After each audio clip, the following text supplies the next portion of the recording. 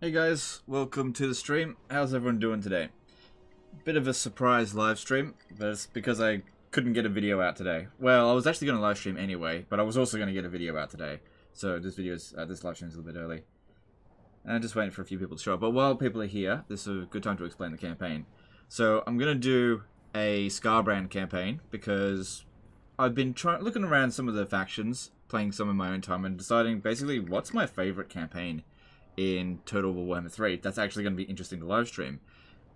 And I thought Skarbrand's pretty interesting, and I can make it more interesting by upping the difficulty. So what we're going to be doing is a This is Total War campaign that's early ultimate endgame crisis.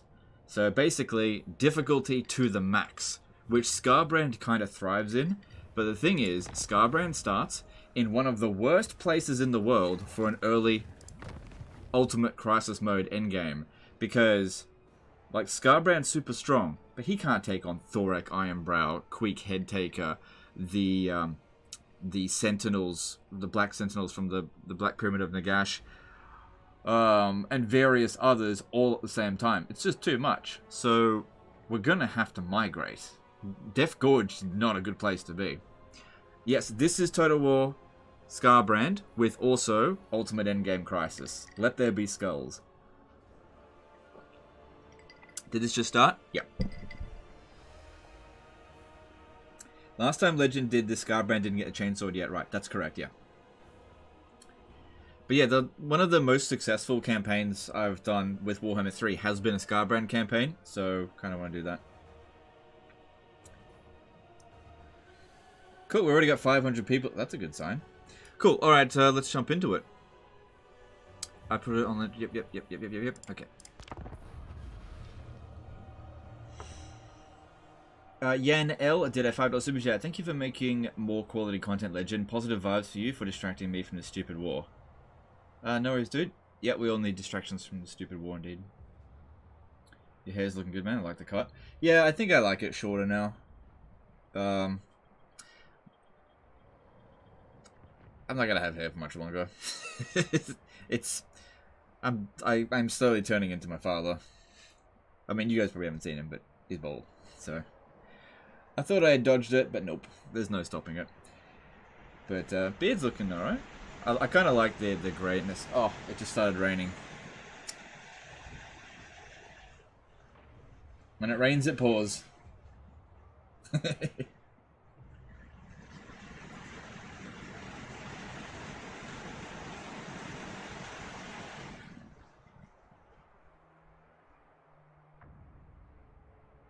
10 PM stream?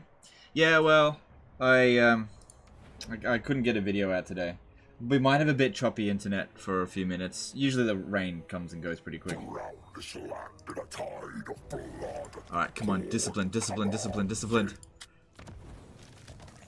That's okay. Discipline would be better, but that's okay.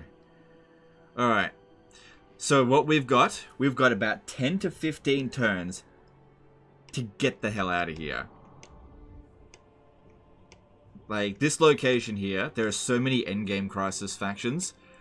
But I think the most dangerous is actually the Black Pyramid of Nagash one. We need to be heading north. So, we need to be going through here. Obviously go through Wurzag. That shouldn't be a problem. Make sure we don't forget about this. Is the webcam laggy for anyone else? Got a little bit of rain here. It was a little bit laggy. It's just turbulence. It'll be fine. Mr. Fudge Packer 16 did a $10 super chat. Loved your content for years. Cheers. Blood for the Blood God. Okay, thanks, dude. Appreciate it. Will did a $5 super chat. Sorry, your settlement got sacked. Hope you take their skulls. Yeah, gotta rip the skulls. Thanks, super chat. So we're gonna come up through here. Gonna go through Barak Var through here. It would be good to get Thorgrim's defeat trait, but it's only really worth getting it if we can get it twice. And I don't think we're gonna have enough time to do that. So we're gonna come up through here. We'll see how quickly we can get to Barak Var. Come up through here. Can't stay here for long because Endgame Crisis faction there. We're gonna come up through Averland. Got to watch out because there's Laurelorn Forest over here, but they're one of the weaker endgame crisis factions. I'm going to punch up through here. Watch out for Dryker. Definitely watch out for Dryker. Yeah, what am I going to do when I hit to Middenland? I guess there's enough settlements over here that I could just do enough like Blood Host armies to punch through them. Wood Elves aren't it, because there's Wood Elves here and there. I have to try to get through them, because what I need to be doing is getting into the Northern Chaos Wastes to go and fight Sigvald. But if we're lucky, a cult will show up over here. That's what happened last time. It's a fairly good chance of that showing up, but it's not guaranteed. And that way I can just teleport over there. But yeah, there is no point developing this province apart from I really want this hero, so I want to get that going. Mitchell Swenson did a $10 super chat. First time catching you live, so pumped. Alright, thanks dude. Welcome to the stream. Blood awaits elsewhere. Let blood flow. Strong. Migrate to Cathay. Could. I just don't think it's as interesting. I want to go to the Northern Chaos Wastes. Skarbrand, slave. Any thoughts about the first Let's Play of the Chaos Dwarves? I didn't watch it. Sorry. Yeah, I don't watch Creative Assembly Let's Plays.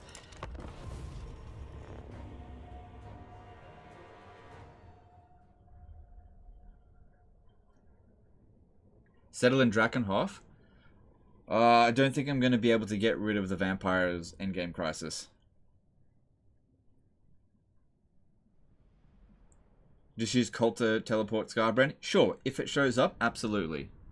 There's no guarantee that it will show up, but you're absolutely right, if it does. Do you think the actual 3.0 patch will include some actual new changes, or think it will be mostly numbers shifting around? No idea, man. Might just be numbers shifting around. I don't know. Anyone's guess. Whatever I guess will probably be wrong. So why don't I say I'll make a guess that's cynical, and that way if I'm wrong, then good. So I'll say 3.0 is gonna do nothing. So that way it's probably gonna do something. Hang on. WL Ingenieur did a 20 euro super chat. Alright, thanks dude, appreciate the support. Do dwarf factions revive during the crisis? Yes, they do. Greenskin factions don't, though, so if I wipe out Wurzag, he's gone for good. No, yeah, Wurzag. Devil's Triangle became member for 32 months. Skulls for the Skull Throne. Alright, thanks, dude. Did I miss any super chats? No, no, all good, all good, all good.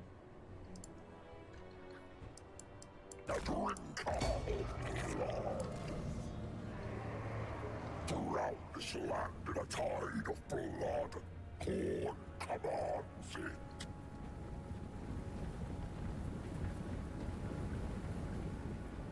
Could you also migrate to Lustria? Is that worse where Skarbrand is?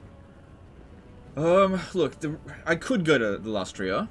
We could also go to the southern continent. That's probably going to be the easiest option, the southern continent. But the reason why I'm going to the north is Sigvald's defeat trait.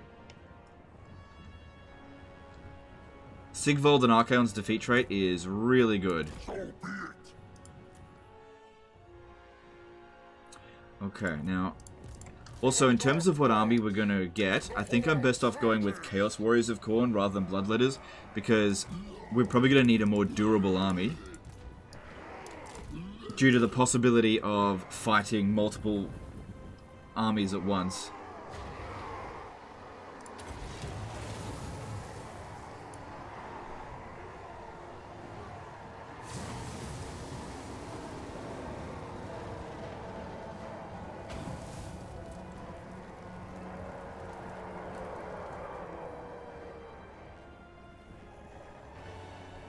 Any plans for playing Company of Heroes 3? Yes. I won't be playing it. That's my plans. Yes, I definitely will not be playing Company of Heroes 3.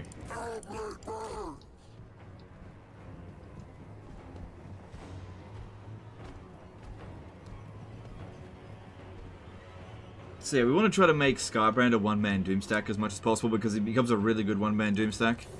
And for that we need Wurzag, Archaon's, and Sigvald's defeat trait. And he's in a position where he could potentially get them. I didn't get rid of it. Alright, that's fine. Glory leads us on.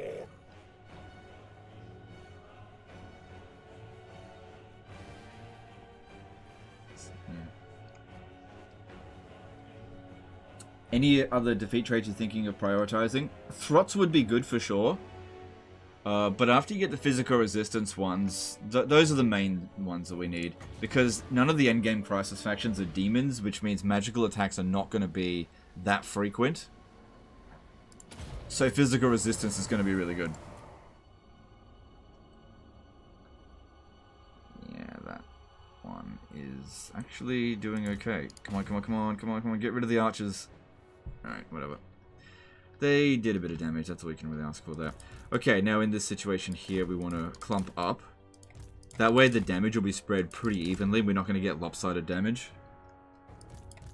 Because they don't have anything that can really harm a blob. I know a lot of people think that blob is like really newbie tactics, but it's really useful when you're trying not to take casualties. And the enemy has no means of which to get rid of your blob.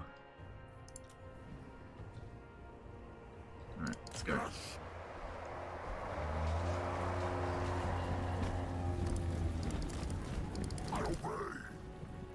Do magical attacks go through armor also? No. Not specifically. The magical attacks, they bypass physical resistance. That's all it's supposed to do. And it's blocked by a ward save. And armor. So armor, yeah, armor can block it, unless it's armor-piercing magical attacks. So for example, if we just pause... Oh, I can't pause it the old way. Yeah, it doesn't matter. Lewis Horseman did a £5 super chat. You tried going for the high elves first, great defeat traits, and great defensive position and cash from buildings. Not with Skarbrand, but I did that with the campaign with Taliesin. And that was actually not a very good start position. All the endgame crises came straight for me. I got overwhelmed. I dealt with it, but all of the endgame crises, they all came for me really early on. That's another good reason for going into a blob, getting everyone that bonus. See how we're not taking damage? Blobs are really strong in this game. I know people don't like them, but they're just really strong. They have weaknesses, but they don't have any means to get rid of them right now. Okay, I need to make these guys rampage.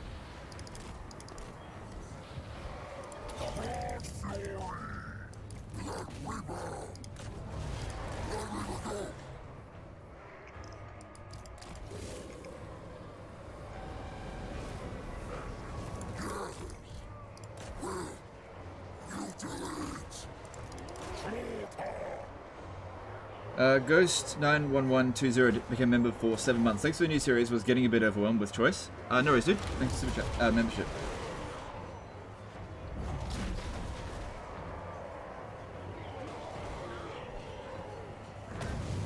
Do you think Champions of Chaos, Realms of Chaos campaigns is good, better than regular campaign? No, not really. I prefer Immortal Empires over the Realms of Chaos campaign. Even for the Champions of Chaos. Although the Champions of Chaos campaign is not that bad. The big thing about it is that you just... It's just a, you just don't have as much in the Realm of Chaos map. It's just not as good.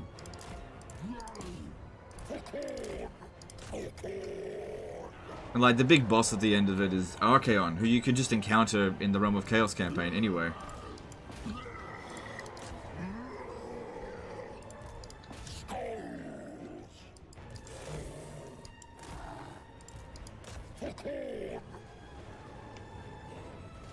Okay, I'm starting to take a little bit more damage than I would have liked it. It should be over really soon. Lewis Horseman did a £2 super chats for you. Where is the best place to stomp as Skarbrand? Everywhere. Everywhere is the best place. Depends on what settings you put on, but everywhere is best. Typically speaking, the higher concentration of enemies, the better. So the Badlands is actually pretty bad for that.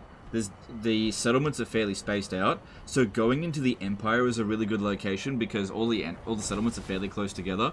So you want to chain up as many victories as possible. So I'd say, yeah, the Empire is a good stomping ground. Lots of really soft enemies to smash.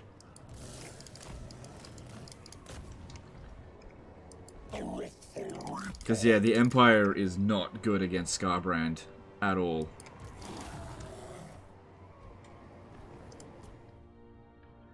So we run them down, even though they're going to get wiped out, because this will give us more experience, but also more captives, so I can replenish my casualties, because I'm going to need to leg it.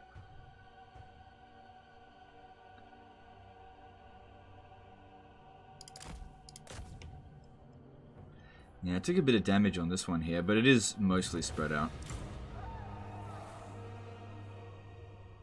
Best way to use Skarbrand is cycle charge into unit behind your target. Yeah, you want to have Skarbrand charging as long a distance as possible because his charge up towards his charge is actually more damaging than his actual charge. It's really weird.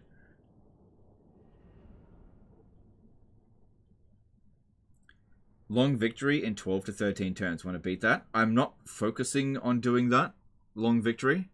So probably not going to do that. That's not my focus. Is steering heroes from allied armies still a thing? I think so. I've never done it before. Do you know about the charging Skarbrand exploit? I wouldn't call it an exploit, but yes, I know about it.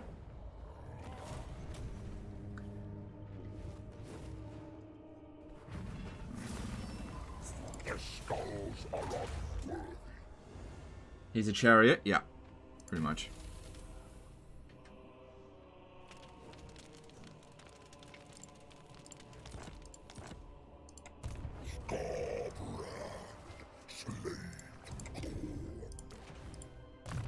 Alright, we're going to want as much campaign movement range as possible. More strength, more rage. Because we also have to declare war on what's his face? Malagor. Don't have a choice in that. I could steal a bunch of money out of him first. It'll lower my reliability, but that doesn't matter.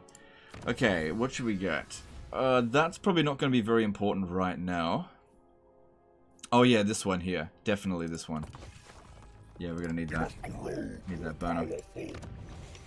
Alright, we need to blow this up, but I need to be heading north. So, if I could just...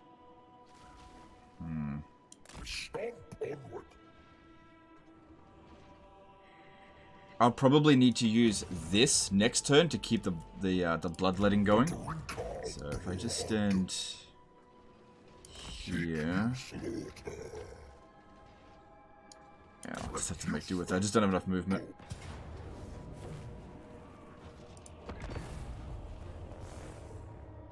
Am I going to stream the Chaos Dwarfs when they release? It's not on my to-do list. So when they're just launched, what is most likely going to happen is that I will play them in my own time, get a feel for them, and then decide whether or not I want to live stream them. Why not milk him for money? Because this is a Total War campaign.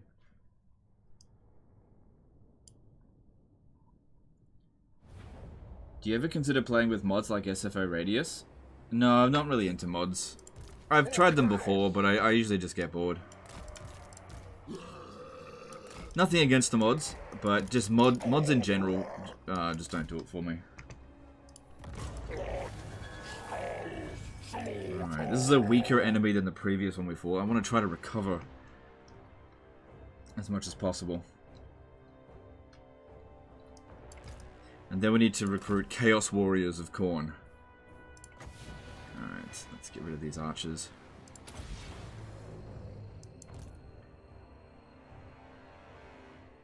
Okay, I might need you over here. If that routes, I want to run it down.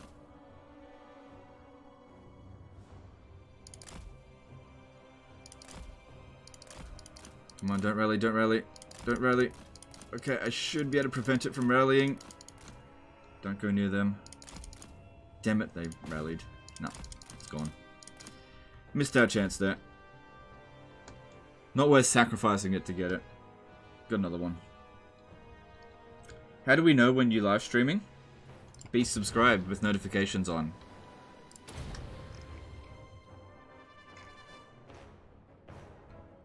Alright, no, that one's definitely gonna get wiped out. That's good. Got it. Nice.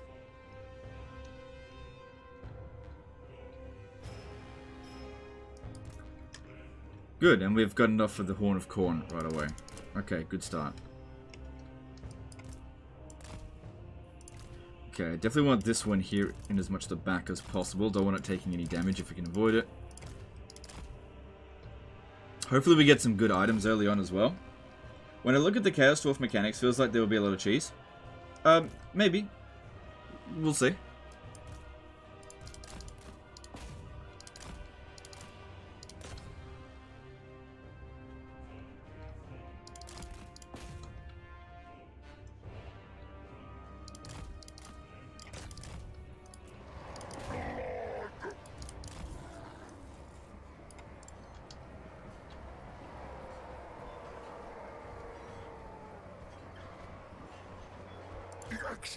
Now, it would be better if we can run along through here like a chariot, because as he's charging, he just gets a massive number of... Nah, that's not what we want. He needs to do better than that. Okay, you come over here.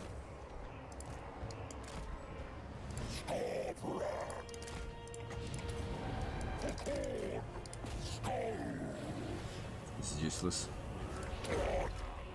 Yeah, to some degree that works. To some degree.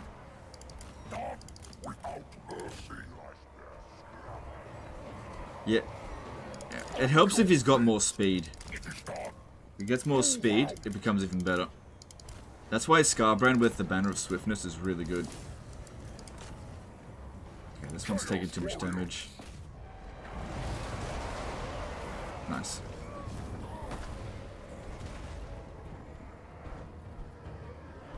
Don't need to run them down.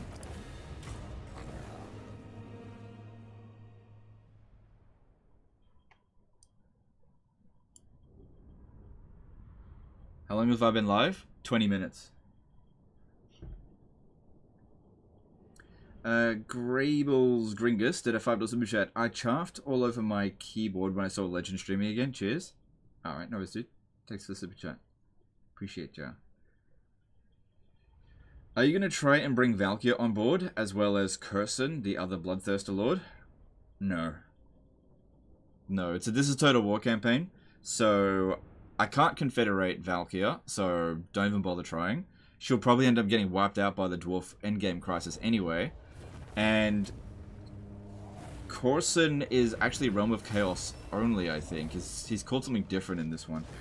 Crazy Seb did an RSD 250 super chat. Oh shit, here we go again. Have a nice day, Legend. Alright, thanks, dude. Appreciate that. Alright, we're gonna want a blood for the blood god. I need armies. Whoop. So I'm gonna press backspace.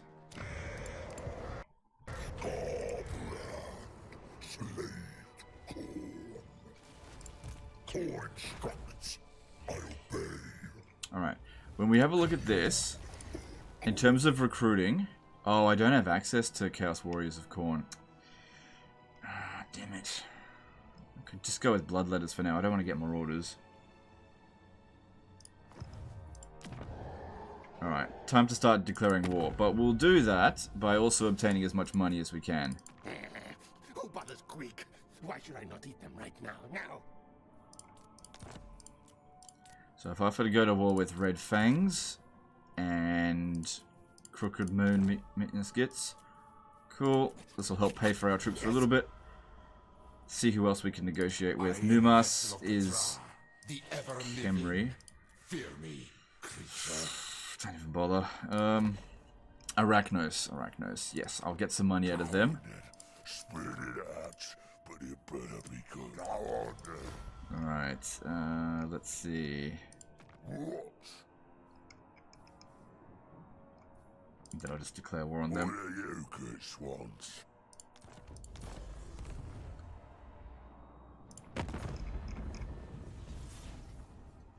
Sires of Morcane. Okay, if I offer to go to war with them... Thing is, on the turn that I meet Malagor, I should be able to score about like 8 grand off him. But I gotta be careful because Malagor does have the potential of ambushing me, which at the moment I'm not super strong. And Khorne is actually quite, not super susceptible to it, but we don't have any way of reducing ambush success chance. So let's see here, what do we need? Getting some more physical resistance is going to be a big boon.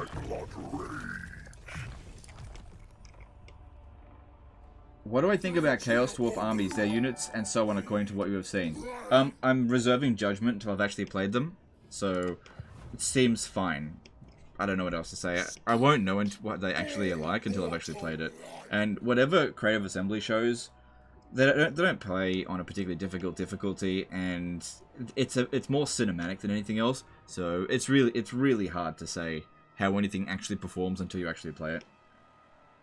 Have you seen Anticity ported from Warhammer 2 mod that declares war on all factions on the map? Oh, okay, cool. General Demon became member for 7 months. Hey, Legend, good to see you again. How you doing? I'm doing alright, thanks. Thanks for the membership. Alright. Yeah, the thing is, I could ask to go to war with the Harbingers, speak to the Harbingers of Disaster and offer to go to war, but in order to do that, I've got to force march towards this position, which gives him a chance to declare war on me, which I can't afford to get attacked by Malagor just yet. I need some more troops. Alright, Clan Wars, get rid of them. And Numas, declare war. Okay, I think that's all the war declarations I need to make. Yep, that's everyone. Okay, and then we want to be making our way up through here. I'm going to have to smash this settlement. Did I meet someone? No. Okay, that's fine.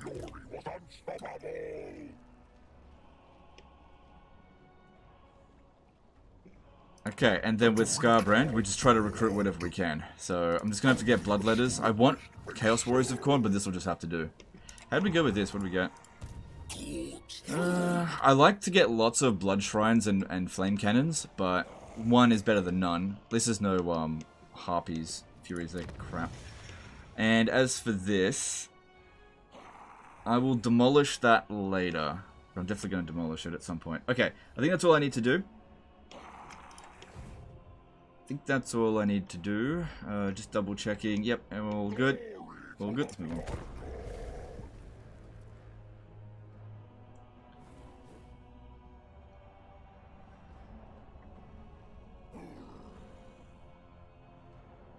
What do I think about them being split between limited dwarf units and masses of cheap slaves that serve as meat shields? I think that's pretty lore-friendly.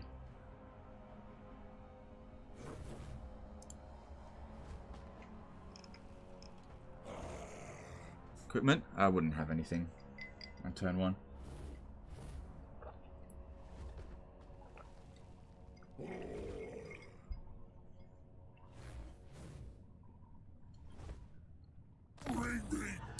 Timero did a 12 PLN super chat. Blood for Kane. Oh wait, wrong war god. My bad. All right, no worries, dude. Thanks for the super chat. All right, so we've met. We haven't actually met them. Alright, the settlement is right there. We don't have enough movement currently, but if I use this, I will have enough movement. I don't think these guys are able to reach. Oh, they might just be able to reach. Let me have a look. So that's where the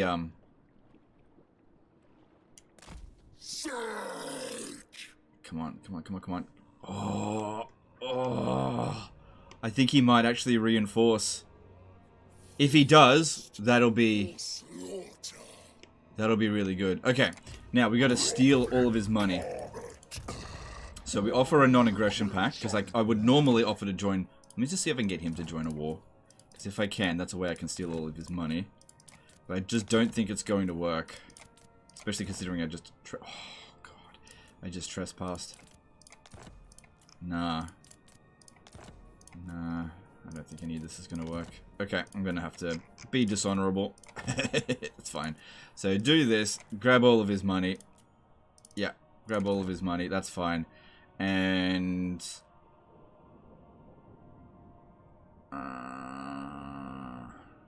yep, do that. Oh, what? I only got 2... oh, for fuck's sake. Hang on, hang on, hang on. Ah, it's too late now. It's too late. I screwed it. Oh well. Done. Alright, Skarbrand can't get there right away. Bloody look, 2 grand is better than none, but I could have gotten more out of him. He's going to be dead in a minute anyway. Alright, let's just move up to here. I don't think this is going to drag in the other army. Let it say far. Look, it's not a big deal. I was essentially using a diplomacy exploit anyway. Alright, now we're going to pop this down on Skarbrand, which will give us more movement.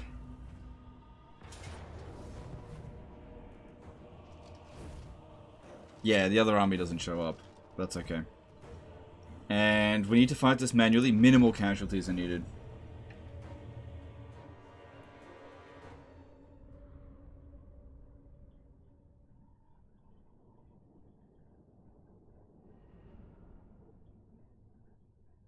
Yeah, I could have gotten 6 grand, but I only ended up getting 2 because the game reset the bloody, the money without me checking. Oh well.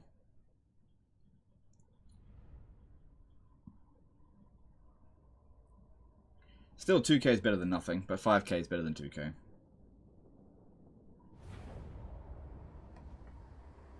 Tried to get more, got too greedy, got punished for it. It happens. Alright. Tight formation works well. Because, yeah, the tighter our formation, tighter their formation, makes it easier for Skarbrand to just run right around them. Okay, stand back, give us time to actually pop some stuff down. You just stay in there.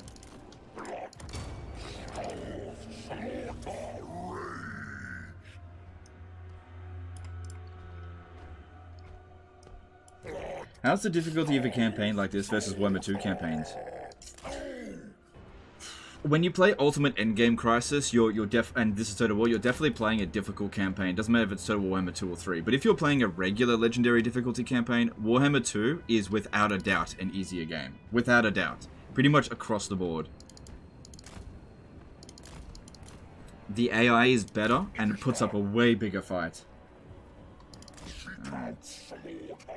So what I'm trying to do here is isolate some of their units so that my Summon from Beyond is not fighting too many units all at once. So like maybe over here would be okay. I'll pop it in behind them. But then I'll also come in and assist it a little bit. The Skarbrand.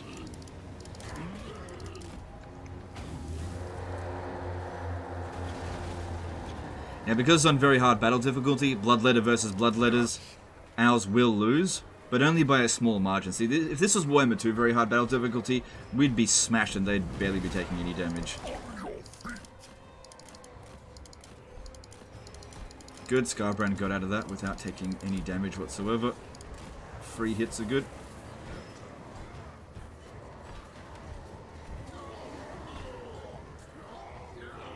Come on. Don't just stare at it, Skarbrand. Eat it.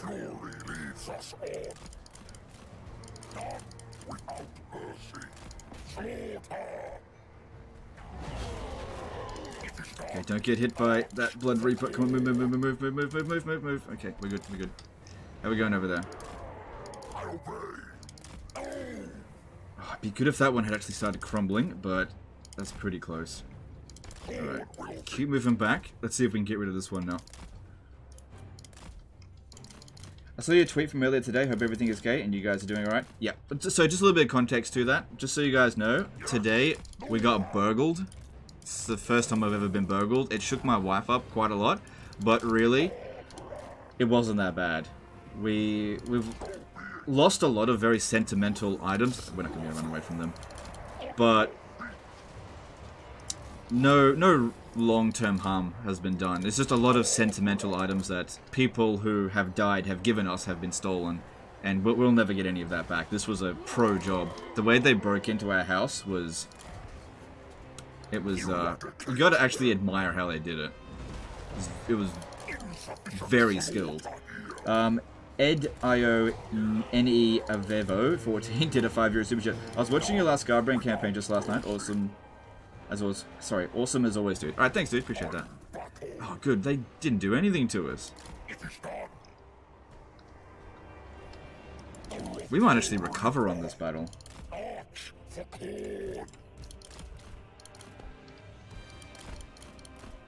So yeah, some scumbags on the planet. Like it wasn't that bad because, like, I'll just show you. They actually broke in via my office. Okay, so they actually broke in via this window here. Now normally I have all that foam up there, but they tore it all down.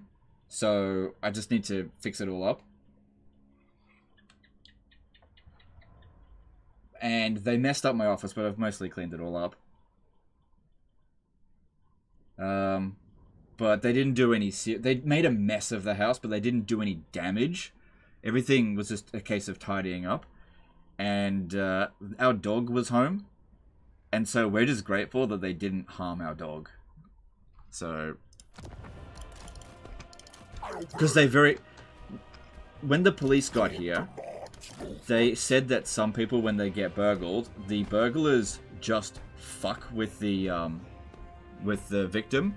Like, they'll just steal shit that they don't need and damage things just to mess with the person getting burgled, right?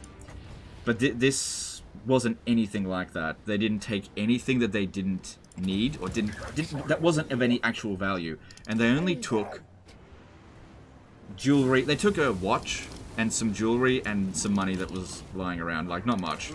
And my birthday present. They stole my birthday present from my mummy. But it's okay, it wasn't much. I always tell my parents not to get me anything, and then they get me something. It just wasn't much, so it's not like a big deal. They left the card at least. Oof, come on, get these ones. Get them. There we go.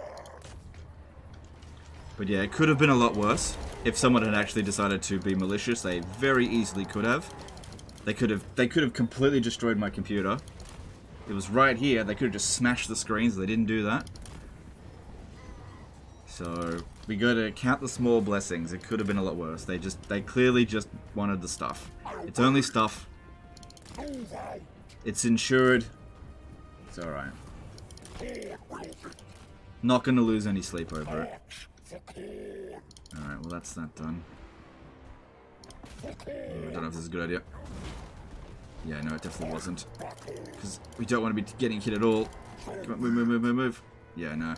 Skarbrand's still too slow at this point. No point using that until we get into a prolonged fight. Get back over here. Legend needs a house patch to fix an exploit. Oh yeah, we already patched it. Okay, so we have already boarded up this window, so there's a big plank of wood over it. You can't get in that same way again. So the exploit has been fixed. So if you want to burgle me again, you're going to have to come up with a different way of breaking into the house. That being said, boarding it up with a block of wood doesn't make it look very nice, but luckily that's the backyard, so nobody really going to care that much.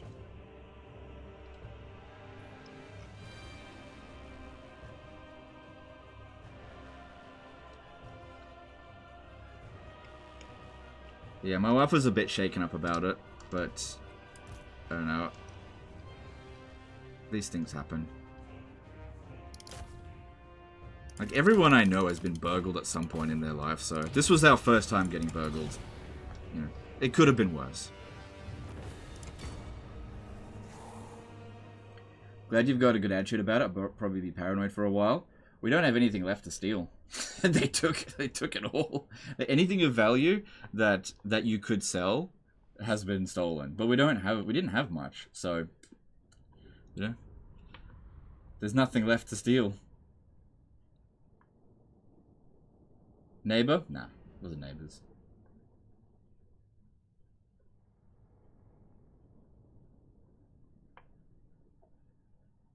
Build a garrison. Hey, I got a warhound, but unfortunately my warhound only has the attack lick.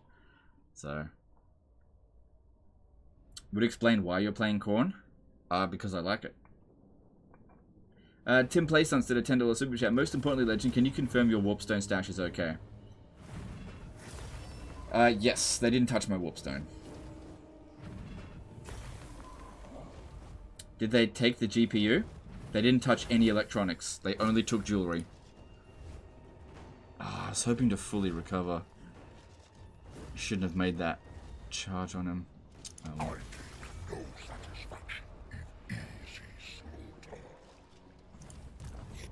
Imagine if I... Oh, yeah, okay. This will be an easy win now. Yeah, okay. this. Thank you. Intensify my blood rage. Stop I need to onward. try to get to Galbaraz. So, did I get a thingy? No. Wrath incarnate. Time to fight. Okay. I can't move any further than that. Ooh, that looks pretty good.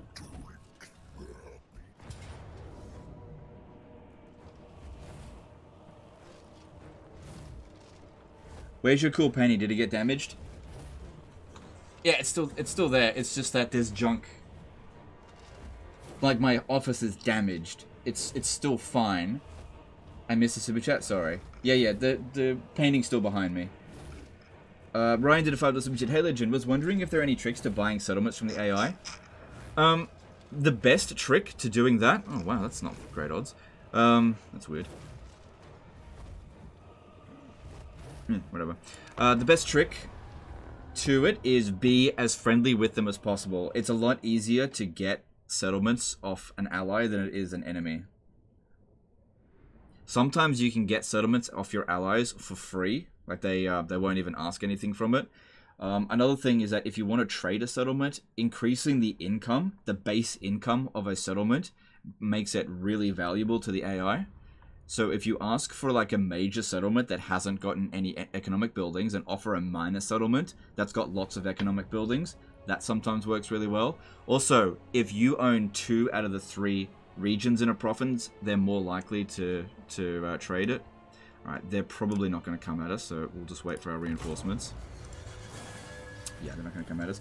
A Ragged Flagon did a $5.5 super chat. That's crap to hear about that, man. It's a shame Skarbrand wasn't there to take skulls. Yeah, like I said, it's fine. It's fine. It's fine. It happened. You know, these... Yeah, just move on. Hope they didn't steal your Manscaped stash. They didn't steal my Manscaped stash, but they did steal a Manscaped package, which I actually needed for the next Manscaped Manscaped promo, which I was going to record in the next day or so. So, I have to be creative because I don't have that anymore. And there's not enough time to get another one. See, there was a bunch of packages on our, like, dining room table that were unopened, including my birthday presents. And they just took all of them. So they probably... Yeah, whatever.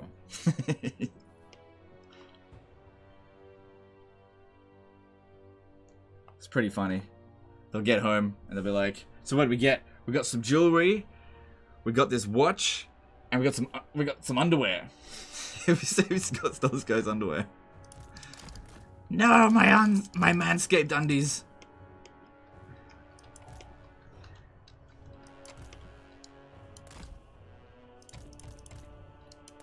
But yeah, we're going to work that into the promo instead. So we'll see how we go.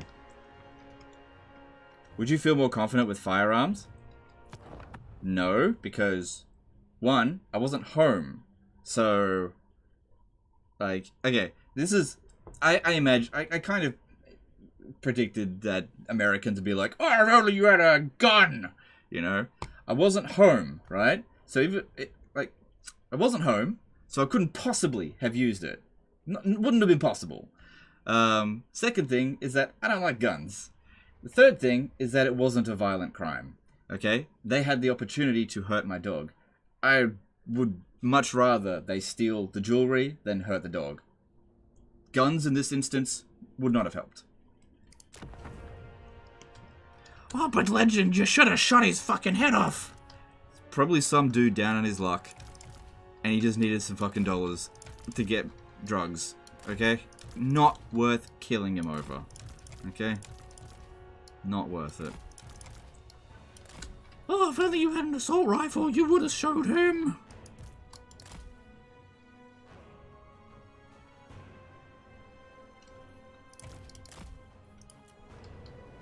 Khorne demands movement.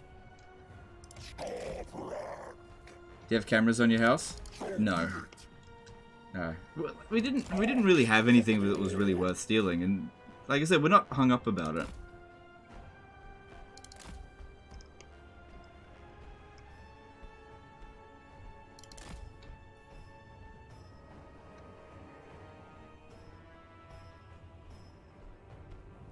I thought you couldn't have guns in Australia. No, yeah, you're right. We can't have guns in Australia, so that's a moot point.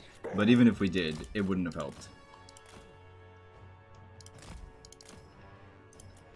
Like I said, nobody got hurt. They didn't do anything malicious, apart from stealing the stuff. Okay, they only took the stuff of value and made a bit of a mess. They didn't break anything. I wouldn't want to kill them over it. It's not worth it. Alright, what am I doing here? Let's see if I can lure them away, because usually I like to soften them up before we charge in.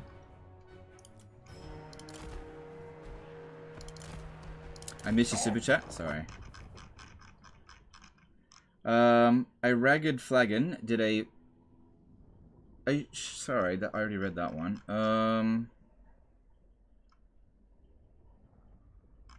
Sorry if I missed your super chat, I don't see it here. Killer 3000A did a $20 super chat for your break-in donation fund. Okay, so break-in donation fund. Alright, thanks dude. That's not the point of this live stream. Guys, give me money, because I lost stuff that was totally insured. That's another thing. It's all insured. It's fine. But thanks for super chat. Yeah, like I said, it happened. Glad nobody was hurt. That's the main thing. Could have been so much worse. I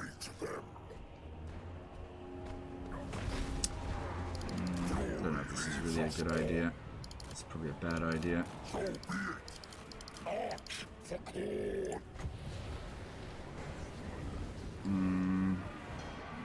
It's probably a bad idea.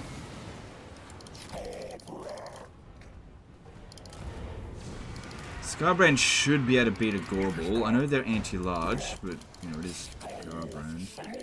I gotta. Oh, hang on. I'd much rather fight that Manticore.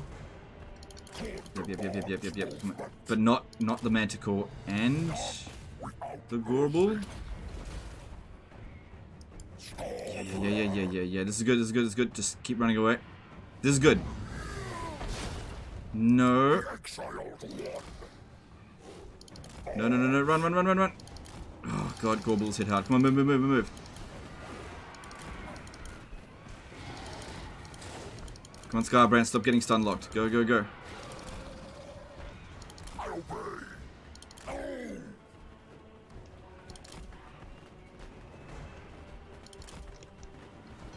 Yep, that's good.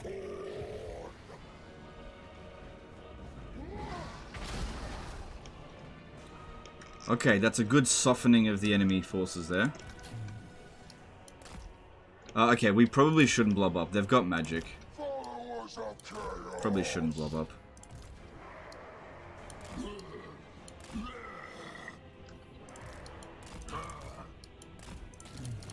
Alright, Manticore's dead.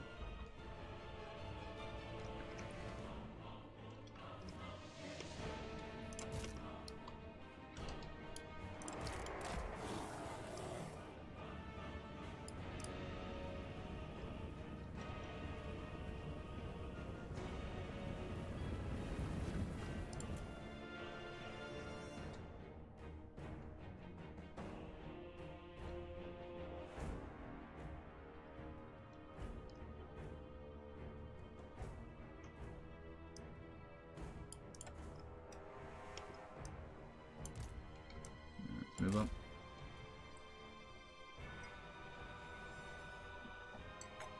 Skarbrand should be able to beat both a low-level Gorbel and Manticore at the same time.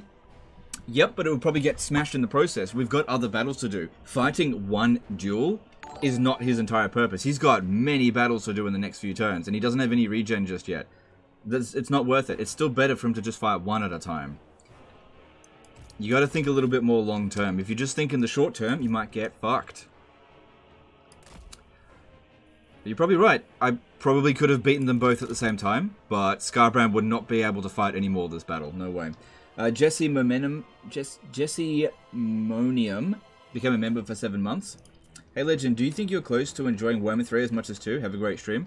It's close. It depends on which faction I'm playing. And also it depends on how long I play the faction. I find that in Warhammer 3, I get bored of campaigns a lot sooner than I did in 2. But if I just think to myself, okay, I'm just going to play like 30 to 50 turns, then it's fine. And as long as I'm basically not playing Dark Elves, again, it's fine.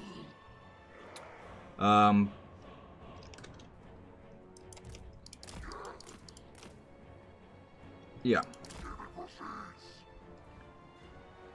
I think that Warhammer 3 still got a little bit to go. There's some annoying things in it, but it is enjoyable for sure.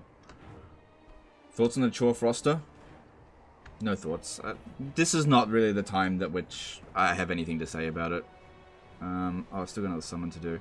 I might chuck that in with the attack. Alright, let's do this. Actually, take these guys here out of it. They're going to slow them down. We need to charge in straight away. Get them going a little bit earlier, because otherwise they're going to get there too late.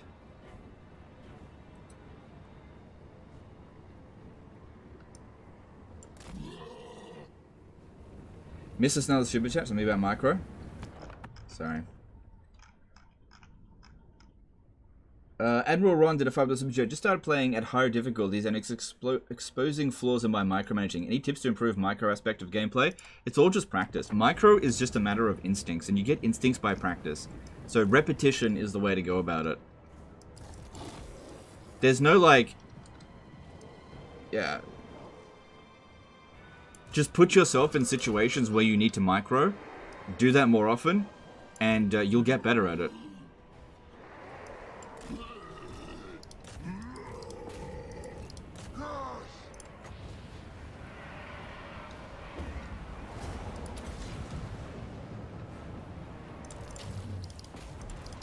Where's that Gorbel over here?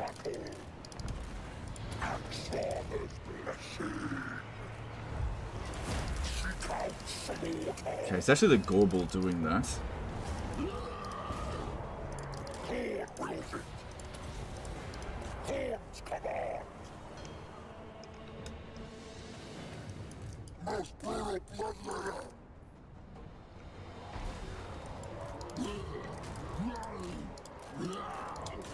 It's annoying when that happens.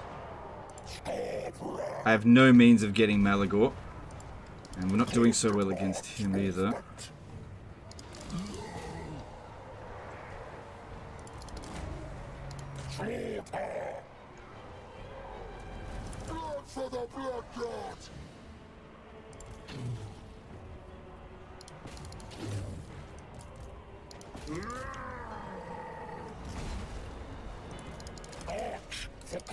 God damn, this guy here is just not taking damage.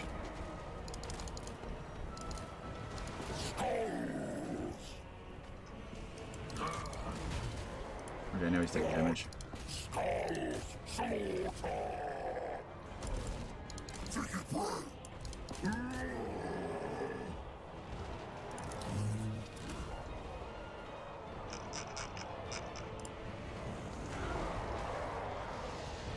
Okay, yeah, now he's going down.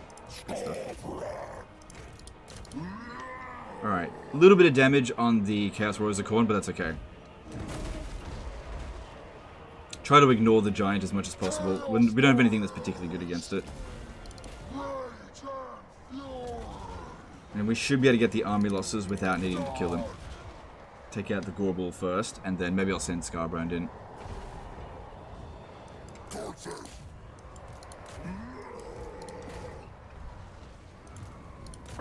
Weird thing about this one here, it's actually a spellcaster.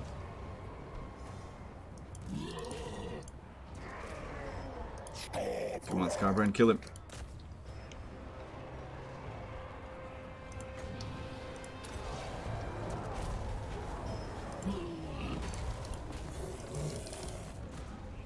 Okay.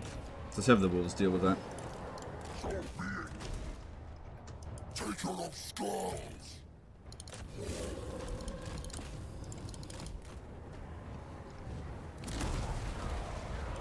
He's taking way too much damage. Okay,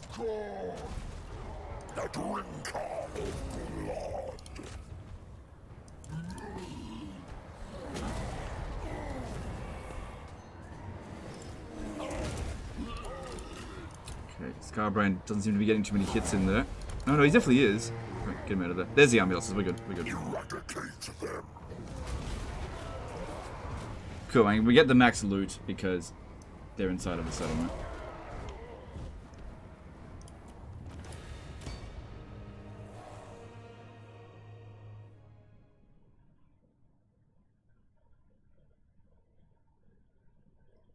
How can you move Skarbrand through the north without going through the Empire? You can teleport if a cult shows up, but I fully intend to go through the Empire. That's not going to be a problem.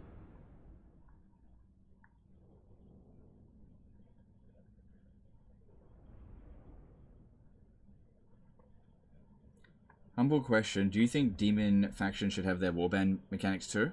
No. Crazy Serb did an RSD 250 super chat. Of what breed is your dog? I have a Kangal at home, and it would be fun to see my 60-kilogram dog ambush some unlucky individual. Yeah, I've got a real guard dog. I've got a miniature dachshund. A sausage dog. Alright, I barely took any damage, but it was a little bit lopsided. Okay. And that is the end... yeah, no, this is the end of you.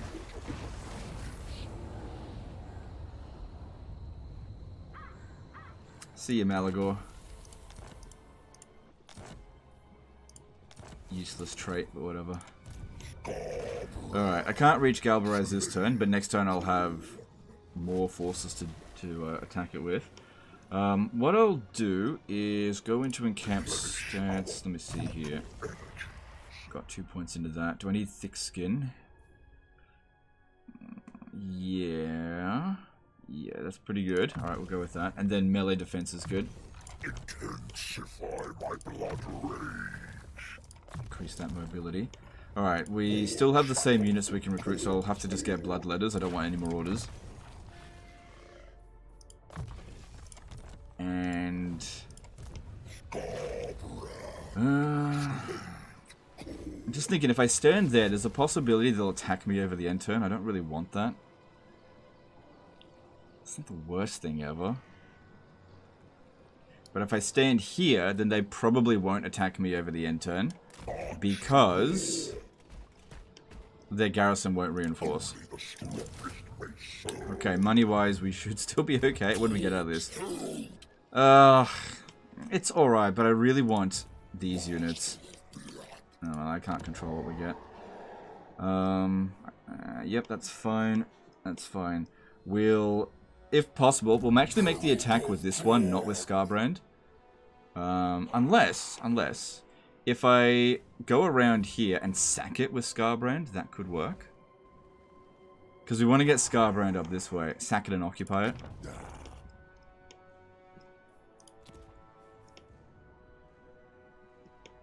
Okay, let's see if there's new enemies to declare war on. Nope. Okay, cool. And we have 8 turns. And actually, I should put up some text on this. Hang on. 8 turns until ultimate crisis.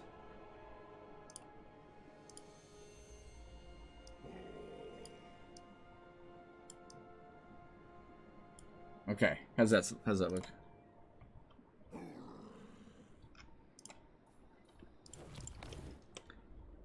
Okay, and then let's hit end turn. Cool. Alright, let's move on. Are you more excited about Chaos Wolf Beast or War Machines, or you just not care? I wouldn't say I don't care. I would say that I'm not hyped. Like, I'm definitely gonna get it. I'm definitely gonna play it. But I'm not going to go crazy hype about it because I don't actually really care that much about Chaos Dwarfs. But it's quite possible that Chaos Dwarfs might end up being my favorite race in the game.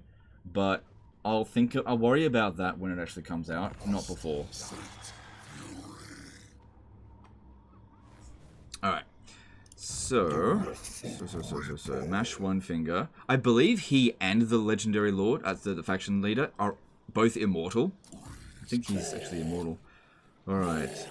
So, how far can you go? Yeah, you're not going to be able to launch any attacks, but you'll be able to reinforce from here.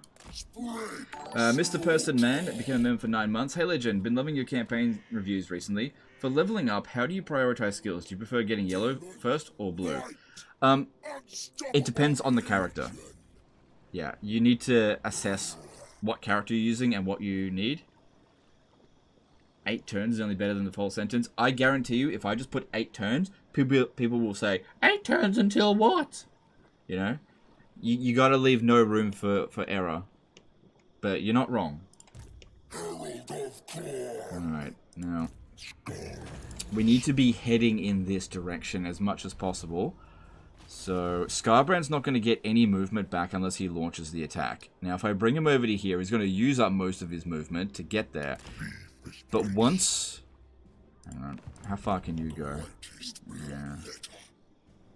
Yeah. Yeah. And we don't want him taking too much damage. We've got 3 turns until he can regenerate. There's a sizable force in here, but this is a relatively easy settlement for Skarbrand to take. Pretty good at doing it. I don't want his army getting very badly damaged though. Yeah. Yeah, it would be better, I think, if Skarbrand doesn't launch the attack here. And just walks right through it once this is done.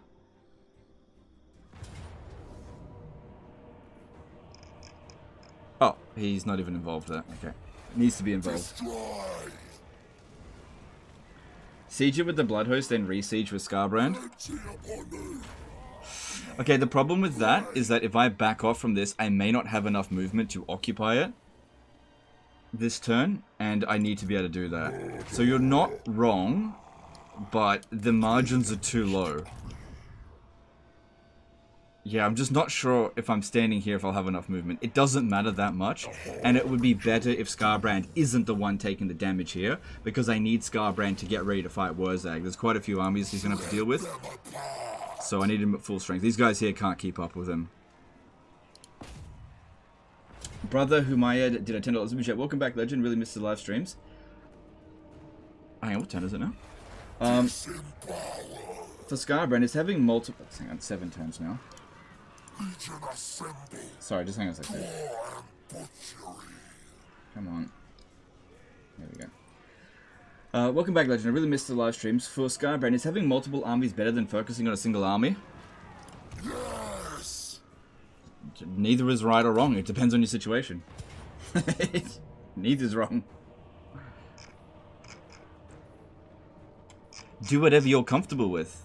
Skarbrand is a faction that can handle a lot, so just do whatever you want. You're looking for too much rigid sort of advice with this kind of stuff. Like, just with Skarbrand, this is the best advice I can give you. Take your armies and fucking kill something. That's all you have to know. It doesn't matter what, just fucking kill something. Yeah. Protag Inist did a $10 super chat. Tips for the content. Tip for the content. F for the break-in. I recently learned about Skarbrand smash through attack strategy. Does that work with all large units, or is this unique to our Blood Boy? I think it's unique to units that have massive amounts of mass. I know that Khemrian War Sphinxes have always been doing this when they charge in with their gallop animation. They absolutely slaughter things.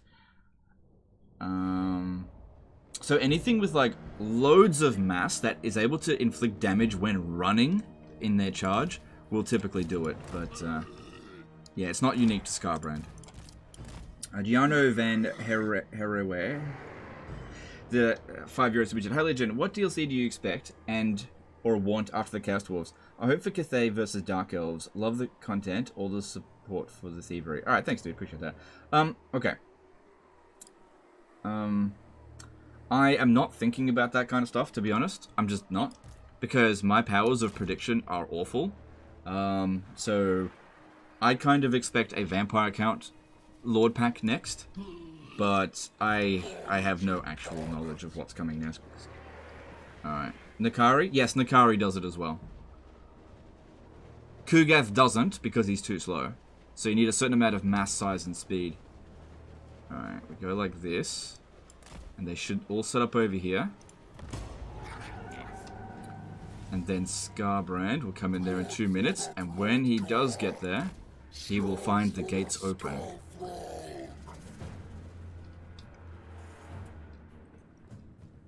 Can never remember where to put the blood and skulls in when I'm playing this campaign. Everywhere. Skulls everywhere, blood everywhere. Yeah, this is not the kind of campaign that you need a whole lot of finesse at. You just need to be good at battles, and just smash. Skarbrand doesn't do well for people that like to auto-resolve a lot. You need to fight the battles manually. And it also doesn't do well with people who like to turtle. You know, if you like capture a settlement and then sit there and try to defend it, and be like, oh, I don't want my settlement to get captured or anything kind of that, then Skarbrand's not really the way to go. Because Skarbrand is like, has to be moving, has to be killing, has to find the next enemy. If you go a single turn without cracking skulls open, then you're doing something wrong.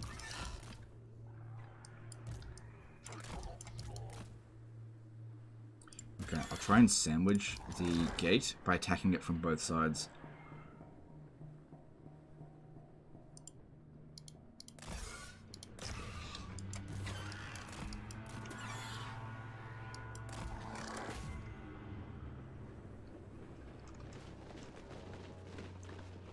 Our legend used the unit to just capture the gate.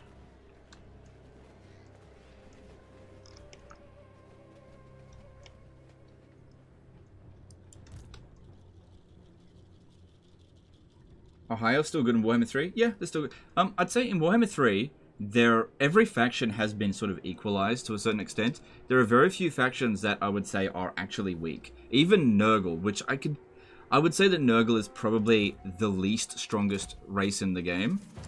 Some people will disagree with that, but those are usually passive players. But I would say that if you're a good player, Nurgle is the weakest faction in the game. Or I should say aggressive player. Even Nurgle is definitely doable. But his start position and his mechanics are weaker than everyone else's. Because somebody's got to be the bottom. And I kind of feel as though the bottom is Nurgle right now, the weakest faction in the game. But the difference between the weakest and the strongest is not as high as it was in Warhammer 2. Like in Warhammer 2, Norska was definitely the weakest. And the Beastmen could be argued as the strongest. And in Warhammer 3, I'd say either the Beastmen or Skarbrand's faction is actually the strongest. Possibly the Warriors of Chaos. But of course, it then depends on what you consider to be strong or an exploit.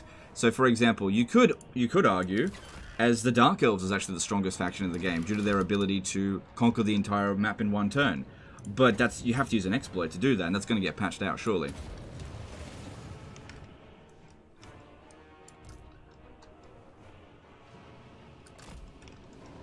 Just freaking get him in here.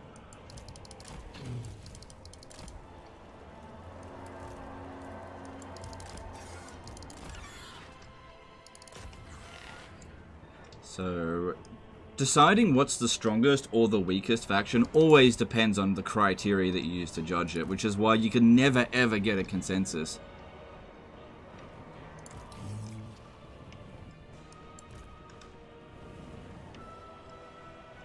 Because certain people will just value things differently.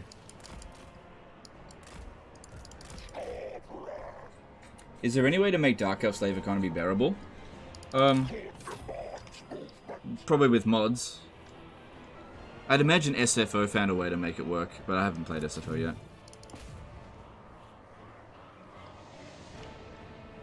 Where's this? Is it coming? Yeah, it's on the way. So the great thing about doing this is that you start off with a really soft garrison force at the very start here, because they just don't have their stuff organized. They've still probably got quite a few units over here. What are you doing, Skarbrand? Get in there.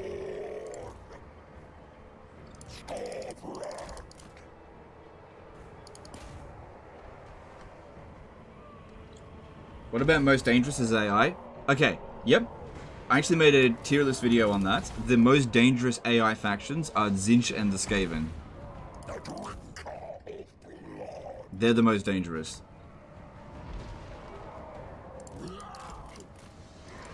Because of the way that their mechanics work, they're very anti-player bias. Very frustrating for the player to deal with. Whereas, for example, the dwarfs, if you're good at the game, the dwarfs are not really a threat. Even the Endgame Crisis dwarfs are kind of a joke, if you know what you're doing. Of course, if you don't know what you're doing, then you'll have issues with them.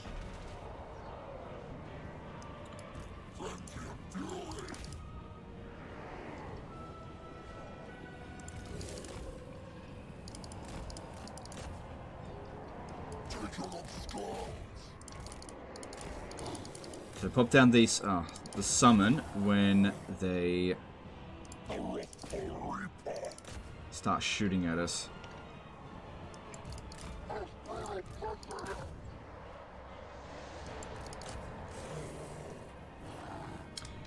Coach McGroin? Yeah.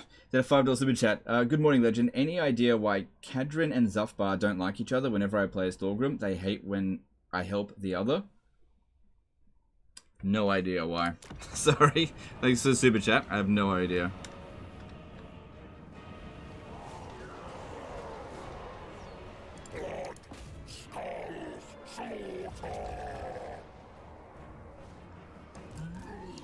That's not been my experience of it, but not unheard of for those sort of things to happen.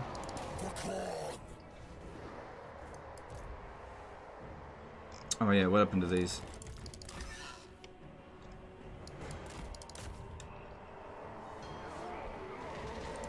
Yeah, it's kind of annoying when they stand there in front of the barricade in this particular spot.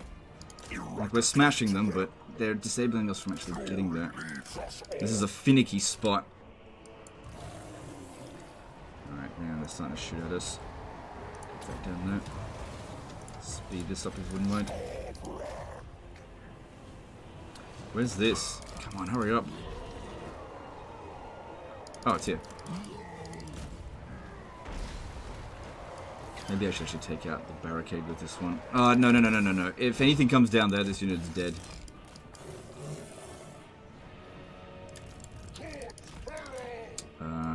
Okay, we got units over there. Alright, send small detachment over there to deal with that.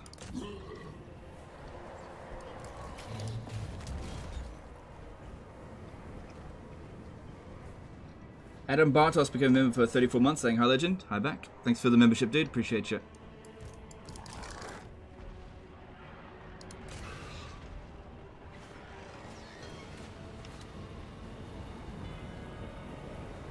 How are we going here? Yeah, it's working. And how'd that go? 92 kills on Savage Orcs. That's really bloody good. Just a mad rush to get in here, try to get up there and cap the settlement.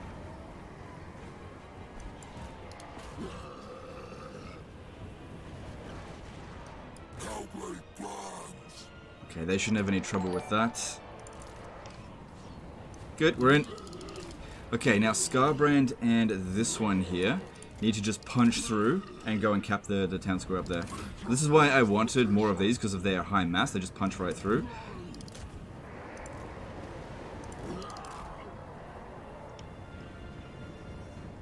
Come on, guys. In you go. Be careful, actually. There's archers there. I don't want to lose my furies just yet. Come on. Stop getting distracted, Skarbrand. I know you want skulls, but I need you to occupy the settlement. Let's go. Minimal casualties. That's what we need. Move. Come on. Get on with it, Skarbrand. Drept did a £25 super chat. Hey man, finally getting... Okay, I gotta pause it. Finally getting to contribute. Really appreciate the breadth of knowledge and insight into the game. It's fantastic content and it's made me a much better player. Huge thanks. Alright, dude, that's my pleasure. That's my job. Thanks for the super chat. It's really generous of you. Judd Exis became a member for 19 months. Looking good, Legend. Okay, thanks, dude. Glad you think I'm looking good. Boiling here. V became a member for 2 months. I just want to say I love your content and stop streaming low-key broke... Stopping streaming low-key broke my heart. I hope that you are doing great. You're the best. Alright, thanks, dude. I appreciate that. I'm doing alright. Elmwood Sai became a member for 19 months. Hey, Legend. Always love to see you stream. No, dude. Always love to see you too. Thanks for the memberships. 19 months is heaps. Come on. Smash. Come on, Skarbrand. Get up here. Kinda gotta babysit them a little bit. You get... These guys come up through here. There's Mash. The Blood Reapers, Heralds of Khorne, should have no trouble getting rid of Mash. Turn him into mashed potato.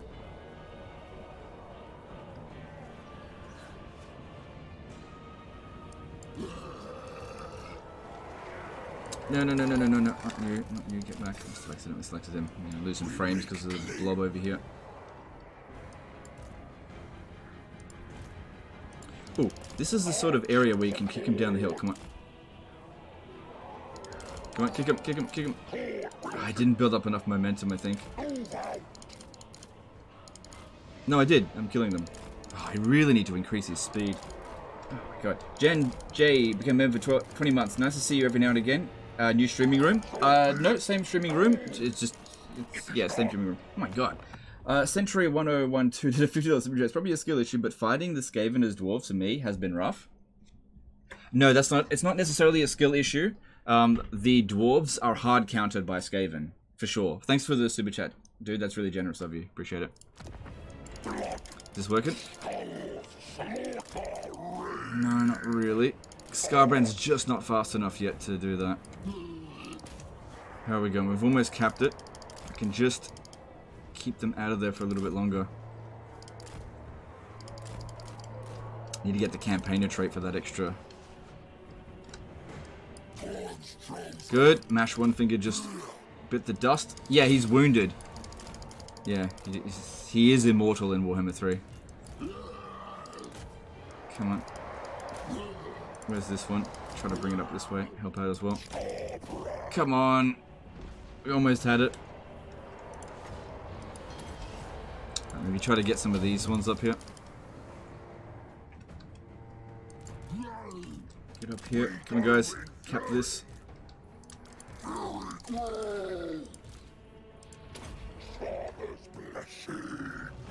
Did we cap it? Yes, there we go. We're not gaining any points, but at least we've capped it. Now we just got to get them off there.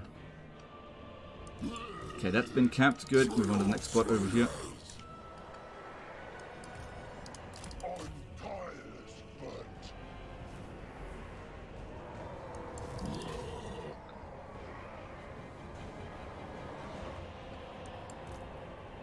No, no, no. I need this unit here. Get up over this way. I know it's not super fast. It needs to get over here and help us take this out. Although it looks like we're going to be hitting the army losses on them fairly soon. They've taken a lot of casualties. We're okay. We haven't taken much damage. And I think most importantly, Skarbrand's army hasn't taken much damage.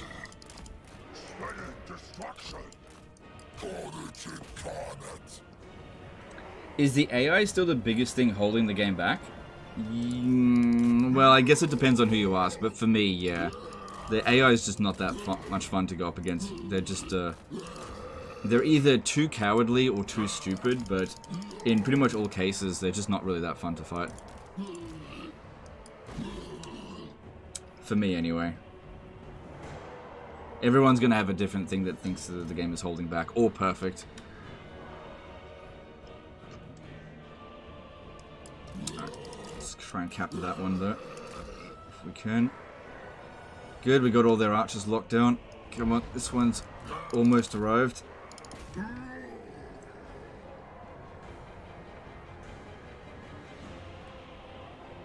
Okay, get these guys here to charge into the back of them. We might just cause them to rout.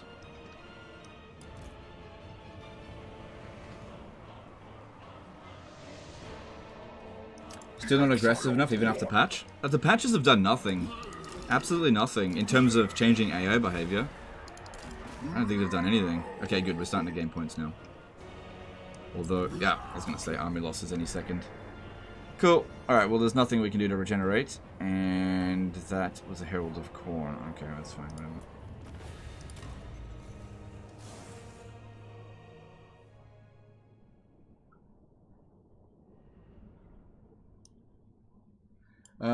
Gustavo Hicklebrink did a 5-year super chat. Do you like chicken nuggets?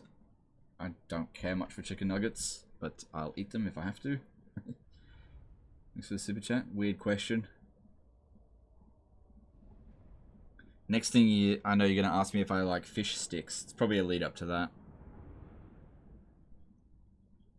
Do you like fish sticks? Yes. What are you, a gay fish? I bet that's where you were leading with it.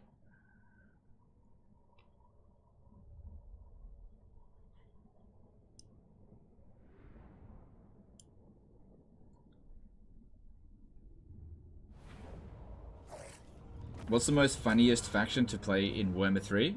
the funniest faction is probably Skaven. The most fun faction, everyone's gonna have a different answer for you, but I'd say Skaven or Khorne. Those are my favorites.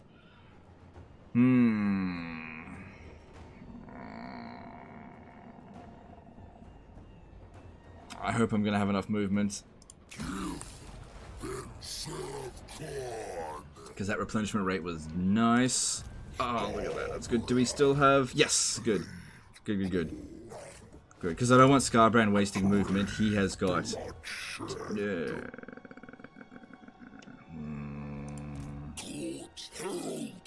too bad the other one can't occupy it. I don't really need this settlement. No, just do it. Okay. Wurzag sometimes comes down this way. Alright, you force march. I have to declare war on him this turn. If we have a look at his strength ranking, we're way stronger than him. But if I don't force march, I will not reach him. I will not reach their next turn. I need to be able to reach their next turn. Time is of the essence here. Because if we don't launch an attack next turn...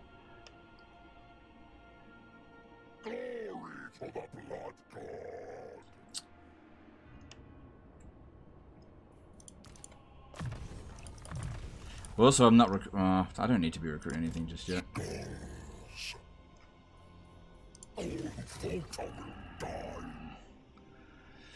Ah, fuck it. Let's go.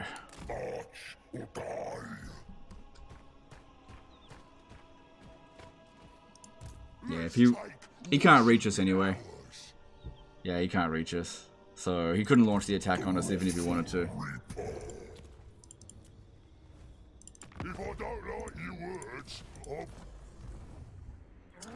Victor Basara did an RSD 250 super chat. Opinion on Wood Elves Cavalry in Warhammer 3 and Cavalry overall. Cavalry still suffer the same problems they've always suffered, but they're a little bit less shit in Warhammer 3 due to the AI melee cheats on higher difficulties being nerfed, specifically with their leadership, so they're a little bit more tolerable. But in terms of mechanically, what their problems are, it's exactly the same.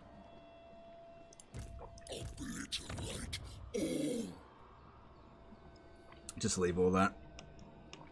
It's just a stepping stone, really. These guys will do their best to catch up. Alright, I think I've done everything I can. Oh wait, no I haven't. I need to recruit. Nice! I'll take discipline. It's pretty much the only good trait. And you just go straight here, and we'll try to meet up with Skarbrand.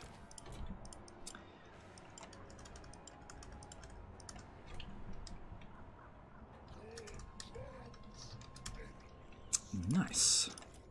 I had plenty of reserve if I absolutely needed them. Oh yeah.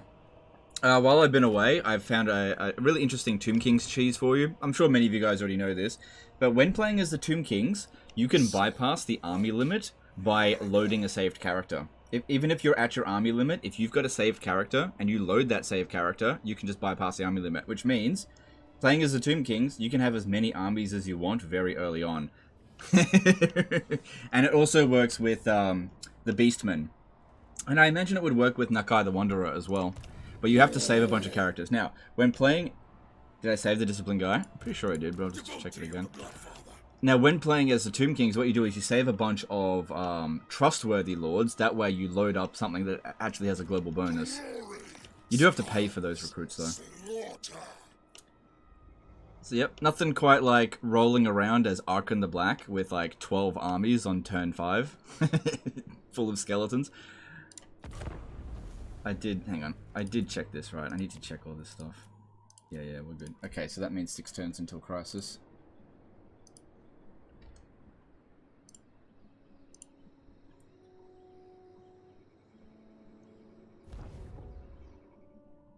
Oh, yeah, Wurzag. He didn't move. Usually I have to go hunting him down. As long as I can reach him, I should be able to beat that. I should be able to beat that.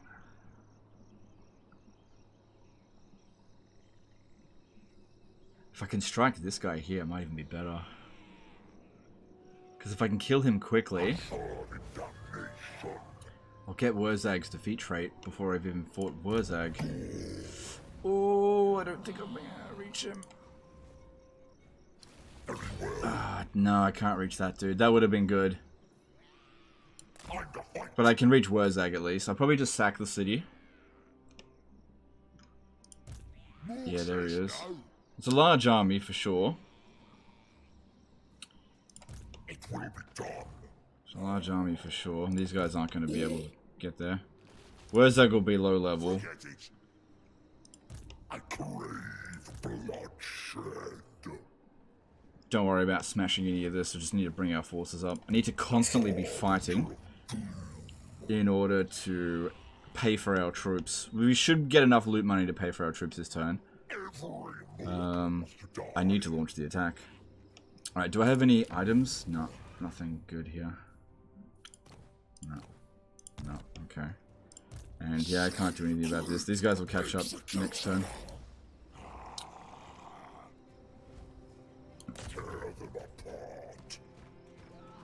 Is that all you got, Wurzag, you little bitch?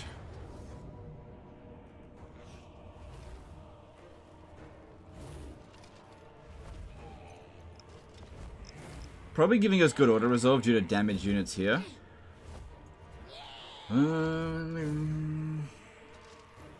68 magic.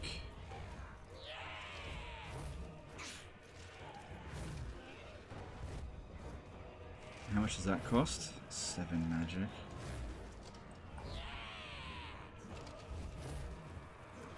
Yeah, a Bloodletter of Khorne is worth more than a Savage Orc if used correctly. Well, a Savage Orc bigger though. Yeah, I can do it. Auto it? Nah, I can do better than auto. I am downloading Warhammer 3 right now, question mark. Matt, I don't know if you're downloading Warhammer 3 right now. Which fraction do you recommend to play first? Have all of them. I recommend the best fraction to play is 2/3. Or even better, 6/9. You could also try 4/20. Sorry, best faction... Sorry, I'm a bit of a troll. Which best faction to play? I would say... Ooh, I know what I'll do here. I'll take this guy out before he meets up with them, because that'll be easy pickings. Might even let him live. More lords to fight isn't a bad thing. Which best faction to play? For the first time playing, I would say either Valkyr the Bloody is a good noob faction, or I would say Tyrion. Yeah.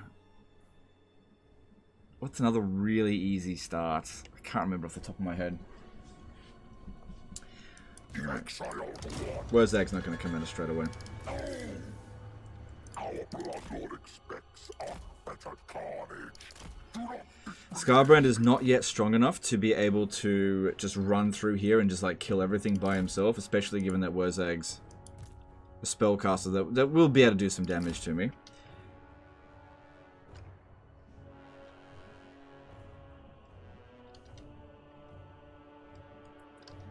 Archaon?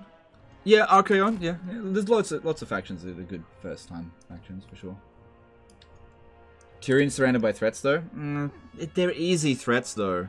They're really easy threats. Tyrion's a very powerful faction. He's like, if he doesn't see, if I stand still, he won't see me. Wurzag's revenge. Okay, there's no point in that. Alright. That hurts their balance of power ever so slightly, and it didn't cost me a bloody thing. Alright, now. We gotta watch out for Brain Burster. I've only got 2 of these summons. And just popping it in the middle of them right at the start isn't necessarily the best idea.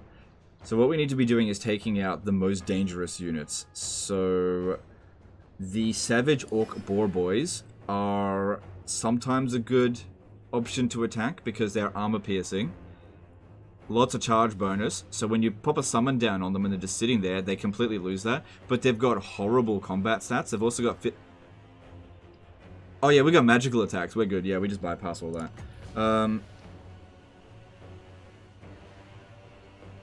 Archers are also a good option to take out. But I think I'm going to go after Savage Orc Boar Boys. There.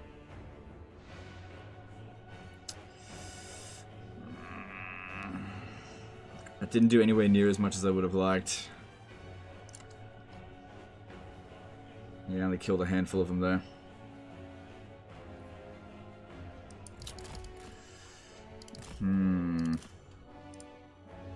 Because yeah, I want to soften them up. I don't want a Pyrrhic victory. If I just go charging in there right now, what they'll do is they'll have the Savage Orc Boar Boys pin me down so I can't hit and run, which is why I wanted to take them out.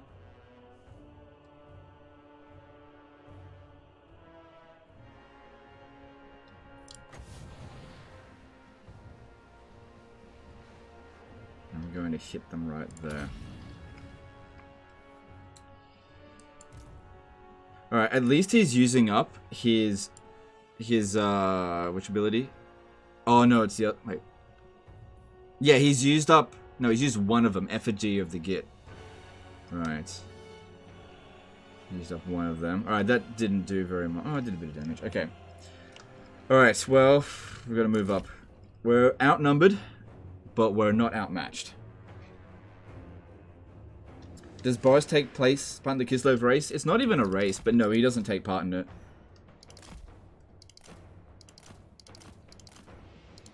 Yeah, they kind of had a missed opportunity to do something with Boris. Oh, this would be a great opportunity to charge right in now, with the army, that is.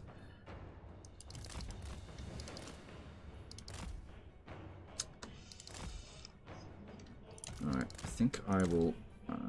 do I want to go wide? Yeah, I think I'll go wide over here. Oh god, look what they're doing. Just need to get over there.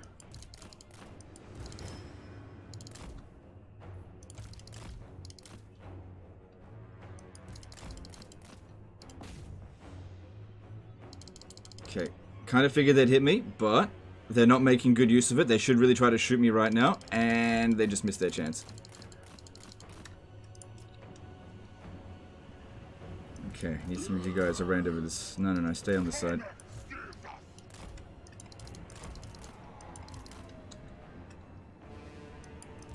Legend, what do you mean the AI is worse in Warhammer 3? What do you mean?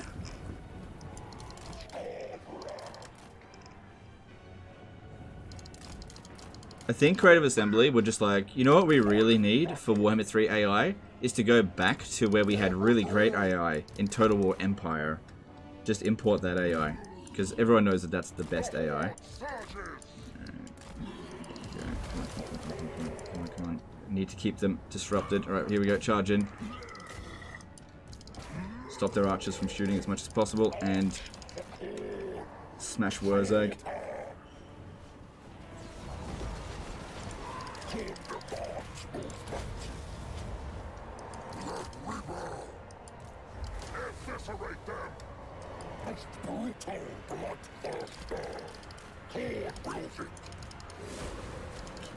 Distracted a little bit.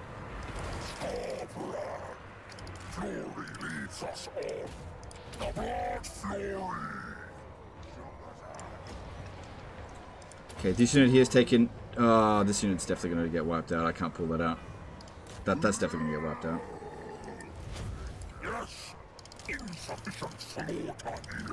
I can't really attack Wurzag while he's in a whole bunch of blob like this. Yeah, that is definitely fucked. This is why you got to keep them close together.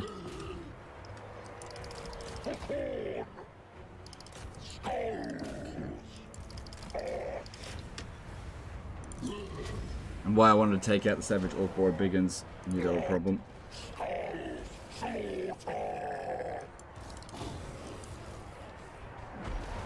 As much as I want to take out Wurzag, missing out a good opportunity here for a smashing.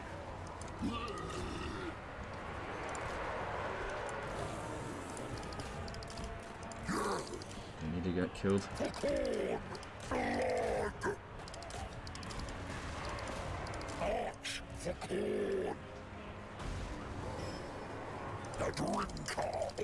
Right, gotta start getting rid of Wurzag. We want that leadership penalty on them. This unit here might get wiped out as well. However, I can pull it out. You get over there. Okay, try to get this one over here and just sit near the Blood Reaper. Okay, we're doing some damage to Wurzag. That's good. We've got a bit of a blob going on over here. That's okay. Nah, look. Oh, Get over here.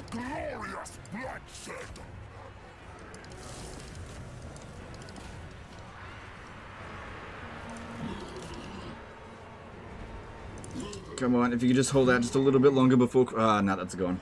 Another unit gone. Oh, no, it's gone. There's no way. I couldn't pull it out there. Savage Orcs were going for it. We've almost gotten rid of Wurzag there. Definitely looks like we're winning, but not without some damage. It's okay. Units can be replaced. This is why I wanted to go Chaos Warriors over Bloodletters, so they'd be a bit more durable. And that's another benefit for Blobbin. Come on, we almost got rid of Wurzag there. Keep those archers pinned down.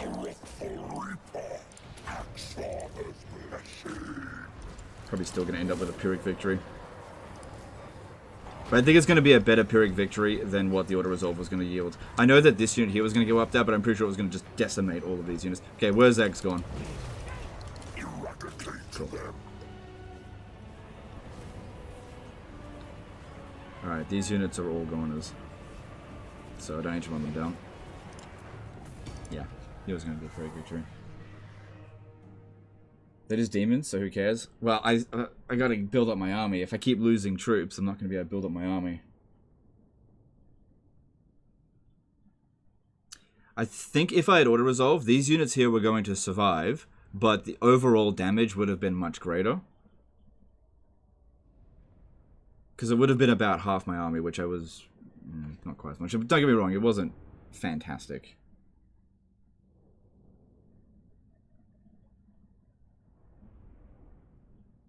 But Skarbrand's also in really good shape. Needs to keep him in really good health. That's another thing. If we had auto-resolve, Skarbrand probably would have taken tons of damage. So for Muncher became a member for 7 months. It's truly a pleasure. Alright, thanks, dude. I appreciate that. Who's more grim, Volkmar or Eltharion? Probably Eltharion.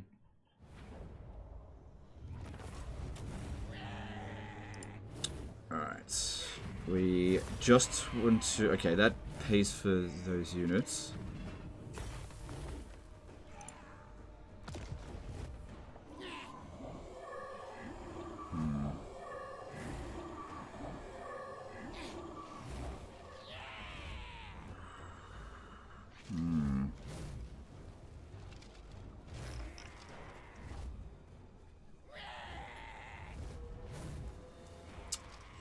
Okay, interesting. If I Blood for the Blood got it, I might be able to reach here.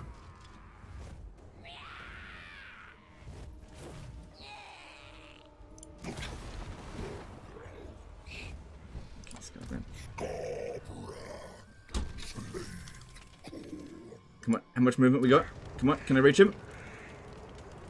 No. Ah, damn it. Damn it. Yeah, later on in the campaign it'll be a lot easier, but right now it just didn't get his movement back enough. Where would the Chaos Dwarf starting location be on the map? In the Badlands, Darkland, sorry. Alright, we got extra 10% physical resistance for him, so that's... Okay, he got that one, that's good. Alright, in hindsight, I should have sacked the city. I should have... Oh, no, not necessarily, because now I can send this one up here. Okay. Okay. See, I was hoping I'd have enough movement to reach this guy. No such luck. Whacker135 did a $5 super chat. Good luck today, bud. Hope it's... Sorry, hope it's a pleasant day of streaming. Okay, thanks, dude. Appreciate that. Alright. Alright, so we need more melee defense, and... after that, there's extra health here, but extra campaign movement rage can really come in handy. Oh, hang on. Hang on, hold your butts. 13. Okay, so what's that? We need 1, 2, 3, 4, 5, 6 points at rank 13. So 10, 11, 12, 13. Okay, don't spend any more points. Because what we want to do is just go right through here and get all of these. Okay. So with Skarbrand, go into encamp stance. There is no way this army is going to pick a fight with us. We got this. If you stand... Yeah, just come right at them. So my plan there didn't really work. Here's another thing, is that they've got 2 lords. They'll either run away from this position or have both lords sitting here, allowing me to draw them out of the city, which will make it a little bit easier. Yeah, don't spend the points. Okay, and Skarbrand, I do need to replace those units. But now I can get Chaos Warriors of Khorne instead of the Bloodletters, which is what I wanted. If I recruit that, I am not going to be able to afford it. I could go with cheaper options to begin with. Yeah, let's go with these ones here as a cheaper option until we get some more money. Alright.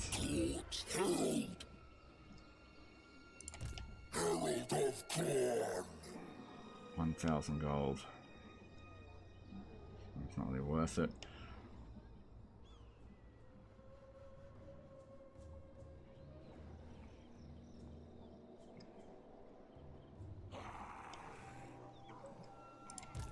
I'll bring this one up through here.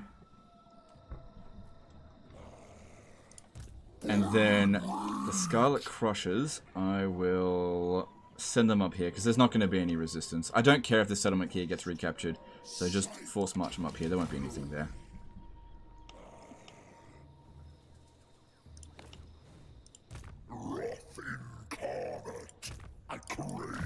Alright, this one here, 1 rank away from getting a Blood Throne. Yeah, gets them both at rank 9. Cool. And you're probably gonna need that. Cool. Did Skarbrand attack that extra thing? Sorry. Yeah, if I had that attached, I might have actually been able to make it, but it's just a matter of time to get one. Why Chaos Warriors, not Bloodletters? Sorry, I've been very little idea about playing Khorne. Okay, so in this campaign, I'm going to be super aggressive, but I also expect to fight multiple armies sometimes. And in those cases, the Chaos Warriors kind of complement Skarbrand a lot better. See, these guys hit hard, but they also die quickly, which is the problem that we had here. These guys here, they have way higher melee defense, way higher armor, and you can kind of boost them better to some extent because of Khorne's chosen sort of benefits. They get the physical resistance there. And through here, they get extra melee defense, where these guys here get melee attacks. So these guys here act as more of an anvil, whereas Skarbrand is the hammer. So it just depends on which way you want to go about it. Also, I'm not really going to be going up against too many demons, so... And even if I was going against demons, you really could go either way. You could go either way. But the thing is with these units here as well, one of the big advantages to them is that if they get to 0 leadership, they break, they don't die. I don't want to have to keep replacing my Bloodletters. Alright, this guy here is going to leg it up through here, and hopefully at some point he will catch Skarbrand before Skarbrand disappears into the multiverse. Okay, at Death Gorge, we don't need this anymore, or this, so hang on, how much money are we going to get back from that? Actually, don't demolish it now, because it's making some money, but as soon as shit hits the fan, Endgame Crisis, just get rid of it. Because we're not going to be able to hold it, there's no way. Alright. Okay, new enemy, Feast Masters. They mean nothing to me, get rid of them. And let's go. So yeah, with Skarbrand, we want to be coming up through here, smash these settlements, make our way through Blackfire Pass. Alright, let's move on. How are you doing? Do you feel Khorne's roster is well-rounded or needing something? It does not have a well-rounded army at all, but they don't need anything. They don't have any missile units. Khorne's roster is fine. It's very strong. Okay, cool. I think I can make that work. Iduko and you did a $5 super chat. Late to the stream, which Chaos Dwarf Lord do you want to play first? Also, how do you feel about their economy setup? Seems purpose-built for you. I am honestly not thinking about it, to be honest. I appreciate the super chat, but I haven't given it a moment's thought. I'm definitely going to play Chaos Dwarves, for sure. But it's not coming out for a month. So I'm not thinking about it. I haven't pre-ordered it. I'm just wait and see. Okay. Got enough money to last another turn. Okay. If I attack this army here, that could give me a good opportunity. For, hang on. Hang on. What about this one? What are we up against? A lot of troops, though. A lot of troops. We have a larger army than last turn, but it's not necessarily stronger. Beating that within 2 minutes is going to be a bit of a stretch. Let me think about it. No! The army's not strong, though. They're not recruiting that many Savage Orcs. And the garrison is not full of Savage Orcs. Although we've kind of bypassed it a little bit. Got these guys here. I could bring this guy in to assist, but I want to blow up this settlement here. Or at least sack it. Let's see. What about you? Can you come and assist? This guy has not been able to launch a single attack. He just can't keep up with Skarbrand. If he... Okay, hang on. What if I brought you to here, and rather than attack these... Oh god, I've only got one turn left of that. What if I sack that settlement, force march here, sack it, these guys will move a little bit out this way after they're defeated, and then Skarbrand hopefully will have enough movement to pursue and use them as grounds to keep moving. That might work. Okay, yeah, that might work.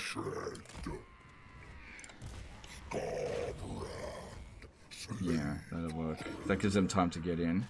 Or I could just deny their reinforcements. Actually, that might be better.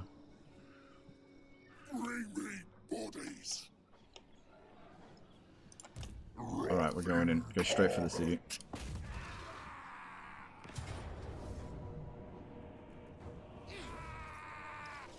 Alright, now we gotta decide whether or not to control large armies. So their reinforcements will take 2 minutes to get in, which is roughly how long it's going to take me to get in as well. Because I got a lot of fast units in here. I can go and capture some points before they get in. If I deny enemy reinforcements, I'm denying... Let's see, that's 7, 8, 9, 10, 11, 12, 13, 14, 15, 16, 17, 18, 19, 20. Just their fast units aren't going to show up. These guys here, that just control large army. Let's just go.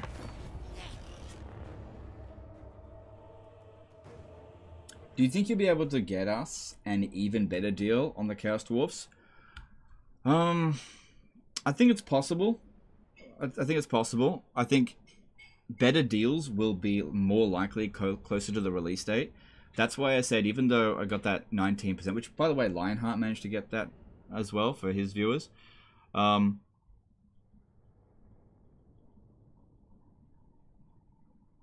Yeah, I think we can get better. It's why I said that I still don't recommend pre-ordering. But some people, they just want to get it and be done with it. You know, 19% is better than 10%. Good enough. There's a lot of FOMO in this community. People don't want to miss out. Alright, they're coming in from over here.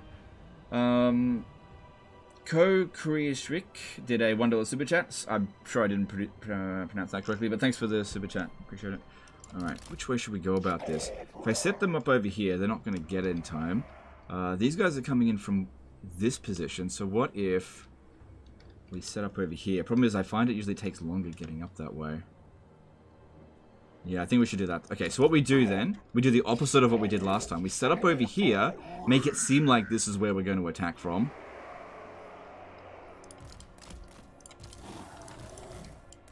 But we're totally not. Legend, Skarbrand doesn't use trickery and deceit.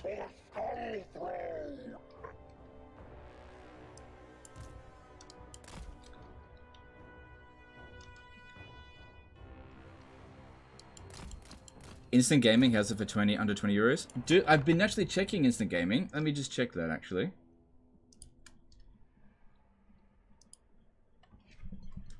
Hang on. Just real quick. I've been checking it. I haven't seen them put it in yet.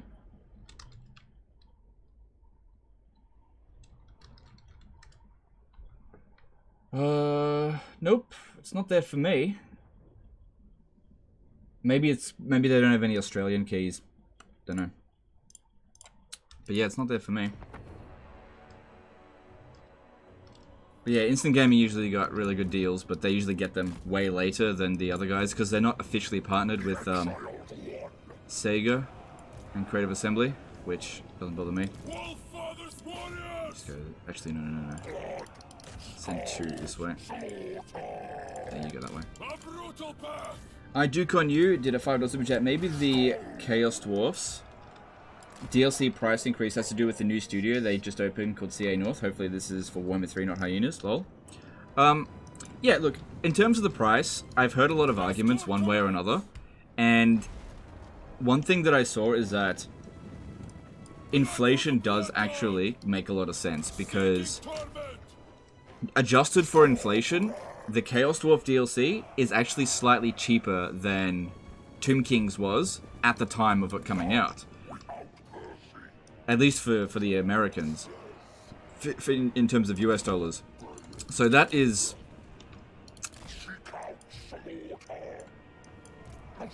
I mean, you could argue it so many different ways. But yeah, the inflation argument is definitely the strongest for the price increase. It's hard to argue against the inflation.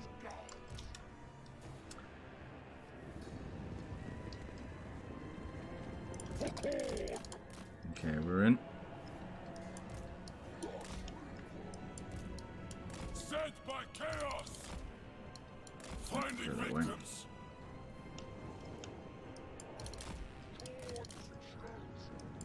Okay, now we're gonna try to win this without getting our entire army smashed. Axfather's marauders. CA is UK based, right? UK has had like 10% inflation lately. Yeah, so that might be the contributing factor to it. And it might not be as much corporate greed as I originally thought. Maybe. Spreading ruin.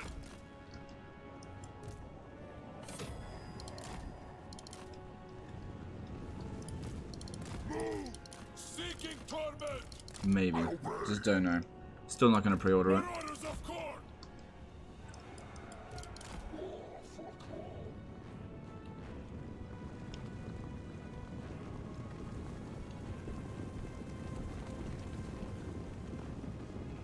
Takers of skulls. Alright, managed to snatch 2 capture points nice and early is definitely good.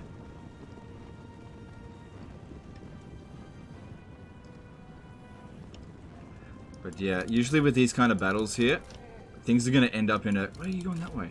A complete mess really quickly. Okay, I need Skarbrand to try to get up here. Keep everyone down here distracted. The Skarbrand could just run right through their units, that's not a problem at all. Okay, these ones here, they've done what they can, just move back now because fighting inside the city is definitely not their forte. Alright, all bloodletters go into a control group and attack here. Same thing with them, you can go in control group 2. And these ones get up over here. Come on, Skarbrand, move. There's nothing stopping you, go.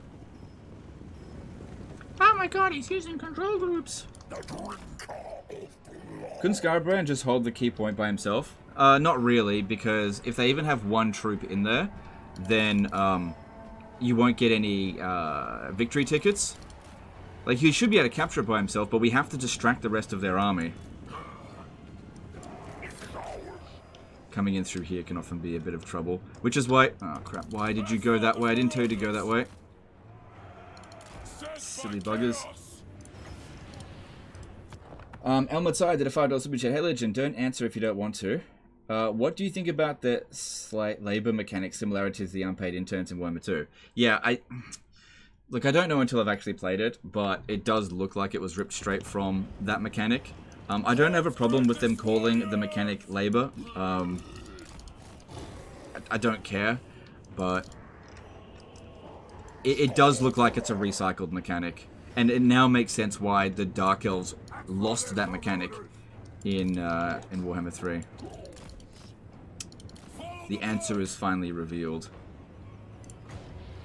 So that means that the Chaos Dwarfs was definitely being worked on and planned before Immortal Empires came out. I think. Which is usually the case. Come on, come on. How are we going over here? Yep, that's good. Marauders of Khorne! A brutal path! Must slay!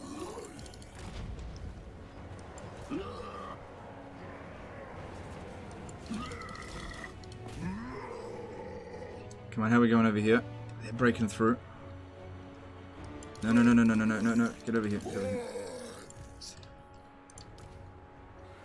Must slay! Running in rage! Can't move it, dumbass. Okay, I might need you to come over here and...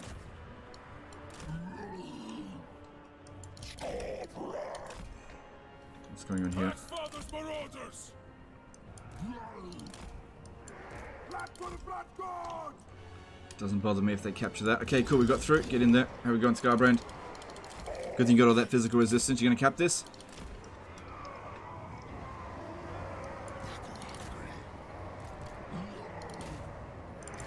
No fear, no regret!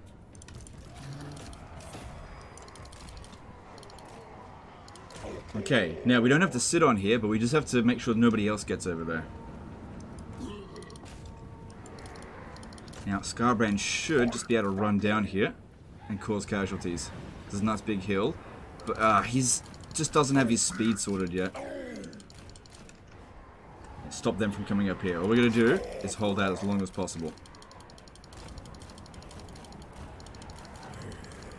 Position lost. Reclaim it. Seeking torment. So far, so good, I think.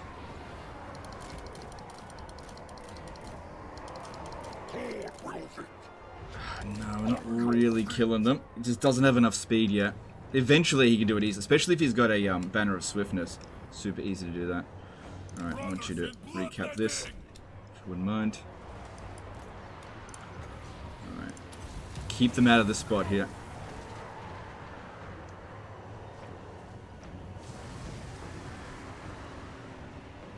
Yes.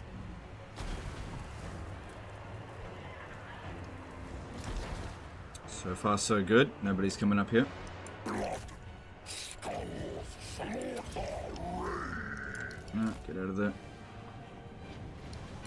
Finding victims. Those goblins? No. Oh, boys. Okay.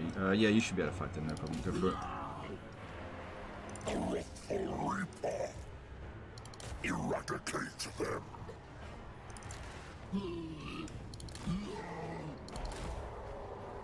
Getting shut up a little bit here by these guys. Chaos boys. Okay, Skarbrand, if you could make them rampage, if we can get over here, that'd be good. Slaves to darkness. Try to get back over there. Try that again. You go over there and help out. No, no, no, no, no. Can't let this one come up here. Looks like this thing another one. We're very close to winning by capping the points. This is the quickest, cheapest way to win. Which faction do you think has the most incomplete roster? I would say Cathay, probably. Cathay really feels half-baked. They're real. I feel like they're really missing a lot of what they're going to get. I feel like a lot of DLC is planned for Cathay. Claim it for Khorne. I wouldn't be surprised if Cathay ends up with like 3 DLC in the next couple of years. Because like their lords and heroes, they just don't feel good. I think they've saved all the best stuff for later. And I wouldn't be surprised if they eventually end up with 8 legendary lords. Alright, we need to get ready to run everyone down. Since the garrison will get automatically wiped out, but the guys standing outside the city won't. And we need their skulls. Tzeentch also feels lackluster. Yes, Tzeentch's army roster definitely feels like it's a bit lackluster, yes. I agree. Cool, minimal damage. That is definitely not a Pyrrhic victory. Alright, Skarbrand needs to go and hunt down enemy lords.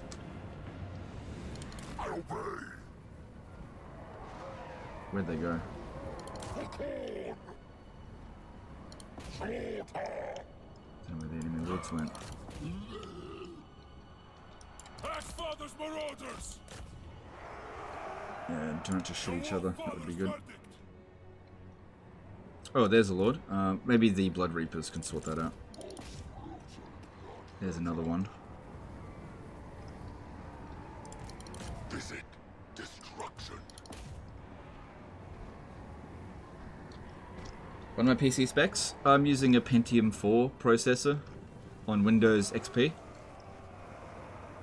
Blood for the blood god. 256 megabytes of RAM.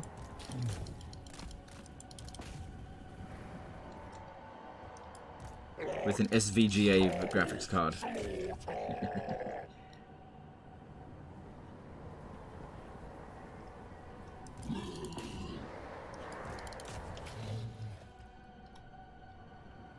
Takers of skulls. Just ran off the battlefield there. Not using my damn warhounds, get in there.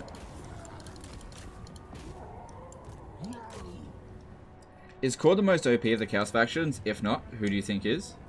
Khorne is definitely the most OP of the Chaos factions. The thing is, though, with Khorne, is that he has a really high skill ceiling. So, shit players will play Khorne and be like, I don't know what Legend of Total War is talking about. This is really hard.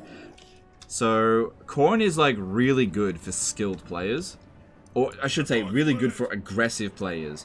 Khorne's greatest warriors. Because everybody's always going to have a different answer, but if you take a skilled Khorne player, a skilled Tzeentch player, a skilled Slaanesh player, and a skilled Nurgle player, the skilled Khorne player will outperform them 10 times over in their single player campaigns. 10 times over.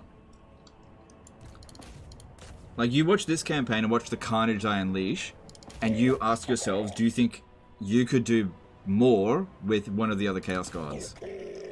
You know, without using movement bugs. Yes.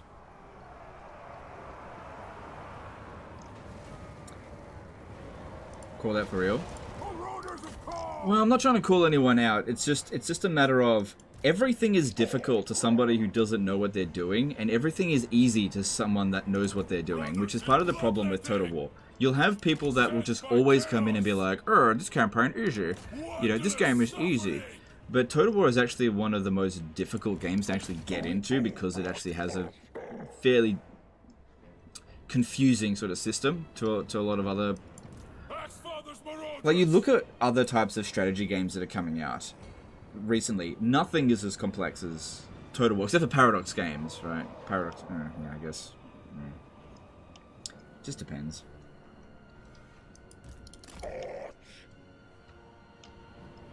Alright, that will do.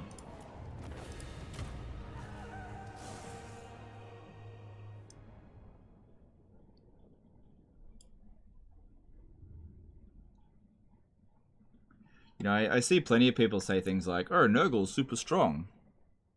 They're wrong, but it just means that they like Nurgle or they're comfortable with Nurgle, that's all. But they're wrong, definitely wrong. Nurgle is not strong. Definitely the weakest of the Chaos Gods. Except for Festus. Festus is an exception. He's actually one of the strongest of the Warriors of Chaos. But as the demon factions, Nurgle's very weak, comparatively. Have you tried Victoria 3 at all? What did you think of it, if you did? I haven't tried Victoria 3.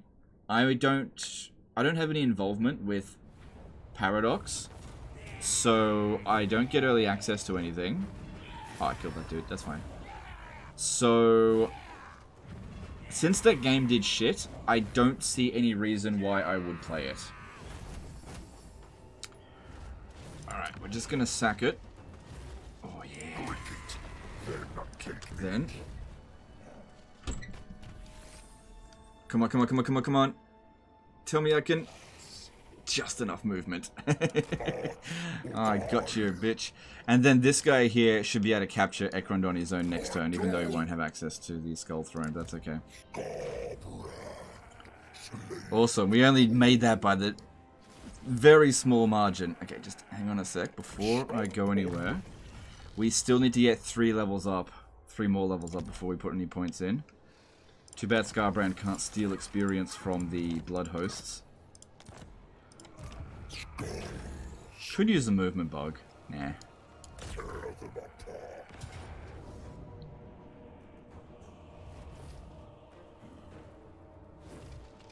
Don't call Nurgle out like that, he's crying in the closet right now. Well look, it's not out of any spite towards Nurgle. I actually kind of enjoy playing Nurgle, but from an objective point of view, I just don't see how anyone can say that Nurgle is stronger than any of the other Chaos Gods. All of their mechanics are stronger. Like, I like how each and every one of the Chaos Gods has been implemented, and in fact, I might even say that I probably like Tzeentch the least. I don't think Tzeentch is very fun. I get very bored of Tzeentch.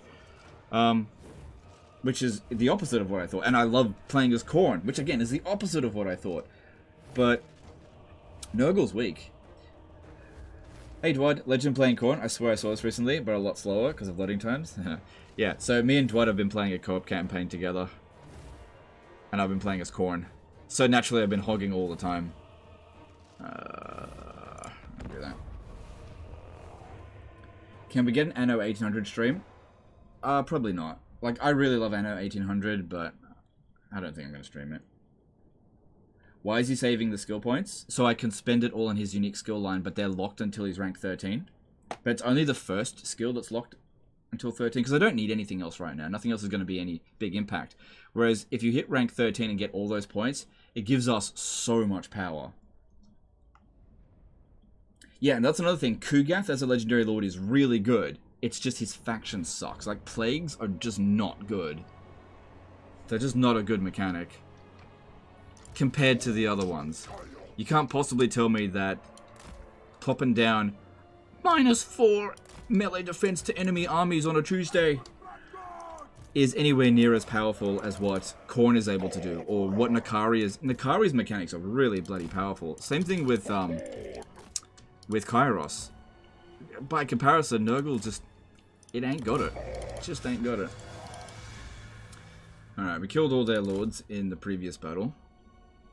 So, still don't have regen. So I think we'll try to get rid of their archers, but I'll keep Skarbrand close by just to try to... Oh no, I didn't kill all their lords. Alright, let's go in there quick while he's distracted. They've still got this fucking thing where notifications override your ability to make decisions. Okay, I killed him. That's good. Come on, Skarbrand. That's why we need extra speed. Hopefully we get a banner of swiftness before too long. It's so good on Skarbrand.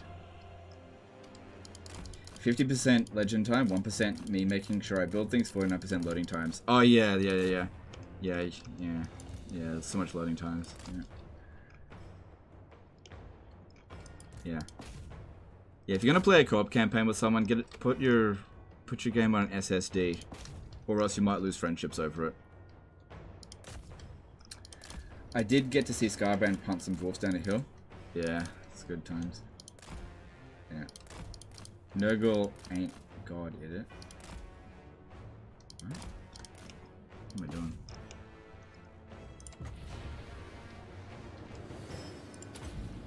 See, if you do this stuff before you've sort of activated them, they don't react very well to it. Cool. Let's get them off the battlefield.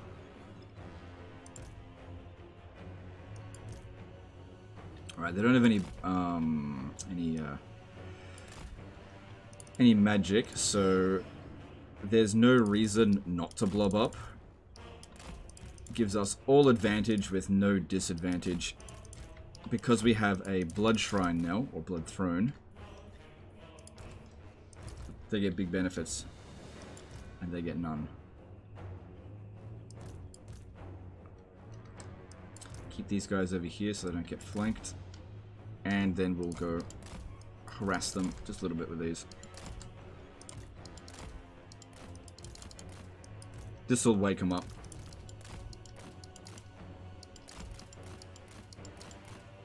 Quite like these Marauder Cavalry. I think they're really good.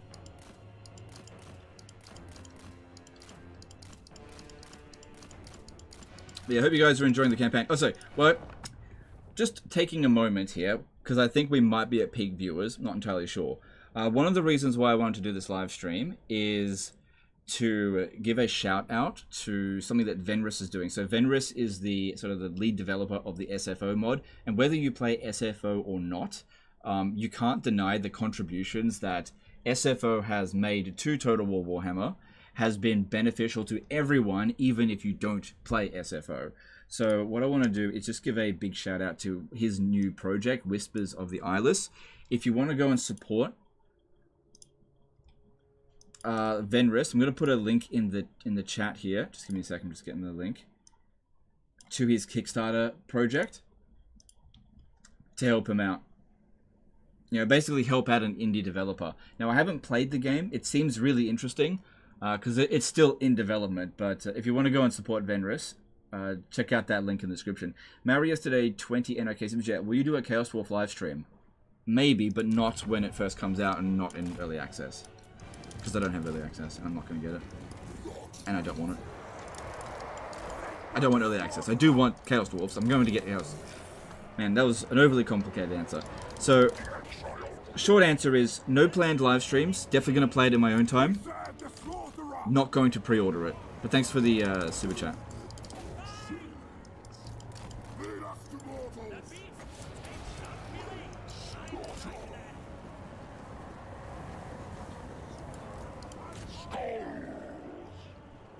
Marauders of Khorne! Faster! Move! Now, the reason why, even if you don't play a certain mod, but it benefits the entire community, you got to consider this, that Total War Warhammer has become more successful than Creative Assembly thought it would. And while you can credit their DLC team for a lot of it, which is true, the team under Richard Aldrich have done an amazing job. And I'm not quick to give Creative Assembly praise, but they really have done an amazing job. But also the modding community helps to bring in new players, because what mods do is allow for different play styles, and that's a good thing. You want your game to cater to as many people as possible. If it only catered to one playstyle, the player count would be severely reduced, and I could guarantee you factions like Cathay and Kislev would never have come into existence.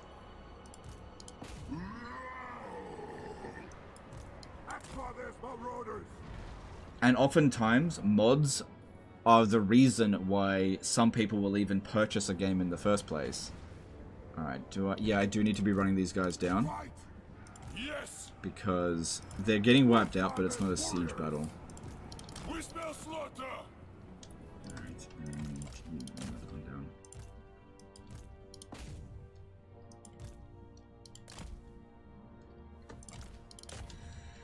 Think CA would do a 40k game? I would be very surprised if they didn't do a 40k game, because basically ask yourself this: does Creative Assembly like money? Because that's what a 40k Total War game is. It's just money. Like, ridiculous amounts of money. It would sell, even if they did a shit job of it, which I hope they don't. Even if Warhammer 40k was a shit 40k game, it'd sell crazy amounts, because the 40k community is like 3 or 4 times larger than the Warhammer Fantasy community, and the Warhammer Fantasy and Total War community will just be basically combined. You know, if it's good, it'll do better than if it's too bad, obviously, than if it's bad. But yeah, even if a 40k game is shit, it'll still sell really well. Because here's the big thing, right? There are very few good Total War Warhammer 40k games. There are some really good ones, but most of them are really old. So I'll just name a couple of really good 40k games. Dawn of War 1, Dawn of War 2, Dawn of War... No, I'm just not going to say Dawn of War 3. It's not good. Space Marine. Really good games. What's another one? I can't really think of... Like, there are okay 40k games, but those are like the standout 40k games that sort of put 40k on the map in terms of like computer gaming. Armor of Fortune, awesome. And yeah, we're gonna need replenishment. Demon Gate was good. Demon Gate is good, but it isn't sort of a standout game the way that those other ones are. Like, Dawn of War 1 put 40k on the map. In fact, Dawn of War was my introduction into Warhammer in general. I never would have known about Warhammer if not for... Well, I would eventually. But, oh, that wasn't very much. Yeah, so somebody was asking, why am I saving up the skill points? Because I need to get this to rank 13. These are not locked behind level ranks. So what you do is, when this is leveled up, I'll have 6 points. I'll just be able to get the whole lot done all in one go. And there's some good stuff in there. Alright, well, I'm not going to be able to get any further, so...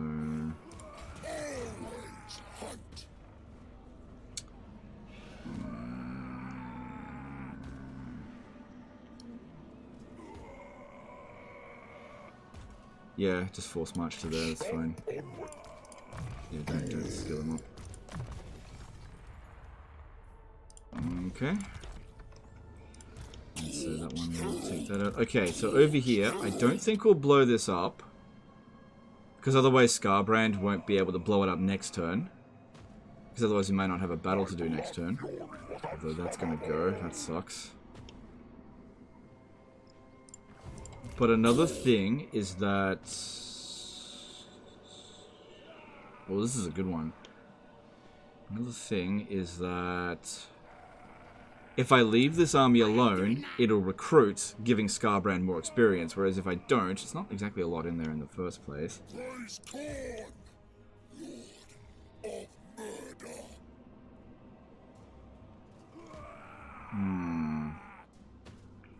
Fighting this battle here, 9 versus what are these I'm the ogres? one in charge round here. Ogres are fairly good against early game now, guys. I think it might be best if I just force march over to Skarbrand. This guy will back us up next turn. Yeah, that'd be best. I do con you did $10 in chat. Do you think corruption mechanic as a whole needs an overhaul? Maybe make them unique to each faction. Slanesh causes economic penalties. Nurgle massive attrition. Khorne massive debuffs, etc. Honestly, I think the current iteration of the corruption is probably the best we've seen so far in Total Warhammer. So it's not something that I think Creative Assembly should prioritize. There's way more things they need to prioritize. Alright, I could attack that way, but I kind of want to go in this direction afterwards. He's going to lose all of his movement one way or another, so might as well go this direction. And I think we'll skull for the skull... Wait. Yeah, probably skull for the skull thrown it. If I fight this manually... See, this doesn't rank too highly in auto resolve, but it ranks really highly in manually resolve. I need to keep my armies as strong as possible. Do you think you could punch at a kangaroo if your life depended on it? Probably not. Thanks for the tweet about Anno 1800 free weekend. I tried it out and ended up buying the complete edition because I liked it so much. No worries, dude. No worries. Yeah, Anno 1800 is an amazing game. I've been following it ever since it first came out, and actually before then. And I don't think that the Anno 1800 developers have made a single misstep. Like, I can't think of a single point at which the community was like, hey, you guys are fuckheads, or anything like that. It's just been smooth sailing, from my experience with it so far. Like, they just do a good job. If there's a bug, they fix it. And if there's a cheese, they leave it in the game. If there's an exploit, they get rid of it. They're just really good developers. No. Use up the summons first.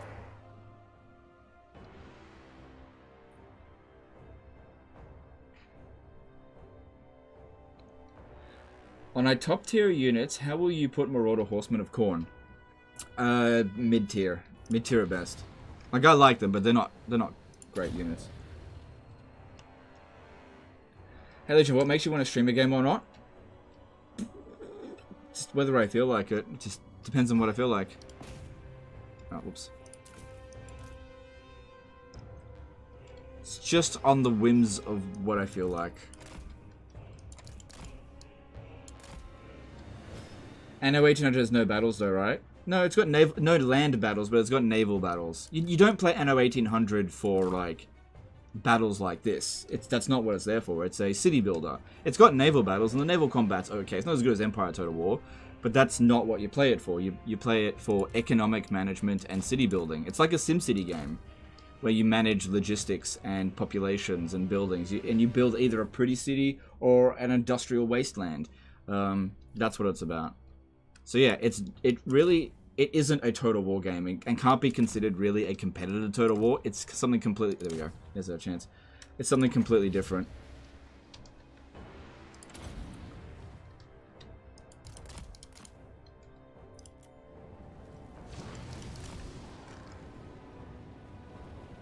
What's the difference between cheese and exploit? I'm glad you asked that, Gaming Rambles. Okay, so a cheese is an intended consequence with... Sorry. A cheese is an intended mechanic that has an unintended consequence. So, for example, in Total War Warhammer 2, knowledgeable as a trait increases your Winds of Magic globally recruited... global Winds of Magic by 5. It says it does that. It does exactly what it's intended.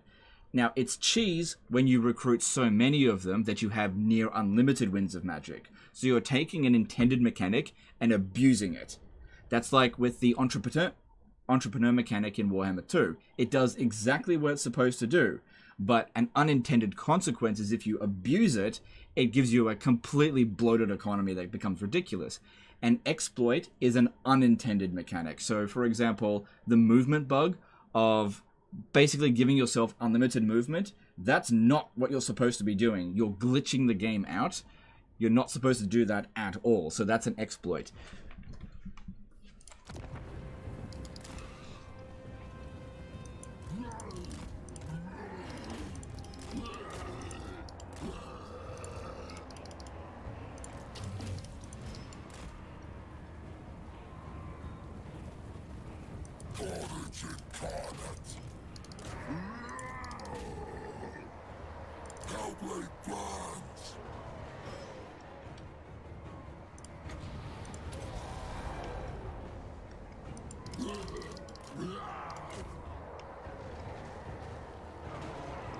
Anno games are not sandbox though. There's a campaign with Golsofolo, right? There's both. There's a sandbox mode and a campaign mode.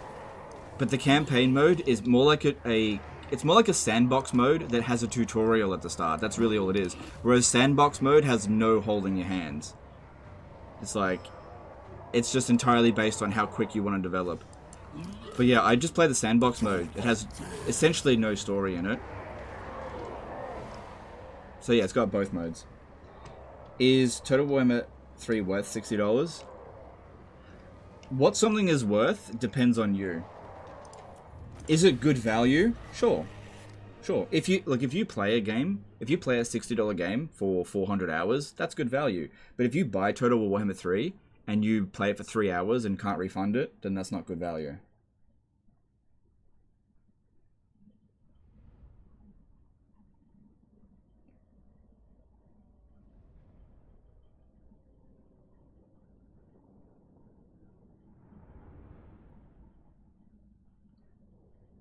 Yeah, and then a cheat on top of that is just like a code that just gives you a bonus. Being like, toggle fog of war, toggle foul, that's a cheat. Give me 5 million gold, that's a cheat. With exploits, you need to bug the game out. It doesn't just instantly give you something. You gotta have some degree of knowledge.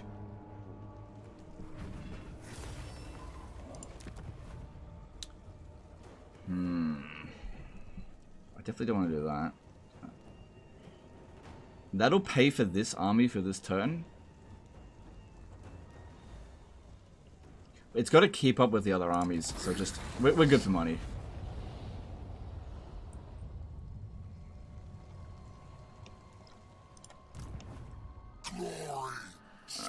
Try to keep up as you can. Get up over here. I have to declare war on you. My throng stands ready. Alright, I think that's us done for the turn. Alright, we're hemorrhaging cash, but that's to be expected. We're actually... You come bearing arms. Is it war?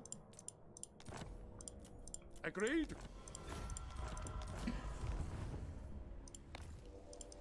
Made a good amount of money this turn just by smashing things.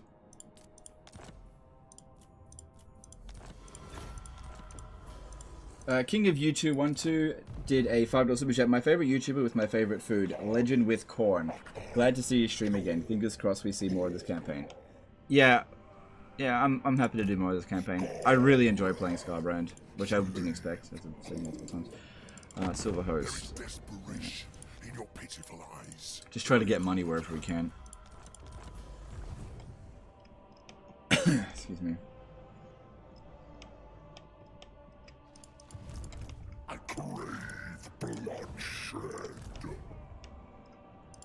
Herald of Khorne. A cheat is also an exploit. Well, cheats are usually written in as part of the code via the developer, so they're actually intended consequences.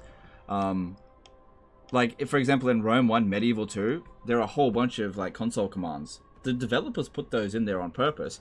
But in Medieval 2, for example, the movement bug, which is egregious, that's not intended.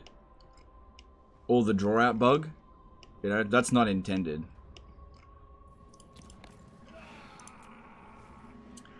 Alright, good stuff here. Well, at least next turn that technology's done. Okay, so... hang on, we're actually 5 turns away. Forgot to update that. Hang on, I did declare war on them all, didn't I? Let me just double check that. Yeah. Gotta remember to keep moving him. Hopefully he can catch up to Skarbrand. What do you think is missing to have Kairos be more fun?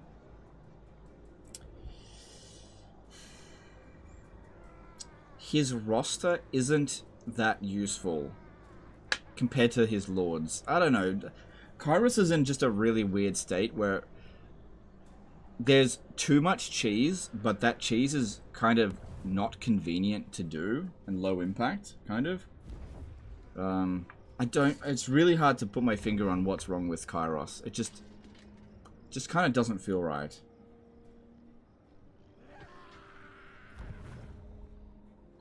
Like, Tzeentch's army roster just isn't really that fun to use. And I think also his replenishment rate being super low makes it unappealing to actually use your armies. Yeah, I think that actually is a good point. Because Kairos has, well, Tzeentch has such a low replenishment rate, it doesn't incentivize you to use your army. It incentivizes you to just cheese the entire battle with your lord. Because if you fight a battle just using your entire army, you're going to take so many casualties and have to lick your wounds constantly. So I think it's a bit of a balance issue. I think if Kairos Fateweaver had access to more replenishment, casualty replenishment rate, it'd be a different story. Like, you'd be more incentivized to take casualties. This is the big thing about Skarbrand, right? Skarbrand has access to global bonuses to casualty replenishment rates, and so taking casualties with Skarbrand, and because you can globally recruit in a single turn,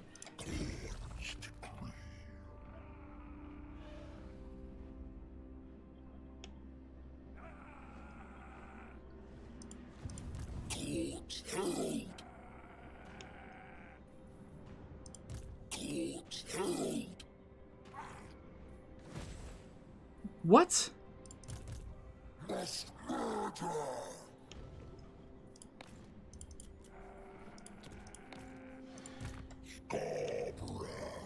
Oh. Yeah, fucking weird. I thought none of my armies had any movement. Oh, I've got a bug. It's a bug. Okay, it's fine. It's a bug. This happens sometimes. I need to quit out of the game and get back into it. Alright. Actually, I think all I need to do is exit to menu. It's just a bug. It's just a bug.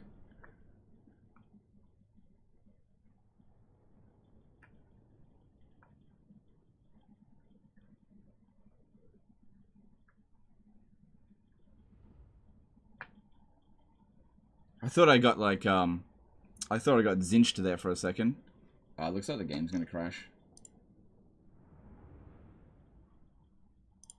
Yeah, that bug usually indicates a freaking crash. Yeah, it's freaking crashing.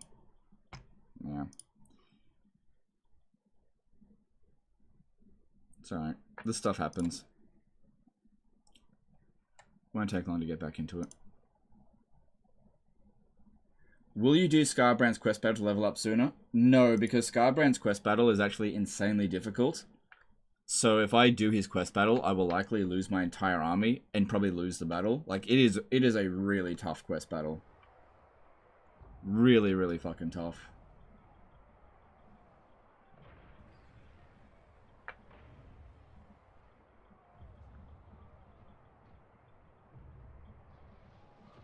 Did you know that your Lord heroes heal every time you save load, if you have any HP bonus? Yeah, I'm aware of that, yeah. Yeah, I'm aware of that. It's fairly low impact. Also, did you know that if you switch your mounts with any characters that have HP bonuses, they will actually lose health? So, if let's just say you take Malice Darkblade, right? I'm saying this as an example because this kind of happened in the campaign that I did. You take Malice Darkblade, and you get extra hit points through whatever means. And then you switch off Spite on and off. Eventually, you'll end up with 1 hit point. Without having to fight any battles. Okay, it's all good. It's all good. It's all good. Bugs sorted. And also, the ogres didn't run away. So that's good, I guess, because they need to smash. And they recruited quite a bit. God, I don't think this guy here is going to get to Skarbrand in time. Yeah, we'll see. March till we bleed.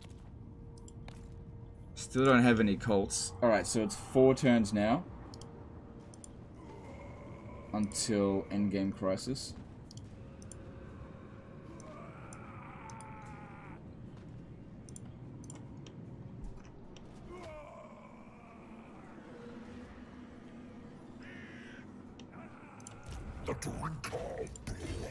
Yeah, that's better. So what's Scar... Oh, I forgot to put in... Oh no, he doesn't have that rank 10 yet. So Skarbrand's hit points... sorry, movement points at the moment, 135. Right, they'll go up to 140 with him. Alright, so... Minus 3,000 at the moment. What's our strength ranking? It's probably 1. Yeah, strength ranking 1. Blood hosts are very powerful mechanics. This guy over here, just freaking leg it up this way. Yeah, I don't think Skarbrand will be able to reach that next turn. This turn. He'll be able to reach it next turn for sure. Yeah, I can't reach my tower. We need to have a fight. This is why I didn't attack it last turn. And... because if I go this way, it's like... I know that there's an ogre camp. That's interesting. There's an ogre camp that way.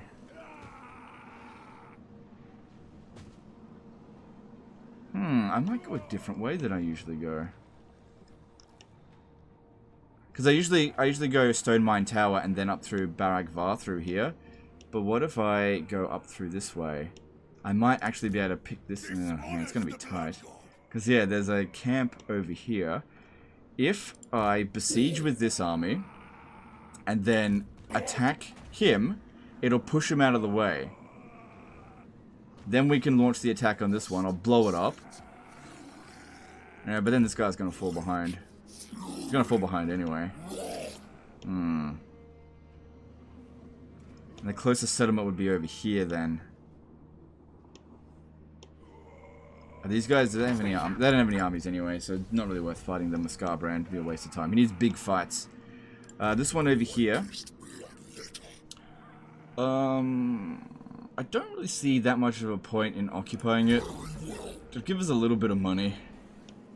And we can spread a bit of chaos corruption, a bit of Khorne corruption, I suppose.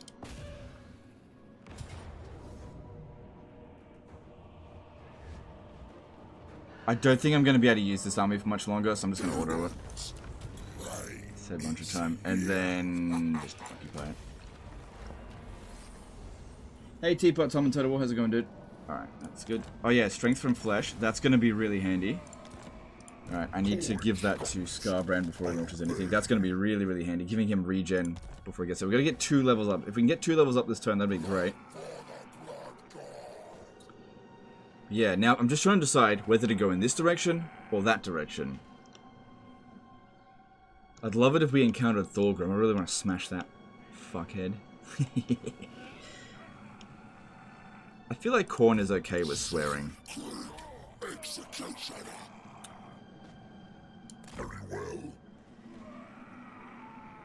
Another thing is that I could attack this dude here with Skarbrand without besieging this. So we get a bigger battle. We actually get 3 battles out of that, rather than 2. Yeah. Because if I attack it with Skarbrand, he'll run away. Alright, but I'm going to need this guy over here. Yeah, that's fine. And then, okay, we're doing it. Good. Stand and fight. Good. Good. Okay, that makes Skarbrand close to a one-man Doomstack with 45% physical resistance, as he's got the Armor of Fortune. Ogre's doing physical damage, no spellcasters there. Yep. Skarbrand might actually be able to fight that entire army by himself. Well, let's find out. Are you farming research rate Lord as Khorne? I would like to, but the most important thing to do right now is to get the fuck out of here. The thing is, we don't have long before Thorgrim goes full grudge mode, and that's going to be a problem. We're just not going to be able to handle that in this stage of the campaign. This is going to be too much.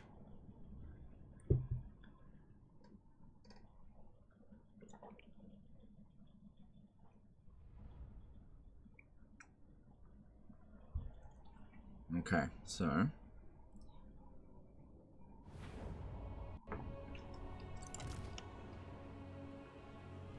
now that Skarbrand can regenerate quite a lot, actually, we want him to do as much of this as possible on his own.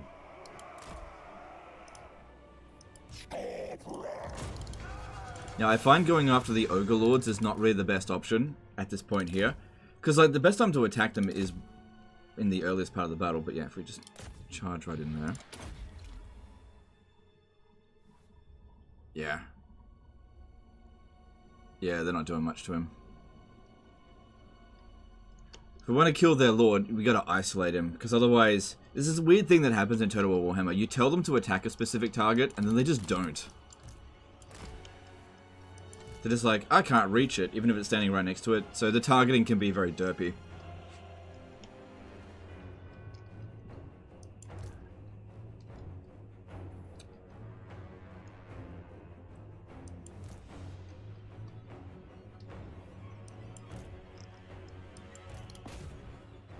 Short, yeah. Did I say short-sighted? Because if I did, I meant to.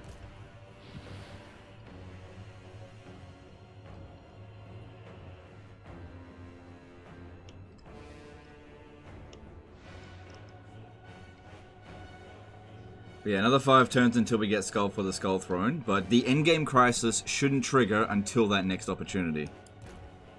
But yeah, that banner makes such a huge difference to Skarbrand's, like, abilities. Still haven't got a cult show up yet. I really do want one to show up. That'd be good. Okay, we need to move back. Since these guys are coming at us, I need to shoot at them. They'll do a good job of it. Khorne's greatest warriors.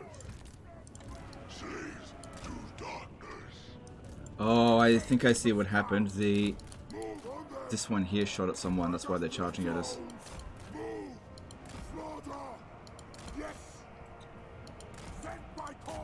Damn it, I didn't want to take casualties. How dare you?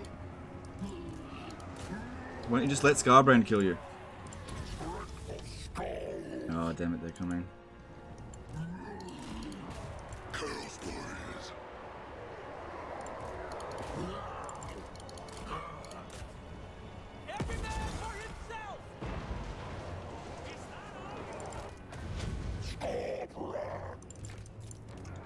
We serve the slaughterer!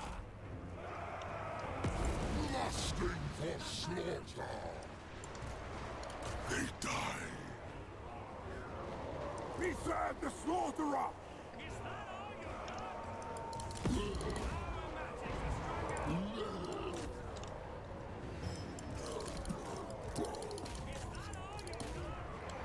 Alright, they're not doing very much to us, so it should be fine. Yeah, I'll just save up that because this is not a problem here.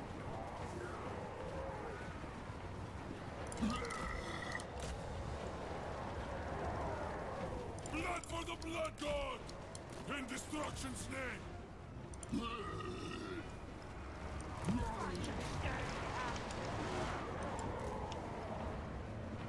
He said the slaughterer! Moving! Move on them! Axfathers, marauders! Your will!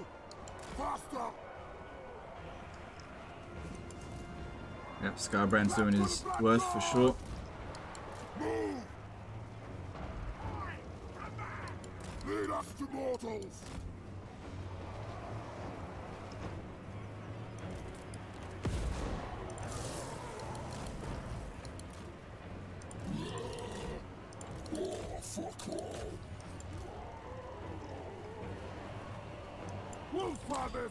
Gotta find a way to get at these archers. Skarbrand's holding a lot of them back. Alright, just forget about that lord. These guys are not great against single entities. I'm just wasting time fighting them.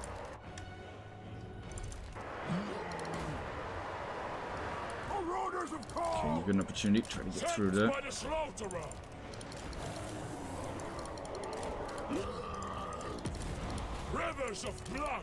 Quickly before you get smoke bombed. Sent by the slaughterer! Before their eyes! Brothers in bloodletting!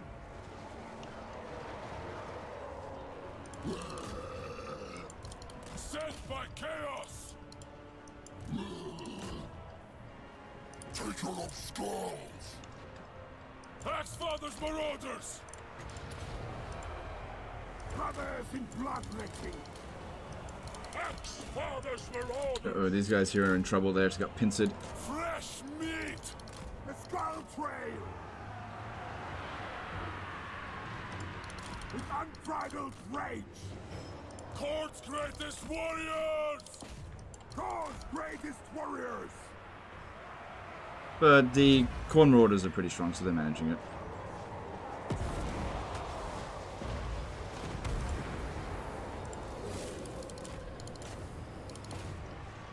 Takers of skulls!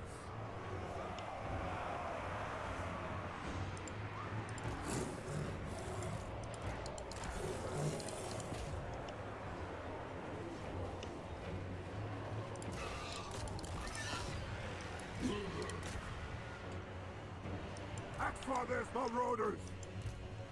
Oh, Skarbrand ran out of regen. Oh, he should still be able to beat all of them. No problem. Blood for the blood god! Wondrous suffering!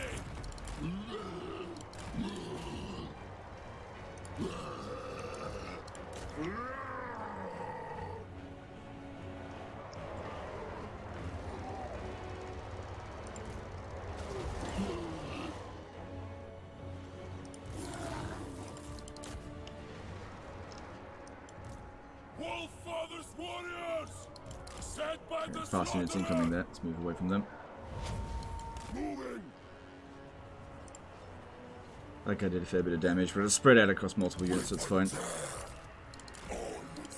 And looks like that's the ogre army losses, but the greenskin one should be happening any second now. They've taken just about as much damage. Marauders of Khorne! Glorious devastation!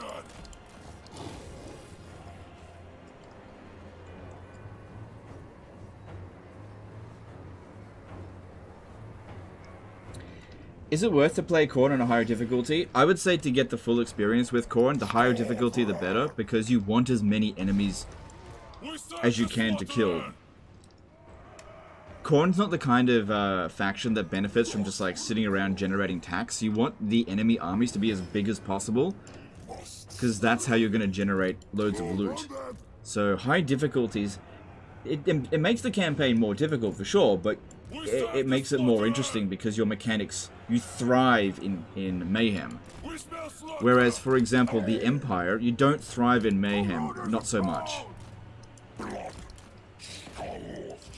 Because you need to be getting taxes, and you can't get taxes from settlements that are getting constantly blown up.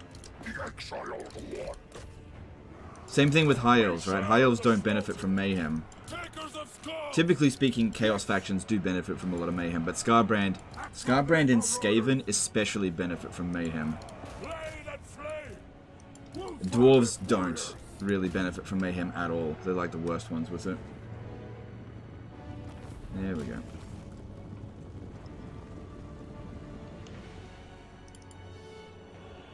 I'll kill him later.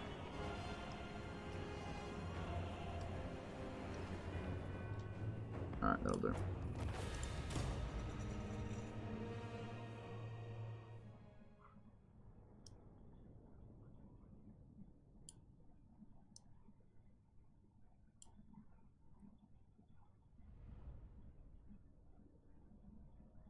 Post-battle loot better than tax collection? Not always. Not always. Passive income is usually better than active income. Money that you make without any effort is better than money made requiring effort. Usually. Depends on the situation.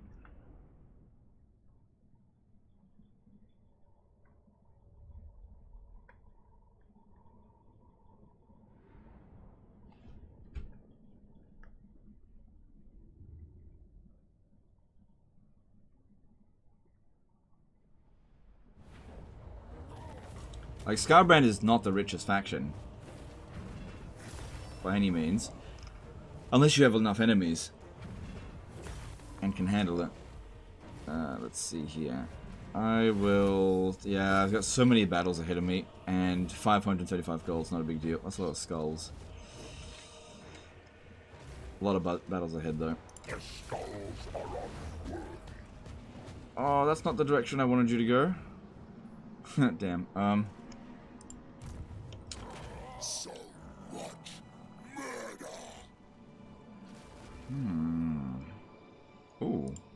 I refuse. Skarbrand, slave.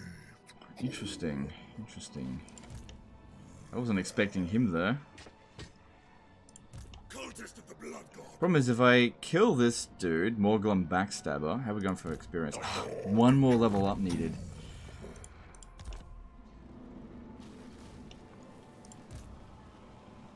My blood. Oh, that's really tempting. No fool that's safe in the world. Really tempting.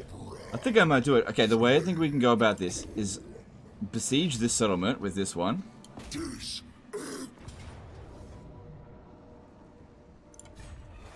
shred them apart. Destroy. Murder. Yeah, Skarbrand can't make it to there at the moment. Time to fight. But if I kill this army here, and this one, I might get a rank up. So many skulls for the Thing is, if I go over there, it's a little bit of a detour. Khorne. Be just move. There's a camp over here, but that's not worth much experience. Because if I defeat him, we get 10% plus, so 25% extra campaign movement range after winning battles. That's a big deal. Because currently I think he's only getting 25%. So yeah, basically doubling what he gets. So an extra 25% after beating that. No, I probably won't be able to reach him. Stomp onward. Not without using a movement exploit, which I couldn't do anyway. I don't have enough skulls to occupy this. The Blood God. And if I defeat him, then there's not enough enemies out this way, and plus we need to be going through Blackfire Pass. I do want to kill him. He's just... You need to be up this way. I was hoping this guy would be out this way. Alright, you back off. I just needed to see what the case was there. You back off. Withdraw.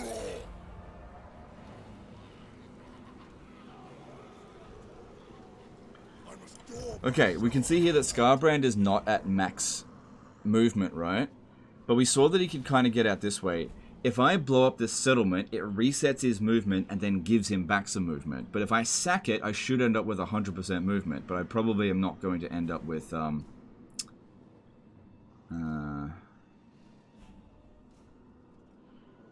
rank up. Oh, no. Oh, that'd be good for next turn. Alright.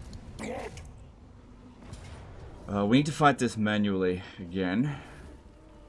Because I need to take no damage. Why aren't you leveling up Skarbrand? I'm saving up his skill points so I can spend it on something specific. You'll see when he ranks up next. You'll see. Does Skarbrand get extra movement after winning if he reinforces a battle? I don't think so, no. He has to actually be the commander of a battle. What banner should you use on Skarbrand? In the early stages of the campaign, I use the Flesh Eater banner, which gives him regen. But once he's got Gore Feast, which I should be able to get next rank up, then I would give that to something else. And then I give him a banner of Swiftness as soon as I can get it. Yeah, Skarbrand can do this entirely on his own. There is absolutely nothing stopping him.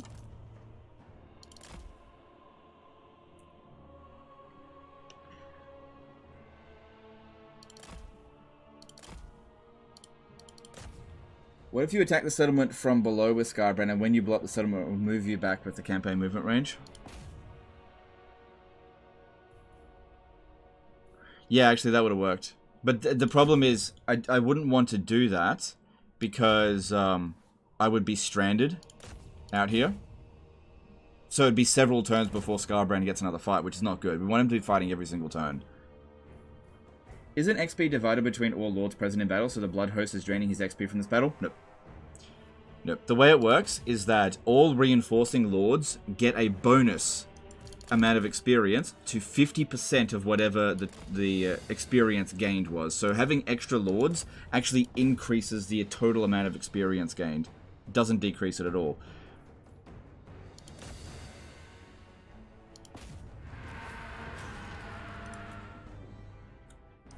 So we just want to sack this, because I think we'll end up with more movement than if I blow it up. And we'll just blow it up next turn. Well, we'll see.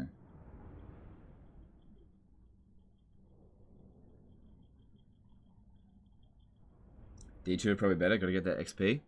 No, I don't think it's better. We'll get the XP. We need to be going through Blackfire Pass before the endgame crisis hits. I've got 4 turns to get through Blackfire Pass. To get to the Empire soft underbelly of Averland. The Empire doesn't know what's about to hit it, unless a cult shows up in the Northern Chaos Ways, in which case we just nope out of here. How is XP earned calculated? It is the amount of kills that you get.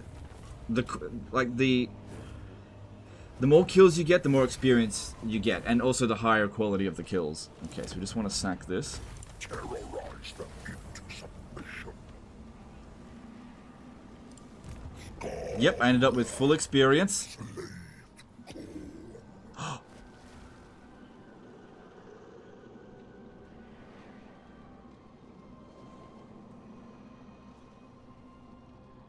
shit.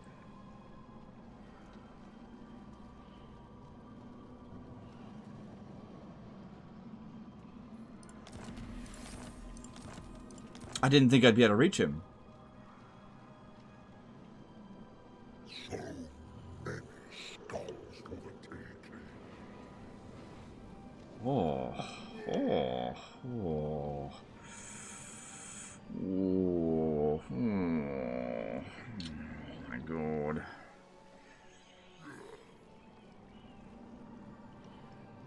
Yeah, alright, whatever.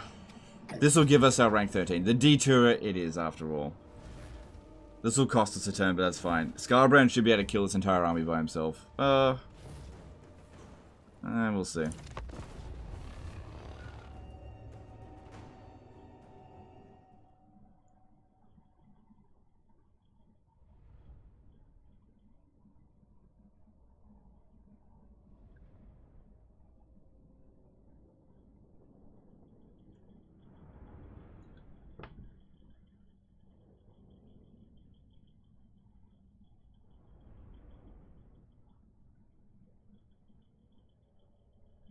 Are there any more instances in the games where a whole faction gets wiped out if you take out their leaders? No, nothing. No, nothing like that.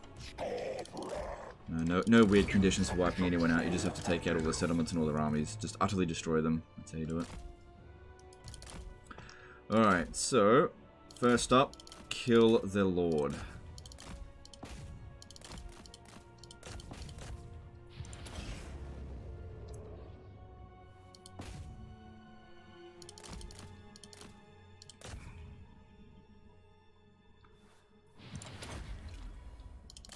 Those archers are a little bit of a problem. I've got a lot of physical resistance and missile resistance, but...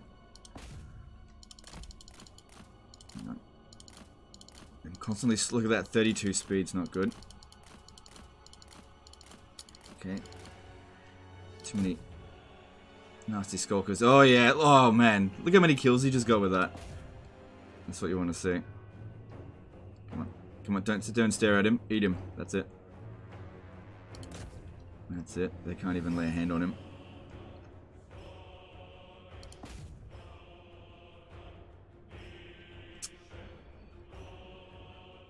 Fuck's sake.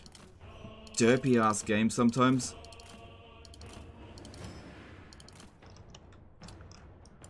Alright, I may need to help him out. Sometimes, yeah, if you give them an attack order when they're in a big blob like that, he'll just stare at them. Very irritating.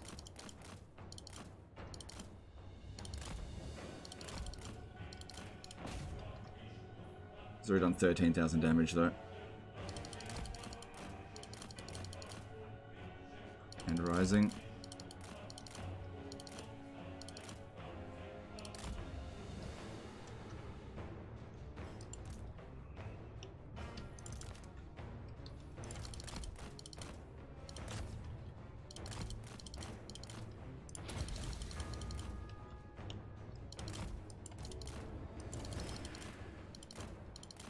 Okay, yeah. I think all the nasty skulkers are making this kind of difficult to do because I just can't get charges in. And then when I tell him to make the attack on Morglum, he just sits there and stares at him. Oh, hang on. There we go. That's good. That's what we want to see. Alright, I need to harass these archers. Finding victims. Charge the single entities while in their big blob kills. Yep, for sure. But the problem is my speed keeps getting reduced to 20 because there's so many nasty skulkers there. But you're absolutely right. If it wasn't for the damn nasty skulkers. I can't charge in on them when I have that kind of speed. We serve the slaughterer! Sent by Khorne! Lead us to mortals! Chaos warriors of Khorne! We serve the slaughterer! Brothers in bloodletting! Eradicate! Skarbrand's fine. Just keep them in a big blob.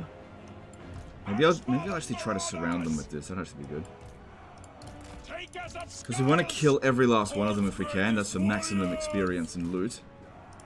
Marauders of Khorne! Move on them! Spreading ruin! Wolf Father's warriors! Skarbrand!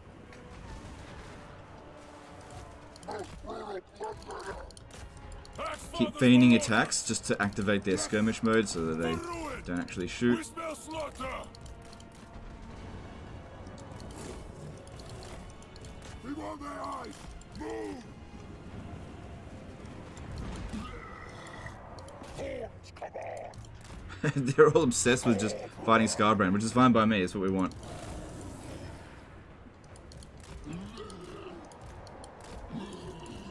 Untireless foot! We serve the slaughterer! Oh god, this is gonna be disgusting. Look at what we're doing here. Full encirclement coming in. They're just letting it happen as well. Their army is bigger than mine. No army that's bigger than...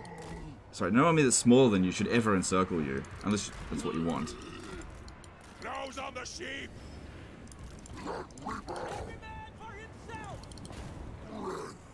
Oh my god. Oh my god. That's disgusting. That is disgusting. That is disgusting. That is revolting. In a good way. Oh my god. You don't see that very often in Total War Warhammer, that's for sure. Seeking torment! Blood and death! We serve the slaughterer! Rex Teresia did an MYR15 super chat. Since warriors are no longer a horde faction, does that mean it is now ill-advised for them to pick up Sword of Cain? It's not as good for them as it used to be, for sure. Yeah, it's not as good for them as it used to be. It's still not bad. Not too bad, but the Beastmen still have no problem with the Sword of Cain, but Yeah, the public order penalties will hurt you a little bit. No casualties at all.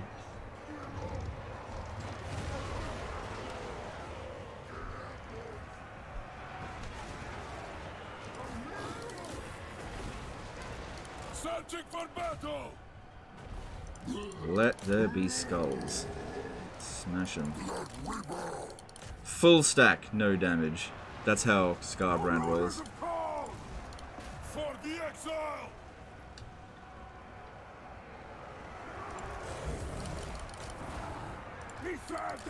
Yeah, so remember how I was saying before about the AI being shit in Warhammer 3? Like, they just let me surround them because they were too busy trying to fight Skarbrand. They weren't rampaged or anything. The AI is total garbage. Joel Gustafson did a F50 SEK super chat. I think the slaughter was worth this dono. BEA beautiful. Alright, thanks, dude. Appreciate that. Boo Booloo with the golden doodle did a £5 super chat. Happy birthday, legend. Please do the Bad Dowie campaign too when it comes out. We need you. I'm sure I'll cover them at some point, but not when it first comes out. But thanks for super chat. I want time to enjoy it in my own time first. Without, like... Yeah, I just want time to enjoy it in my own time first.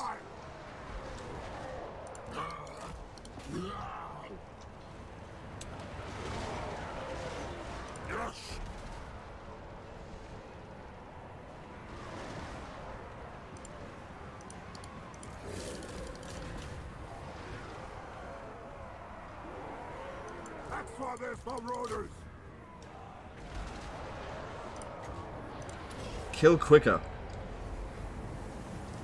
Because they're on force march, everything gets wiped out, but we don't get the experience if we don't actually kill them. So we gotta kill as many as possible. We serve the slaughterer!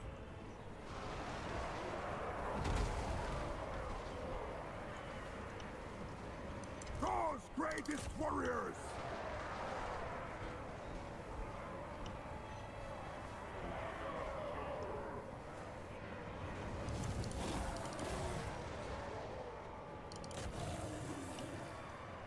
Khorne's greatest warriors! Very well! Skarbrand!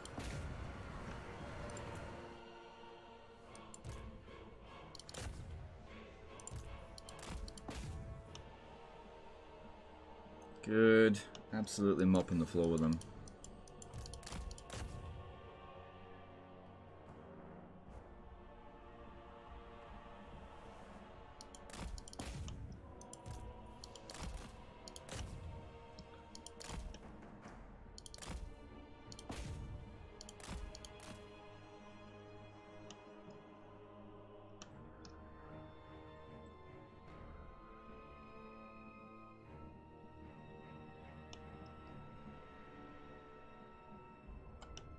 Alright, that'll do. Nice. 0 casualties on that. A few of them got away, but killing their lord and hero, that's probably worth the most amount of experience and money.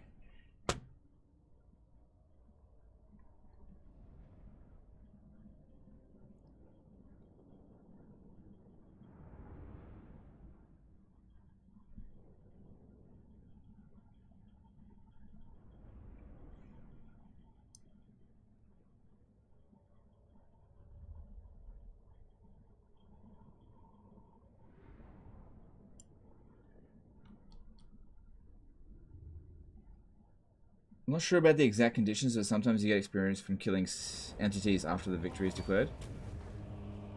Yeah, it's hard to say. I'm not sure. Alright, we can get... I don't need the replenishment this time around. Did he level up? Yes, good. Good. Rank 13, that's what we needed. Then we can get a good amount of skulls. Not that much more. We're pretty good for money. We can't occupy another settlement without some more skulls, so let's do that. Alright, I probably won't have enough movement to get to... Yeah, I didn't think so. But I might have had enough movement if I had sacked it as it was advised before. But now, this is why we saved up all those skill points. Oh, yeah. So, Rage Incarnate. Oh, that's just a little bit better. That one there, that's really good. Vanguard Deployment's also really good. Wrathful Reaper, that's good. Passive ability Gore Feast, so that's his regen ability. Income from post-battle loot. That's not that big of a deal, but I need to put all 4 points in to get this one here. Campaign movement range and blood host plus 3 units on creation, all characters faction-wide, so that's really powerful. Too bad I can't get those movement points retroactively. Alright. Cultist of the Blood God. Oh, god damn it. Okay, isn't there a city over here somewhere? Iron Rock. Yeah, I'm not gonna make it there. Okay. So, do I come over here or force... I think I'll force march to here.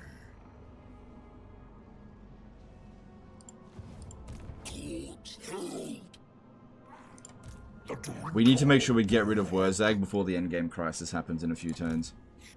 We don't want him rampaging. I don't need to farm his defeat trait. Alright, and I'll force march to there. Which means I'm not encamping, but I gotta move. Gotta move. His army's big enough for now. Good. Good. Did we get any more equipment? No. Okay. Okay. This guy's still trying to catch up. So yeah, we can get a bit of extra movement by smashing that, but we want to keep his bloodletting up. So we should also get a little bit extra total campaign movement range next turn as well. We'll blow up this settlement. This guy here is probably not going to be able to reach it. No. But he should participate or else he'll not going to. Okay. Alright, we should merge some of these units as well. Save a little bit of cash. Probably was a bit lazy there. Probably could have done a lot better if I'd fought it manually, but money's not great. Skarbrand can still change stances for some reason. I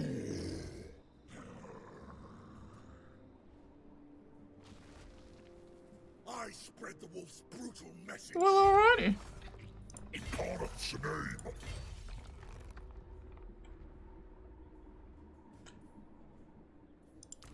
Cool. Alright, well, I guess I'll get some more troops. Alright, we'll get one more of those because I like to get 4, and then we'll get some more Warriors of Khorne. Yeah. Yeah, okay, well, we can financially support that, that's fine.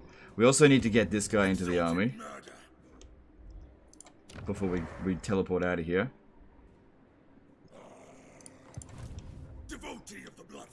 Okay, any new enemies to declare war on? Nope. Okay, that's everyone moved, I believe. Yep, everyone's moved. Cool. So we're rank 13 on turn 6. Okay, we just finished blood feasting. The next thing I probably want is... serial killing is needed for getting this ability here. That has to, we need that. Campaign movement range for blood host is very good. Income from post-battle loot is also very good. Spread rage is also very good. Income from raiding is useless. I never raid. Skulls. Plenty of skulls. We don't need that. That's good.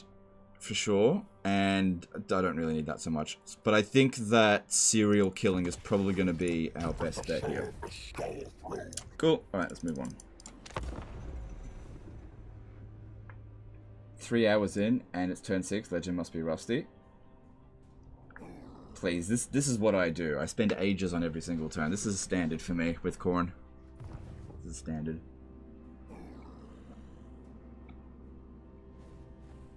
I hope they recruit more units so I can kill more of them. That's interesting. I should be able to kill him with that one. Do you plan to get a Chaos Lord and turn him into a Demon Prince of Khorne? No, not really. I tried out the Demon Princes of Khorne. They're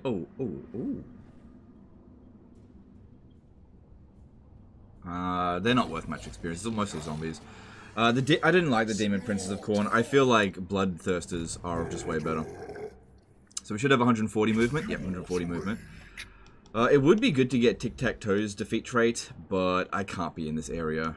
I can't be in this area when the endgame crisis hits. Alright, we now have 3 turns until the endgame crisis triggers. blood wolf. March or die. Okay, Skaven are there. I might be able to get Skarbrand to arrive there next turn. That's probably when they'll attach. Thousands of sacrifices. Even if I got ambushed, should be fine. We'll get 50% of our movement back by killing these guys. And then just, yeah, force... Did I... Already declared war on Barag. Wait. Oh, I technically haven't met Barag Var. I can see them, but I can't have met them yet. Alright. No way. Yeah, this was a bit weird. He's just killed himself. Okay, that army is actually not as weak as I thought it was. Let's see. I may actually need to sack this. Just so that I've got enough movement so that I can actually reach the Ghoul King. Because this guy here will need to come and assist as well.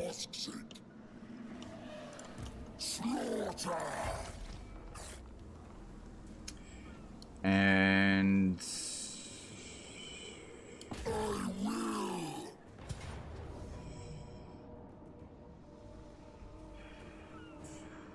just sack it. Well, I mean, auto and sack it. It's fine.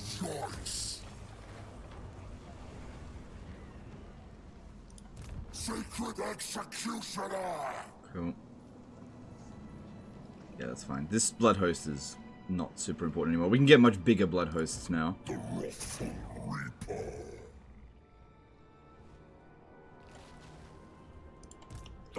Alright, Skarbrand's got to hit this. Hopefully there's an army sitting around over here that I can go and smash. Yeah, we need to keep Skarbrand's army at full strength. Since I'm going to force march into Skaven territory, I could get ambushed, in which case I'll need my entire army. Do I like Skarbrand in Realm of Chaos more? I feel like he can abuse and reset much more in Realm of Chaos. Okay, I hate the Realm of Chaos campaign. Absolutely hate it. I haven't played the Realm of Chaos campaign since Immortal Empires came out. But if there is one legendary lord that makes the Realms of Chaos tolerable, it's Skarbrand.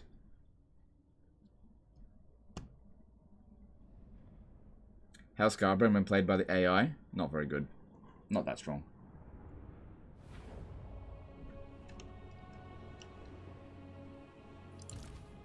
Skarbrand's true strength needs to be harnessed by fighting battles manually, which the AI can't do, and also the AI is dumb.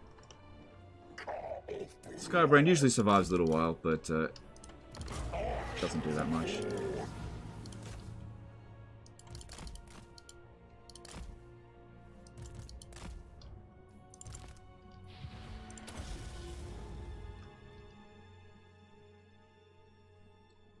Still haven't had a cult show up yet, so that's a little bit concerning, because I do want to get to the Northern Chaos Waves. I want that delicious Sigvald defeat trait. Get myself up to 55% physical resistance. It'd be good, and then go and smash Archaon. Realm of Chaos livestream when? Literally never. Like, if they ever make the Realm of Chaos campaign good, then I'll play it. But I think that Creative Assembly have abandoned... Yeah, look, here's the thing with Creative Assembly. Creative Assembly treats things as disposable. They treat their staff as disposable, their games as disposable, their content creators as disposable. Everything is disposable to them. So, the Realms of Chaos has been disposed with. They'll still make new campaigns on the Realms of Chaos, but I don't think they're going to change the original Realms of Chaos campaigns any further, because it's a lost cause. It's just not worth the energy. Everybody wants to play Immortal Empires. Realms of Chaos was a complete and utter failure. It offers next to nothing to the game, apart from pain. It is a complete failure of game design. I just don't think that Creative Assembly is ever going to put any effort into fixing it, because that's not what they do. Like, just look at Three Kingdoms, at Troy, at Thrones of Britannia. When a certain game reaches a degree of unpopularity, they just ditch it straight away.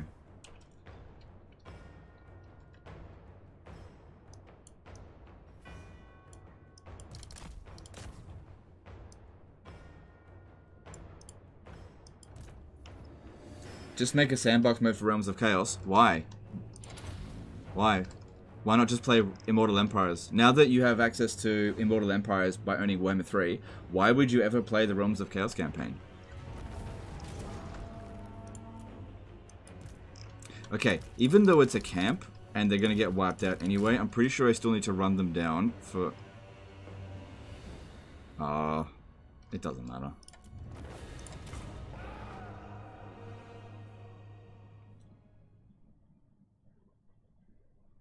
Can I ask why a lot of people say Three Kingdoms not that good? Okay, so Three Kingdoms is a good game, but it has a lot of wasted potential. So it was a great base game that was given very poor post-launch support. The patches weren't very good, and the DLCs were really not very good, and they apparently didn't sell very well. And Creative Assembly canned Three Kingdoms before actually finishing it. It's not that Three Kingdoms is bad, it's that it didn't reach its full potential, and Creative Assembly abandoned it.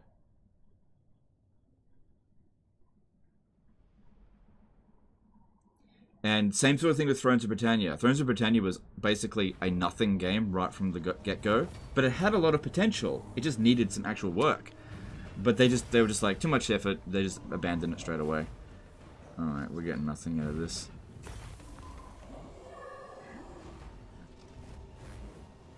I'm at full strength, so I'll just take the money. Is Arcane a fun campaign? Yep. But, you know, a game like Total War Warhammer that clearly has a lot of problems, they're going to put time and energy into it because people are still playing it. They're not going to give up on it. So it's working really well for them, which I'm happy about. I don't want it to be abandoned. Alright. I think Iron Rock is going to be our next stop, and that'll also allow us to get this guy. Let me just see if I can...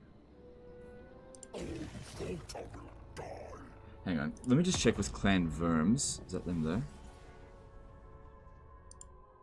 Master of Sea. Yeah, I don't think they're gonna be too much of a problem. Even if they ambush me, I don't think it's gonna be a huge issue.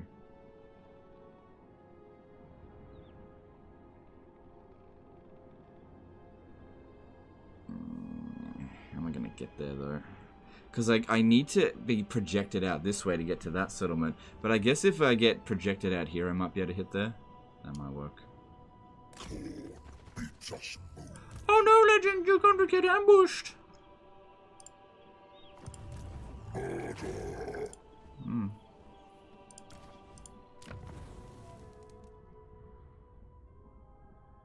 I wonder if doing this makes any difference.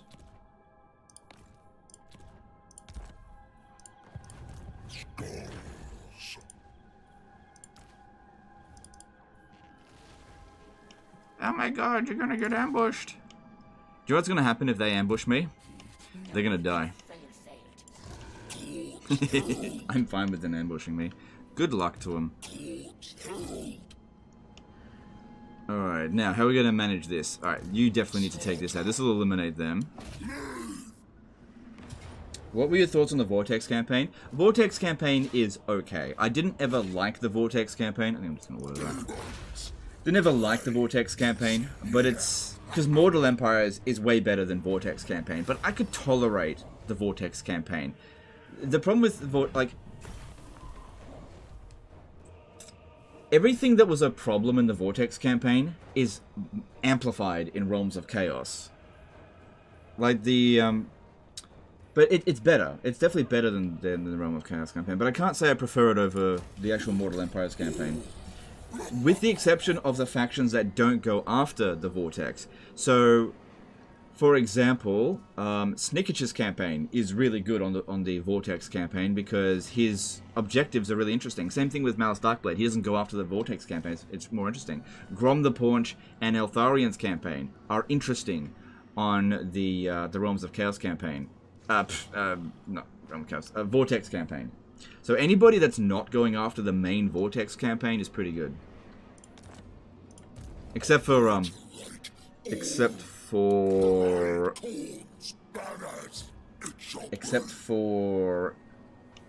Nakai the Wanderer. It's crap. Not a big fan. Alright, we're starting to get our money problems a bit more under control there. That's good. Alright. Let's see. Now, I think I'm going to need to sack this settlement, because otherwise I'm going to lose all my movement. I think I just ordered that. Skulls for the skull.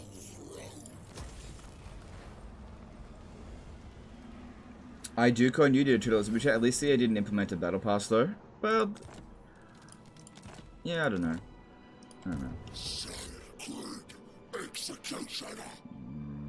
There's a chance that they won't stand and fight. I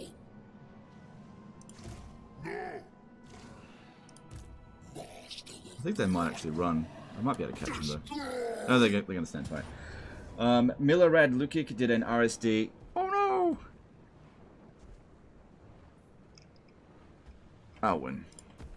Milorad Lukic did an RSD 100 super chat. What's your thoughts on adding Chaos Realms in IE? I'm okay with it as long as they don't import the problems with the Chaos Realms campaign.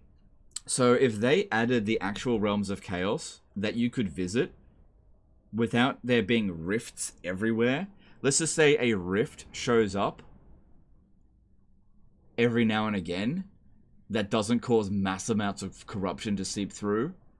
It just opens up to the Realms of Chaos and you could just go in and there actually be a good reward at the end of doing it. Like if you did the Realm of Chaos, let's just say you did Khorne's Realm and you beat the Demon Prince playing as, say, Karl Franz, and then at the very end you get a Demon Prince soul that does nothing.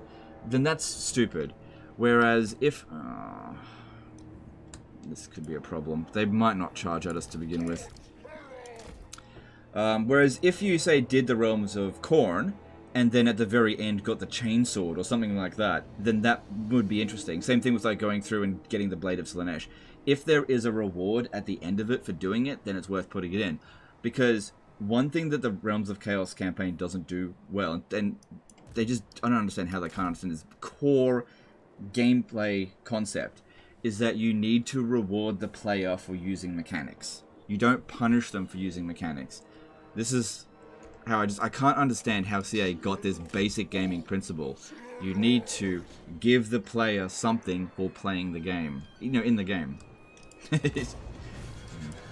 You have played the game exactly as we intended you to play it. Here's a punishment.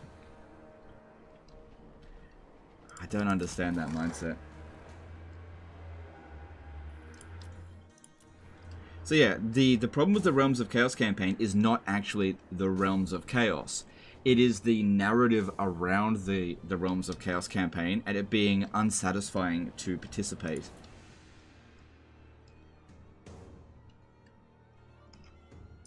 Like, the game should not get more difficult if you ignore the main game mode. It should actually, if anything, the game should get less difficult. Or more like this, it should get more difficult if you don't do the Realms of Chaos, and it doesn't do that.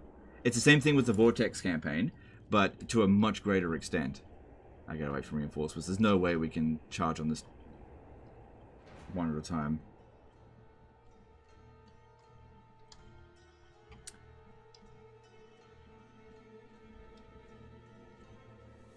How many cultists would you need in a province to get corruption high enough to establish a cult there? Well, it depends on how much Untainted is there, so you need as much as is required. Each province is going to vary. Tzeentch's realm could possibly be changed, though. Oh yeah, that's a good point. The realm of Tzeentch has to be one of the worst designed game modes of all time. Like, oh my god, you guys are like deliberately trying to get me to rant, right? I've forgotten about all this stuff. The Realm of Tzeentch, I remember being in early access and just railing against the Realm of Tzeentch, saying, how could you guys let this game mode exist? Like, who designed this shit? Like, it makes no sense from a gameplay perspective. You've got a realm that steals your movement points every time that you make a decision, that requires you to play a guessing game, where if you put in extra effort, it provides you with no additional value to the thing, because it's simply a case of, like, you get a choice between two doors, and, like, trying to find out which door goes where takes longer than just guessing which way to go. And also, it's preset, so all you have to do is memorize the location, right? But in addition to that,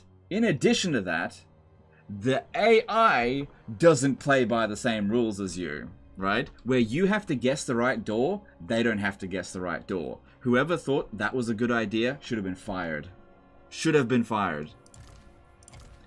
Because that is like criminal game-breaking laws. This is so bad. Whoever thought that was a good idea and put that in the game should have been fired.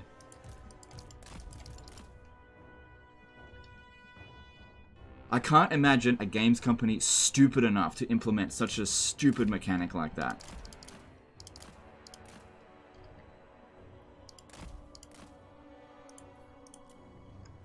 It's okay, Elijah War, the realm of Zinch made me divorce my wife, so Slanesh brought us back together. Yeah. Also, hey, Elven Plot Armor. But yeah. You guys making me rant about the realm of Zinch. From the first day to the last day, I have hated the realm of Zinch. I will forever hate it. Until they change it. Fucking bloody guessing game. What's behind door number 1? Well, guess what? Nothing!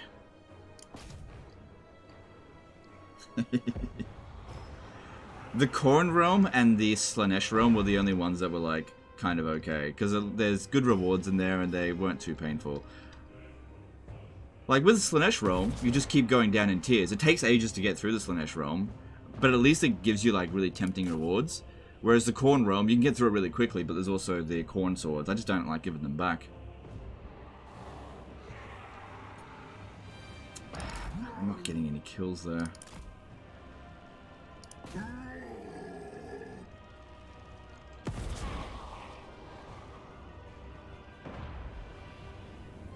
I suppose even if I got kills, they'll just regenerate it anyway. Alright, I need to lure some units over here early. The fact that we've got loads of flaming attack is definitely going to help here. Also got some... Oh, good, a lot of damage on the Skull Cannon.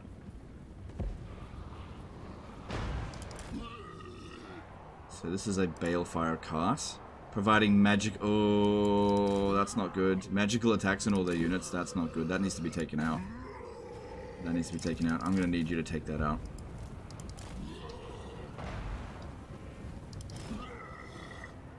Yeah, magical attacks on these demons, not good. Not good. Blobbing. Thing is, I've got blood shrines. They're good in a blob. But, it's only got 20% physical resistance. Okay, I'm gonna need you to distract that as best you can. Yeah, I've got to stop that corpse cart.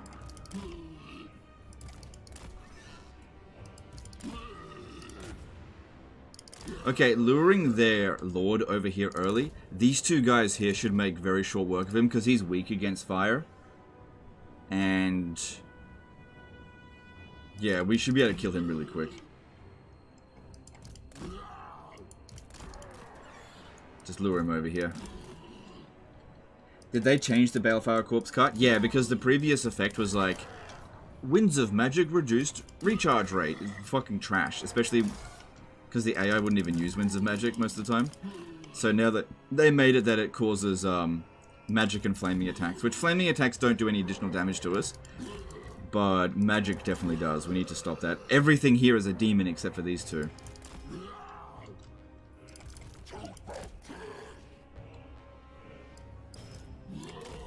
This is good so far.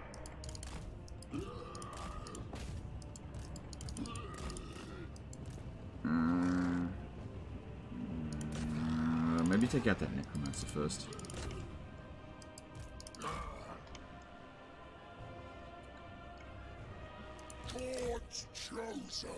What hypothetical DLC would you most be excited for?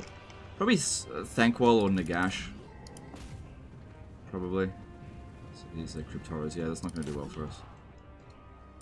No, come back here, come back here. Come back here. Shit, let's just go out there. We need to take him out early. The sooner we take him out, the better. Okay, it doesn't look like this corpse cart's going to make it to the battle. That's it, just lure it down over this way. Don't worry about taking a hit or two. It's fine. That's it, just lure it. Lure it. Get in there.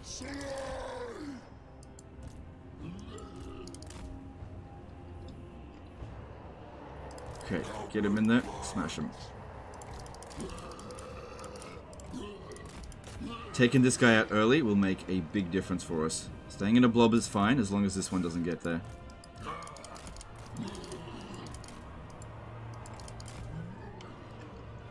How are we going with him? Oh yeah, he's getting smashed. Good, good, good, good, good. Getting smashed.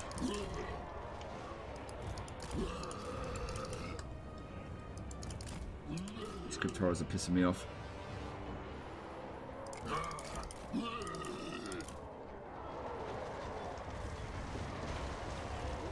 Ah, damn it.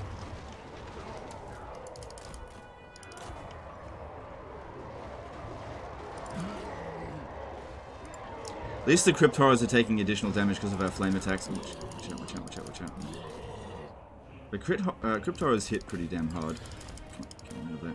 I've got to stop this fucker.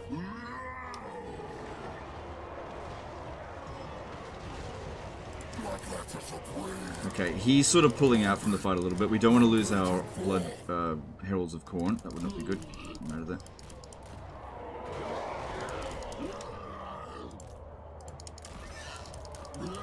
I don't think our guys here will be able to take on those Cryptoras because they're anti-infantry. They're just armor piercing. Being surrounded here isn't going to hurt us.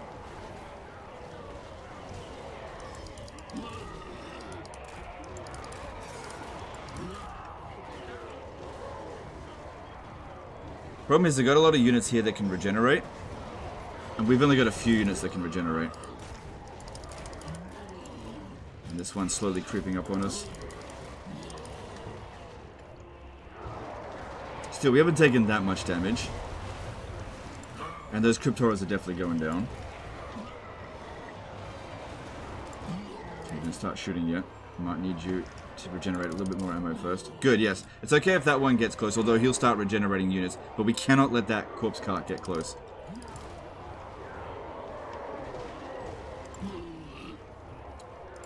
Blood shrines are doing well. Yeah, have this guy regenerate by fighting zombies. That's probably best for him. Just keeping that one out of the way. Good. That corpse card is not getting over here. That's good. This one's taking too much damage. Let's swing around this way.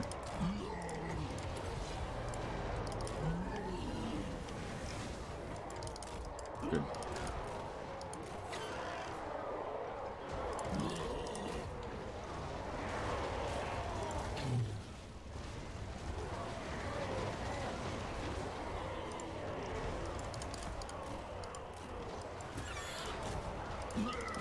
These guys are anti-infantry, so we can help take these guys out.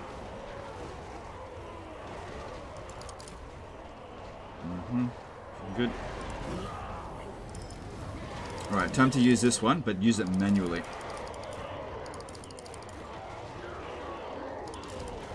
If I can get it out. You need to get out of the way. Matt Groover did a $2 Super Chat. You looking forward to the new DLC? Yep, sure. Yep, definitely looking forward to it. Thanks, Super Chat. Appreciate it, dude. Come on, get him out. Yeah, you go around this way here.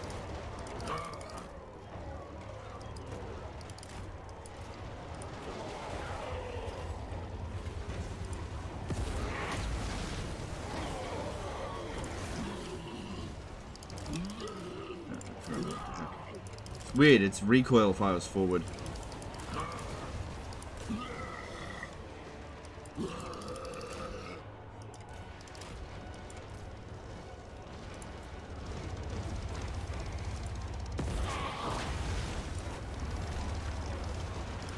More Warpstone did a $10 Super Chat. Hey Legend, check out our head-to-head tier list when you get a chance. We'd love to hear your thoughts on it. Well, I wouldn't know the first thing about head-to-head tier list because I don't play head-to-heads, but thanks for the Super Chat. Like, yeah, I've never played a head-to-head.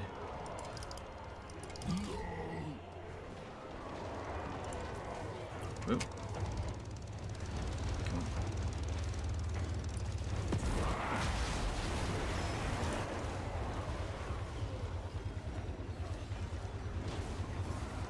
We've got this. It would have been good if we had killed that Ghoul King, but...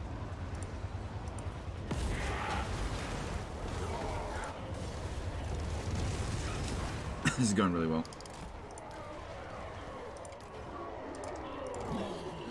Yeah, 20,000 damage on that one. Our army's still in good shape. Bring this one over here, charge into it, should cause the army losses. They're getting shredded. We're no longer surrounded anymore.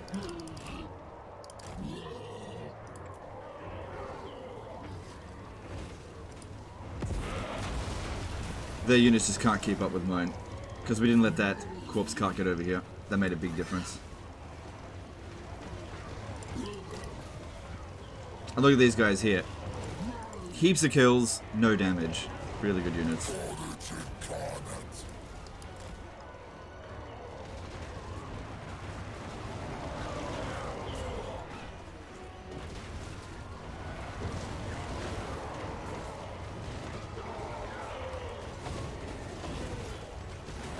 I do need you to fight on Super Chat. Thanks for recommending Legend of Sotek.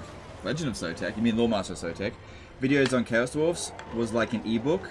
Would be great to see you guys do a co-op campaign again. Yeah, maybe we'll do a co-op campaign one day. We'll see. Thanks for the Super Chat. Appreciate it. For enemies campaign with Major Kill? Major Kill doesn't really do Total War stuff anymore. It's not really in his best interest to do that. He should just keep focusing on Warhammer 40k because that's what's... He's absolutely killing it with that. There we go, we won. And now, watch as half of this army regenerates post-battle. Fucking vampire counts. How to deal with moral engines? Kindness. No, you mean mortis engines? Shooting them would be best. But throwing huge blobs of infantry is the worst way of dealing with them. You want to isolate and get rid of them. Shooting them's best, though. Of all the monogod armies, which armies do you like using the most? Probably Khorne, actually. It's weird. I never thought I'd say that. Manuel Angel did a $5 super chat. Hey, Legend, nice to see you streaming again. I haven't watched much Warhammer content since you stopped. Yeah, no worries, dude. Thanks, super chat. Yeah, I have actually noticed that nobody has really taken up their sort of biggest Total War streamer mantle since I left. I thought Anticity was going to be the one, but then he quit for a while, and then he's kind of come back. But we'll see. We'll see. It could be Mercy the Mad. He's pretty dedicated to grinding it out, and he's getting better. Mercy the Mad might be the next big streamer. I thought it could be Dame Offensive, but she quit as well. Could be Radiant Ash. We'll see. Or it could be somebody that hasn't emerged yet. Thing is, usually big streamers take a long time to build up. I'm gonna go with money. Yeah, look how many friggin' revived. God damn it. I don't know if I'll have enough movement to catch him. Tips of dealing with Gorst as Kugath. Snipe the Mortis engine. That's all I can really say. Try to snipe the Mortis engine. You start off with some Plague Drones, get rid of the Mortis engine. Okay, I do actually have enough to catch it. Good.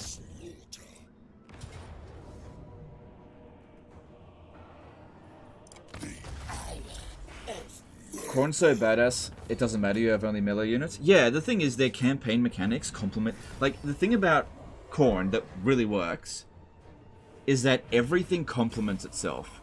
It's a really well-designed mechanic. As bad as, like, I was talking about the Realm of Zinch, the big reason why the Realm of Zinch is bad is because it takes you out of the Total War experience, right? And it doesn't reward you for using any of the mechanics.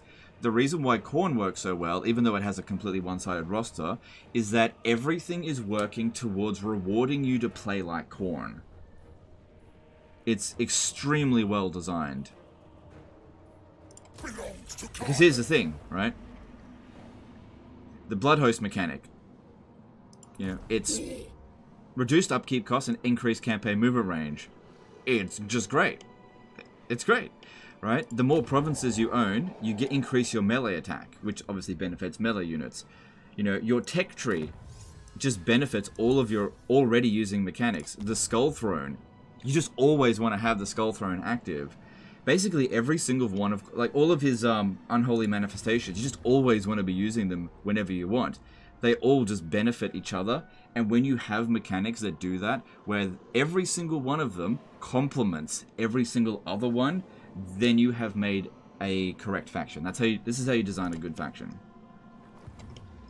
That's how the Skaven work as well, and that's why I think Kugath doesn't really work.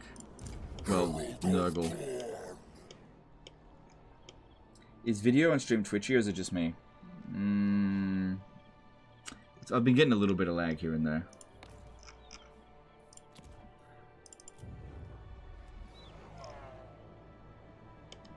I think I'll get rid of this now. Because an army could be coming over here at any moment. Just leave it empty. Just leave it. We're not going to stay here. We're migrating. Alright, I think I've used all my movements. Yep. Alright, what do you got for me? That gets it rank 13. Okay, speed is good. Actually, go with... Yeah, go with speed first. Don't underestimate the power of spear. Okay, speed. Okay, no new enemies. That's good.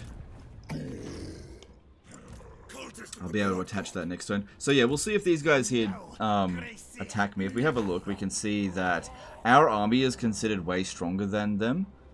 So they'll probably calculate that even if they ambush us, they're probably not going to win the engagement, so they probably won't do it. And even if they do it, they won't win. Alright, here we go. It is lagging a bit. Okay, well, I can't really do anything about it. It just, sometimes that happens.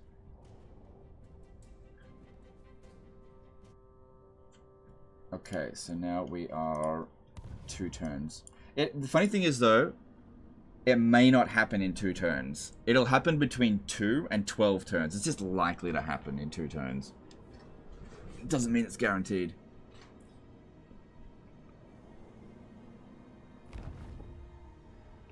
Yeah, they just jumped away. Okay, I kind of wish I had intercepted them. I want more kills.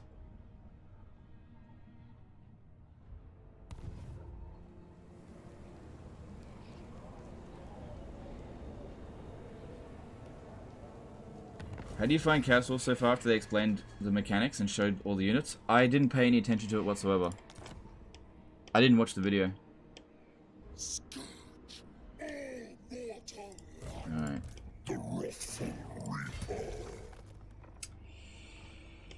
Alright, we're gonna do this. Tony Pulkinen did a €2 super chat. Thanks, dude. Appreciate the support. Thoughts on Chaos War Shrines? They're alright. It's a good concept, but the AI targets them, so sometimes they're quite detrimental to use. Because the AI just guns straight for them. And they're really big and slow. So, in the right circumstances, when the AI can't just, like, use a couple of archers to shred them, then they're very good. Especially the Mortis Engine one of Slanesh, that's very powerful. The Khorne one's not that big of a deal. Can't remember what they all do. Yeah, I think what we need to do here is...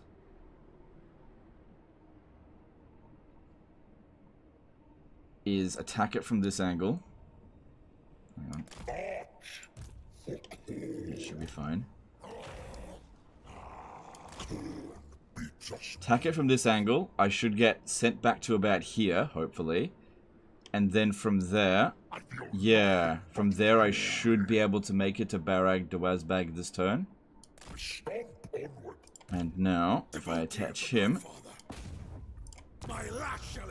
Cool. Cool. That's good. We need to get rid of Wurzag before the endgame crisis occurs. So, this is where we blow him up. Well, we've still got another turn, technically. These blood hosts are not really of much value anymore. They're not really gonna... Oh, if I send them up this way and send them together, they might be able to do something. Which is the weakest one? This one. Alright, yep. Launch the attack from that angle so we're not going backwards this way. Could probably just auto this. Who tends to win the Ultimate Crisis? I think Greenskins usually win. But not always. Skull for the skull throne. Oh no, he went too far. Ah, oh, you're never gonna catch up now. God damn it. Oh well. Try if you can. Might just disband that when its bloodletting is reduced.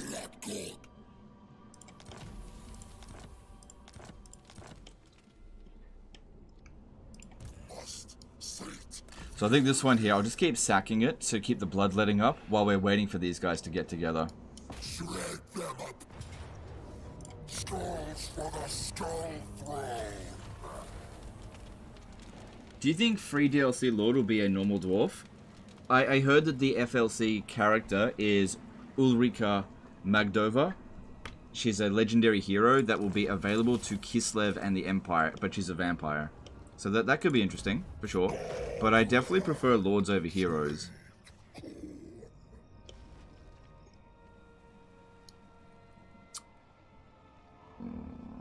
Can't you... We're gonna get sent out this way. I'm not gonna be able to make it there then. I can't get around this way because it's blocking me.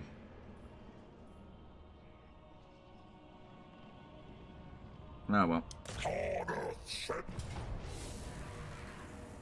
Encounter Barakvar. I always do my war declarations at the end of the turn.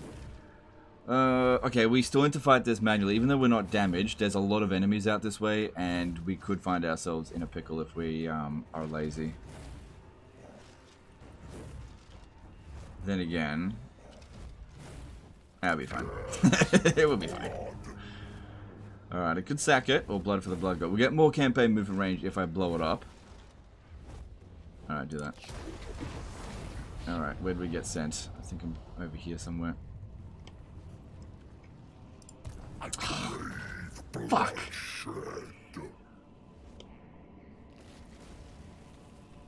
Essentially a waste of a turn.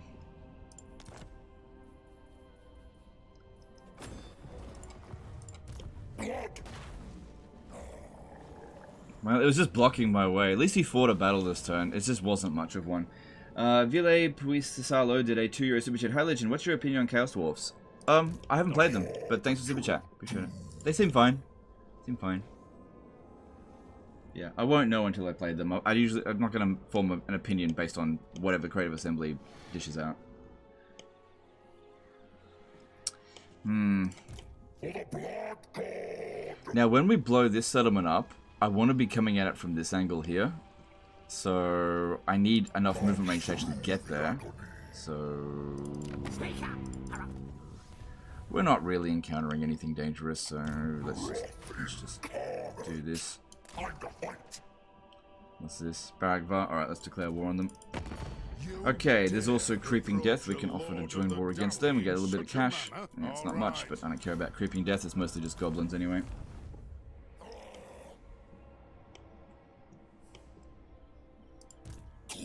Oh, you know what? This army here might get hit by this one. They might do that. But I don't care if I lose it. Whatever. Easy come, easy go. Alright, well, that was a quick turn. Didn't have much to do this time.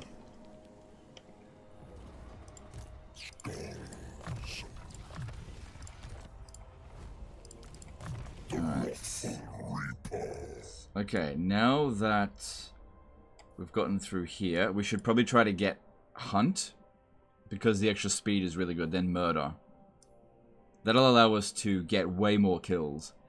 There's also extra campaign movement range here. That's really good, but it just takes ages to get there, and most of the stuff in here I just don't need. So... and we're already closer to this point over here, so let's just go for that. Make Skarbrand better. Alright, I don't think there's anything else to do. Any more war declarations? Nope. Any more movements? You just go into raid stance, get a tiny amount of that, whatever. And should we merge some units to save some money? Yeah, we should. Yeah,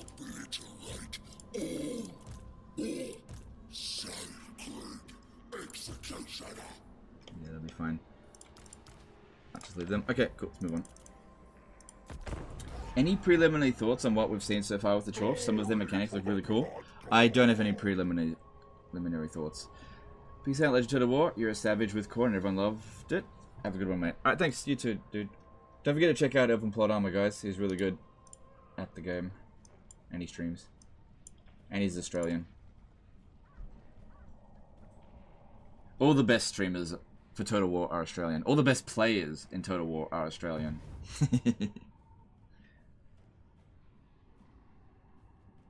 God damn, the AI, I can't believe how much of a coward the AI is. They really could have beaten me there.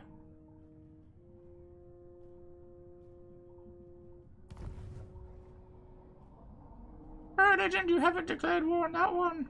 I didn't meet them until just then. Have you read the Gotrek and Felix novels? I have audiobooks of most of them, and I haven't gotten through them all yet. Oh yeah, this is good. This is good. This one is way better. Yeah. Way better. Melee defense plus 10. Oh, that's for...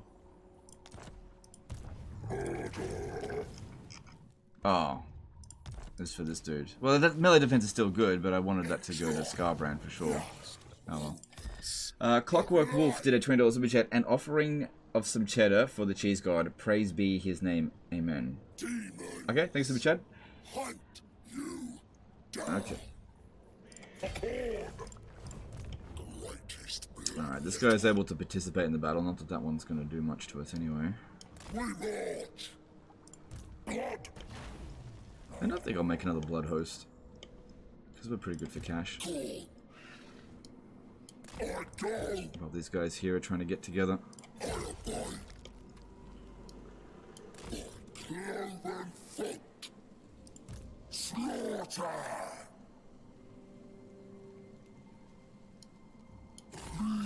Alright, sack it again this turn, but we've put ourselves in a position that next turn, I should have gone out of raid stance, but it's fine.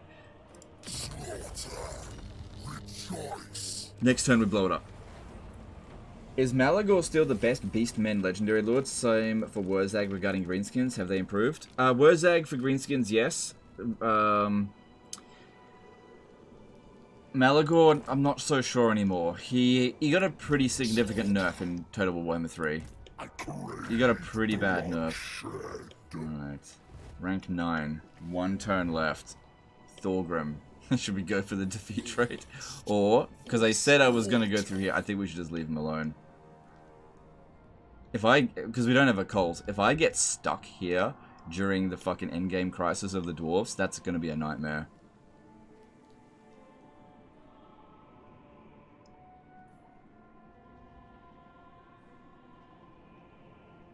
I could just blow up Karaza Karak, that way it won't show up there, it'll show up over here.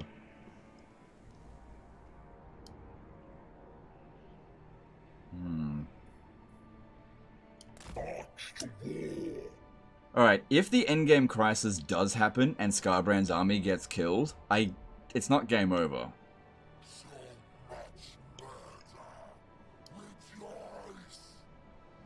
Fuck it. Fuck it, I like skulls. It's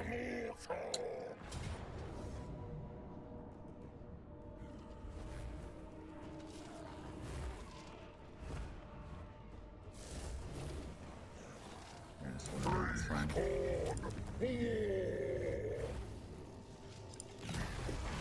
Ooh, that was a nice run. Do you ever build outposts? Not in this campaign, I don't. Ooh, look at this hippity hop. Alright, I need you to force march next to this dude if you can. Keep your blood hosts together. Ooh. I might be able to blow that up and get sent back straight down here. I do love to chain up a few things. How's our Khorne corruption going? We're ages away from getting... This one here is really good. Yeah, that'll give me enough movement to get there. He won't stand and fight this time, but I think I'll have enough to get him. Is Thorgrim there? Aw, damn it! Thorgrim's defeat trait is really good. The drinker of blood.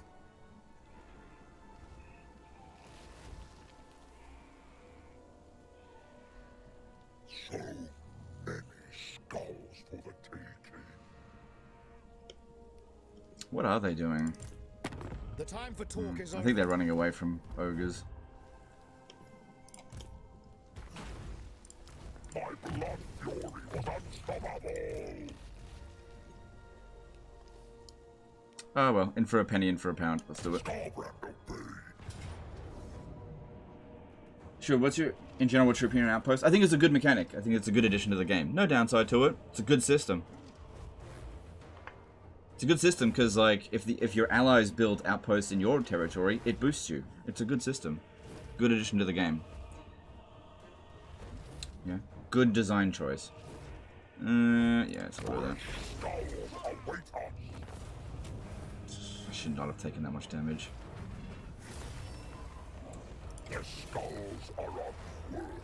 Oh, damn. Thorgrim got fucked up before the endgame crisis even triggered. He might come back, though. Pretty sure the dwarves come back. Is that his last settlement? Yeah, it is, too. Make it quick, has got wicked schemes to plot. Alright, so he'll offer me 1,000 gold.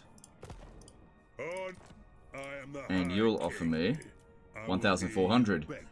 Deal! Alright. Whoever pays the most can pay the most. Alright, now.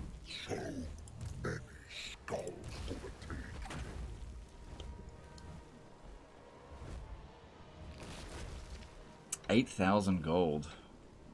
Yeah, but we're one turn away from endgame crisis. I need to get the fuck out of here. Should I sack it? Sacking it will not give me as much movement. But 8 grand is pretty good for the stage of the game.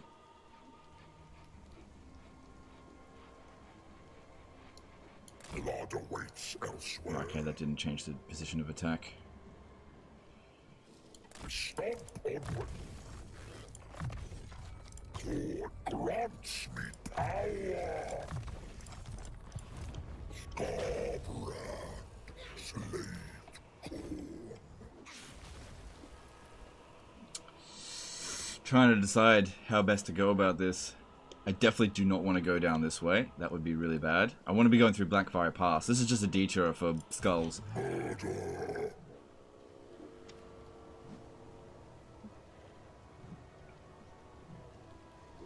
What do I do? Do I blow it up or do I sack it?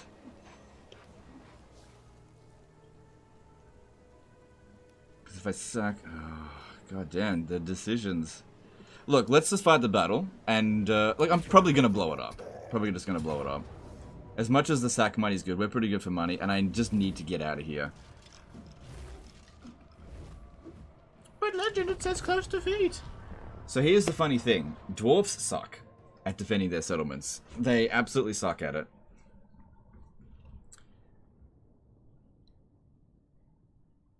Okay, this is the more difficult settlement to attack. Should be fine though.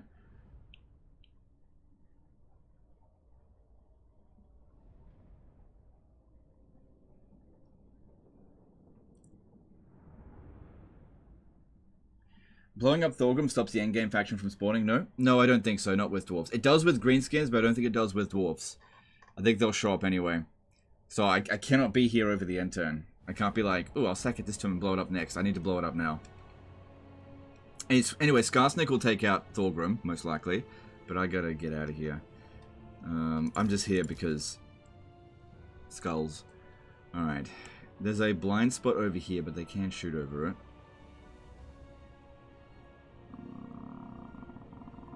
Okay.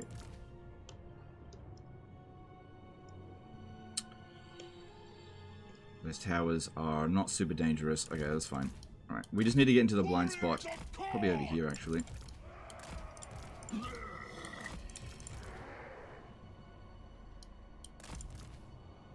Yeah, let this one here get shot. Same thing with you, that you get shot at. You're not going to be able to come with us. Skarbrand's going to punch through here, and you're going to come in.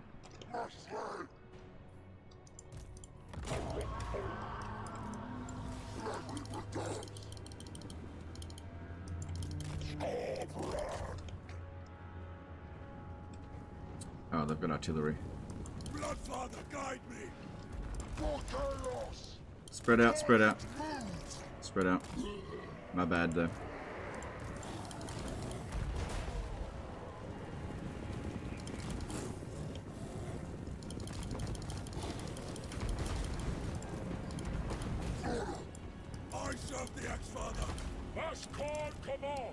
If we get over here, the artillery won't be able to get us.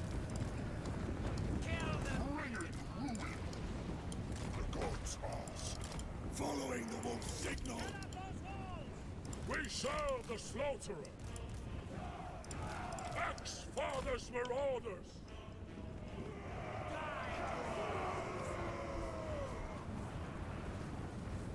Come on, hurry up.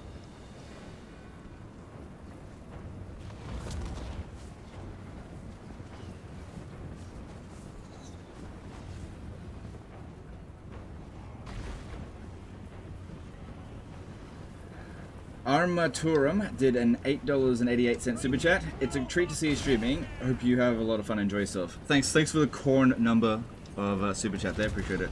888 number of Khorne. Oh, come on.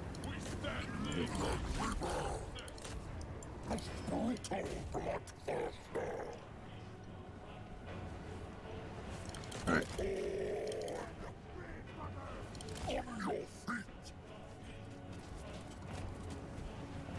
Let's go.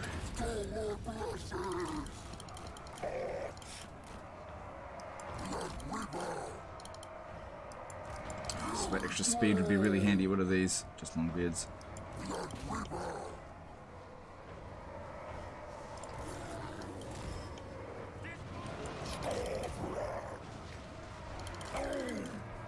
Come on, Skarbrand. Need to get your momentum moving. That's it. That's it. Move, move, move, move, move. Cool, cool, cool. Don't worry about these guys here. Just come on.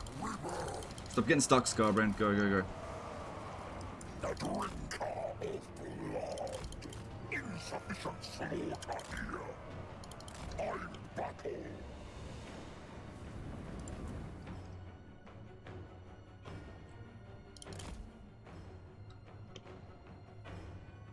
So they should have reinforcements coming in from there pretty soon, but they're slow. Anton Grotesque did a 50 PLN super chat. Hello, nice to see you. Always been your fun. Have a good time with your campaign as we do. I know, dude. Yeah, I do enjoy playing as Khorne. This is one of my favorite campaigns in the game. Thanks, super chat.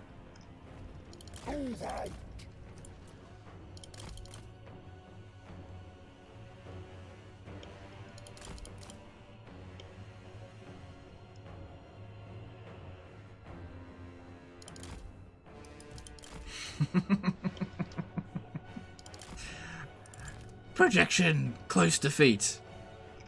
Heroic victory, 0 casualties. It won't be 0.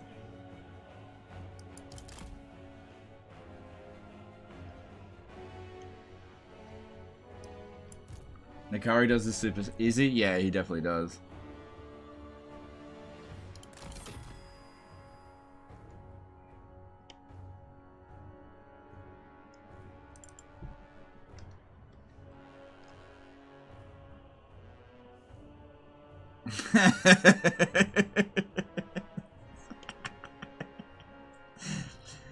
They actually had a position there that they could shoot us quite a bit, but if you're shooting at them, they're like, I don't want to stand still.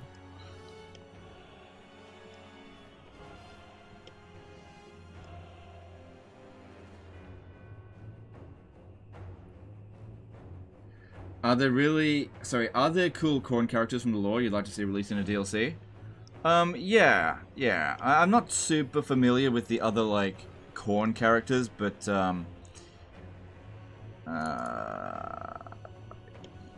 short answer, yes. I'm just not super familiar. Like, the 2 Khorne characters that I was aware of that I liked is Valkyria and, Skarbrand.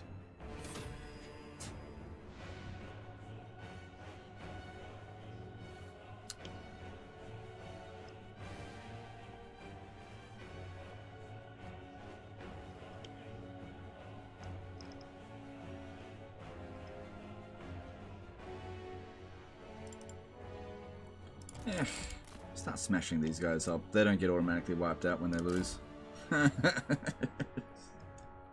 Where's their lord? That's going to give us the most amount of stuff.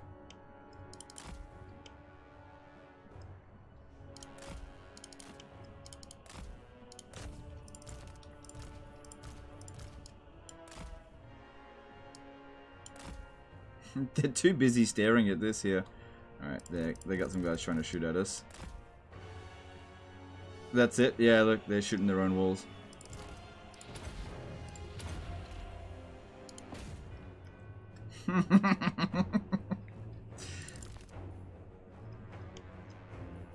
But Legend, that's cheese.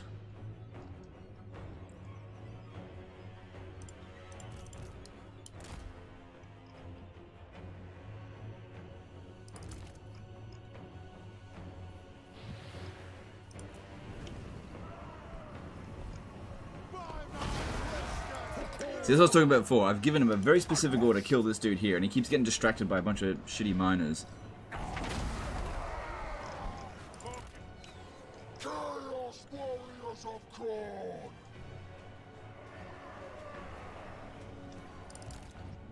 Yes!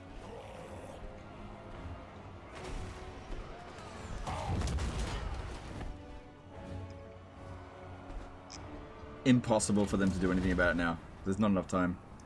They're finished.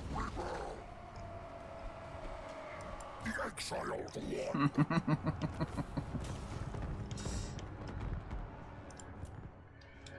Giole Dinardo did a €5 super chat. Hi Legend, you were my first ever stream donation. You teached me a lot about the game.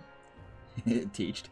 Thanks. Keep up the great work. Greetings from Italy. No worries, dude. Thank you for the super chat. Appreciate it. Glad to be your first super chat.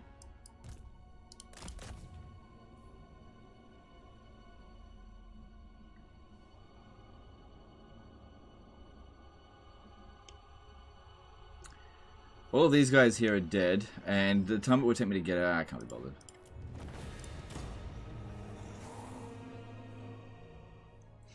Close victory.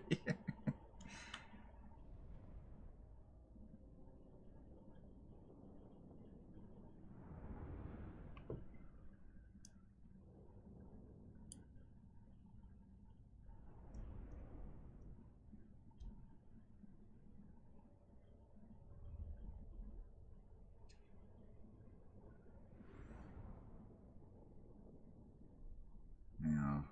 I think we should just skull for the Skull Thrower, because any Blood Host army we put here is just going to die anyway, straight away.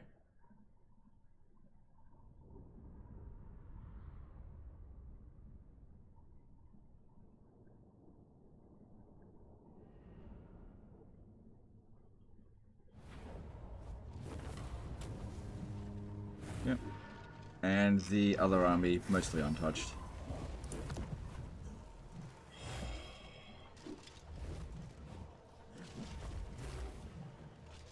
I really want it. But I know that that's probably not a good idea. I need to get out of here. Aww. Oh no. I probably... No, no, it's fine. It's fine. Because now I can use this to actually get a little bit more movement. And I should be able to make it to Varenka Hills this turn. But of course... we'll see. Yes, I kind of wish Thorgrim was here. I don't mind his defeat trait, but whatever. Anthony Riley became a member for 21 months. Hey Legend, it's been a while. What's up? Not much. Got burgled. Been mostly chill, but everything's okay. Thanks for the membership. Appreciate you, dude. Alright, so we need speed. Speed first. Get his hit points later. He's not like he's ever even come close to dying. Yeah, you need speed. Keep that up. Give me a banner of swiftness. That's what I want.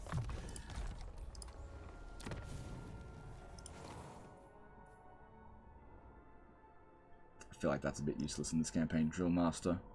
Nah, keep it on thingy. The harbinger of doom.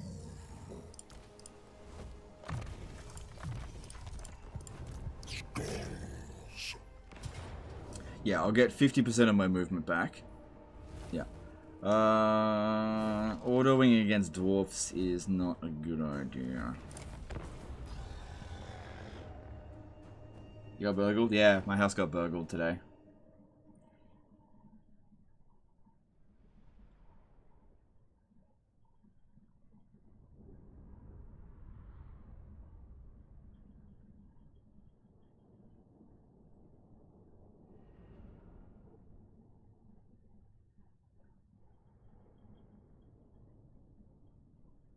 Never paid attention, but can you fuse the ancillaries? No, you can only sell the ancillaries. You can sell the Coordinate Master for money? That's correct, yep, absolutely. I always forget about doing that. If I ever need money, I'll totally do that. Otherwise, I don't know. Maybe I'll attach it. Who knows, maybe I'll be able to confederate those idiots. If I get enough of them, and put enough of them with characters. Maybe. We'll see.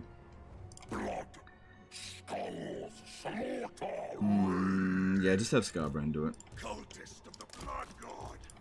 Gotta keep our army nice and healthy. Are they coming at us right away? That's okay, they're too slow, they can't catch us. Alright, can we kick him down the hill? Can we kick him down the hill? Yes, we can. Yeah! Oh, it's not the same without the Banner of Swiftness. You can wipe out a whole dwarf regiment in a single run.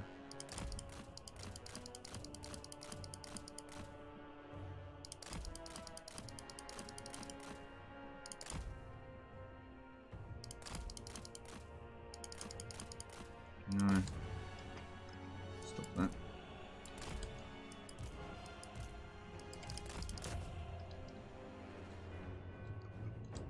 Is the Ica displayed okay? Yeah, it's right behind me, it's fine.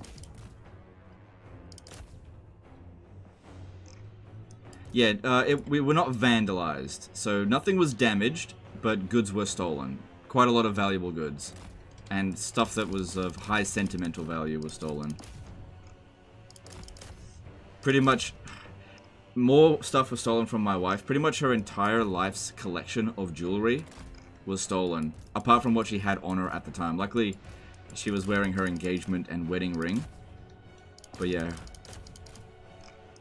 30 years of her collecting of various jewelry, you know, as women do, all gone. We'll never get any of it back. But it's insured, so we'll get money. We can get the value of it, but we'll never get the actual items back.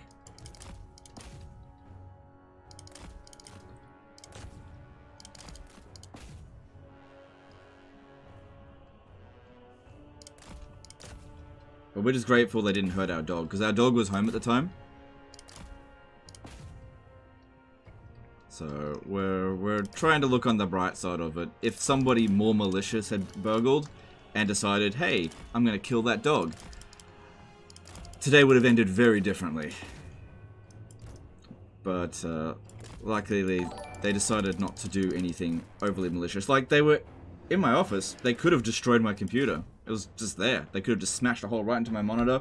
I wouldn't have been able to make videos for quite some time until I can get it back up and running. But they didn't do that. They didn't damage my wife's computer. You know, our ability to just move, like, continue on with life is fine. We just lost jewelry, basically. And my birthday present. Someone stole my birthday present. I hadn't unwrapped it. They just stole it. It's from my parents. I keep telling my parents every year to stop buying me birthday presents. They're like, it's fine. It got stolen. It would never have happened.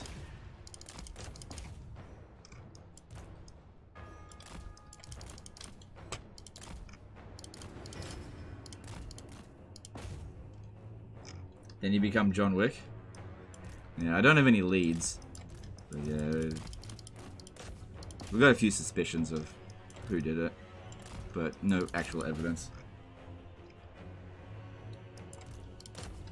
Can't really do anything about it. Just have to file an insurance claim. That's all we can do. And just keep an eye out for marketplaces. Maybe the specific jewelry that we really don't want to lose, if we can manage to get that back, even if we have to buy it back, maybe we can find it. You didn't tell us what the birthday present was? It was wrapped. I didn't get a chance to unwrap it. They took my wrapped birthday present.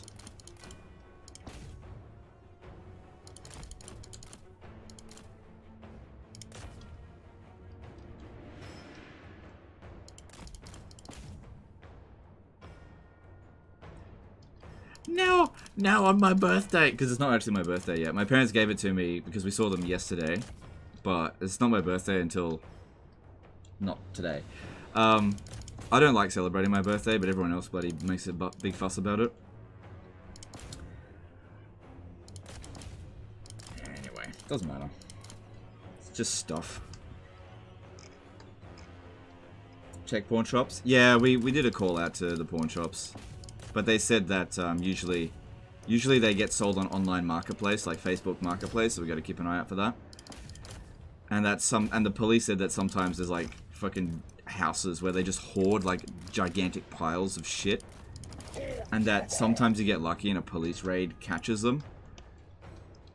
So we'll just have to wait and see.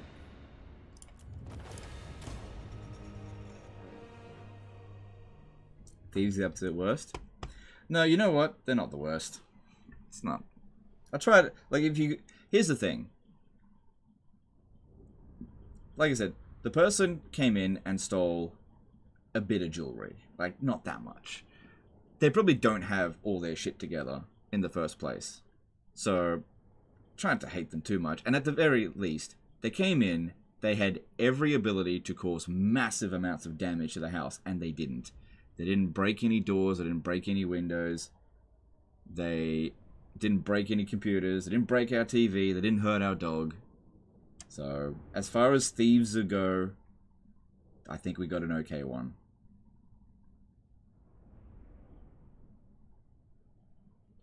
Are you going to install cameras now if you haven't already? What for? They stole all our good shit. We don't have anything left to steal. But yeah, we're going to put in more security measures. We already boarded up the window that they got in, because it was locked, but they pried it open. But they didn't actually just damage the window. It's a shit window.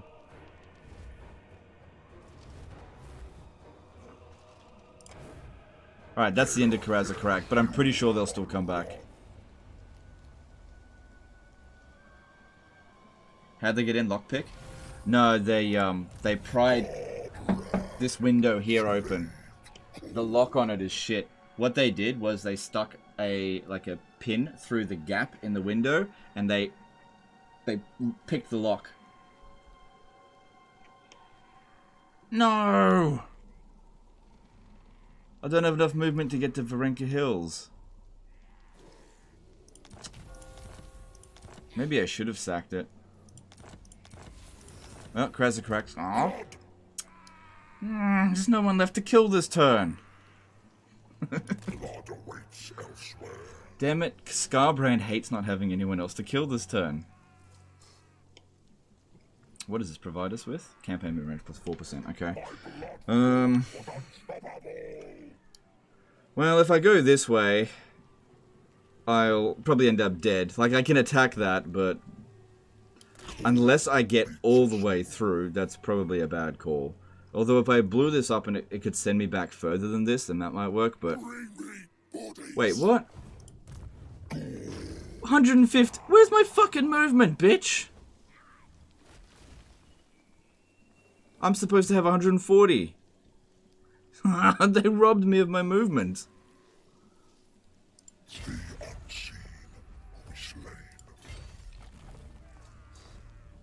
That's weird. Dominic did a $10 super chat. Sorry to hear Rick will pick targeted you. Yeah, that's fine. Thanks super chat.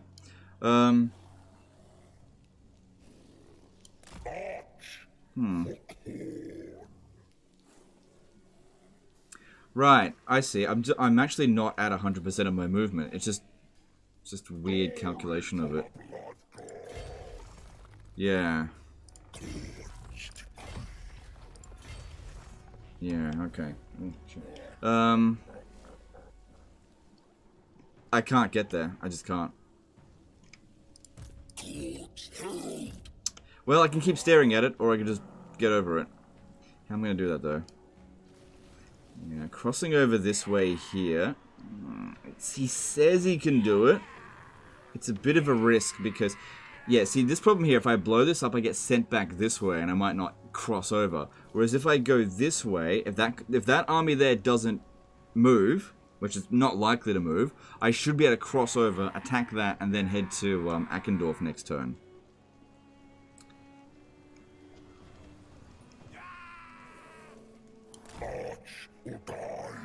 Okay, even better still, if I force march... to here, I'll have 1 extra move point.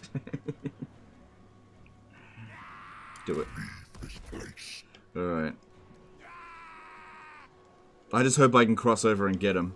If not, I'll be able to hit Varenka heals from that angle. Camphy did a $5 super chat. Robbed in person, robbed of movement. Hope things get better. Alright, thanks dude, appreciate that. Yeah, I keep getting robbed. Okay. All good. Alright, cool. Alright, that's all my movements done. Any new enemies? Yes, I do. Have a few enemies. Karakazul. Oh, hang on. Yeah, that's fine. And Zofbar. They want me to go to war with Red Eye for... Yeah, I'll take it. Very well.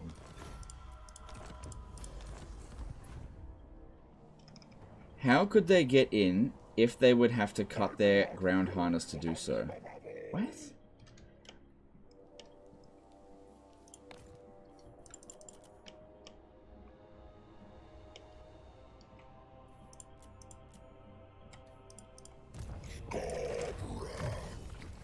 Try to change stance once again. Oh shit, you're right. Huh.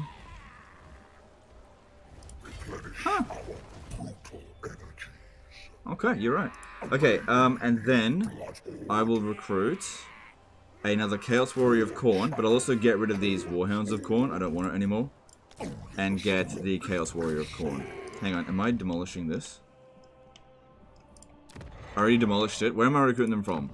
They're coming from... Yeah, they're coming from here. Okay, I'm not going to lose that this turn. Then I'll be at full stack status. Cool. And keeping it like this for a while should be fine. Yeah, that's a nice sort of balanced early game army. A bit of everything. I'm fine with that. Some demons, some men. Yeah, don't bother building any of this up. It's all gonna go. Alright, let's see how this goes. So the endgame crisis could happen over this turn. Alright, any new enemies? Nope. Okay, moving on.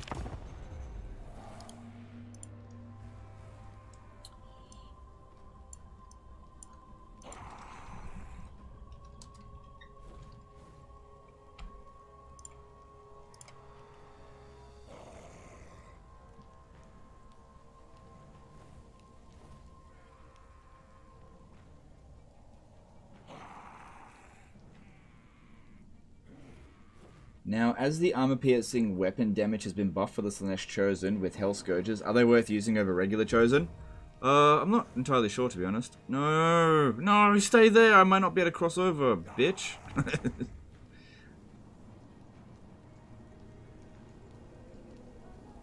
Why Chaos Warriors, not Bloodletters? Okay. Bloodletters tend to get wiped out really easily. Like, they'll go down to... Okay, we didn't have the endgame crisis yet. Khorne Ascendant. Ooh, nice. Ooh, hello. Very nice. Well, somewhat, yeah, whatever. Alright, we can teleport over to here. I will do that. Yeah, I'll pop that in now, and I can always change it if plans change.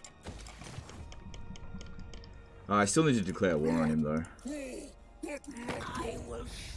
Who offers me more money? 900? That's probably more than what Khorne is going to offer. Khorne is usually pretty destitute.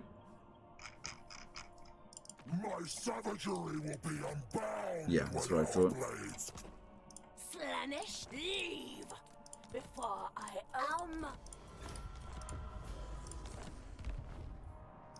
So yeah, it's pretty standard for that cult to emerge. And I can still make it over here. Cool.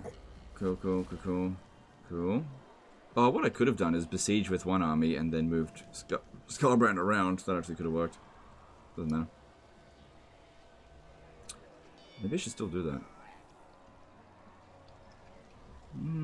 Because yeah, if I blow this up from this angle, I might actually get sent back over here. In which case, I'll just do it anyway. Yeah, alright, let's do it. Elisha Fogel did a $5 super chat. Long-time fan, can never catch a stream.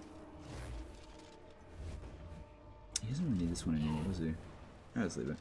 Can never catch a stream. Got all DLCs and having a blast. Steam sale is on. Thoughts on Three Kingdoms? Thanks. Alright, thanks super chat. I think Three Kingdoms is okay. It's not a game that I have much nostalgia for or anything. It's a game that I played for like 100 or 200 hours, and then I just stopped playing it. It's not a game that's going to get any more updates. Some people will love it, some people don't. It's an okay Total War game.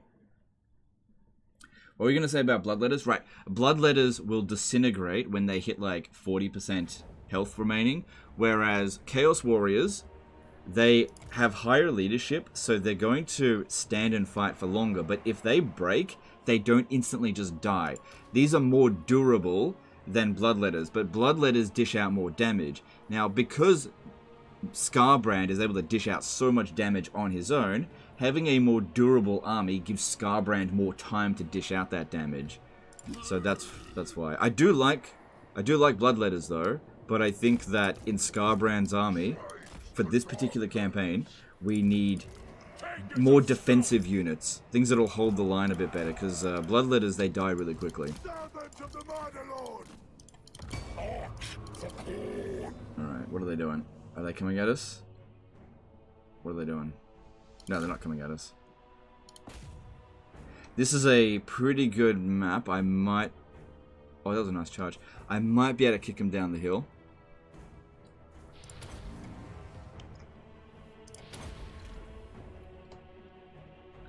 So to hear about the break-in, glad you guys are okay. Oh, hey, Anthony Lorenzen. I should make you a moderator.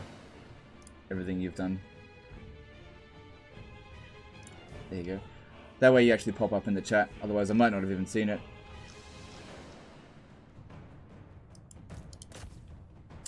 Aside from dealing with the aftermath of the break-in, hope all is well on your end. Yeah, everything else is fine. We were actually having a pretty good day until we got home. Like, you know what? Today's actually pretty good. And then we got home and it's just like, well, there it is. There's the icing on the fucking cake. Definitely affected my wife more than me. Like, it's just stuff to me. But a lot of, like, it's mostly her stuff that got stolen.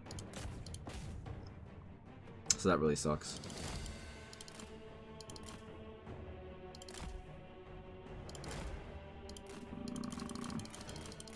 I'm getting bogged down. I need more speed. I need the campaigner trait as well. Come on, man. Come on! Now, kick him down that hill. Nah, he doesn't have the speed for that yet. Nakari would have been able to do it, but he's just not ready yet.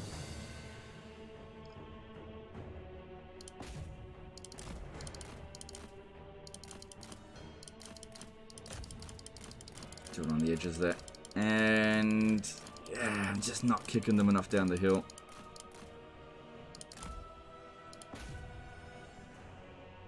That was a nice charge. Got quite a few kills there. Just keep on cycle charging.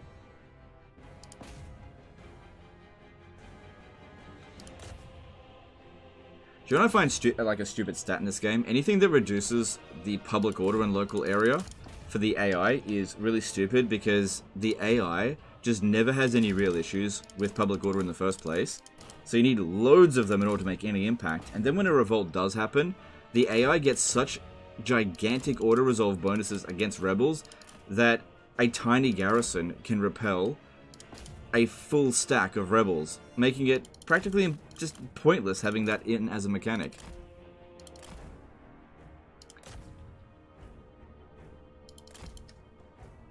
Shogun 2 kind of did it alright, but Rome 2 and onwards is just friggin' useless. Ulrika Magdova is a legendary hero, just got email. Oh yeah. I got the email too.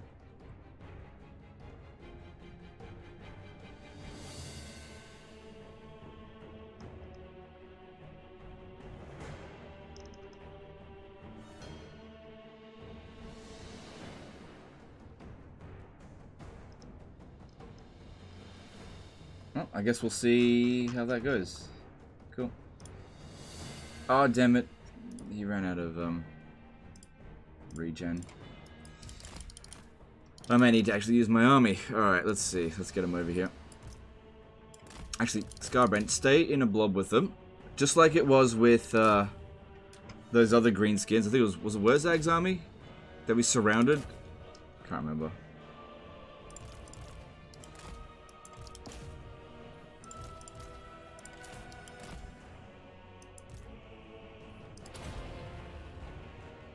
Can Kolek do the same thing as Skarbrand doing right now? Probably not. Maybe. Maybe. If you give him the demonic trait, maybe.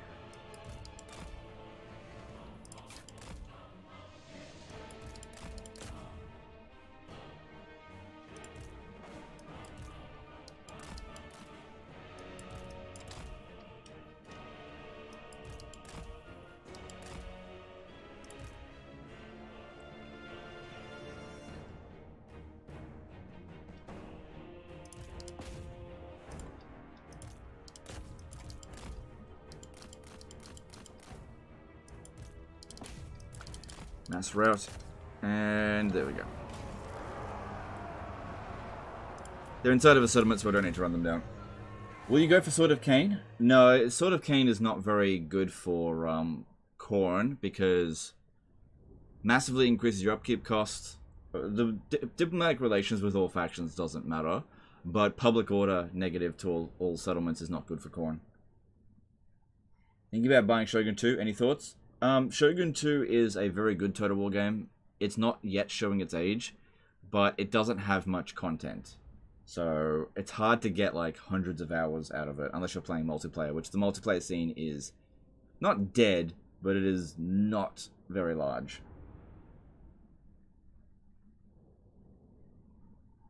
Start with Fall of the Samurai. That's actually better. And you don't need Shogun, the base game, to get it. Alright, should I sack it or Blood for the Blood God? It's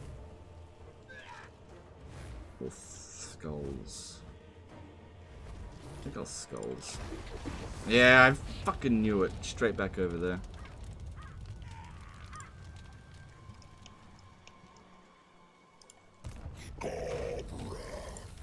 So good. We got Eternal War again. That's good. Alright. So now we'll do the thing. Scrag's defeat trait is not that useful for Skarbrand. It's not terrible, but it's not that useful.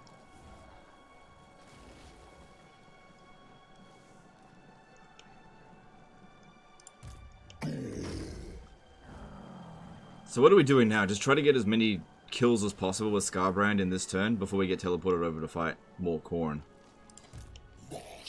And then these guys here, just stay here until we end up getting kicked out of the area. I crave bloodshed. Yeah. Alright, let's get this one here to besiege it. Do you think the next historical will have variety issues? I don't know. Maybe. And Skarbrand comes to here. Alright, he'll need to fight this battle manually, because I think we might fight Skrag next, and needs to regenerate a little bit. Then we back off from here, so that he actually can manage to get some movement. Too powerful. Yeah, I don't know if I really want him to go after Skrag. It's not a super useful defeat trait. This doesn't matter that much. Alright, give me that extra speed. Alright, help strength his garrison. It's nothing.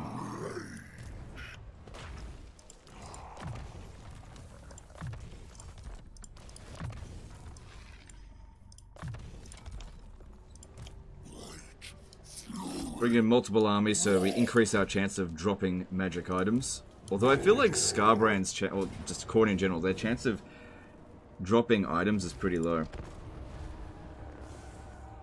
Can you repost the link for the Kickstarter? Yep. Yep. There you go.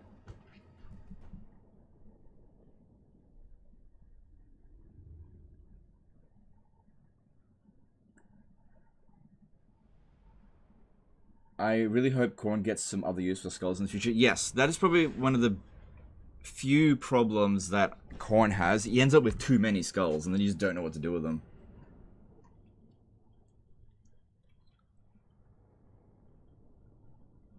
Especially considering the cost of the skull throne gets reduced over time, so you don't need as many skulls. And then your settlements, for every resource that you have, will generate skulls. So yeah, you just don't end up needing them. Oh, I don't feel like that should be there. What the hell? It looked like it was behind the mountain, but...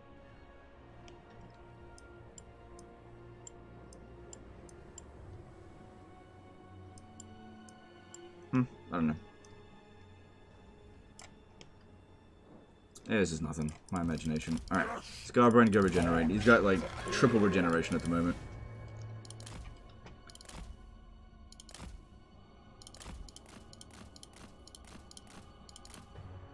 Yeah, if there was a way to, like, just spend excess skulls for, like, get magic items or, global bonuses or something, I don't know. Something like the Forge of Death or Mortuary Cult, that'd be good. But Khorne's already a very powerful faction. See, the thing is, like, you take Zinch, for example, Kairos, with his grimoires, you pretty much never have too many since some of the changing of the ways is insanely expensive, so you just spend your excess on that. And devotees, you can always spend more devotees. And infections just aren't really that important. Yeah, you can make more plagues. Marcus Wolfhart became a member for 18 months. Very pleased to see another great live stream. Sorry for being off topic, but my armies and medieval tea keep betraying me. How do I prevent this? It's a skill issue, dude. Have you tried getting good? No. Okay, so there's two factors to armies rebelling. And there's ways around it. So, the first thing is the authority of your lord, your king. The higher your authority, the lower the chance that a character will revolt, will defect. Then the next thing is loyalty of that character. So if you have a low loyalty character with a low authority king, and that character is given a large army, you're basically guaranteeing that that character is going to defect. Whereas if you have a high loyalty character with a high authority king, there's practically 0% chance of that happening. Now, if you want to completely prevent a character, as in 0% chance of them defecting, at the end of the turn, put them inside of a city. They cannot defect if they're inside of a city. Or you put them out at sea. They cannot defect if they're out in a boat. Or you put them in a fort. They cannot defect if they're inside of a fort. Now, I'm not 100% sure about this, but if you take away their army, I think that they're less likely to defect, since, in my experience, generals that don't have armies, even if they're low loyalty, tend not to defect. So they wait until they're given an army. And also, the commanding general is the cause of the defection. So if you have an army that's full of generals, and they're all loyal except for the commanding one, they'll all defect if he defects. Another thing is that princes and kings cannot defect. So, sorry, not princes. Faction heirs cannot defect. They have no loyalty. And they can't defect. So your faction heir and your king cannot defect.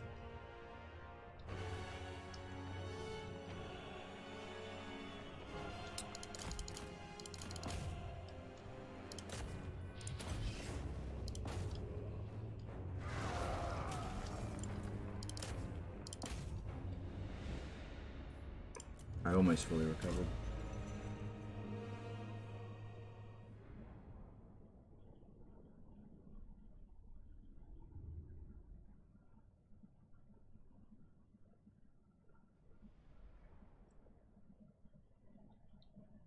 Armies without generals can defect easily. Okay, so a captain is essentially a character with 0 loyalty.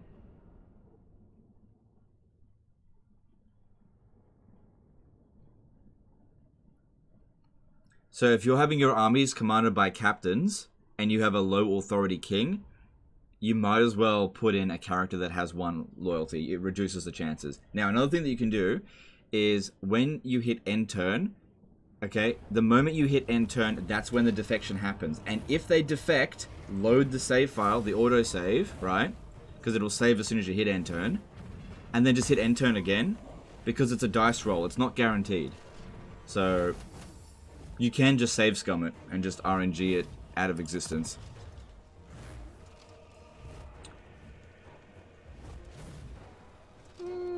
Skulls or blood? Skulls or blood? Skulls or blood? Skulls.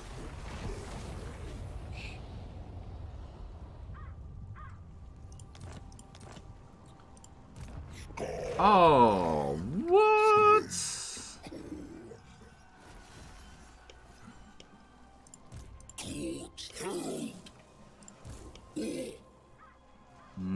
This time here can come and help.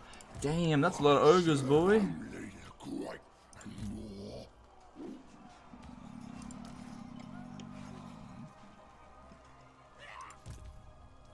My blood fury was unstoppable.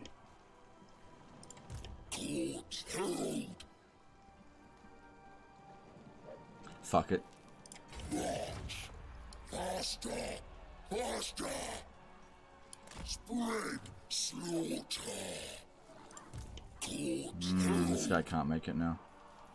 Yeah, not enough movement. Yes, we'll do it from there. The harbinger of Yeah, more health for him is probably a good idea. Yeah. Yeah, okay, let's do that. intensify my blood rage. Alright, what do we got in here? Yeah, a lot of ogres. A lot of ogres. Skarbrand can take on a lot of ogres, though. By himself. So many. He's only rank 5. And what's his spells? Bullgorger, shit. And Brain Gobbler, also shit. And that's all he's got, really. That'll heal himself. Skarbrand will fuck his ass sideways if we can catch him. That might actually be... No, don't worry about that. Okay, and... Yeah, fuck it, let's go. This is gonna get us not so many skulls, but lots of loot.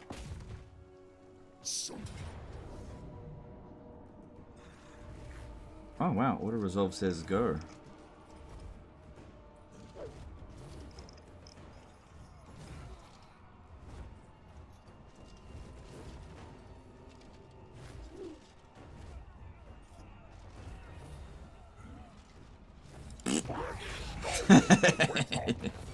That's not so bad.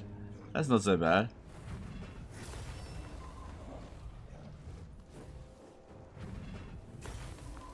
Yeah, it's not so bad.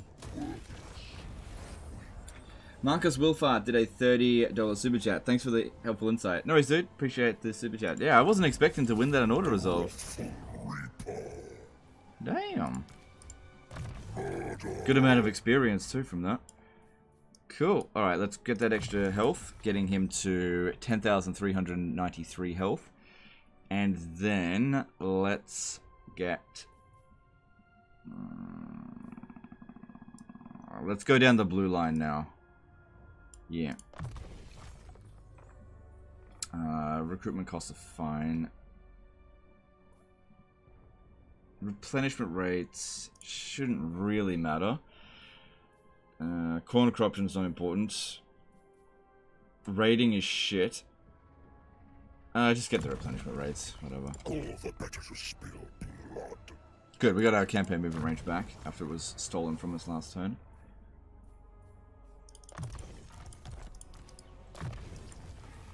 Good, this guy's on a horse now, that's good. And get that at rank 13, he's still got a few turns left for that. No, need fleet-footed. How are we going? No, that's good. Alright.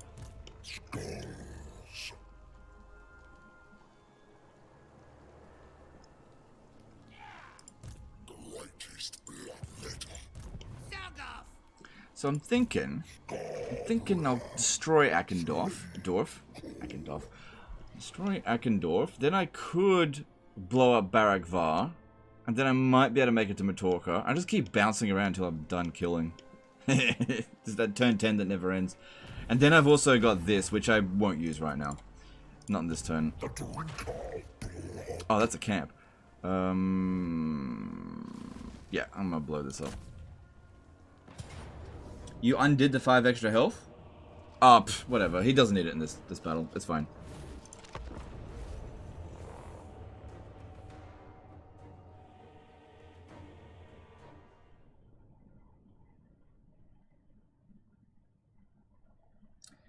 Missed a member message. Thanks for the member berries. Shakgurat Kuragat became member for 33 months. Hey Legend, I just started a Throt campaign and Kristalton, Katarin, and Azazel declared war on me on turn 9. What can I do? It's only on hard. Kill them. Just kill them. Thanks for the super chat. Ambush them. I mean, when playing as Skaven and as Throt, look, as long as that all of those armies aren't coming at you at the same time, it shouldn't matter that much, because more armies just mean more food. But yeah, the AI has a difficulty. Sorry, the AI will declare war on you, but they will be skittish about actually engaging with you. Ah, crap! I should have given this guy that banner. It's too late now.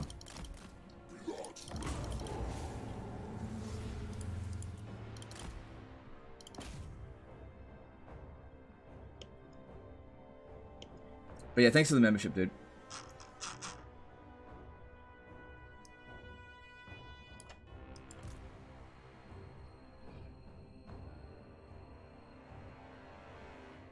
Yeah, I should have given this banner over this guy. That way you could actually regenerate in this battle. Because these guys here are nothing. They're easy to kill.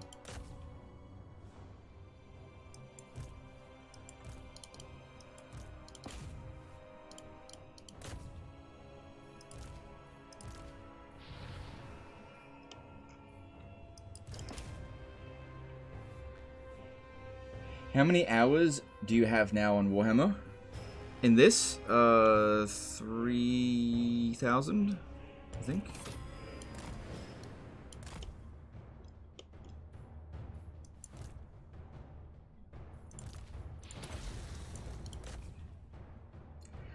When playing as rat, think cheese, not protein. Yeah. Yeah. So Skaven are a faction that benefit from mayhem. You just gotta be able to constantly ambush, lie in wait. Don't try to play honorably. That's just not how the Skaven play. If you're trying to play honorably as Skaven, then probably Mold's not really the right one. You should be playing as Clan Moors or Tretch Craventail. They have an easier time of it. Also, warp bombs. What's it called? Cellular instability. That you should be going for that straight on turn 1 if you can. And get yourself loads of monsters. That'll sort them out. Saxophone did a $5 super chat. Hey Legend, Ogre contracts suck, but in Scrad campaign, Cetra gave me 50k to sack a Sorcerer's Island. Ever see a bounty like that before? Thanks for the super chat, dude. That must have been fairly late in the campaign. I believe that the contracts get better over time. To be honest, I don't think I've ever played an Ogre campaign beyond turn 40. I just basically start steamrolling and then just get bored. The contracts are not as bad as they used to be, especially the camp growth ones. They're very good. Because like 100 growth per camp for 5 turns, that's a big deal. That'll get you straight up to tier 5.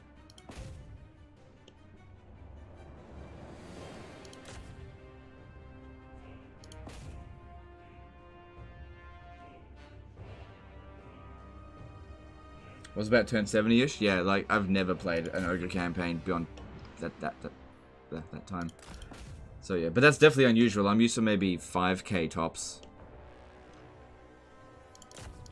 I still think that the Ogre contract mechanic is really boring.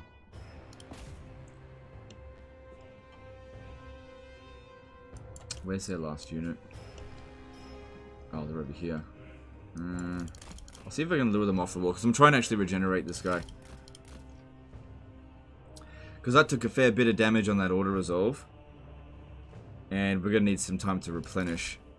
And getting him up to full strength will stop him from taking post-loot options.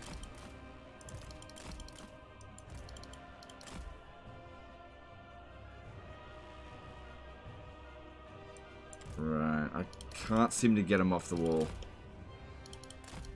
Alright, well then I'll just go start capping points.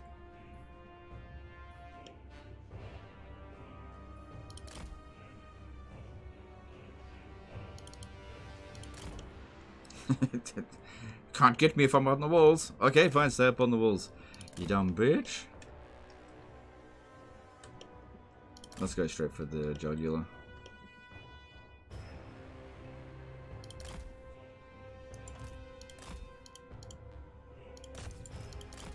Quick, Skarbrand, Skarbrand, quick, quick, quick. There you go. Oh, it wasn't a blockage anyway.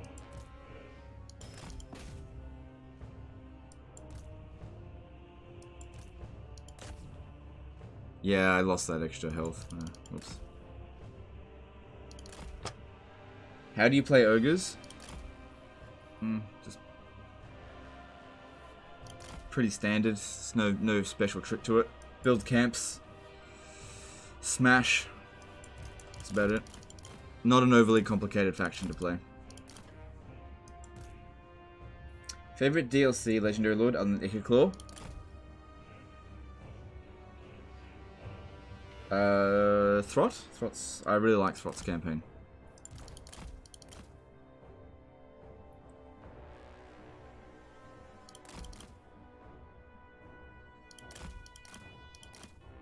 Damn, this guy's taking damage.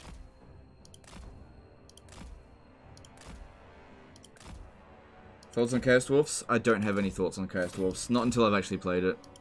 I usually don't try to formulate thoughts based on what Creative Assembly post.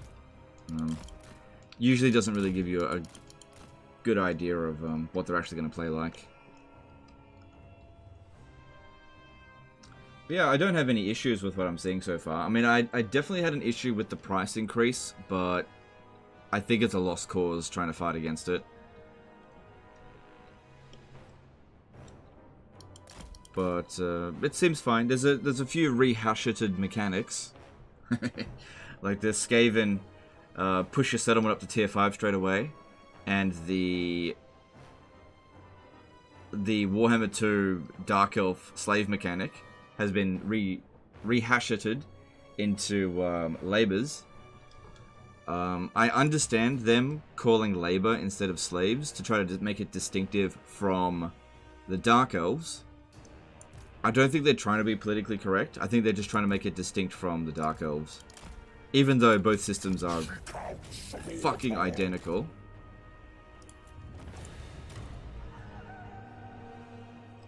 As Skarbrand, how do you keep your income positive or in the green? You don't. If you're playing Skarbrand and you're not bleeding money out your ass every turn, you're not doing Skarbrand correctly. Skarbrand does not balance a budget. Basically, when the taxman is like, Skarbrand, you need to pay your taxes, he just is like, just pulls out skulls out of his pocket and just take what you need. I'm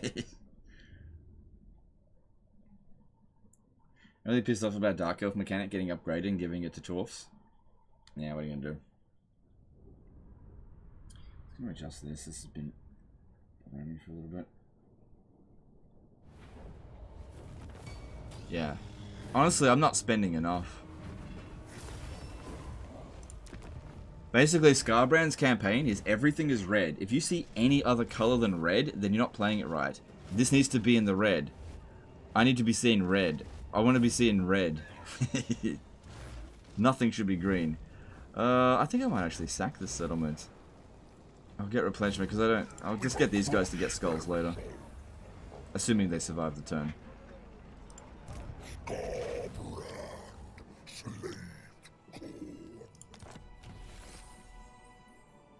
Yeah, I got a bit of replenishment from that. Ooh, Winds of Magic capacity. So useful. Miscast base chance. So good. The wrathful Ooh, skulls.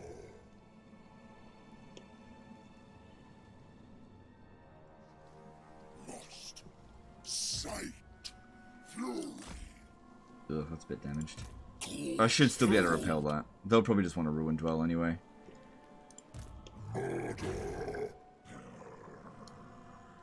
Yeah, if I take out Ackendorf camp, it might push me too far away from this. Because I might...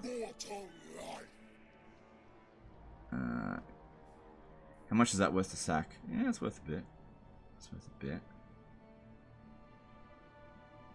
It's just dwarfs. Yeah. Oh yeah, that's another thing. I just realized this as well, is that these guys fucking get an endgame crisis as well.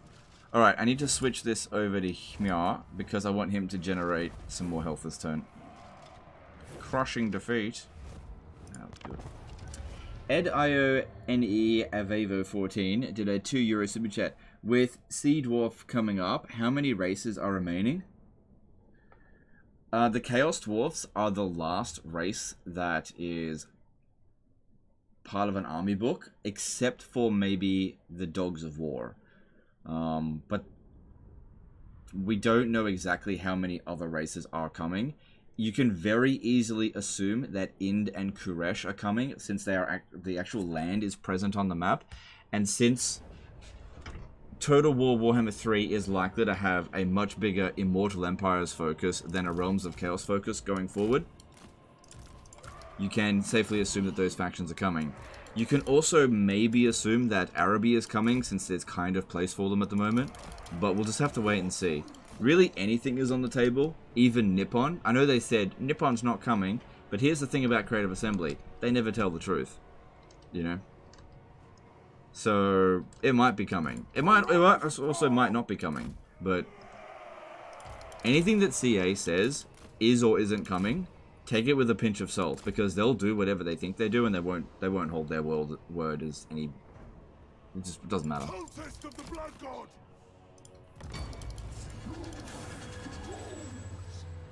Tear every bone from their body. Leave only gold. You know what? I don't want to go through this front door. I want to go through this one here. I switched the banner, didn't I? Yeah, I did. Also, you know, and if you sit there saying, what are you talking about? Creative Assembly always are true to their word. Where's that fucking roadmap?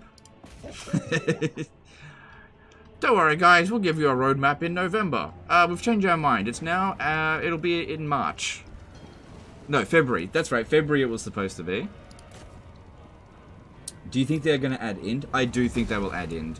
I think Ind is probably going to be the next race added, but that's just a guess.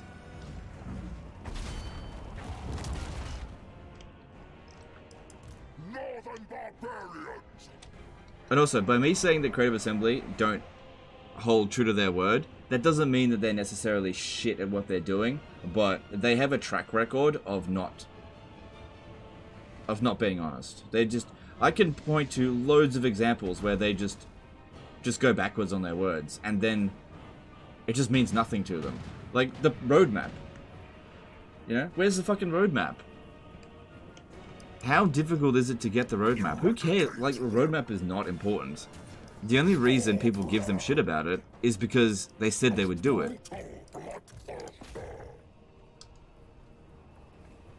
Ind versus the Monkey King seems likely. Yeah, that'd be good. Like, personally, I don't really care about the roadmap. Come on.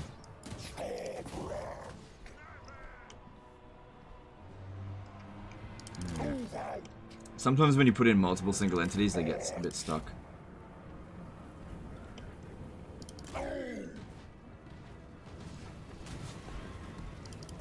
Khorne demands movement. I must.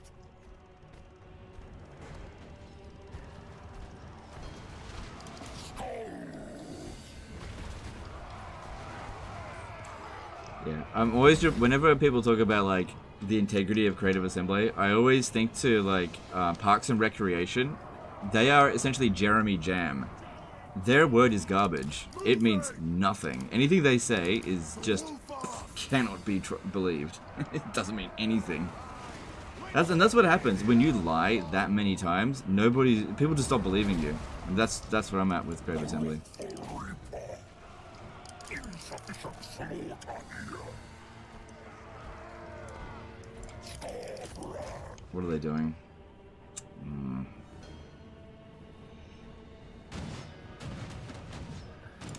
Alright. If I withdraw all of them, let me just withdraw a couple of them. Because we're not relying on army losses to win the battle anyway.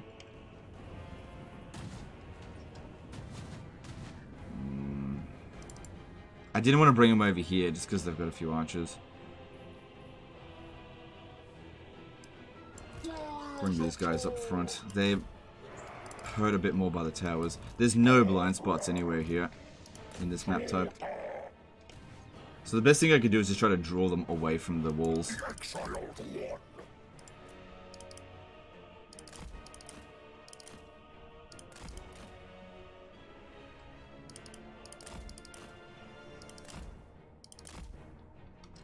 So you're saying their reliability score is dubious? Oh, dubious at best. Dubious at best.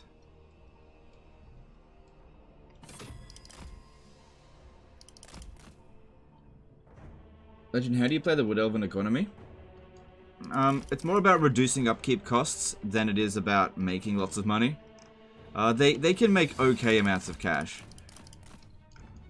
But you got to get all their tree settlements. You're not going to make much through their outposts unless there's a good amount of trade resources. But their economy is not super strong. They're not going to make as much cash as other factions. But they also get a decent amount of loot money. Yeah, when it comes to the Wood Elves, they're not by any means richest faction in the game, but they're extremely powerful on the battlefield. They just say things they think you want to hear with no intention of actually following through on their words. That is exactly correct. That is probably the best way to put it. And that was my experience with them as well. They would just say shit, and then, you know, say shit that we wanted to hear, and then just not actually follow through, and have no intention of actually following through in the first place.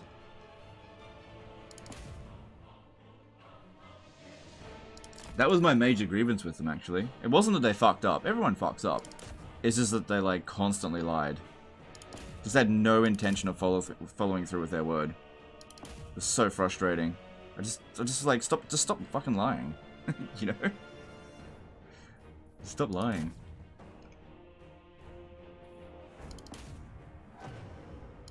I'm a big boy, I can handle bad news. Anyway.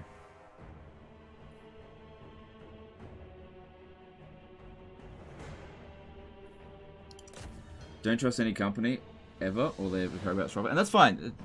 There's nothing wrong with a profit-driven company. There's nothing wrong with that.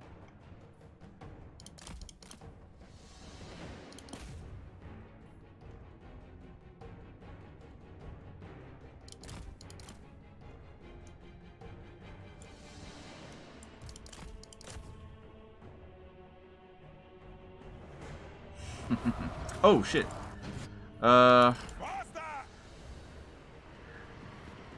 Oof. Okay. I'm still... No units got wiped out, so we're okay. And if these guys here can get some regen, that'll be okay. Am I wrong, or are they bringing Ulrika, one of the Order side vampires, for Kislev? No, that's correct. Yep. That'll be interesting. Interesting to see how that plays out. So yeah, what I'm trying to do here is regenerate these two, because if these guys here are at full health, then when we get replenishment from post-battle loot options, it's not going to get depleted from them. It'll give these guys more replenishment.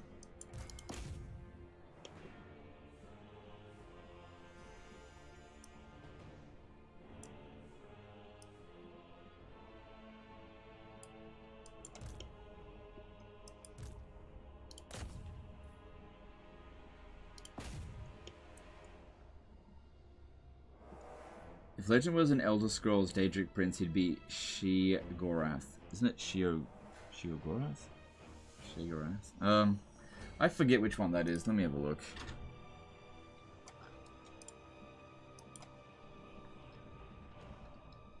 Yeah, I was right. It's not Sheogorath, it's Sheogorath. Which one is that? The Daedric Prince of Madness. His realm of oblivion is known as the Shivering Isles, otherwise known as the Madhouse or the Asylums. It is... Okay, that one there is fully regenerated. What are you doing? What are you doing? What are you doing? What are you doing? Come on. You're not done yet. Mania... Okay.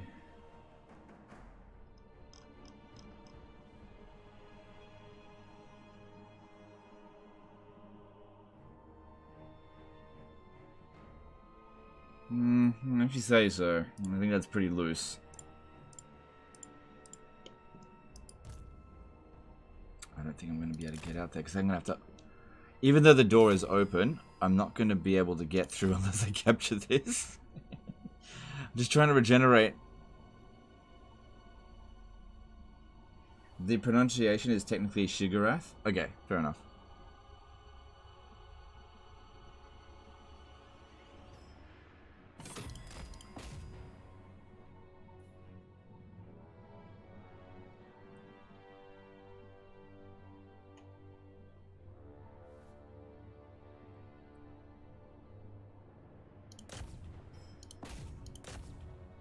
Isn't like SFO, he streamed it a couple times, didn't like it much. Like, it's not that I don't like SFO. It's, I don't think it makes for good streams because it significantly slows down the campaign. Like, I actually haven't played it at all for Total War Warhammer 3, but I don't actually dislike SFO. It's just not my preferred way of playing. Braveheart did a Total Super Chat. Which Warhammer 3 race do you recommend to paint the map?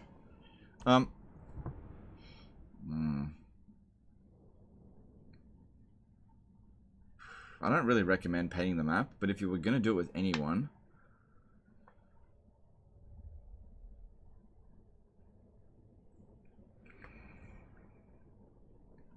Whatever your favorite is. Honestly, I don't recommend painting the map. I think campaigns get pretty boring after, like, turn 40.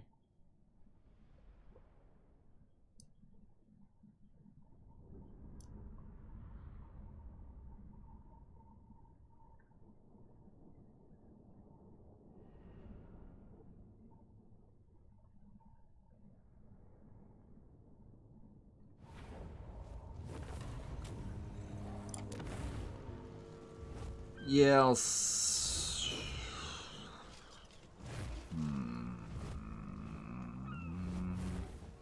second. Didn't get pushed back very far. No!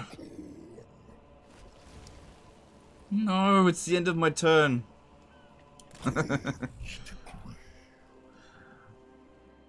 I maybe should have blown it up. I might have just been able to reach it if I had blown it up. How many skulls? That's not very much. I doubt there's any armies here. We probably fucked up. Thank you, big time. I could occupy this. What for? We're just gonna lose it. Baragvar is an endgame crisis faction. Shit's gonna hit the fan real soon, though.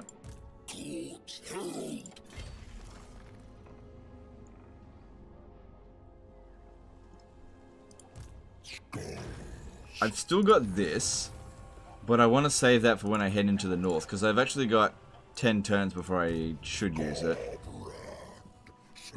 I want to spread as much corn crops as possible, because the next one is really good.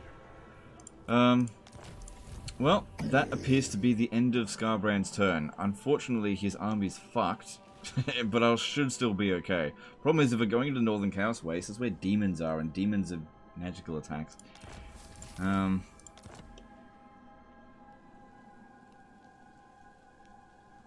blood fury was unstoppable.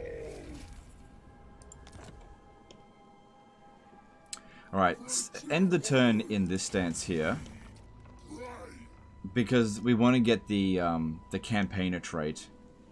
I wonder if I unlocked the bloody trait by auto-resolving that battle. I may have. Alright, go and get that one, which I forgot. More strength. And extra replenishment will come in handy, especially right now. The drinker of blood.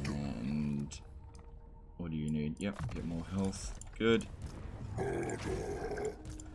Wrath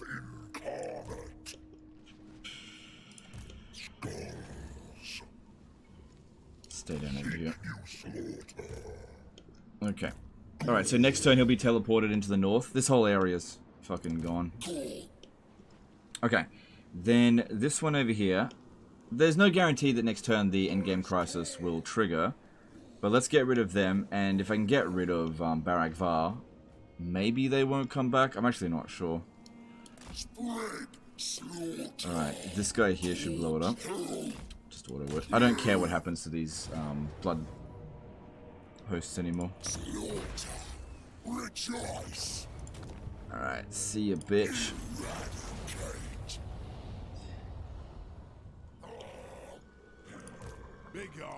Alright, it is possible. Ooh, I got an idea.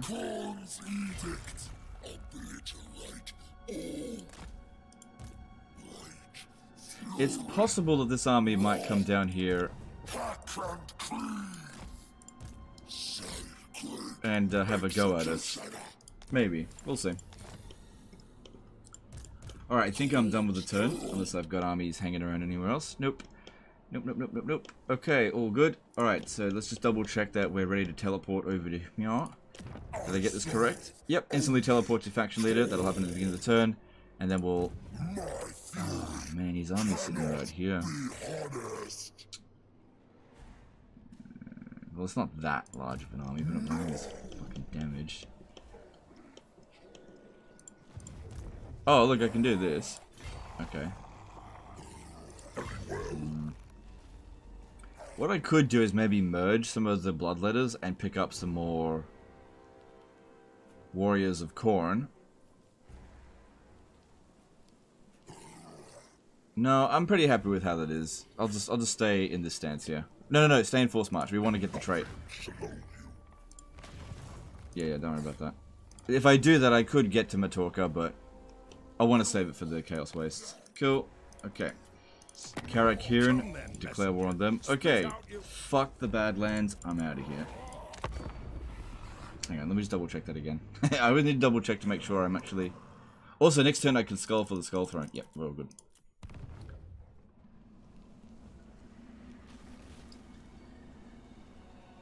Do you think Demon Prince Devotion needs optimizing, i.e. more incentives, not losing traits? Yes, I agree. Yes, absolutely.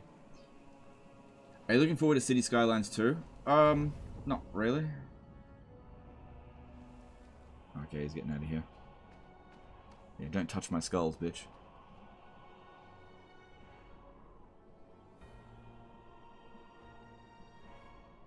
If we were lucky. Celestial Beam. Because, yeah, we don't really want to fight demon factions that much. It's, well, here we go. It's gonna... Ah, come on! Yeah, I'm fine with that. Like, as far as I'm concerned, these armies will just be disbanded. Or I just don't care anymore. Any extra money they make for us, great.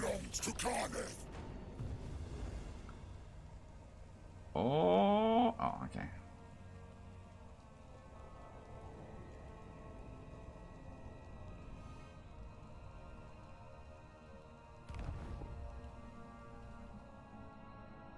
Because, yeah, this whole area is about to erupt into buttfuckery, and I just don't want to be there. Bye, Skarbrand. That's good. Sacred Executioner! Okay, no in-game crisis yet.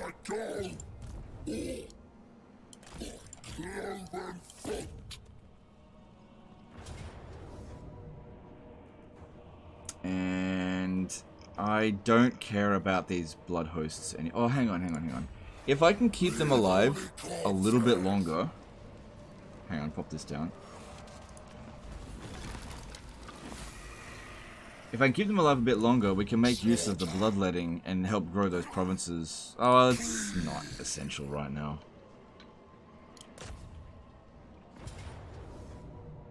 See, that entire blood host gets wiped out in order to resolve. Actually, let me try something. If I merge all that, it might not get wiped out. If I merge this, it might not get wiped out.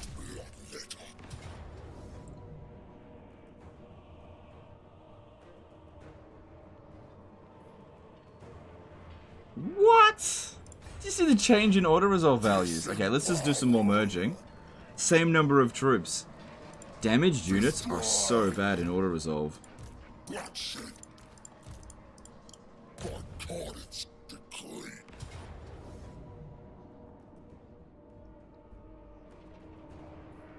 Oh god. That's so much better. Skulls for the skull throne. Sack it on skulls. I got a good number of skulls, but fuck them. Skull for land. Sacred executioner. Region moving. Court. Court's herald. Court's herald. Like fury. Wrath. Iron. Slaughter. Yeah. Oh, look at that. They're gonna back him up. That's pretty funny.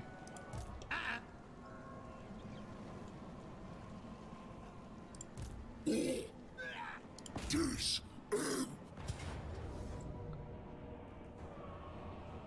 Yeah, it's fine. Legion assemble. Gore and butchery.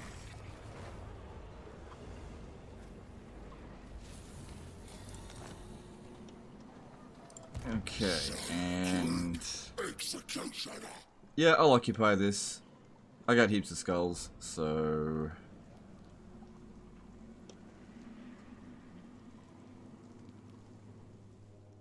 it's not gonna hold unless Barak Var can be prevented from occupying, from coming back. Then there's also Karaza Karak. They're probably gonna come back. Karak here. Oh yeah, there's so many endgame crisis factions out here. Bloodshed. Leave. Get rid of this. Ah, shit. Okay, never mind. Retreat.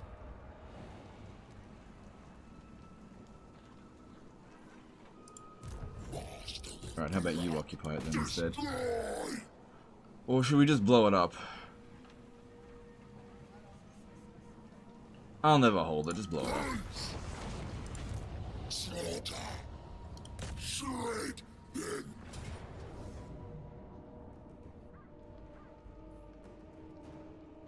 Too powerful.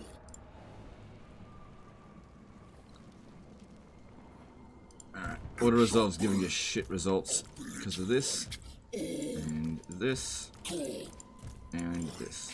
Fury. Wrath.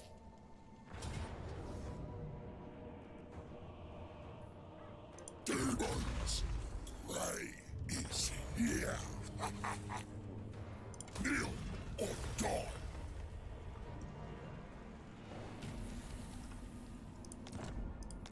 Alright, cool. Cool. That's good. Alright, so we have just finished our, oh my god, second tech. So what are we doing next? That will be useful now that we are going to establish some actual territory in the north. Yeah, 5% chance to automatically colonize ruined regions will be pretty good. Okay, and then we go to the north and have a little looky here. Alright.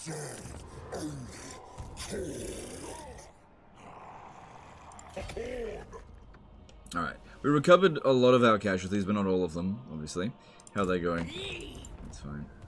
We need to be heading towards Sigvald. Sigvald is over here. The harbinger of doom.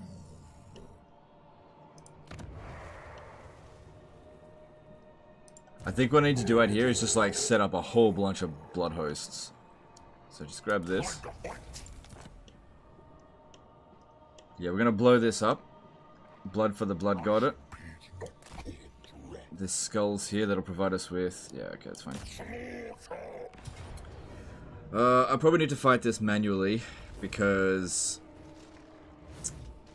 there could be some pretty big fighting this turn. I need to recover.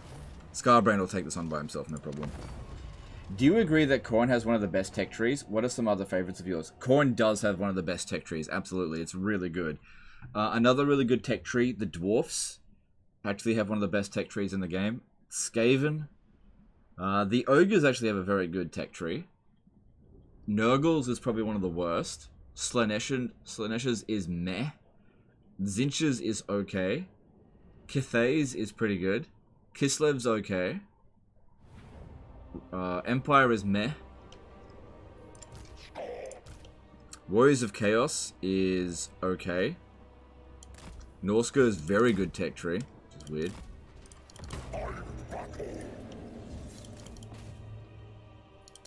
Oh god, the blood. Oh my god. Yeah, okay, demons. Okay. Yeah, demons fuck him up. Bypass all that damn physical resistance.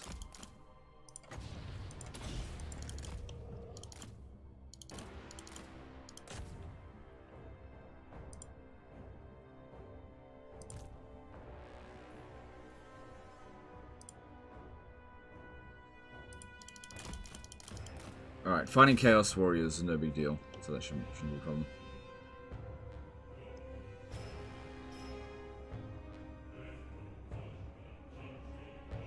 It's increasing slowly. I need more melee defense.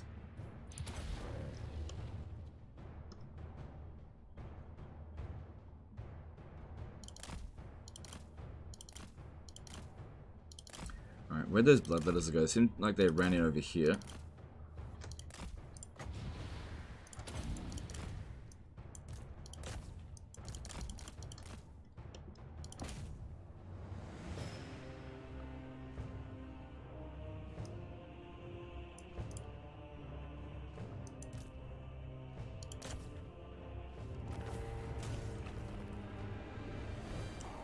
Did you know there's actually a special building for you in Blood Mountain that reduces upkeep of bloodletters and exalted bloodletters?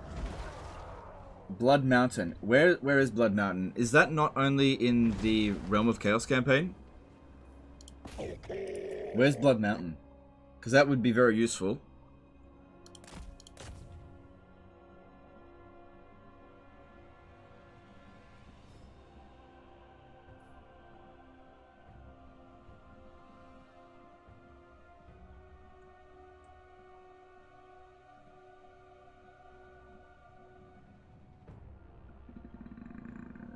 Come on, get into full health.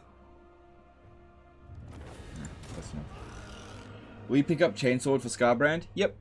Yep, well, you know, as long as we get to long campaign victory. The settlement you're sieging? Oh, okay. Yeah, I don't care what the settlement name's calls. They're skulls.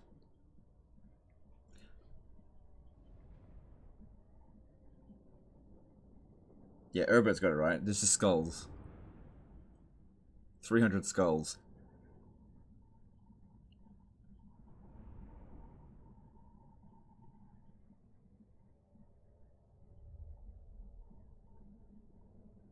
Red Fortress has a unique Khorne building. Okay.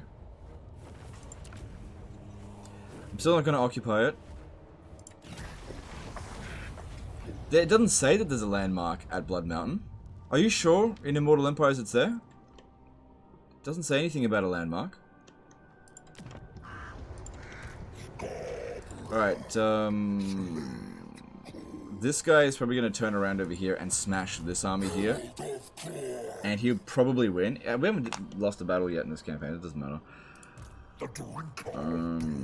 I could send Skarbrand down here to smash him, but I need to be going in this direction.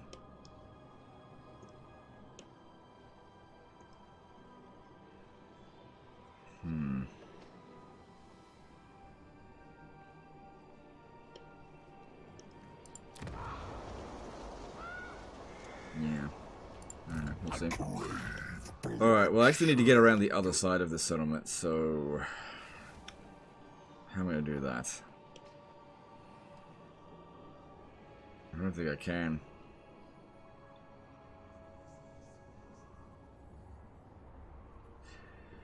Alright, maybe I'll do this. Maybe I will actually kill him, and I'll blow this up, and then I'll swing back around and hit Palace of Princes. I might have enough movement. If this projects me enough out this way, I might be able to make it there. Maybe.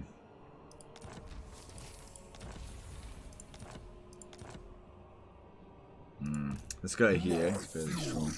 Cannot be harnessed. The wrathful reaper.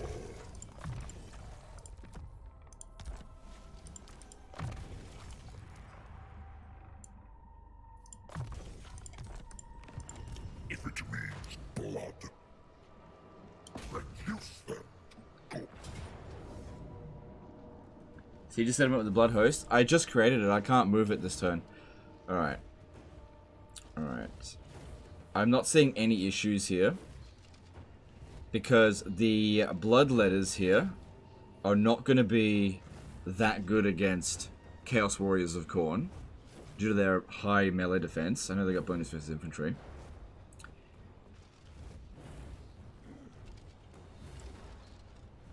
Yeah, all these guys here have reduced melee attack. Because he's got low bloodletting.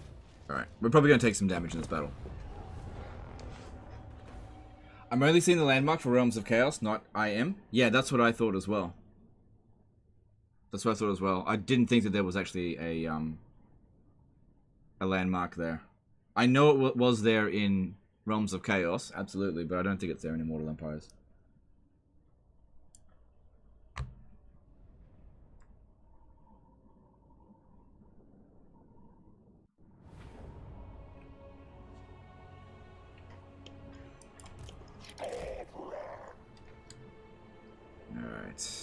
Okay. There is no downside in blobbing. They have no means to do area effect damage. We can protect our bloodletters a little bit there, because they're not going to fare so well. We can harass them with these guys here, because going in there and trying to kill them all with Skarbrand is not going to work. Not this time. But I can probably piss this guy enough off to get him to charge at us. Our bloodlord expects a better carnage. Do not displease him. Seeking torment! Spreading ruin! A brutal path! The wiki says it's there in IE also. Okay, well when I occupy the settlement, we'll have a look. Why don't I load up another campaign with Skarbrand and have a look after this battle. We can confirm if it's there or not.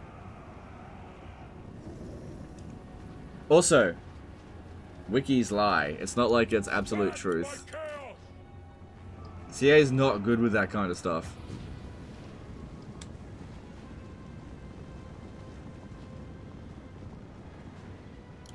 Save it for when we actually get into the fight.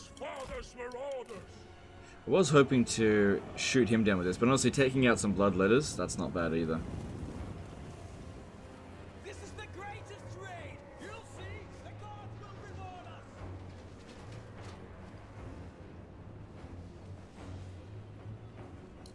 March and scourge! Sent by the slaughterer! Follow the blood! Seeking torment! For orders on the move! Spreading ruin! Oh, excuse me, getting tired. Follow the blood! For orders will! I really like these units. They're good for low tier trash. Seeking torment! Blood! Brothers in bloodletting! Alright, here he comes. And it's good that some of his units are hanging back. Skarbrand should be able to duel him just fine, as long as nothing's interrupting us. Especially with this guy here providing extra bloody 40 melee attack and then some. Yeah, he's going for the blood throne, dude. Go, go, go, go.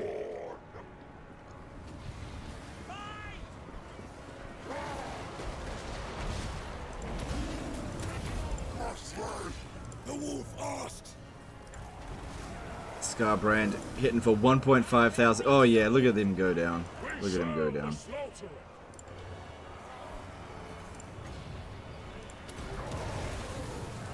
Oh yeah, Skarbrand just knows how to fight in this situation here. No, you guys don't need to help him. You don't need to help. Get back. Oh, it's going to take damage. Yep, he's already down. Cool.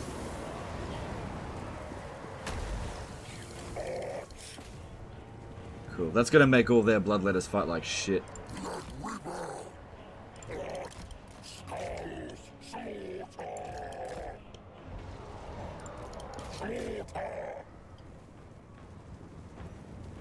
We serve the slaughter. It is there? Okay, well, I'll just double check. We can confirm it, and then I'll say you're right. Finding victims.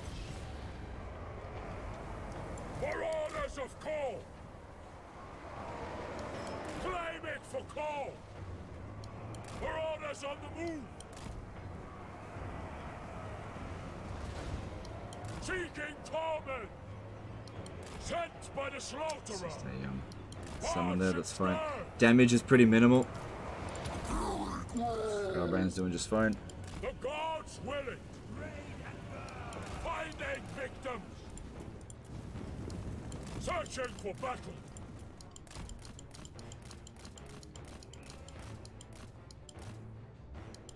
Oof, Skarbrand, too much in the thick of it there. Get back.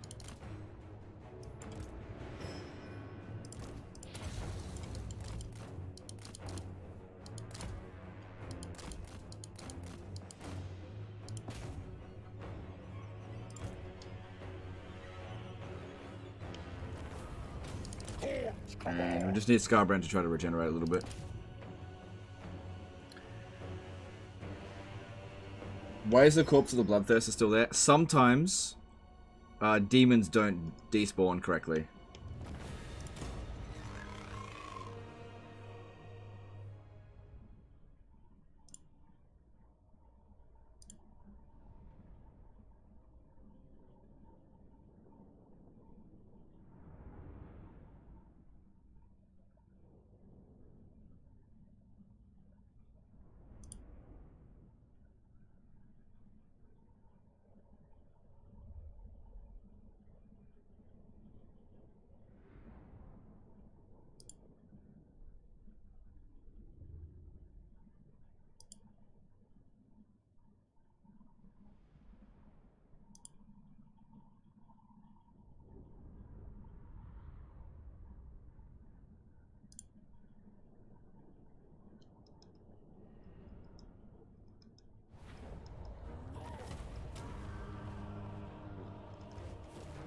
Okay. Alright, let's, yeah, I'll definitely take the money. That's heaps. Okay.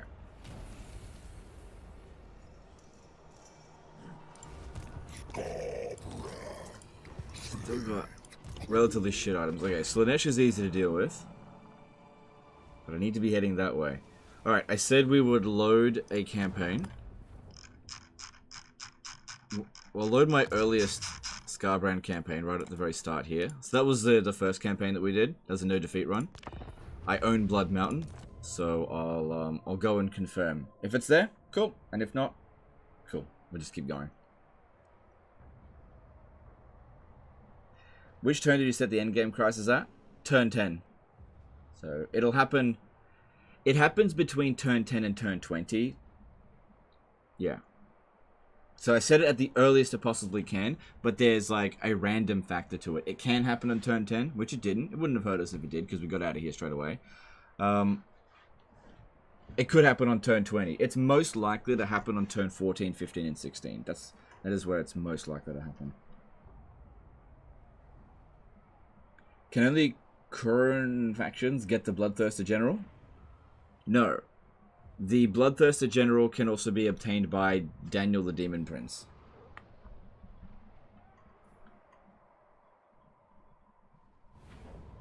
Okay.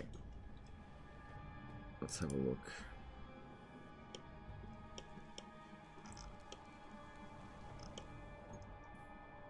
The Northmen grow restless.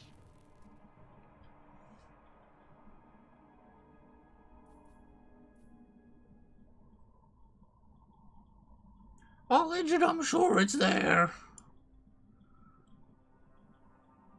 But Legend, it's because it's an old campaign.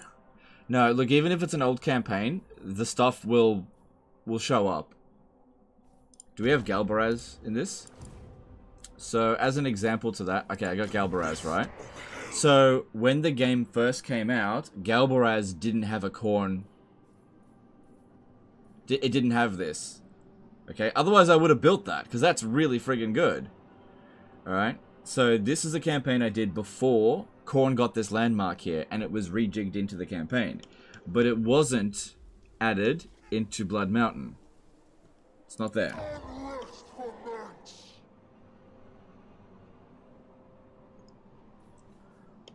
Legend, trust me, it's there. I'm playing the Realm of Chaos campaign.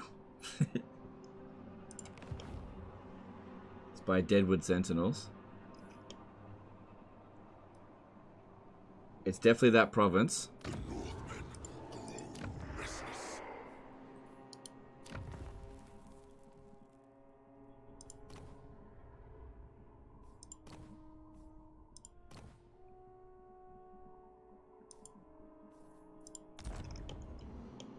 Nope.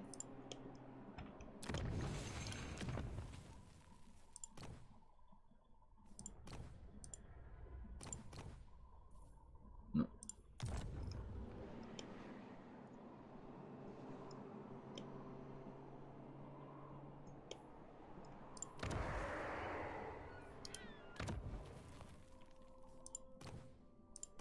Nope.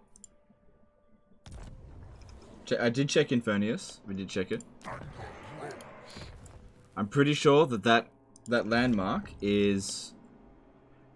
Maybe you've got a mod. Maybe you've got a mod that adds it back in. That's quite possible. Check your mods.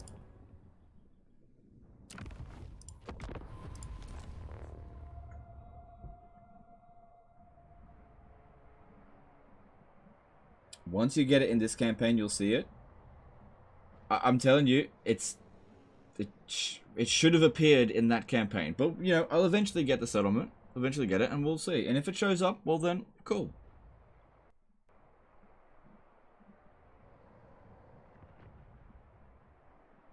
But Legend, you don't have the landmark mod.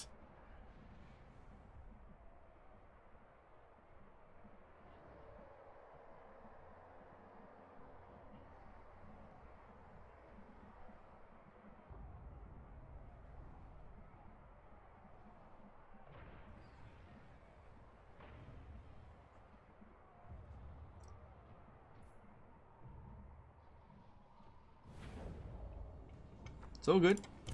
It's all good. I will...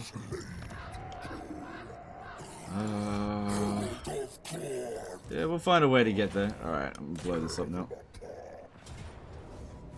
Alright, I still need to fight this manually, because, yeah, we're a bit damaged after that previous fight, and that's not going to help. Because if I fight Sigvald's army, it's likely going to be at full strength, and Sigvald hits pretty hard. I'm in Blood Mountain, and I can see it. Perhaps that's too much of an old save. You could be right. That could be right. Are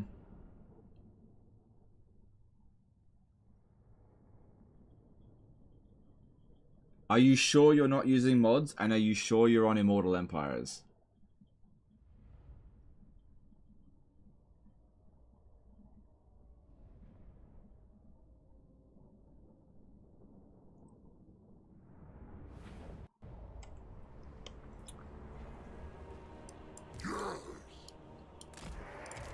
Skarbrand. Maybe I should have given you that other banner.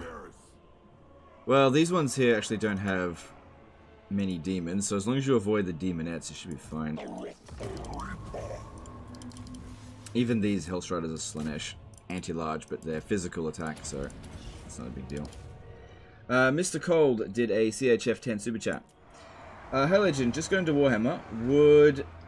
Hang on. I would like to ask if you have any economic tips, example build priority, and if it's more worth having less but expensive armies or more cheaper ones. Cheers. Alright, thanks super chat, dude. Appreciate that. It really comes down to this. You need to do whatever you're comfortable with, and it all just takes practice. If I tell you to build expensive armies and have fewer of them, and that's not to your playstyle, it's not going to help you. If I tell you to have loads of cheap armies and that's not to your playstyle, that's not going to help you. You have to figure this stuff out for yourself. The game has a very basic economic system, and it all just comes down to practice, and you have to get a feel for what you can manage.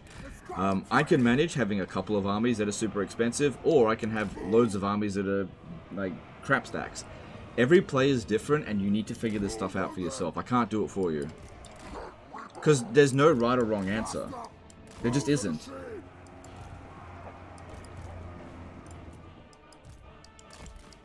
Like, I can tell you what's optimal for me, and if that doesn't work for you, it's not going to help you at all.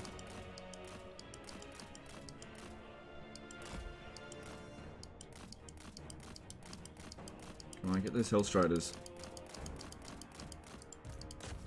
Come on, I want this to be quick. Alright, looks like we're not walking out this with no damage.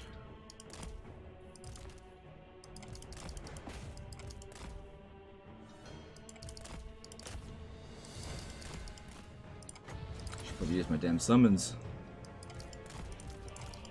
Just trying to be quick with it though, but end up doing a bit of damage to myself. That's the problem when we fight demonic factions, they've just got magical attacks, so Skarbrand can't regenerate that quickly.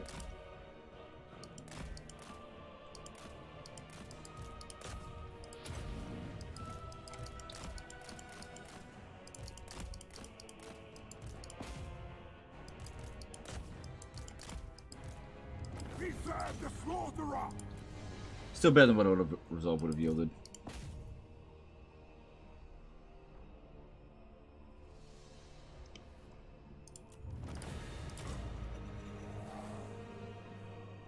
Fair, it's all about experimenting. Yeah, you gotta find what's right for you. There's no right or wrong playstyle. It's just a... There's so many different playstyles, and if you try to mimic me and it just doesn't work for you, it's you might find you don't enjoy it. So. I try to avoid telling people how they have to play the game. Instead, what I do is I show them how I play the game, and you can learn from that, take little bits and pieces. Basically, you take what you want from that, but don't take the whole thing. Are you having more fun now with Warhammer 3? Oh yeah, a little bit. This is one of my favorite campaigns, but I still think that Warhammer 3 has fundamental problems. Alright, we are going to... yeah, I do need armies out here. Okay, that was a fair jump back there. Hopefully I've still got movement. Come on, can make it. Can make it. Ah, no! Probably still make it, though. If I...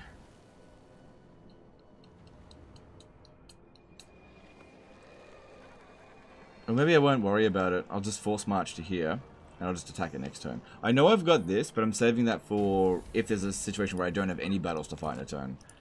Because then I could end up losing my delicious bloodletting. Blood on snow. I was hoping it would send me just a little bit more over this way. If I had this, I might have actually made it.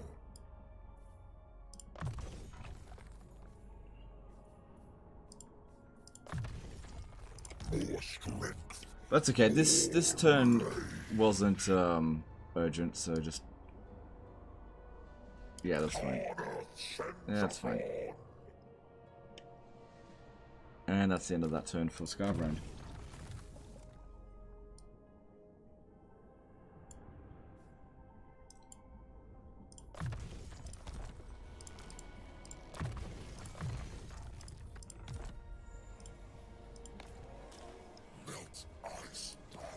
Okay, that seems to be the end of my turn period. Cool. Oh, that's a nice blood host. Holy crap. That's what I like to see. That 6 blood shrines of Khorne. That is very nice. Very, very nice. Ah, crap. Okay, got some more war declarations to make. I am told you want to talk. How disappointing. Now, you have a proposal, yes? Good. I do so hate murderous. Okay, so he has only 1 settlement. Okay. I guess we got here a bit early. We just got to make sure we find him. After we've found him, I don't like sending Skarbrand into Nagaroth. I want to be going the other direction.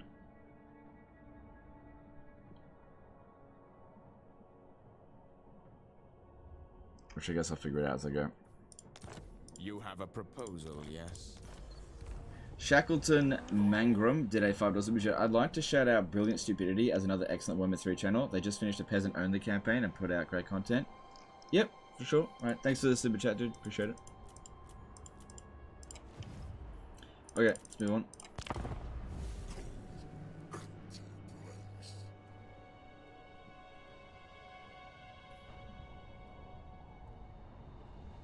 There's a landmark at Palace of Princes. It is for Zinch, I think. Not for Skarbrand. Yeah, we're at war with everyone. Is the quality of Bloodhost random? Yes, it is. Or there's a war. That's Crooked Moon. Okay.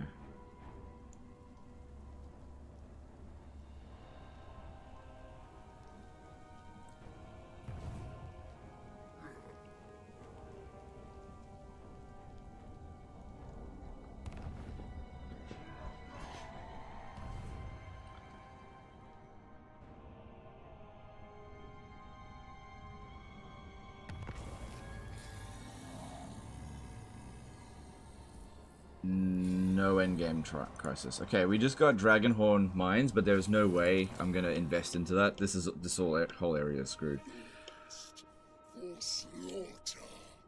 Alright. I think we try to wipe out Barak Var. Shouldn't be too difficult. I got a lot of damage forces, but I should still be able to manage it. So Skarsnik. Yeah, okay. He hasn't managed to ruin 12. I don't know what he's doing over here. Okay. Okay. So. Okay. You know what? I'm going to load the safe file, but let's occupy the settlement just so I can show whether or not it's there. It is there. You're right. Look at that. It's there. You're right. You have to start a new campaign for it to be there. It is there. Upkeep cost minus 30% for Bloodletters of Khorne and Exalted Bloodletters of Khorne units. That's massive. It is actually there. Mercy of the Mad just hosted. Oh, cool. Welcome, Mercy of the Mad viewers. Wait, how much was it? 6,000, yeah. But yeah, it's there.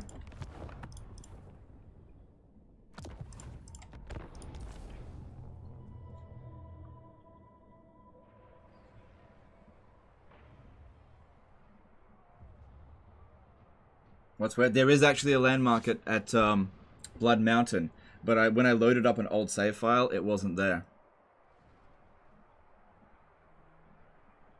And the game doesn't hint that it is there, but it is there.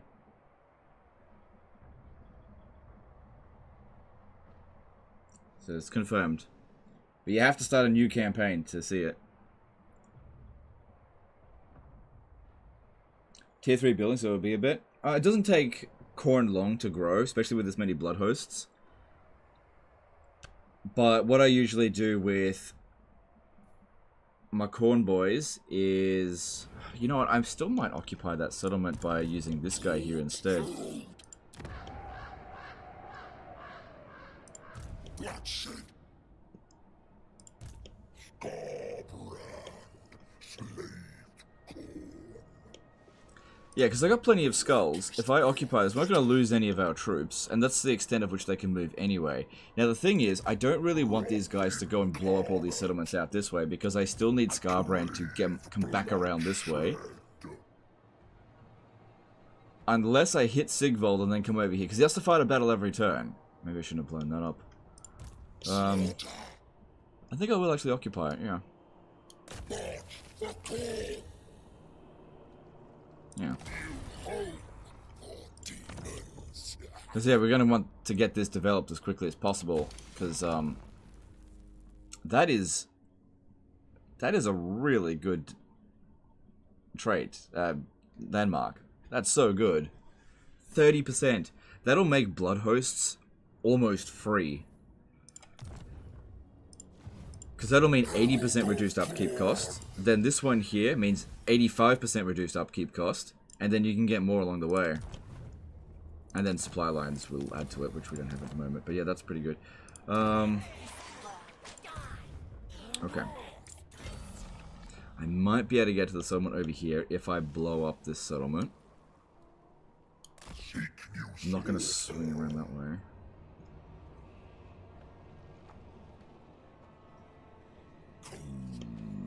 Okay, blow this up. I think we can justify auto-resolving it this time.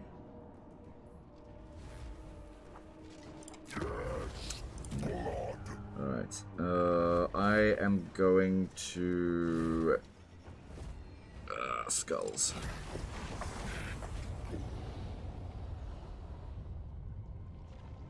Are you getting early access to Chaos Wolf DLC? No. I don't get early access anymore, nor do I want it.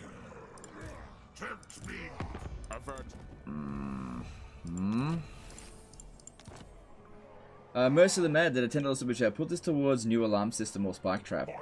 Okay, thanks dude. Appreciate the support. Alright, well I don't make it there this turn. I've got to find Sigvald. He may have gotten his army wiped out. Because that is not a good strength ranking. Not at all. Avert your eyes, I don't want to sit here sacking it for a few turns.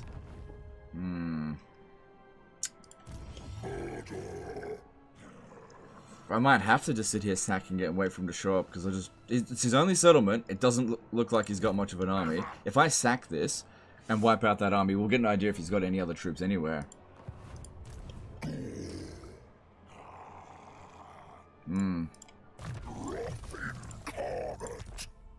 Because I gotta get that trait. It's so good. Sacred Executioner!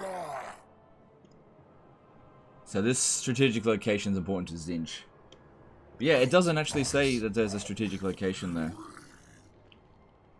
Are the hidden supply lines of Bloodhost still there? No, they got rid of that. Thank fuck.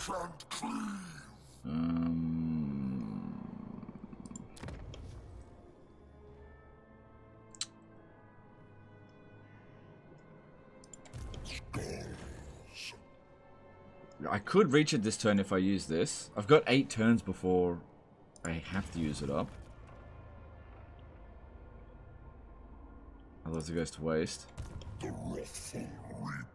But yeah, I can't make it there this turn. Don't have enough movement. How long does this last? 4 more turns, okay.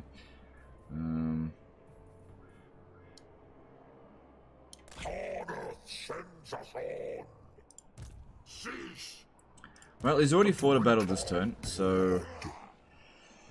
got a lot of money. Because yeah, if I blow this up... oh, actually that's worth a lot of money to sack.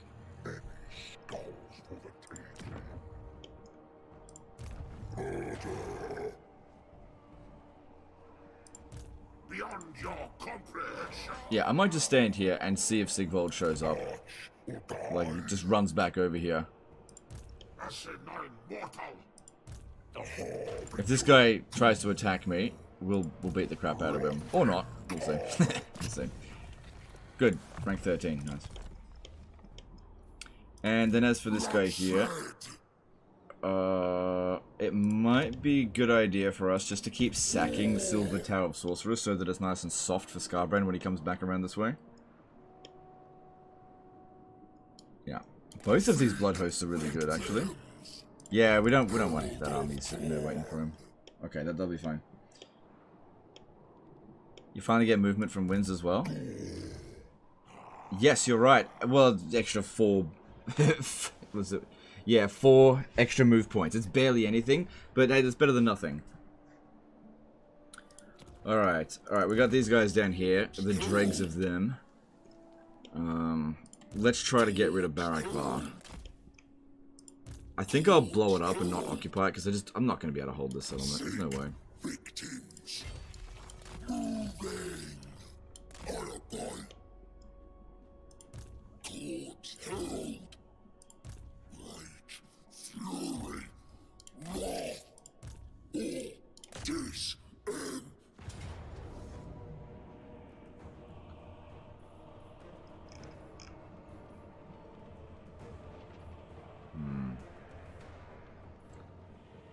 Losing the Slaughter's Reapers, let me just check this because while I don't need the army for the sake of the army anymore, which one of those? This one. It's got really high bloodletting. So that's providing, it's currently providing 60 growth all provinces, plus a lot of replenishment.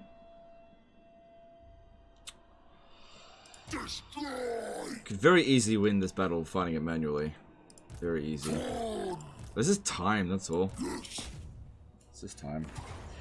But I gotta keep these armies alive since I actually really need the growth now.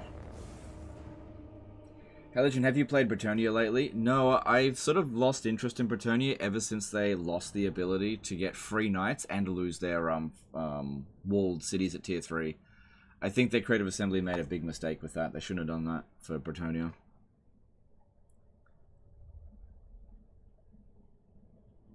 When Immortal Empires first came out, Bretonnia was reasonably good to play. And now I feel like Bretonnia is more fun to play in Warhammer 2. So I don't play them in Warhammer 3. It just doesn't really offer any better experience. Alright. What I'm gonna do is have these actually go this way. These two can just stay there, and if they withdraw from the battlefield, it's fine. Go, go, go. Because they need time to get in, and this place is gonna be fortified. Oh crap.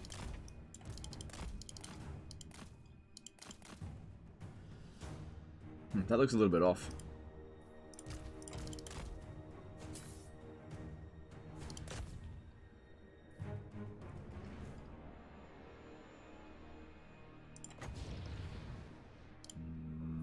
That'd be best used in support of these guys.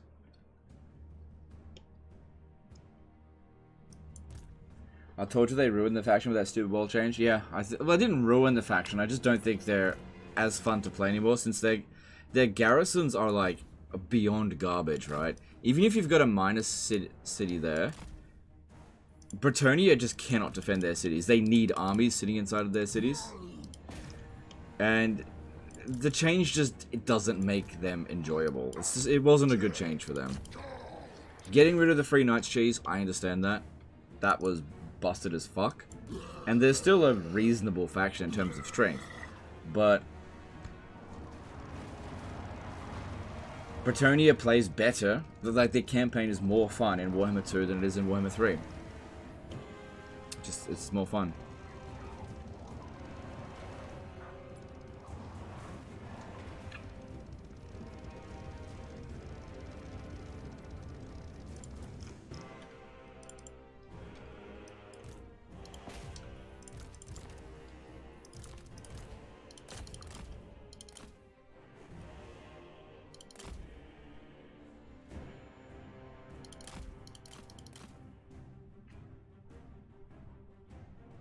You know what's really good about these blood shrines? They have so much capping power, and they're not reduced in capping power based on their health, where regular infantry, they actually diminish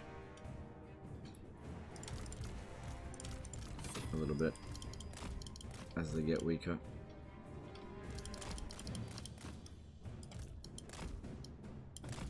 I mean, their capping power diminishes.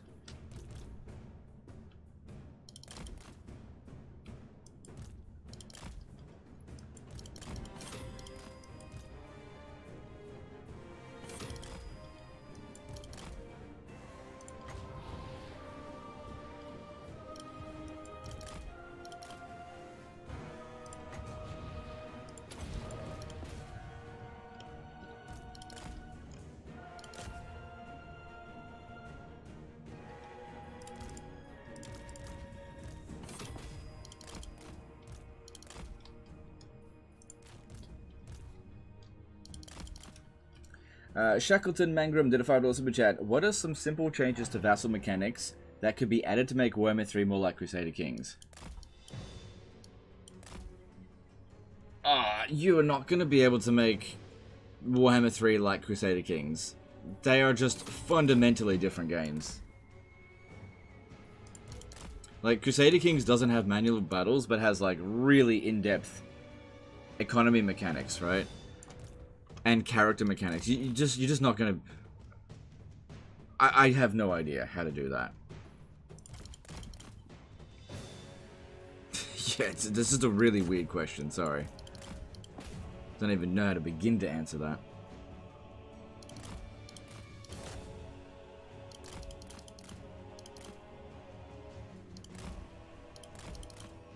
Like, I actually played Crusader Kings 2 fairly recently. It doesn't play anything like a Total War game.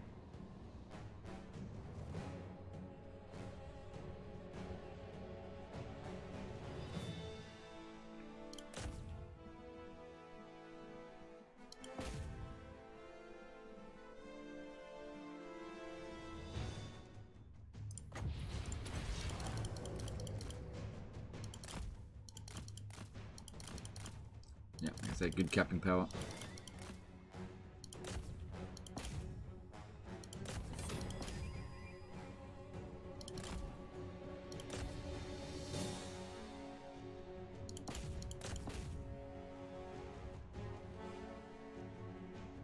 Do you notice the unit responsiveness latency, or are you used to it by now? It still bugs me when I remember how it was in Warhammer 2.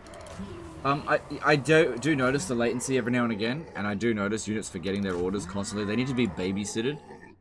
It makes for high micro kind of irritating when your orders are not obeyed. That's fucking irritating as hell. It's definitely not as good as it was in Warhammer 2, for sure. But if you use armies that don't require micro, well then no problems. Have you just decided not to use micro and instead just don't give orders? So it works for factions like Skaven if you're using weapons teams, or High Elves if you're using archer spams, where you just don't give orders. The AI just goes into your army and dies. Alright, cool. I think we end up stronger than we were at the start of that one. You mentioned in a past stream that Warhammer vassal mechanics are trash, and I was wondering if there was any ways to make them better. They kind of did make it better, though. They did. So this would have been a long time ago. A lot of the suggestions that I had for fixing vassals, they kind of did it. The big problem was that you could declare war on someone's vassal. Or so the AI would declare war on your vassals, even if they liked you. It would just bypass their treaties with you, and they've disabled that, which I think is the most important thing. They've made it so that vassals that like you can be bullied into giving you their settlements, which is good. Vassals just don't ever defect anymore, which is good. I don't really know what more they could do to make vassals better, apart from just polishing up the bugs. That's the only thing I can think they could do. Yeah, skulls. Alright, I think they'll come back, but for now they're gone. Blackwall did a €10 super chat. Thanks, dude. Appreciate the support. Aren't archers clunky in Warhammer 3? Yes. Yes, they can be clunky. Yes.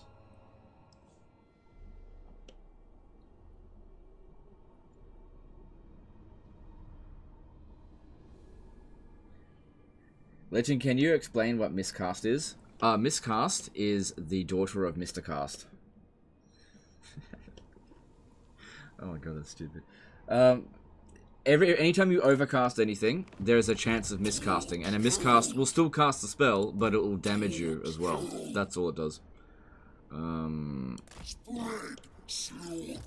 Alright, so with these blood hosts now, all I need them to do is try not to die. I'm not going to do anything with them, but just keep them alive, just to provide the global bonuses. There's no more battles to be fought with them. We're done in this area.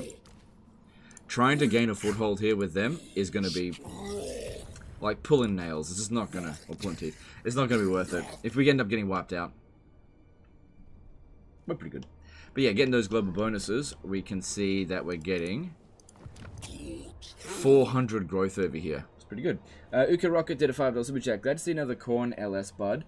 What's the point of vassals as Nakari? Instead of just conquering the donut, for example, how would you do it? Yeah, vassals definitely have some benefit, because you're keeping a faction and their characters alive that might have gifts of Slanesh, therefore providing you with more souls if you're playing as Warriors of Chaos, or devotees if you're playing as Nakari. But you don't really have a whole lot of purpose for them. Like, even though they'll hate you to begin with, they don't betray you, but they also don't give you much in taxes. but they can help you defend your territories, so it's hard to say. I can't really justify spamming vassals as Nakari. There's not a lot of value in it.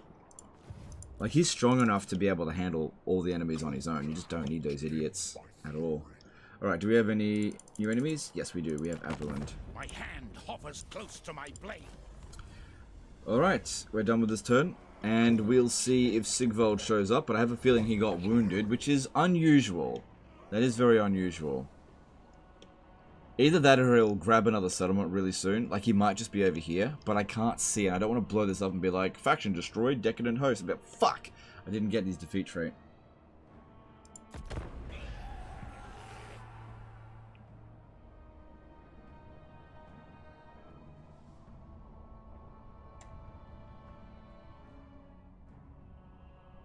You don't experience lag? It's the game. Like, I'm having lag in the game as well. It's just, like, on the campaign map, it gets a little bit clunky sometimes.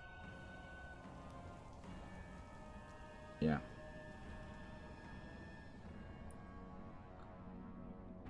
New 6 did a $50 super chat. Just glad to see you streaming again.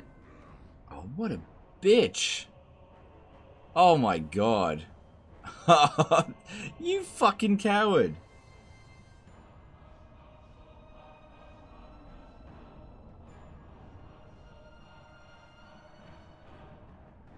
God, the AI is cowardly. They just abandoned their capital. They're like, nah.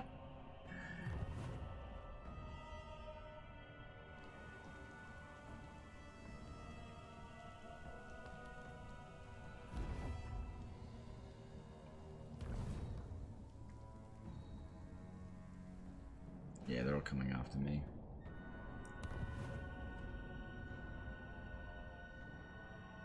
But yeah, appreciate the super chat, dude. That's very generous of you.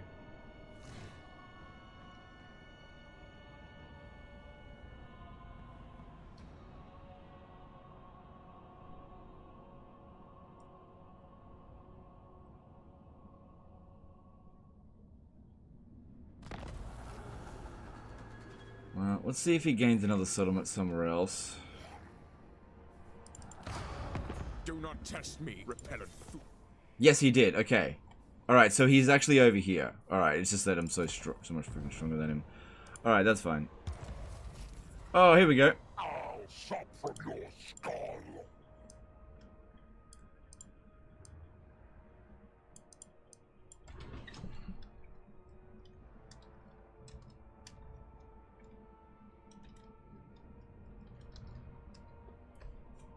There we go. Alright, so, Wild Hunt. Biggest War. Vermintide. Well, actually, that's just the stage 1 Vermintide. Vampiric Ascension. Blank Pyramid. Grudge Too Far. Oh, let me have a look at this. Let me have a look at this.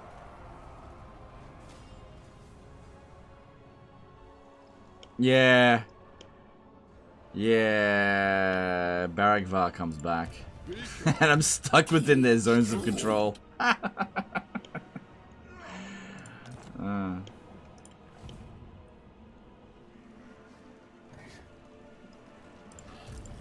Which means Karazakar... Yeah, there he is. Karazakarak is back. This also means that we've discovered a hell of a lot more races now. I have no time for this. I am a rune lord, not some smith. I have no time for this. Lovely. Lovely. This is why I don't stay in that area. Alright. Well, at least we know that he's over here. He's unlikely to lose it against the Dark Elves. I just wasn't sure. Okay, and how are we going for Khorne Corruption? 695. Still a little while to go.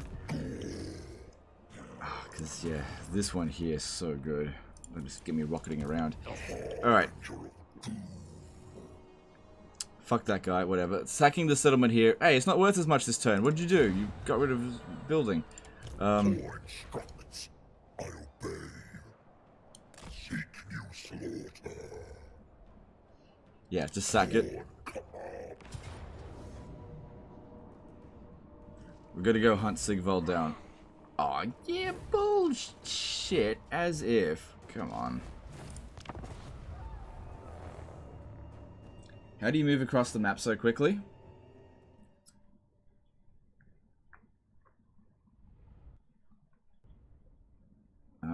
I had a cult. You can teleport when a cult shows up. Say goodbye to the Badlands. Yeah, but we never invested in it, so I didn't build a single building. I'll see if I can get my blood hosts out of there. I don't know how I'm going to manage to bloody pinball them away from Barak Var. But they do have extra campaign movement range. I just need to keep them alive so I can keep the growth going. But yeah, it's not going to take long before they start knocking down my settlements. Now, we haven't suffered a single defeat in this campaign so far. I don't really care about doing a no-defeat campaign in this case. Like, I could just abandon my settlements so that they don't get a victory. Just leave it as a ruin. Could be alright. Take them longer to build it up, though. Okay. We don't need to try particularly hard. This will be a very easy battle. What campaign would you recommend for Ogre Kingdoms? I would recommend Greasus Goldtooth over Scrag. I just don't think Scrag offers that much. I haven't done Scrag yet, have I? I've done Greasus. I haven't done Scrag. Here's your campaign review. Yeah, I don't mind playing Greasus. The biggest problem that I have with Ogres is that I get very bored by about turn 40. It's very easy.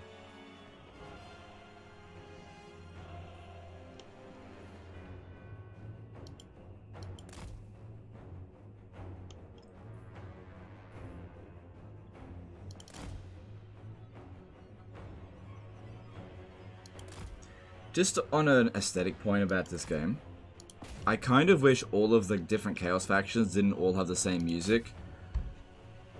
Because you've got like 10 different factions now, 10 different races that all play the same music in their battles. It gets very repetitive. I think the soundtrack is good, don't get me wrong, but they actually removed a soundtrack from the game. Do you remember the old Chaos soundtrack?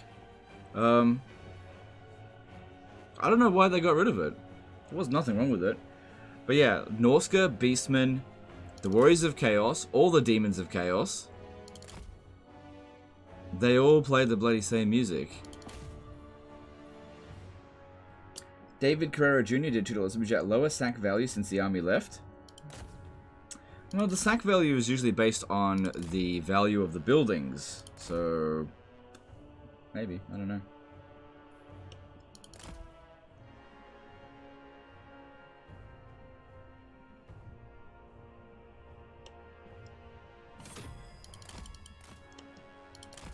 Sort of like another one as well, how the Wood Elves got the Lizardman soundtrack, but I just don't think the Lizardman soundtrack suits them.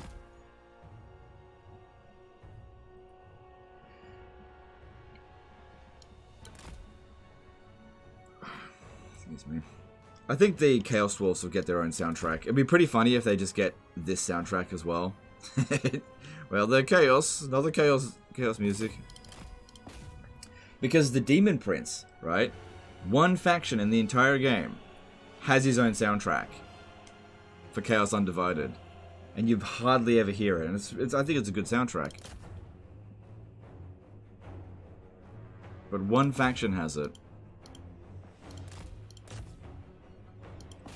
Like, I kind of feel like Warriors of Chaos should also have the Demons of Chaos soundtrack because they're both Chaos Undivided.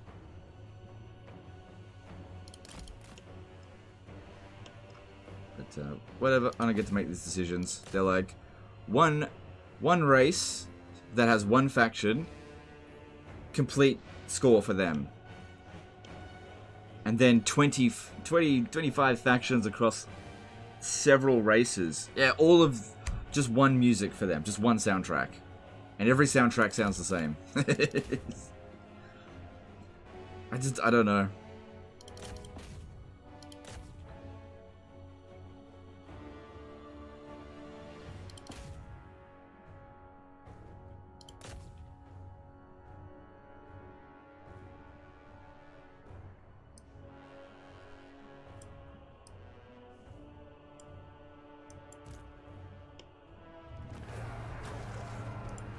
Pyrrhic victory, huh?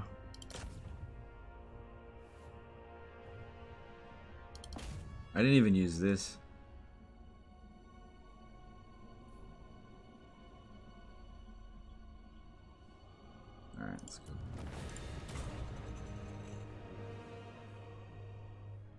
But Legend has to sell content. Oh no, I'm not saying anything about that. I'm saying that the soundtracks I think could be rearranged a little bit so we don't hear the same soundtrack over and over and over again. And hear some soundtracks hardly ever.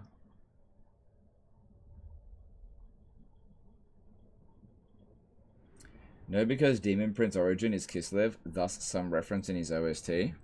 That reference would fly if it wasn't for the fact that the Wood Elves get the Lizardman soundtrack all of a sudden. Like, it doesn't suit them, in my opinion.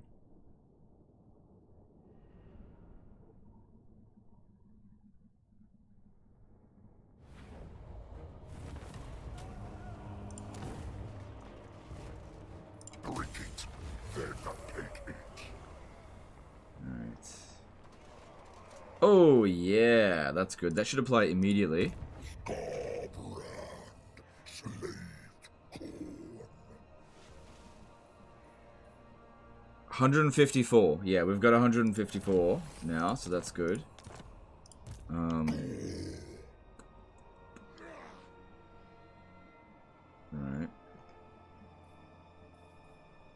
Glory for the blood god. All falter will die. Alright, now the next settlement we got to get to is this one over here, Shagrath. I don't think I can get there this turn, even if I pop this down. And I don't think if Sigvald catches us, it's going to matter. Like, even if he catches us in force march. Plus, he's too far away. Leave this place. So the settlement is, like, over here. Oh, man, only... Praise Khorne. Khorne's herald. Alright, I need this dude over here to come back over here and occupy this. Typically speaking, I don't have Skarbrand occupy settlements because I don't like him sitting still. Get over here. Banners. Herald of Khorne. And then, yeah, we just sack this Holy concept. to get the bloodletting up. We'll be fine. Yeah, get the bloodletting up, but also to keep this faction from recovering. It won't be long before Skarbrand swings around this way.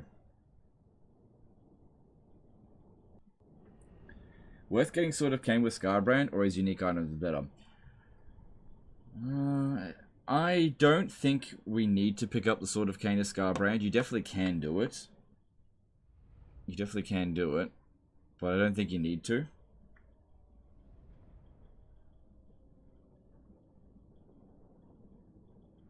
Low winds, unfortunately, minus 4%. 4% campaign movement range is hardly anything. It's like one tile, if that. When is the crisis set for? Is earliest endgame crisis. It's happened. The enemy factions have arrived. So it's happened now. Alright, so I should be able to do this just with them. Oh, no, I know. I have fought in this battle map loads of times. I know what I'm doing.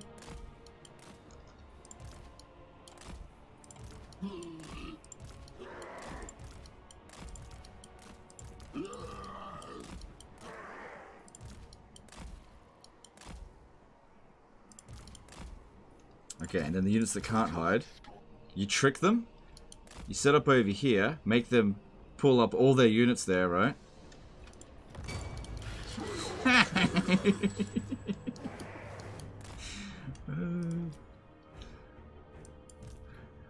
My lord, the woods are speaking. Skulls, skulls, kill, maim.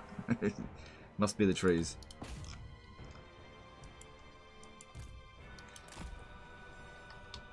Yeah. Imagine getting ambushed by Khorne armies. You're like walking through the trees and just this like raspy voices of like, kill, maim. Skulls.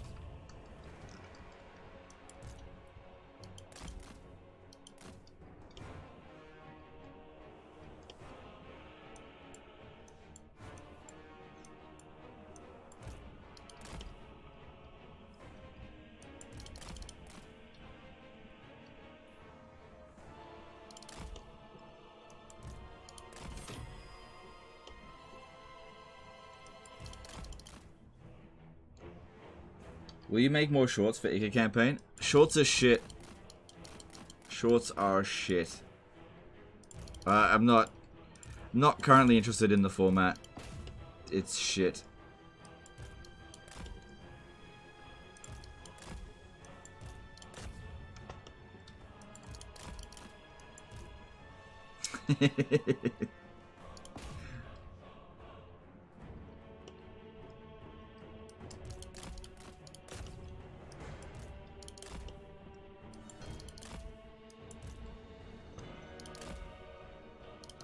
Don't worry about that one.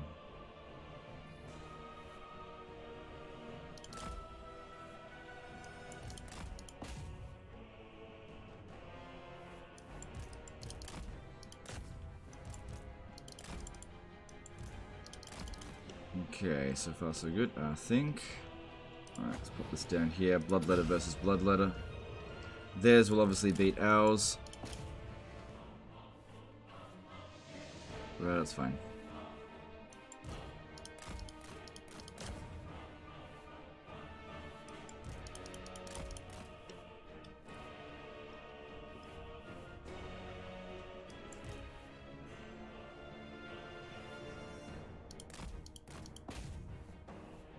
Yeah, got some damage in. That's what matters. Cool. Come on, keep moving. Get over here.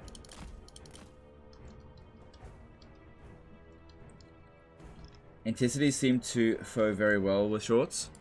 Anticity. Okay, so shorts can get a lot of views for sure. Okay. All right. Let me just pause this for a second. Let me just explain to you why shorts are shit. Okay. I think I've only got one short on my entire channel. Let me just pull it up. Yeah, I've got one short. It's got 230,000 views, right? Let me just bring it up. Where's my analytics?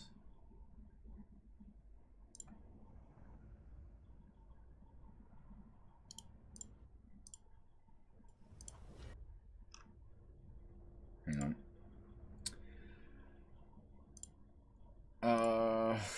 Doesn't let me check my analytics on it. Hang on, I'll have to search it in a different way. It's an annoying system, shorts. Really, really annoying. It's why I don't do any more. I don't think they've set it up very well.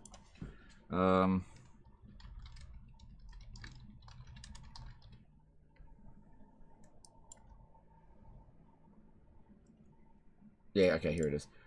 Alright, going through my analytics on the Ica Claw livestream in 60 seconds short. So it got 230,000 views and it generated 123 subs and gained $50. In terms of subs, that's not terrible. In terms of money, $50, I don't know. Like, it's for 230,000 views. That's not good. Yeah, I really don't see shorts as being very competitive at the moment, and 123 subs on 230,000 views is not strong, especially for that particular campaign.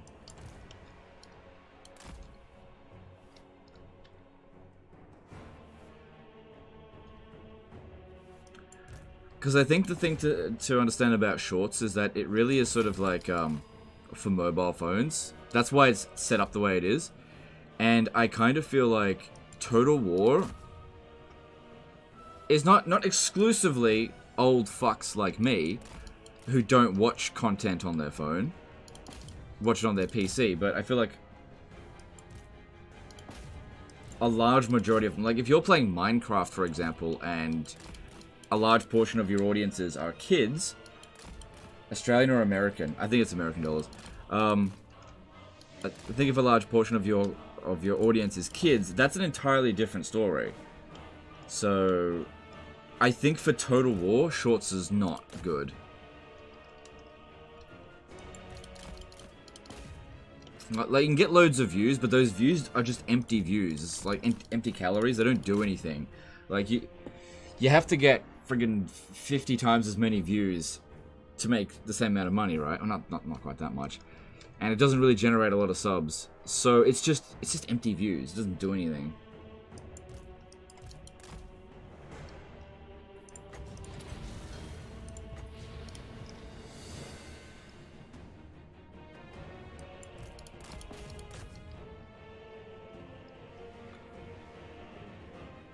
Watching from my mobile phone right now. Yeah, I'm sure some of you are, but I'm saying the majority are probably not. At least compared to other types of games.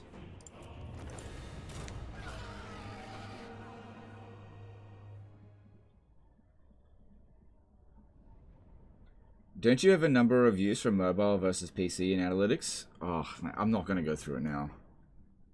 Quick age poll for the chat. Don't need to. The average age is 35. I've already looked at that stuff loads of times. The average is 35.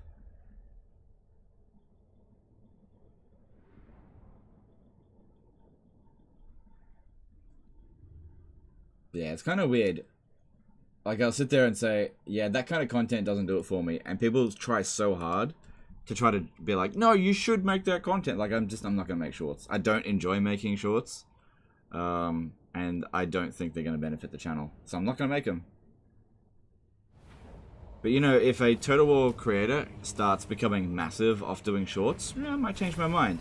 But that's not really happening. The fact that Inticity has done a couple of shorts that have done well in terms of views is not really enough to convince me. Right, we're sacking this. Yeah.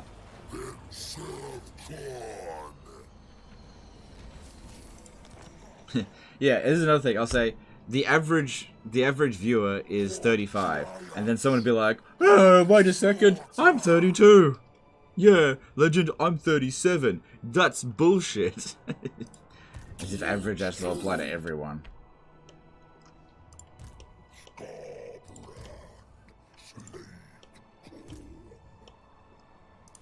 It will be done.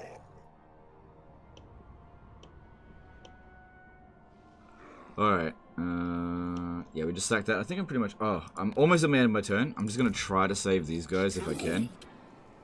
So we do that by launching attack, getting out of their zone of control.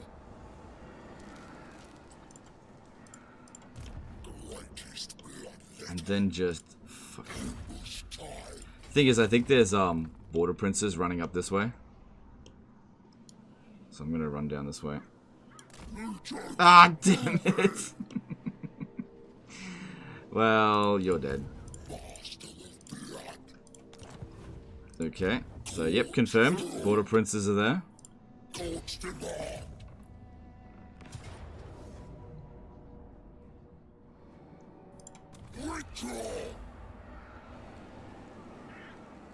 Enjoy last moments of life. Oh, and then the friggin' vampires are over here. Spread slaughter. Maybe that one will survive one turn. You know what? Screw it. It's only bloodletting. I barely have any settlements anyway. They serve their purpose. It's too much effort to try to keep them alive. Who cares? Alright, did I forget anyone? Okay, cool. So that weakened me a fair bit. But we have a really good base of money here. That'll keep us going for a bit. Can set up some more blood hosts. Cool, cool, cool.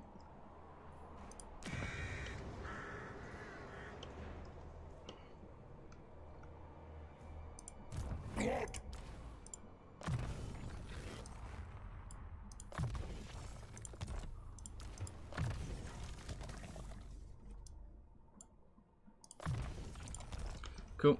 Alright, any new... Oh, wait, yeah, there's... Oh my god, it's gonna take forever. There's so many enemies. Deliver your missive and then get from my presence.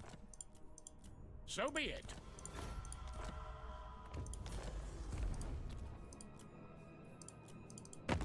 What are you good swans?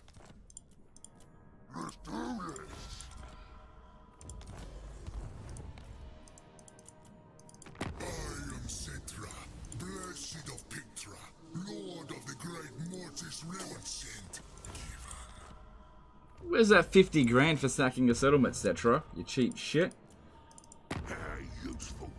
My next meal brings itself to me.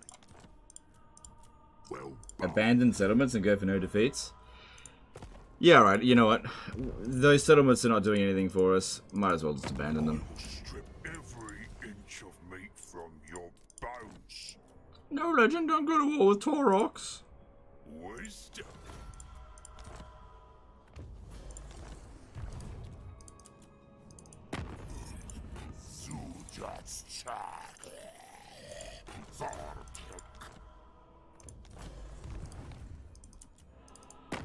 You stand before the Supreme Patriarch like an...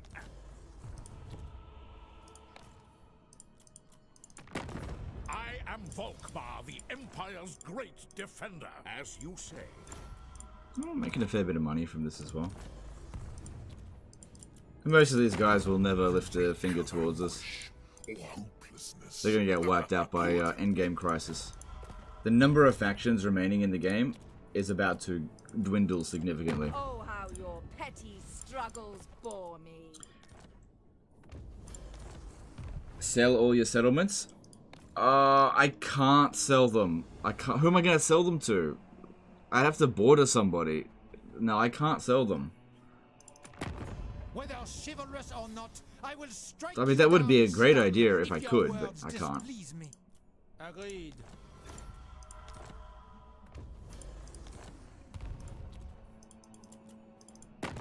My hand hovers close to my blade. Utter your demand. Of course. Deliver your missive and then get from my... The carving slab awaits you, mate. A recipe.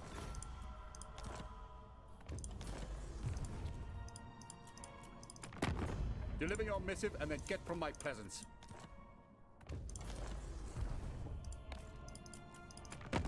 What vile filth stands before me? Oh boy. How many more do I have to do? I'm getting through it. Do not waste my time with petty talk. Make your offer and be done.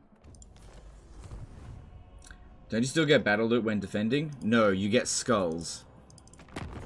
I think we're good for skulls. Shadow Legion. Ooh. Bellicore coming after us every now and again is not that big of a deal. Only the Grail companions of old Good defeat trade at least.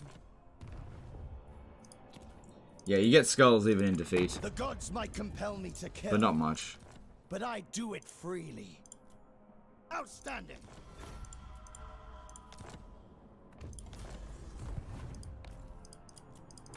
I don't collect skulls. I eat them. Let's not.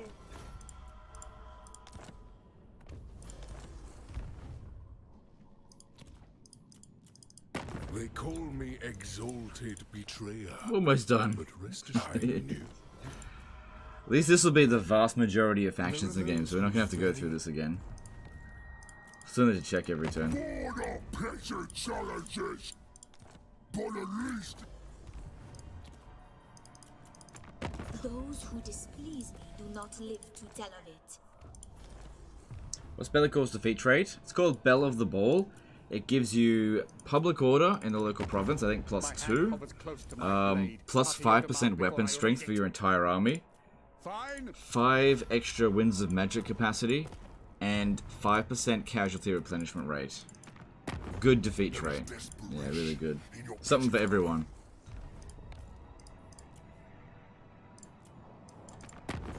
You are not welcome. And I believe his defeat trait is supposed to represent a boon from each of the Chaos Gods. So the public order one, I think, is Slanesh. The weapon strength is Khorne. The replenishment rate is Nurgle, and the winds of magic is Hashut. No, Know this. Zinj. I will not remember you. Almost done. fatal mistake. Thinking. Deliver your missive and then get from my presence.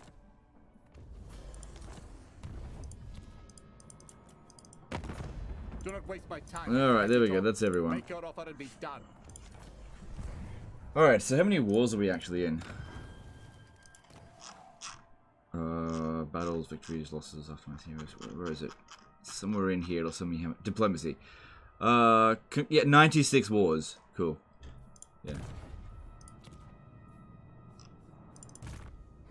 Of Khorne. Cool. Cool. Alright, we're done with the turn. Let's move on.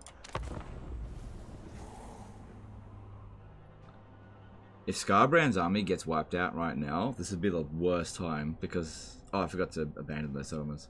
Who cares? Is it true that the Endgame crisis spawns Sylvania armies even if you wiped out Sylvania before the crisis? Yes, that's correct. Is there a replacement for Isabella? Isabella is the only lord that provides regeneration under all circumstances. What's it called? Aranessa gives you regeneration, but only while at sea. It's not that useful.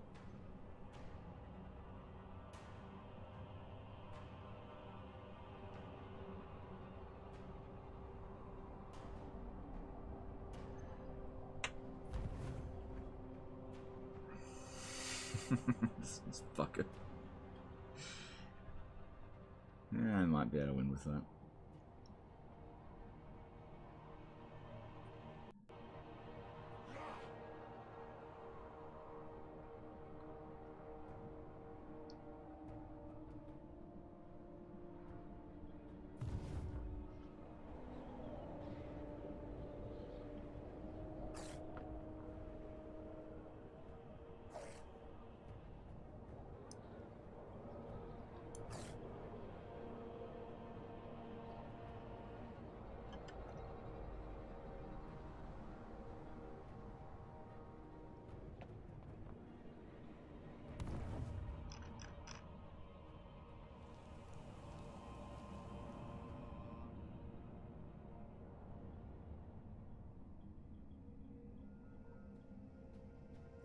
Is it possible to get Isabella's trait anymore? She spawns as a hero now, right? So it's effectively been removed.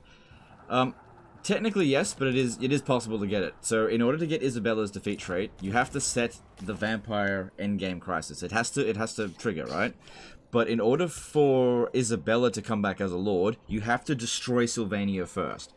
Once you've destroyed Sylvania and then the endgame crisis triggers, 1 or 2 turns later, Isabella will come back as a lord. So it is technically in the game, but not by default. This settlement here is probably going to get under siege anyway. All right. Bloodshed, Legion, hide. Seek victims. So yeah, it would be good if this guy's not sitting in the settlement when we launch the attack with this one, because while it is a good blood host, I think I might struggle with that a little bit.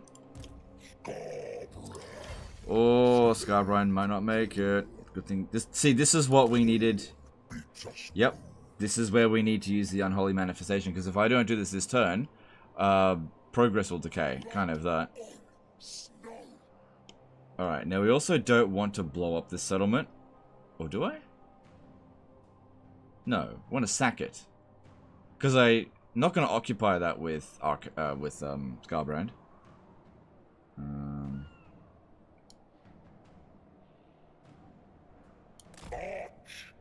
All right, that'll do.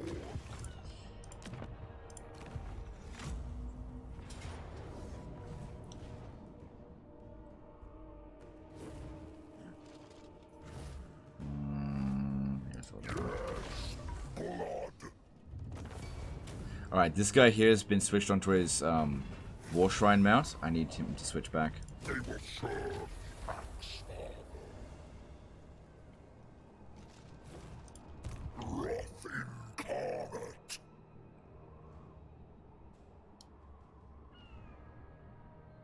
March to war.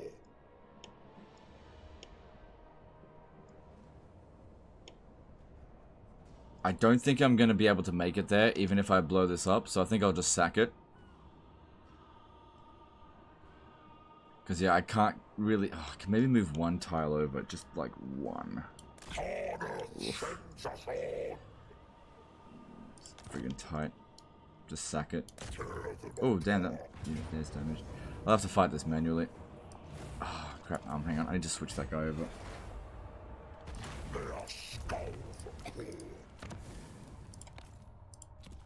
Oh, God, look at this shit. To see how much health he loses? Fucking hell. Alright, we gotta get to Claimer of Skulls. I don't really need Lightning Strike. I don't really need Sustained by Slaughter either. I'll get Lightning Strike. Intensify my blood. Do I use War Shrines with anyone? Depends on what I'm going up against. So is there any point to trying to wipe out a faction that have endgame armies before the endgame event happens? The only point would be that you would be getting rid of them until the endgame crisis establishes. The funny thing is with the endgame crisis, some factions actually don't come back if they were wiped out before the endgame crisis. So for example, Greenskin factions. If you wipe out a Greenskin faction, they don't come back when the endgame crisis happens. I'm not sure about any of the other races. I don't know. Yeah, I just don't know. I know that dwarfs always come back. I know that vampire counts always come back, even if you wipe them out. I'm fairly sure that the... whichever Tomb King faction owns the Black Pyramid becomes the endgame crisis there. I think. I'm not entirely sure. Yeah, I just don't know. I don't know enough about them because I don't like playing endgame crises, so I haven't had enough time to experiment them. I just don't think they're well implemented into the game at all. I like the idea of having an endgame crisis for sure, but I think they've been poorly implemented so far. Very, very haphazardly and lazily implemented.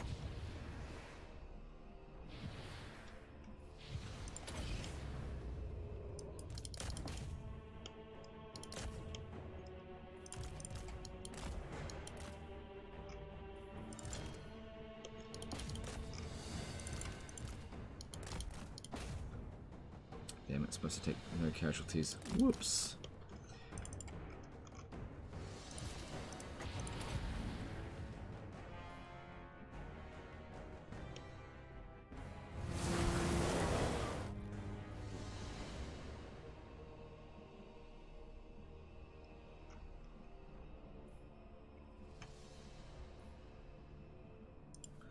Oh, hang on.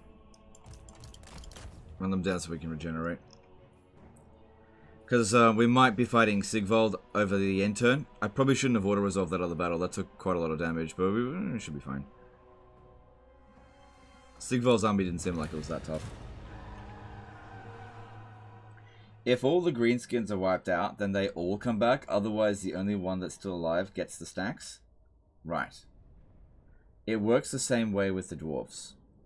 Well, no, because Barag Var came back. And same thing with Karaza Karak, but all the dwarves weren't wiped out. They weren't super cheap on in-game crisis, just like this. Here, you get options, do whatever you want. There is no story, no achievements, no nothing. Yeah, it's just the same shit that we've seen loads of times before. It would take someone 5 minutes to implement that sort of thing. It's just like, just create 20 copy-paste armies that spawn where the last location of the faction leader was. And then just give them a whole bunch of cheats. It's not well implemented. Terrorize them into submission. Skarbrand, slave Khorne.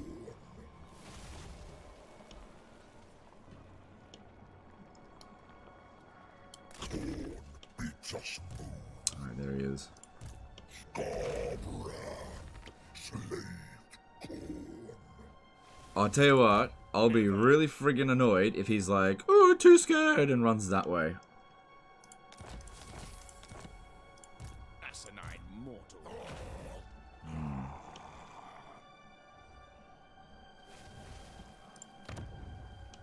My blood fury was unstoppable.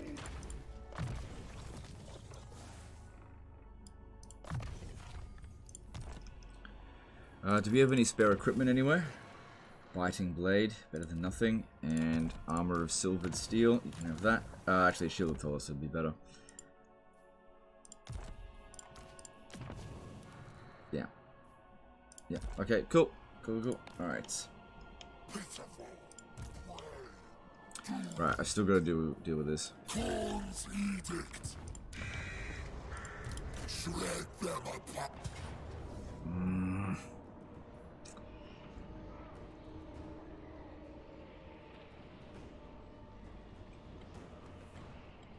Damn it, I've got to fight it manually. I've at least for the next couple of turns, because if this army keeps depleting, I can't recover it, and I just need to keep this faction beat down until Skarbrand comes swinging around through here, because Skarbrand needs this in order to keep his bloodletting up. Malekith was a good endgame crisis in Warhammer 2, I believe. Yeah, because it happened naturally as well. He didn't just, on a certain turn, generate 30 armies. This is why I hated the endgame crisis of the Chaos Warriors. Just generating 30 armies is stupid. It's just not interesting. Especially when every single army is exactly the fucking same. They need to get a bit more, dare I say it, creative in their assembling of endgame crises. Because, yeah, they really do just cobble it together the quickest way they possibly can. I don't know. Maybe they figure that the less time they spend actually scripting the stuff, the more time they can spend at the pub. Don't know.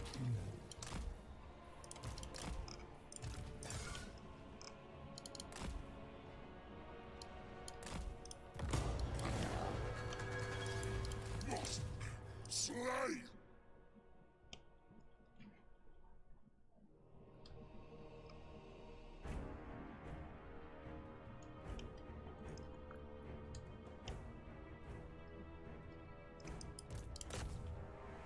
Because not like they're not capable of coming up with creative things. Like, they do some really good work, but they also do some really shoddy work as well. It's not consistent. They should change their name to Inconsistent Assembly. It's really hit and miss. Sometimes it's really good, and sometimes it's really not. It's inconsistent.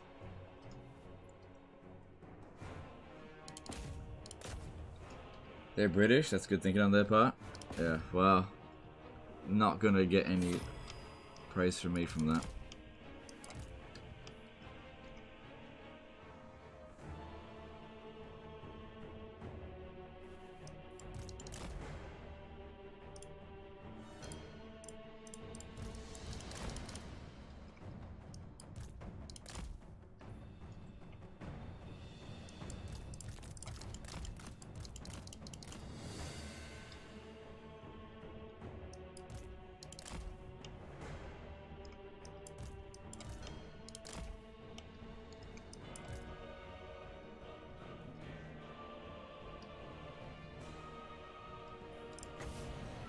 What are they still doing hanging around here? Like, we've long since passed that area. What are they doing? Stupid restrict camera. Come on, let me see the damn... God damn it. I kind of feel as though the enemy tags should be a layer above yours, so that you actually click on them. That would actually be useful.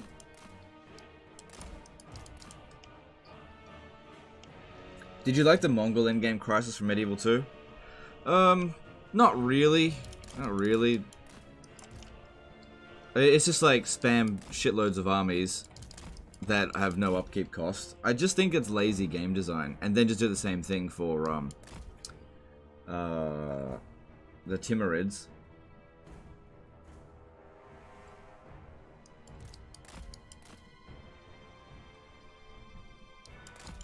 Yeah, I definitely wasn't a fan of that. Like, I love Medieval 2, don't get me wrong, but yeah, the Mongol invasion and Timurid invasion is not one of my favorite aspects of it at all.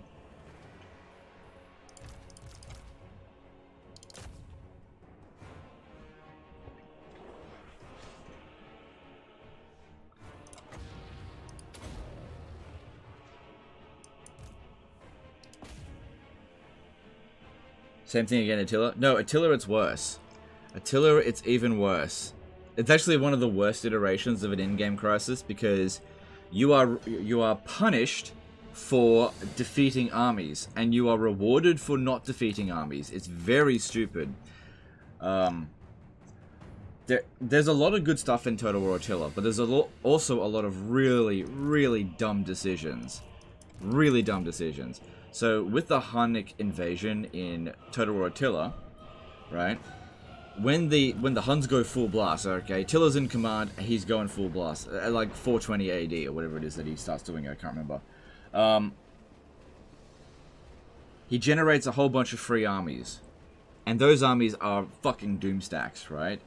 Now, the thing is, if you encounter one of those armies when they're on their own and you reach a point where you can wipe it out, you shouldn't do it. Because if you wipe out a Hunnic endgame army, it will, the very next turn, be completely restored at full strength at a spawn point in the steppes.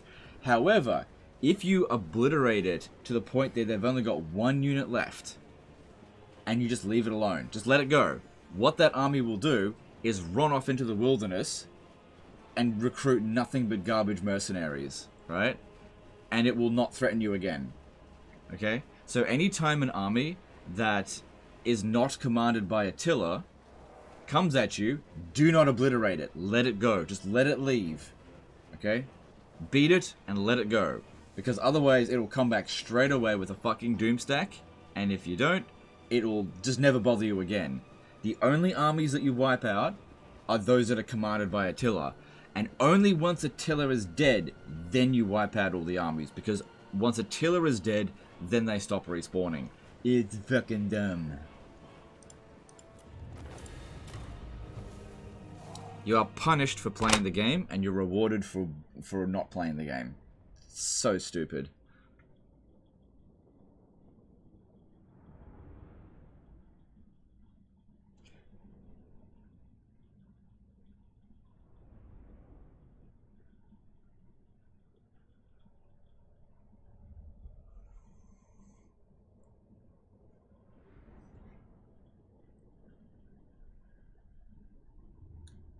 A lot of good stuff in Attila that's ruined by a lot of the bad stuff.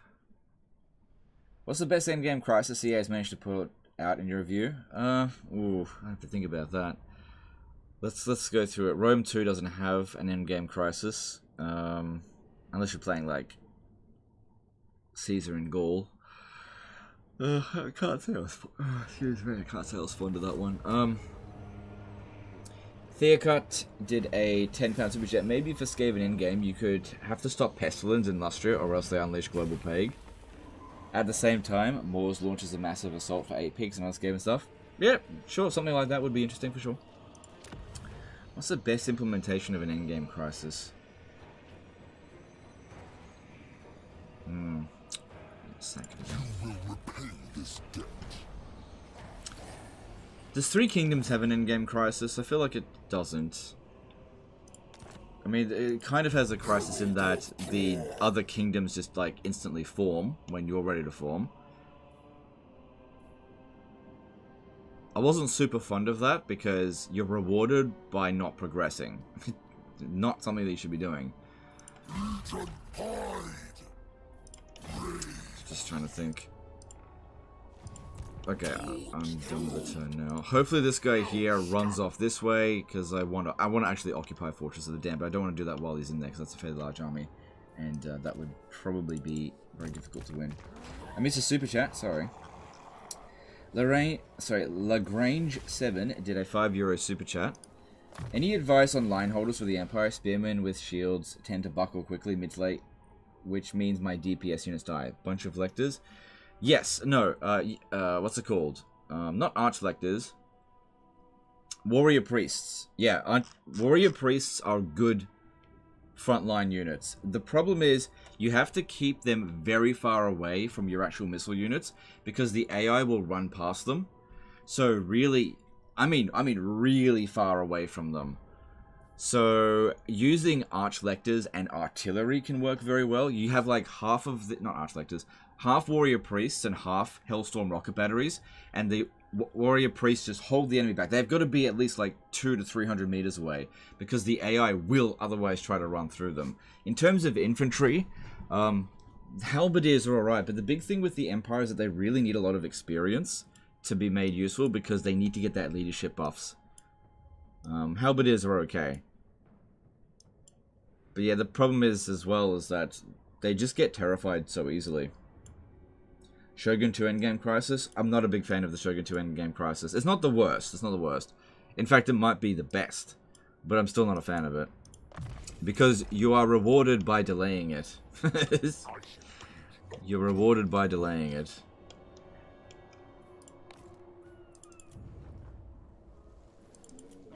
Because with the Shogun 2 Endgame Crisis, it is easier to handle if you are later in the campaign. The earlier you do it, the harder it is to manage, because the AI will just immediately, they'll all band together and declare war on you. And in the early stages of the campaign, when you're only recruiting Ashigaru, it's kind of difficult to manage. But if you're in the later stages of the campaign, you've got fortresses, you can repel stack after stack after stack. So you can trigger the realm divide very early, but if you want a smooth campaign, you are it's easier, not necessarily better, but easier to delay it, since it's based on like how many settlements that you have. Just don't get that other settlement and try to avoid having lots of vassals, because that triggers it as well. Excuse me. I think I'm done here. You know what? The FOTS one isn't too bad, because you just band together with whichever side you align with. You actually have a choice. So the FOTS one's actually FOTS. That's the best endgame crisis. Yep, FOTS. For the samurai. Yeah, that's definitely the best endgame crisis. You actually have a choice, and it doesn't matter if you're doing the early, mid, or late stages of the campaign. Yeah, FOTS. Okay, I think I'm done here. Yep, let's move on. Spearmen with shield or halberdiers. If you're going up against scary units, then you want halberdiers. If you're going up against missile-based armies, then you want spearmen with shields. Bahamut Zio did a $20 super chat. Khorne stream for the stream throne. Just got here. Had any chance to throw off the Eternal War Cheese? Have a fine stream. No, I haven't needed to use that yet, but thanks for super chat.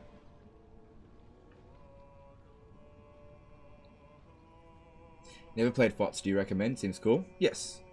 So FOTS is probably the best historical gunpowder game. The gunpowder mechanics in Fall of the Samurai is very good. Way better than Empire Total War. In fact, I'd say Empire Total War is shit with gunpowder. Nothing like taking 5 minutes to reload your weapon.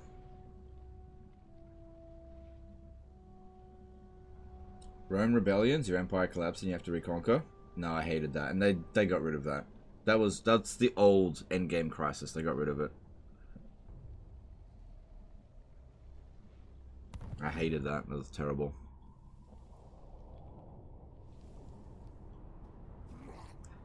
Again, with the old Rome 2 endgame crisis, where once you gained a certain level of Imperium, the Civil War would begin, and it would basically create a duplicate of your armies, but have more of them.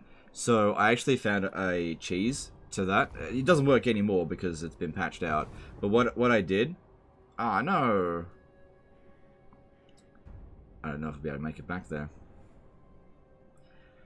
So yeah, there was a cheese with it. I think I did this in the Carthage campaign. Right before the endgame crisis triggered, do you know what I did? I demolished all of my military buildings except for one province, my capital, right?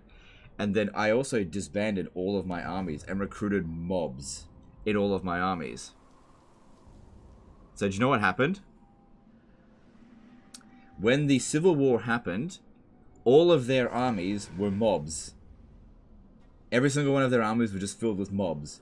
And all the settlements that they took, none of them had a military building. So they weren't able to replace any of their units with anything better. But I, immediately after the endgame crisis triggered, immediately recruited elite units and fucking rolled over them.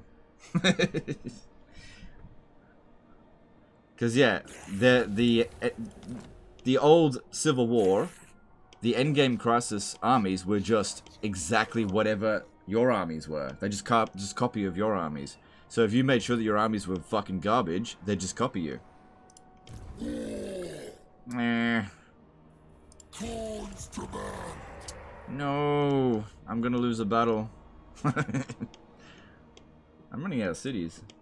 Hang on, what didn't get demolished? Oh, right. Alright. Treatment is unacceptable. Yeah, we don't suffer public order penalties from abandoning settlements. Yeah. That's the thing. You want to create systems where people don't, like, game it that much. So you create robust systems that allow people to just play the game, and then these things just feel natural. But the problem is that with these endgame crises, they feel shoehorned into a campaign. Like, it feels jaded, or like, it just feels awkward. Skarbrand, slave Khorne. Must murder. Moving. Oh, oh, oh, oh, oh, oh, oh, oh, oh, oh, oh, oh. Bloodshed. Oh, I got you. I got you, you little shit. I fucking got you. I know how to get you. Alright, well, I still need to sack this settlement. I should still be able to make it over here, because if I recruit, I can recruit a lord here, and I'll be able to attack it. Let's see, who have I got in here? I like this dude. This dude. And I like that dude. Let's see. This one, this dude here, he's disciplined, but I think he's got Thorek Ironbrow's defeat trait, and this guy here, I think he's got Sigvald's defeat trait. But he's a Kislevite! No, he's not. I'm gonna recruit. No, I'm gonna get this guy. Higher level. Yeah, I should be able to attack that. Oh, yeah. Oh, yeah. I could use the movement bug. If I recruit and then fight a battle manually, when I come back, he'll have full movement. I'm not going to do that, though. Alright, they didn't move out of the way, which means we're in for a tough battle over here. Is that Siggy? Yeah, alright.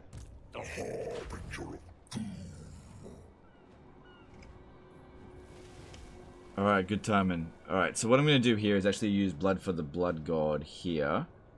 It'll blow up the settlement, but I'll just recolonize it. I got plenty of money, because I don't want Skarbrand sitting around. He needs to keep moving. He should be able to get back over to Shagrath as well. From there. Hang on, I need to make sure that we attack it from the right angle. There we go. That looks good. Because, yeah, it's not worth sacking. Ooh, valiant defeat. Okay, let's have a look. Let's have a look at this map. What do you got for me?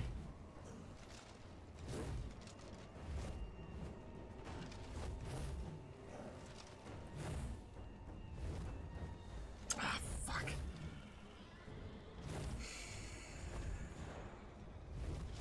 No way to cheese this map.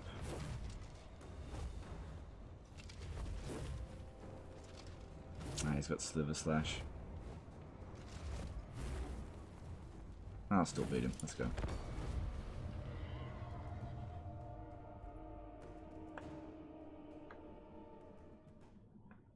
Just trying to think, what is a good endgame crisis that they've... Maybe one of the DLCs for Warhammer 2, I'm just thinking.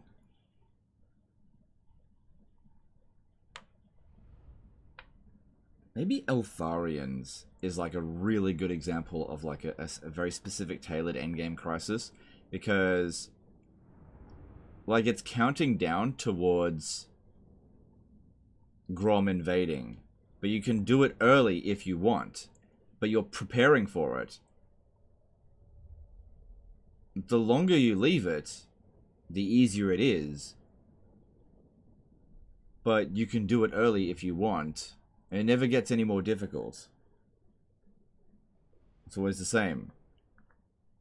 I think that's a good example of an endgame crisis, what they did there. Yeah. I mean, of course you can beat it on, like, turn 1. Wolffather's warriors! That's just due to sloppy programming, though. But it was a good idea. And I can appreciate good ideas that are poorly implemented more than I can appreciate bad ideas that have been perfectly implemented. And I think that's like a key aspect of me versus Creative Assembly. It's just like, I don't like their bad ideas. I don't care how perfectly implemented their bad ideas are. I don't like them. I'd much rather have good ideas, even if it means they make mistakes. You beat it at level 4, right? Turn 4? Yes. Yes, I beat it on turn 4. Without just waiting out the timer. I actually legit beat the battle. I can't believe I did that on turn 4. That was fucking insane. I think somebody did it on turn 3, but they had to cheese the shit out of Eltharion in order to get him ready by that point. Because I only just made it in time. I had like 1 minute left to spare. That was a really good challenge, but that consumed so much of my time. I think Inticity won. Yeah, Inticity was the one that won that challenge. That's what put him on my radar. Because he won all of those SOTEC challenges, but I actually won that challenge, but I was hosting it, so I wasn't gonna get the prize. I didn't participate in the other one. In-game crisis based on what race you can play as, maybe? Well, I'm okay with races with what you're going up against if they're interesting. That's why I like the Eltharion one with the Grom the Paunch invasion of Toy of Rest. I think that was a really good endgame crisis. It wasn't much of one for sure. It's very easy, but I like the idea of it. You know, a final battle to defend your city. And then playing the reverse, a final invasion of Toy of Rest, which you can do at pretty much any time. And then you actually get the city. I really like the Warden and Paunch DLC. I think it's one of the best ones. I really like it.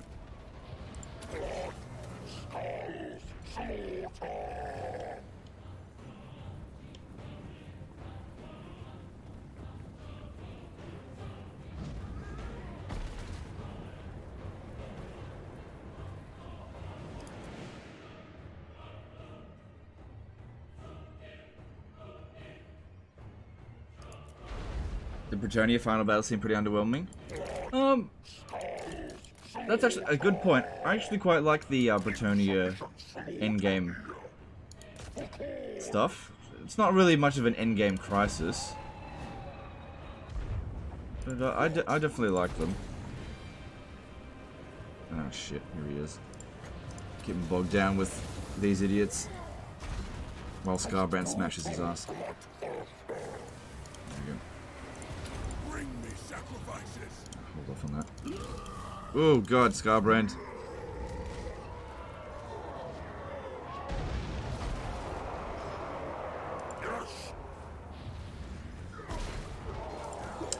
Well, Sigvald's a good fighter. Yeah, Skarbrand is not having an easy time there. I'm gonna have to cycle charge. Oh, this guy here is struggling. Okay, I may need to pop down this one. This is getting a little bit heavy. I might try to get these guys out of here, actually. Lies Sedig, I'm sure I didn't pronounce that right, did a £5 super chat. A good plan violently executed today is better than a perfect plan executed next week. George S. Patton, remind me of what you just said about CA. Okay, thanks dude, thanks super chat. Thanks, appreciate that. Okay, yeah, this is getting a little bit heavy. I need to try to get out of here. Need to try to get out. Come on, squeeze out, squeeze out, squeeze out.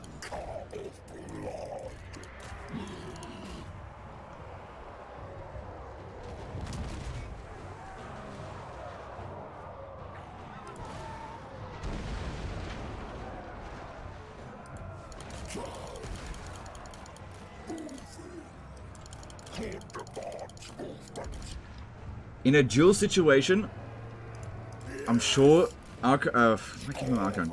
Skarbrand can beat Sigvald, but while he's got all these units here... Oh shit, that's a bit of a problem. I need you to break through this.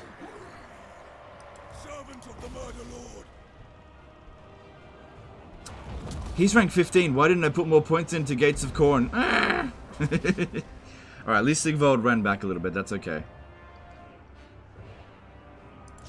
Alright, Skarbrand should be regenerating now because he's not fighting anything too difficult.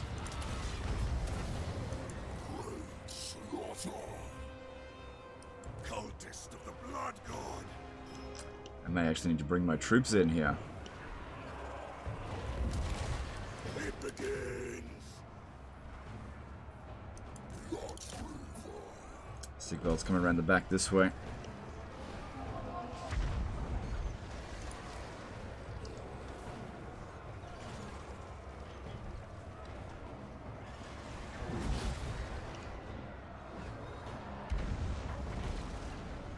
The exile of one. Following the wolf's signal. Mutilate them. Save this for getaways. Yeah, here he comes. Blood, skulls, slaughter, rage. Move out. Oh god, that really hurts. Luckily, Sigvald is quite slow by comparison to all my guys here, so we can get out of these positions pretty easily if we need to. I need to get rid of that hell cannon, that's fucking me up. Khorne demands movement. Okay, let's share this Slaanesh. They're gonna block us here.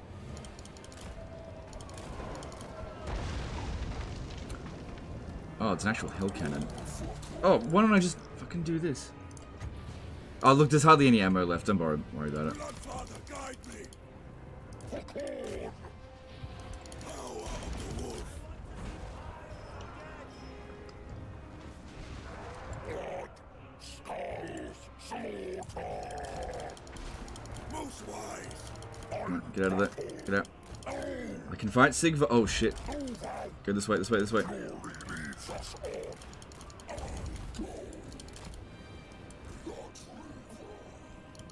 Find a way around him. Shit.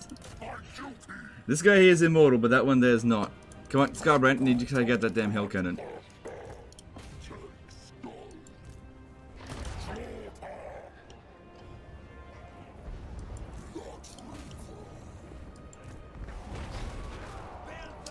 How much damage did it end up doing? Fair bit. Alright, we're okay, we're okay. At least he's not regenerating, and we kind of are.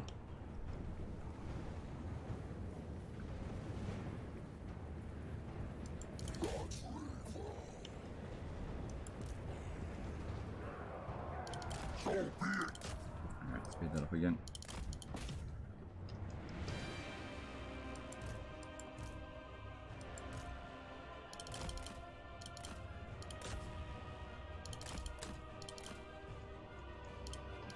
Let's start getting rid of some of their towers before they start getting too many towers up here.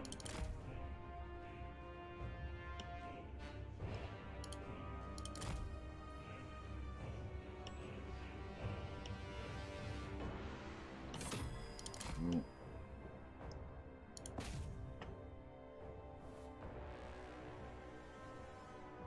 Will the new FS of the hero be a must-have if she has vamp magic? I'm pretty sure she's a shadow wizard, so... don't know if she'll be a must-have. I don't know.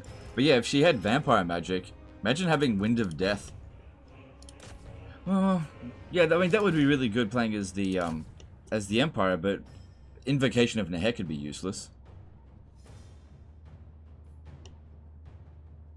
Just need to regen a little bit. Alright, at least that unit's gone. Yeah, they've still got a bunch of units just sitting on the walls. That's good.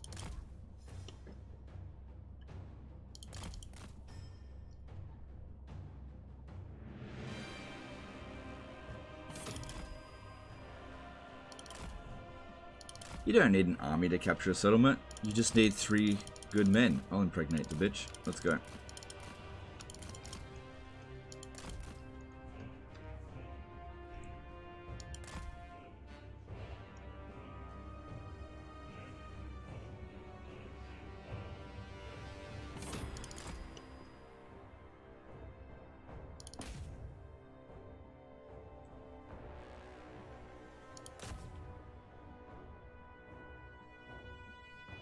The email mentions healing of some sort. Okay, well, I'll just have to wait and see. I'll just have to wait and see. Like, I didn't read the email because it came through while I was live streaming. But I thought she was a shadow wizard. Oh, Sigvald. Don't mind fighting Sigvald, but not while he's in amongst infantry. That gives him a big advantage. Come on, get him out of there. Get him out. Siggy. Okay, you ran off. Come on, come on, come on, come on.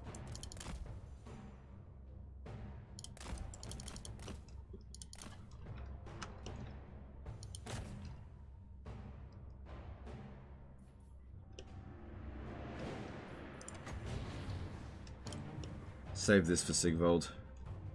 Oh, there he is. Oh, crap. Okay, this is actually about as good as we're gonna get it. Let's go. Yeah, okay, he's going down now. Is he tired? No. Alright, there we go, Skarbrand. Do your thing. Smash him. There we go. See you, Siggy. You're out of here.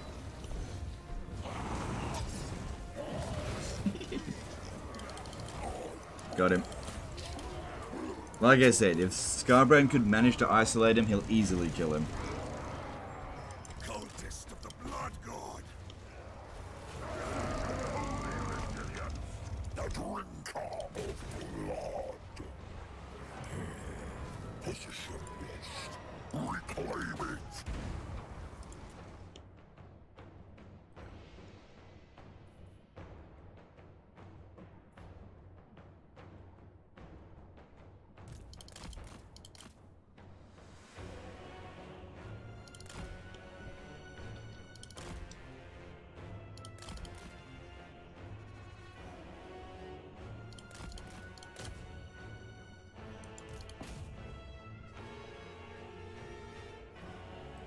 Alright, everything's good so far. Still got a little bit of regen left. And this dude here is pretty much full health, that's good.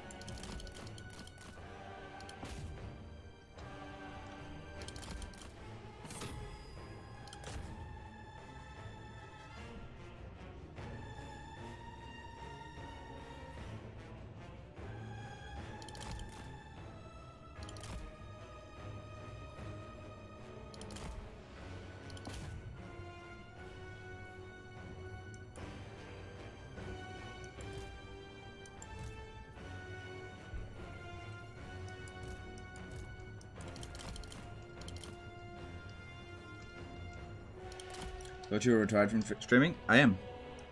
I've live streamed twice this year.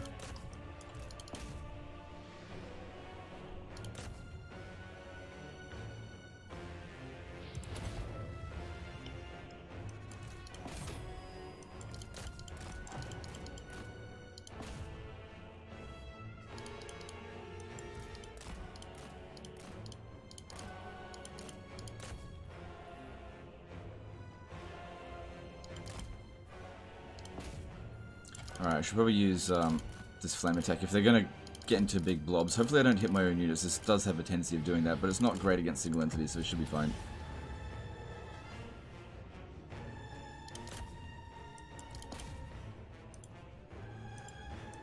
Okay, I think I need to get this guy off the battlefield.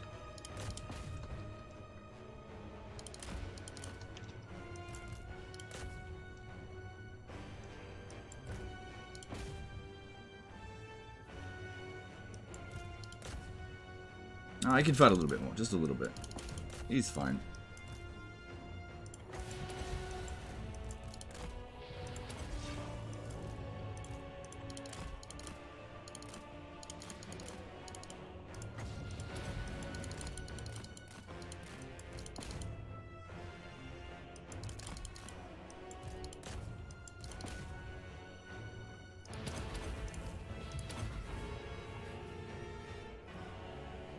Skarbrand stronger than Valkyria? Yeah, yes, yeah. In a duel situation, yeah. But Valkyria kind of has more utility because she can fly, and she's small. Skarbrand's quite vulnerable to missiles. Both of them can get about the same amount of physical resistance. There we go. I serve the Father. 3 units took out the full stack. Bit damaged, but we'll recover.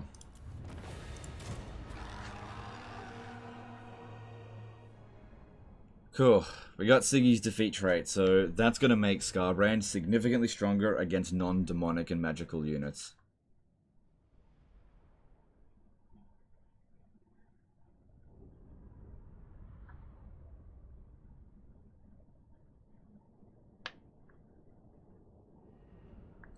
Steamy said a video today. I couldn't get a video out today because of we had some issues.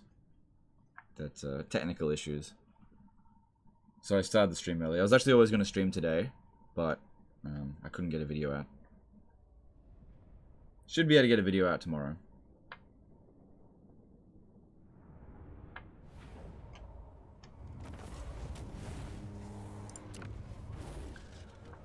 Alright, we are blooding it.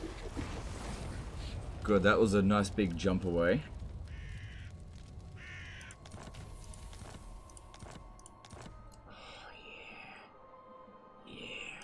Oh, yeah. So, Skarbrand is now sitting on 55% physical resistance. 50% of that, like 50% of that 55 is without items, so he's got an armor of fortune there.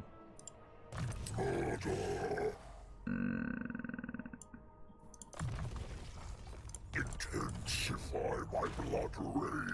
Okay. Then we need to blow up this settlement here. Khorne sends us on. Blood awaits elsewhere. We'll fight it manually so that we can... Oh, do we need to... Hang on, let me just see how strong Aghol are. They might have an army up north. If they don't, then I'll just take it out. How are you liking your newfound free time? A lot, it's good. Alright, I need to go in here to have a look at them. Alright, they've got an army, but it doesn't seem very strong.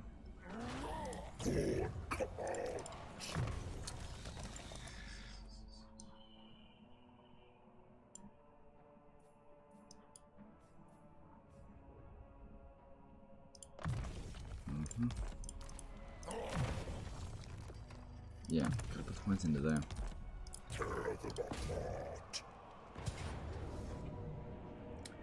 Alright, and we will auto that, I think.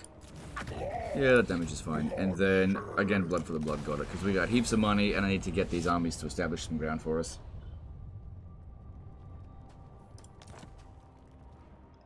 Cool. Oh, shit, I can make it there. Maybe. Yeah, where's my freaking R button? Okay. Wasn't expecting that. Yes, okay. I think blowing it up would be a mistake, but sacking it wouldn't be so bad. Because if I blow it up, I'm just going to head back down this way, whereas if I sack it, I can move over here and then blow it up next turn and keep going towards here.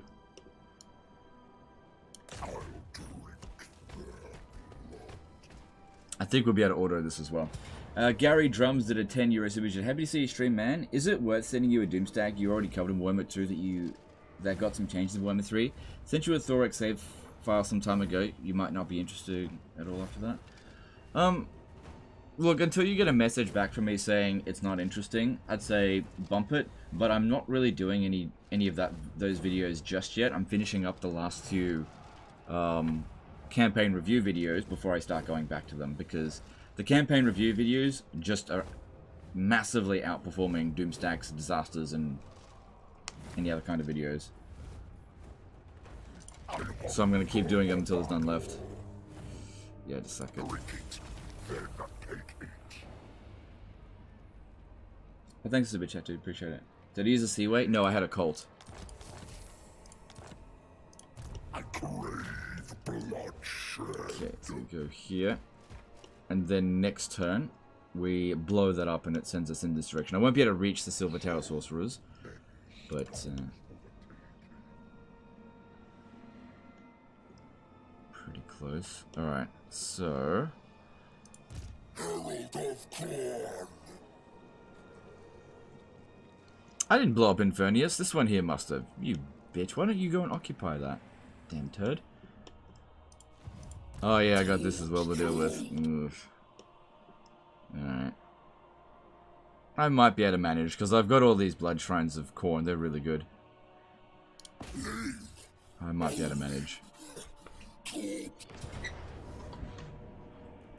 Alright, it's probably going to say close defeat. Oh, shit! Well, I overestimated them. Should I still fight this anyway? Let's see, what's the map look like? Is it going to be an easy... God, this is an easy to capture settlement, isn't it? Without many fast units. Oh, no, it's not an easy to capture someone. I'll fight it manually. I want to keep this army alive as much as possible because we need to send it west. Gonna give Sigvald straight to a Blood Reaper or no? Nah. I just want it for Skarbrand. I could keep him alive. I could. But I think we're gonna have our hands full with other things, so I'm not gonna worry about it. Reviews are nice to watch. Yeah, they've been really good for the channel because it's kind of like the dawning of Immortal Empires, and so it's bringing in a lot of new players to the game, which is good. I feel like Warhammer 3 is in a really healthy state now, like in terms of play numbers. I was really worried last year, but Creative Assembly made some good decisions. You know, a free weekend and making Immortal Empires free for owners of Warhammer 3. Good calls, you know. I don't always hate on CA. When they do good, I'll say they do good. Really, really good decisions from them. And I think that the play numbers are good. And yeah, anyway, so the reviews are good for those new players to get an idea of which faction to play, because it can be a bit overwhelming. Alright, I am going to go this way.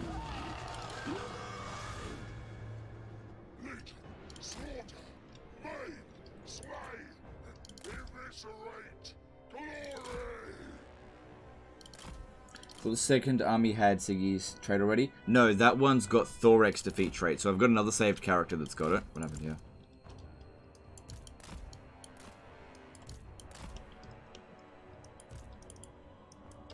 I just didn't recruit that one.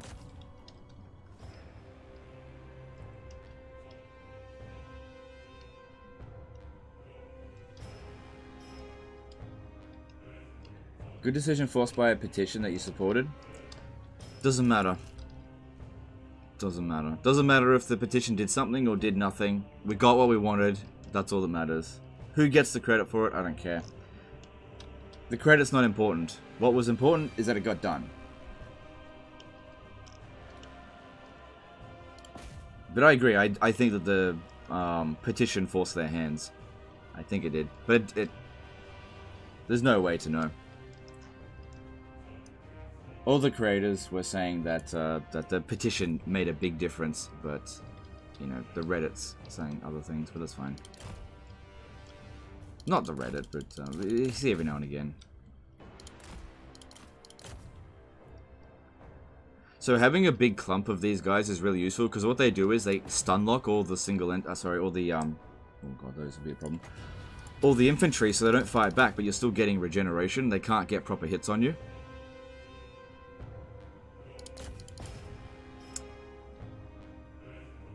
So one blood shrine is okay, but having a load of blood shrines, well, that is just awesome.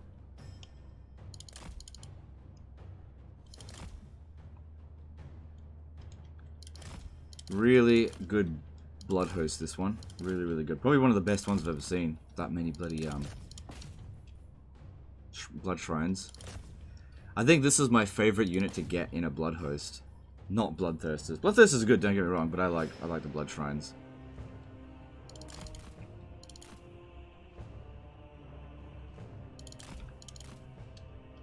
Because they're one of the few units that can actually regenerate in a blood host.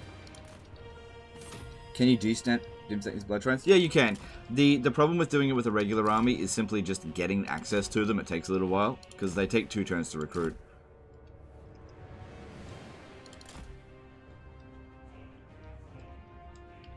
Yeah, you keep your army over there, so these guys here just stare at you. Thin them out a little bit, and then you got a free run to their spots in here. Blood shrines are kind of mid in my experience. It depends on how you use them. If you use them badly, then yeah, you could definitely see them as not being very good. But if you understand their strengths and weaknesses, and avoid their weaknesses, and play to their strengths, they're very good units. And they could turn the difference between a Pyrrhic defeat to a close victory. Blood shrines or tomb scorpions? Okay, it's weird to have those kind of questions because you don't get a choice. When playing as Khorne, you can't recruit Tomb Scorpions, and when playing as Tomb Kings, you can't recruit Blood Shrines, so it's kind of a silly question.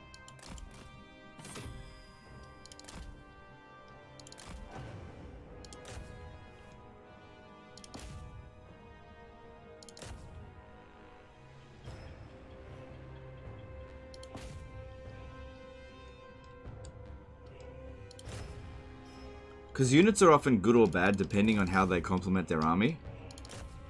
So Tomb Scorpions work really well for Tomb Kings when in combination with various other factors.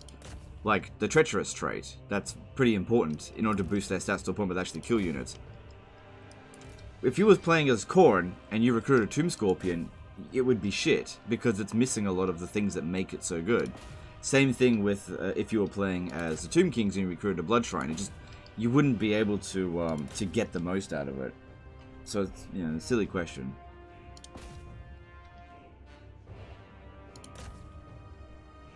See, the reason why the Blood Shrines are so good is because they regenerate while in melee, allowing you to keep a unit going while as in a Blood Host. Whereas if you had Tomb Scorpions, they don't regenerate naturally. They need a Tomb King Lord. So it's just not the same. Why is this one taking so much damage but not the other ones?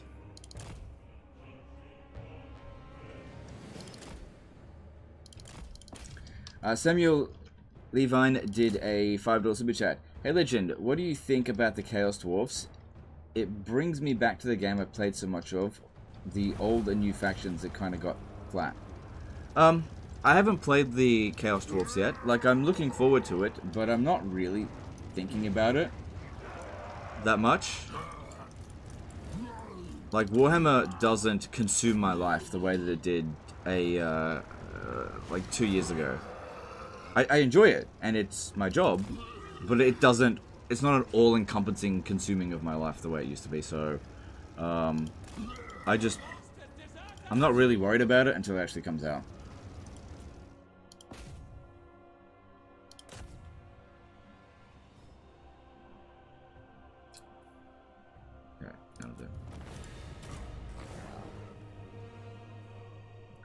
Did you know they keep regenerating when parked on a destroyed artillery piece?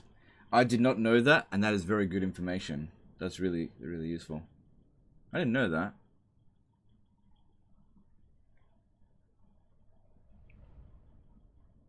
Can you swap units with summoned armies? No, the Bloodhost armies, you can't recruit new units, and you can't switch them over to other armies. Yeah, otherwise you would just, like, transfer all the best units into one Bloodhost and make it invincible. Hello, Mr. Total War. Should I skip Warhammer 2 and go straight for Warhammer 3? Love you tier list videos.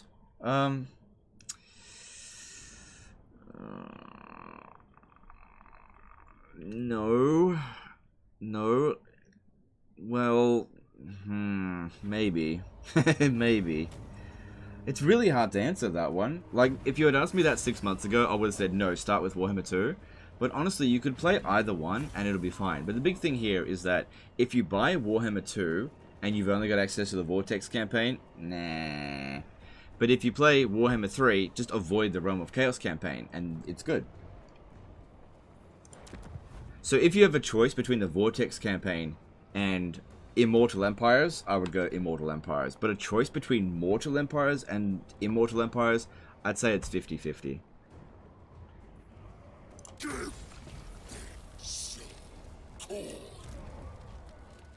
Cool. Nearly fully replenished. Good. And this is going to eliminate Siggy Buttbrain. Oh well. I got what I wanted out of it. Okay, now. If I sack this, I should still be able to make it over here. Now there's 14 units in there. They're a little bit damaged. And I'll have... I should still fight this manually because if I fuck that up, we're in big trouble.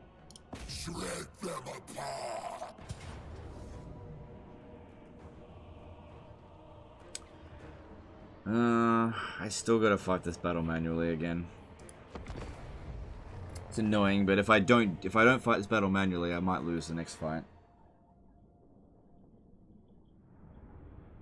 Casual's barely having anything unique. Well, things you gotta keep in mind is that Creative Assembly don't show everything.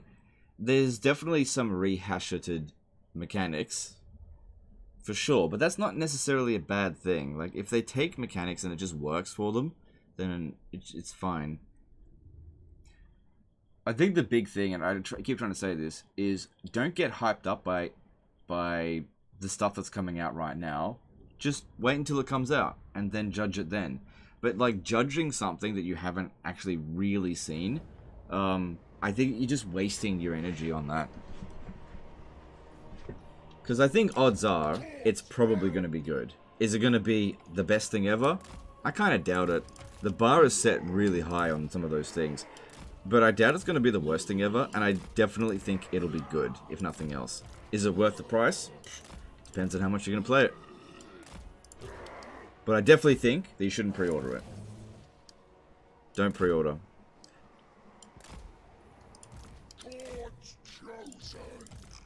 Creative Assembly shouldn't be rewarded for the Realms of Chaos launch, so I don't think you should pre-order. I think you should buy it on the 12th of April. But, you know, if you want to buy it, do whatever you want. It's your money. Imaginary Tank did $20 Superchat. 20 skulls for the Skulls Thrones. Appreciate that. Thanks, dude. Rip flesh, gouge eyes, shatter bone, claim. Andrew D did a £2 Superchat. Rehashed. I both love and hate that. No, he said, yeah. Yeah. Thanks for Superchat. It's lame. I don't know.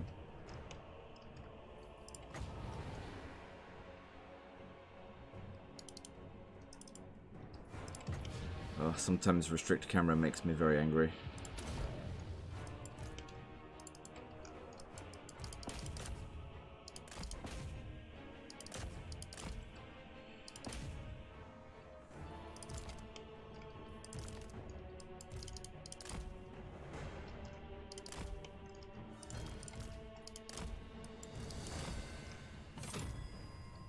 Oh, that didn't do very much.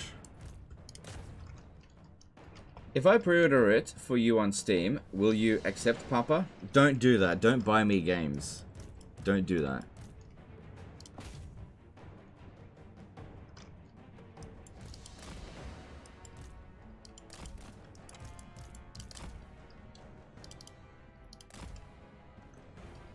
Because look, if I buy it with my own money, it's tax deductible. So I basically get it for half price. So don't buy me games. Like I said, I'm going to get it, but I'm just not going to pre-order it. I'm going to buy it on the day it comes out. There's no advantage to pre-ordering it now. I'm definitely going to get it. Yeah, don't buy it for me. Don't buy me. You guys do sometimes buy me games. Don't do that.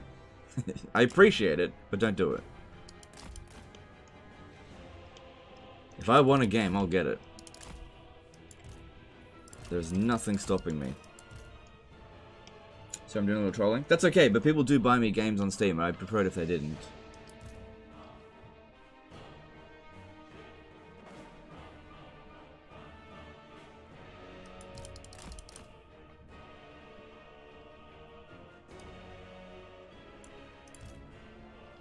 Hopefully the regular Darby get updated as well.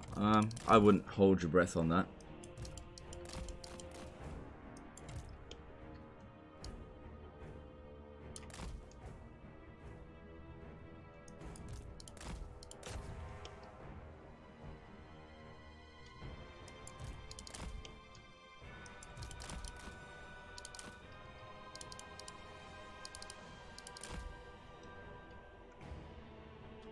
Since you like Skyrim, are you excited for Starfield? I am actually excited for Starfield, yeah.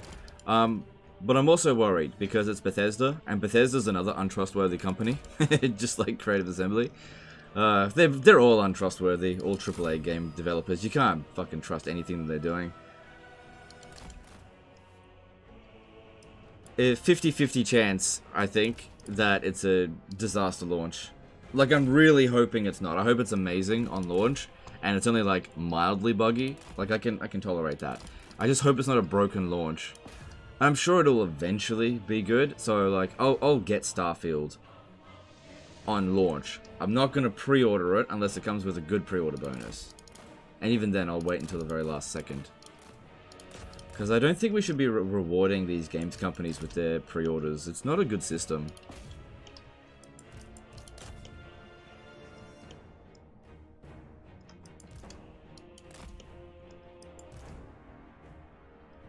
Do you know when the streamers you talk to are doing reviews early access? It's probably going to be in 2 weeks. If I had to guess, it's probably 2 weeks. So, like, they're not allowed to tell me when they're getting early access, so I'm taking an educated guess. The reason why I guess 2 weeks is because, typically speaking, in the past, Creative Assembly don't change things up very much, right? They don't change things up much. And every DLC that I've ever been involved with, it's roughly 2 weeks before it comes out. That's when you can start releasing content. So when would that be? I'd say expected around the 1st of April. April Fools, yeah. Expected around then. But then again, I don't know. Maybe they'll do it early. What about Larian Studio? Would you trust them? Which one's Larian Studio?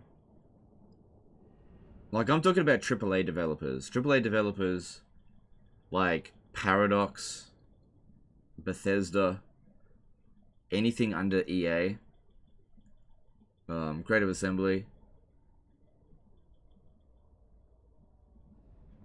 Now, CD Projekt Red, they've made a fuck up.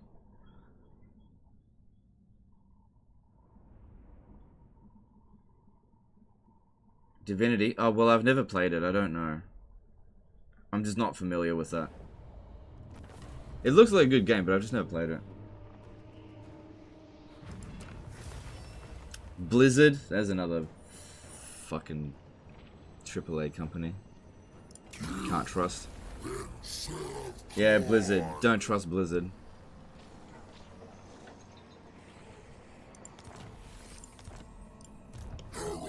Oh no, I got a force march. It's fine.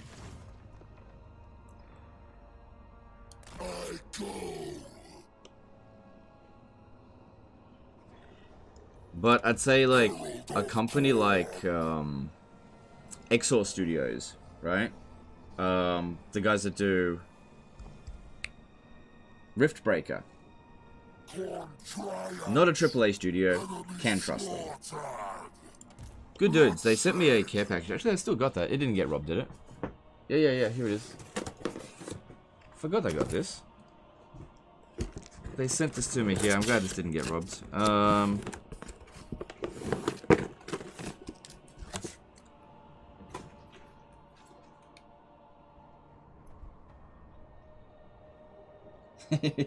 So, in case you haven't seen if you haven't played Riftbreaker, this is basically who you play as. It is the Riftbreaker. It's a little toy. So that was nice of them to send me that. And that was all just because I live streamed it that one time. Otherwise, they wouldn't have sent it to me. Is CA still trustworthy before Warhammer 3 launch? No, not trustworthy. Definitely not. Definitely not trustworthy. Definitely not. Oh, cool, I can just order that. Yeah, it's fine. And here I was worried that I was going to have to fight it manually. Tag still there? I only got it like a day ago. Also, I tend to, like, have these things as collectibles, not necessarily to go and play with them, because I don't have kids. So, like, that's a kid's toy.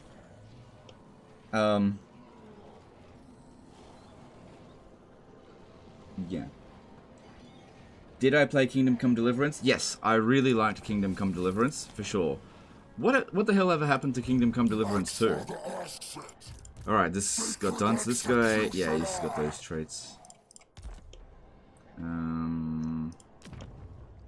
You're saying that there's a landmark at Infernius?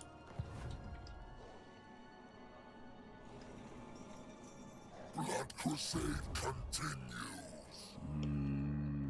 I may need to sack this one more time before this army is put to rest. Khorne's chosen must murder. I could recruit another army. Should I recruit another army? Well, I've only got 120,000.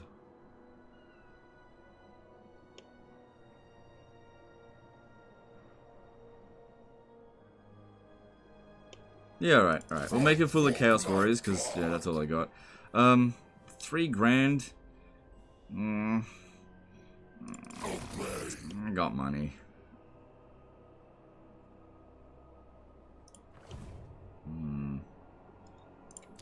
Don't have a lot of money, but I got some. Alright, I think that's me done for the turn. Yep. Wow, we got through a whole 15 turns. Let's get one thing understood. No, don't declare war.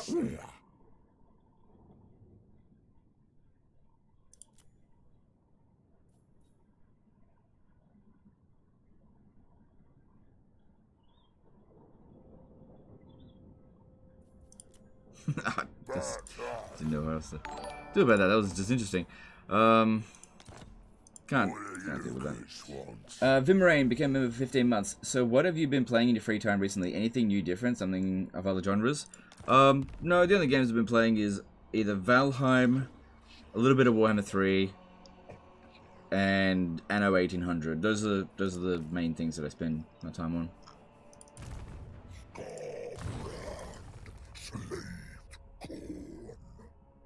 Oh, we almost got to Claymore of Skulls. All the better to spill blood.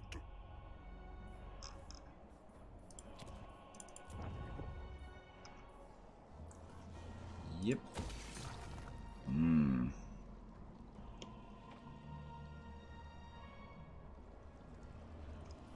Yeah, I really want that. That'll make it worth it to spam out blood letters for sure.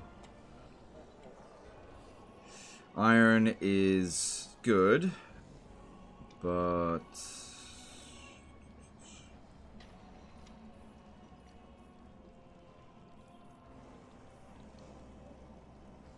I think we'll build one of these here, because this will give us access to more cultists, which I need. Don't worry too much about money. EU4 is a new DLC coming. Do you think you'll play it? Probably not. I didn't play the last DLC, and you can't trust Paradox, so I like EU4, but it's not on my to-do list. Paradox has kind of dropped off on my priorities a lot lately. Basically 50-50 chance of shit versus good content, so I don't like that. Only lies in a bottle of shit. Always loved your name. Did a €10 super chat. I guess it's because smaller developers want to establish themselves by pleasing the players, while the bigger already established studios focus on making the most money. Alright, thanks super chat. I think it's more like this. Bigger, more established studios have franchises, right? Whereas the smaller studios are trying to build a franchise. See, Creative Assembly once was a small studio. What were the first games, more or less, that Creative Assembly made, apart from, like, Sega ports? Shogun 1, good game. Medieval 1, good game. Rome 1, fucking amazing game. Medieval 2, okay? So at this point there, like, Creative Assembly could do no wrong. They were doing amazing work, right? But Total War wasn't really a franchise just yet. It was getting there. And then they became a AAA company, and then they, what happens? Fucking Empire Total War. AAA company status there.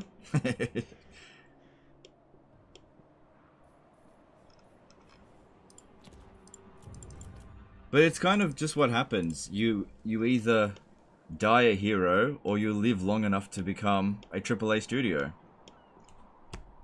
It's just it's the life cycle of studios. The thing is, the way that Creative Assembly is structured is pretty much a necessity, right? But what really needs to happen is not so much endemic, systemic change within Creative Assembly, but a systemic change within players that hold developers to account, which we currently don't do. We have so much power over these developers, and we just give it away all the time. Just give it away for nothing. By like pre-ordering games and not demanding that they pay their staffs a decent wage, or not call them out when they do particularly nefarious things. You gotta hold them to account. Here's the thing. Me being on YouTube, there have been times where you guys have put me under so much scrutiny, right? And it's tough being put under scrutiny, but it's made me a better person. And I appreciate the fact that you guys do that. You know, you don't let me get away with anything. Don't let me get away with a bloody thing. And I appreciate that, because it made me a better person. But every time you let Creative Assembly or any other AAA studio get away with something, you don't make it a better company. You know, they're like, oh cool, I got away with that, I'm going to do something more. Or something like that. Because anything that they can get away with, they will try to. Because that's just human nature as well, especially people who are in those kind of positions. I think I'm done with this turn. Choose your words carefully. You've got to, and it's difficult. I understand it's difficult, but you've got to, you got to hold them to account. You've got to say enough is enough when enough is enough. Because you can't just let them have their way all the time. It's otherwise they will continue to push the. They will continue to lower the bar. Because like just look at Madden, right? A franchise that just produces garbage every single year, but people keep buying it. Like if you want to get a good Madden game, you need to fucking don't buy a Madden game. Like the next Madden game that comes out, don't buy it. Just boycott it completely. Have $0 in sales. Because that company needs a kick up the ass. Like a massive fucking kick. Don't pre-order. Don't look at whatever their next fucking game is. Don't buy it. Let their next game be a fucking flop. Tell them that you will not buy their shit unless they actually put in a decent effort. Because, like, I watched the Angry Joe reviews on the latest Madden game. And it's like, how... Like, we've got it pretty good with Creative Assembly, right? They're not great, but they're nowhere near as bad as some of these other fuckers out there. Nowhere near as bad. How the fans of these franchises put up with this level of garbage, I don't understand. Like, these games are broken. Utterly broken year after year. It gets to the point where it's like 5, 6, 7 years since the last game was actually good. At least with like Creative Assembly, it's like 50-50 chance. You know? Like, if you can't just like scream at them and be like, hey, you need to do better. If you bought the game, you're part of the problem. You need to not buy their next game. Okay? Skip a year. Everyone collectively skip a year. Don't buy them. Let them make a financial failure. And they'll go, oh shit. We're not guaranteed to make money. We actually need to put in an effort, because I guarantee you they do not want to lose their franchise.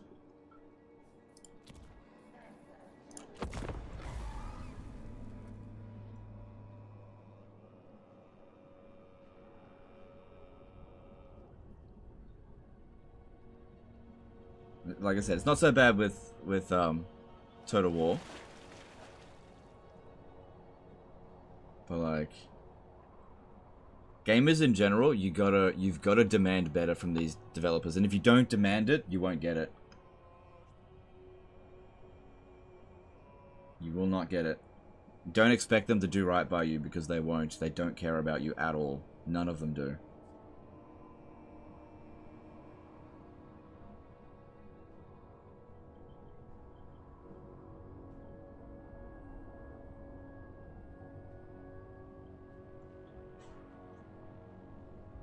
Sports fans will never stop buying Madden. Yep, and that's why Madden... The thing is, this is what the company understands, right? They know that they don't have to put in an effort.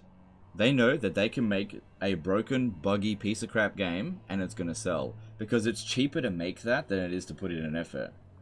It's cheap to make a game 50% of what it should be. Getting a game to 100% takes a lot of effort and finesse. And so, cutting costs like that, and being able to do yearly releases while paying their staff next to nothing or firing half their staff, and then getting record profits, and then, you know, being angry at a company doesn't cost them any money. And they don't fucking care if you're angry at them. They just do not care. It doesn't cost them money. Because you liking them or disliking them doesn't stop them from buying their yachts and their Lamborghinis and their private jets. But you not buying their game does.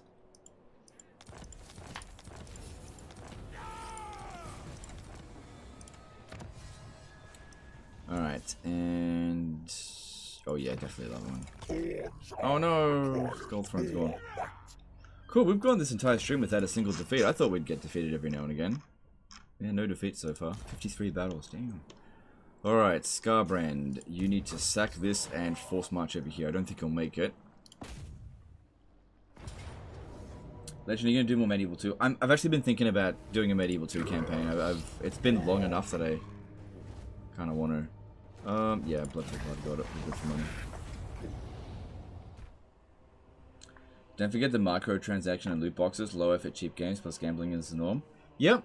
Yep. All you have to do is just not, collectively not buy it. If you buy it, they'll make it. Yeah. You're not going to be able to legislate it away or like scream it away. You're not going to be able to... See, this was what I tried to do with Creative Assembly. I tried to improve Total War from the inside. Didn't work. It didn't work. Not at all. Was met with extreme resistance. Pointless. I realized that I couldn't fix it from the inside. I had to fix it from the outside.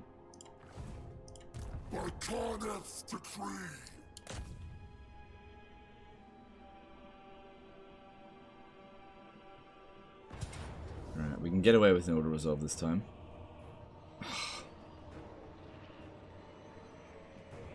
You just had to come back this turn, didn't you? I don't have my fucking summons either.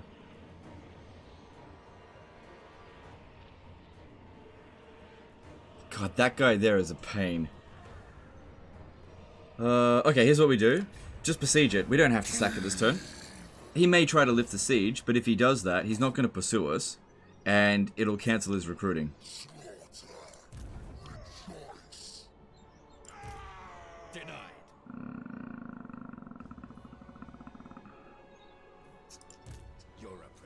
It's just Marauders, for what I can tell.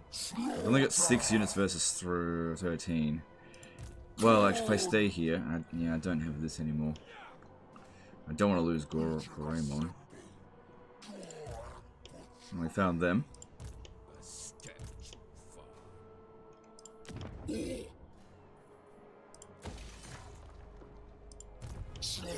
Winnable? Yes, it's winnable, but fighting this battle is a big risk that we don't need to take. I just don't need to fight the battle. Refused. Sacred executioner. So you're playing for 8 hours and you're on turn 16? Well, I've fought 53 battles. I fought 31 battles across 8 hours. Herald of Khorne.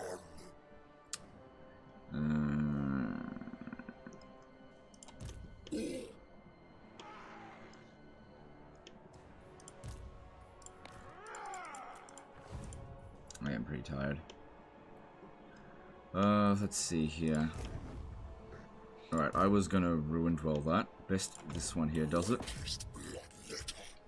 But you just blew it up! Alright, and you need to go into this stance here.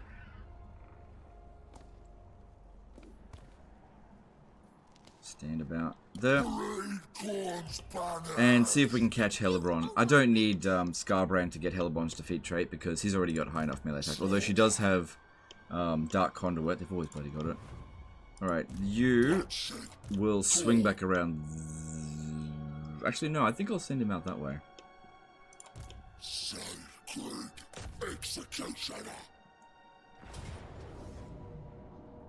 Do you start negative with Chaos? Playing as Skarbrand, yeah, I usually play it on negative because most of my money comes from loot. So I actually make money every turn, most of the time. But, most of this army can be destroyed with the... with this. I can't anyway.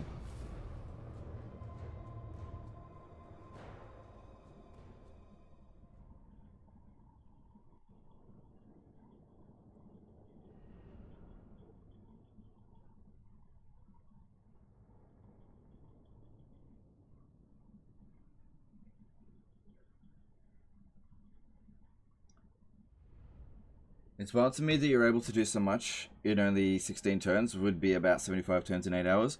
Well, you're forced to with this kind of campaign. If I didn't do this, if I didn't get the fuck out of the Badlands, then I would be dead now. I'd be wiped out. This kind of campaign forces you to do this stuff. That's why I like it. I like spending an hour on a single turn. I don't like just auto-resolving all my battles and then like bragging about how I got to turn 100 in 5 minutes. Because I've done that before. I did that on the Realm of Chaos campaign. Just crack it down on easy. Get through the entire campaign in 45 minutes. Boring as fuck. Didn't fight any battles manually except for the final battle.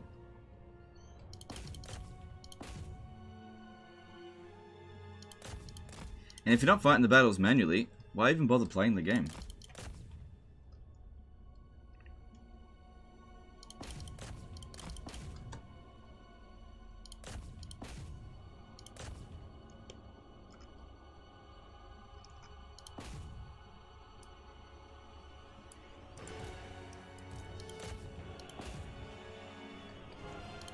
So another thing I've been thinking about doing for a while, you guys have probably heard about this prior.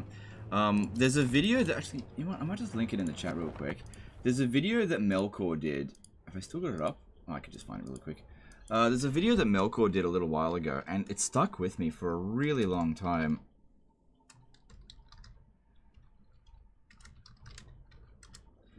I really miss Melkor. But yeah, there's a video that Melkor did. I'm just going to post it in the chat. Where is it? Yeah, it's this one here. Message to Warhammer fans. Such a good video. To be able to, like, articulate it that well.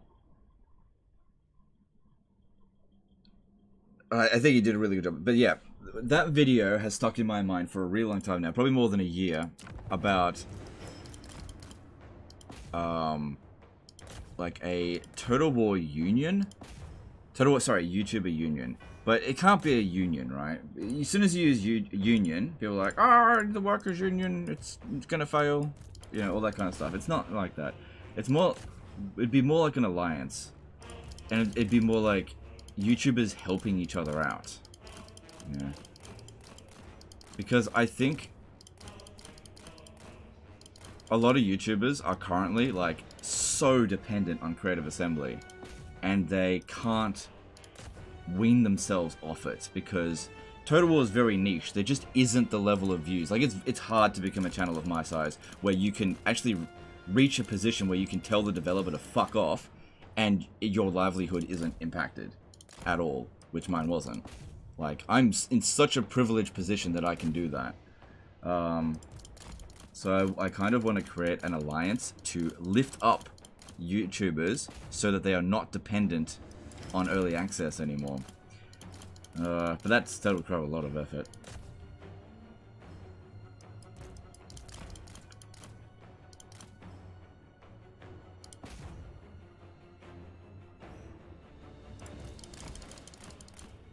Because if YouTubers are no longer dependent on early access, they can probably demand better friggin' embargoes, because those embargoes are bullshit.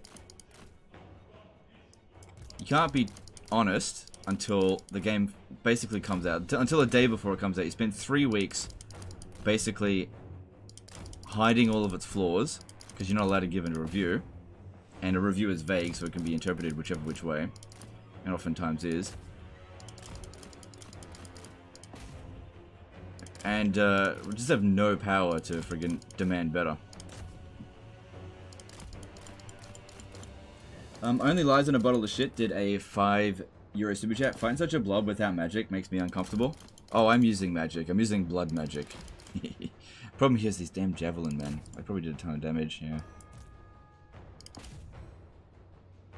Thanks for super chat. Oh, legend, these are mid-tier.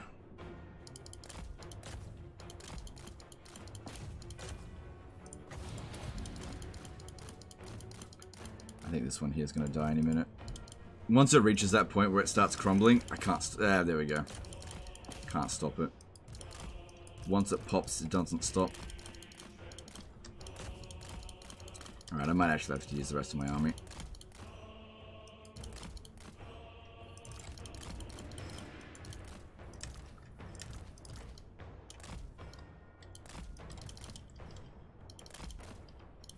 Got a boycott? No, it's not about having a boycott. Boycott doesn't really do much.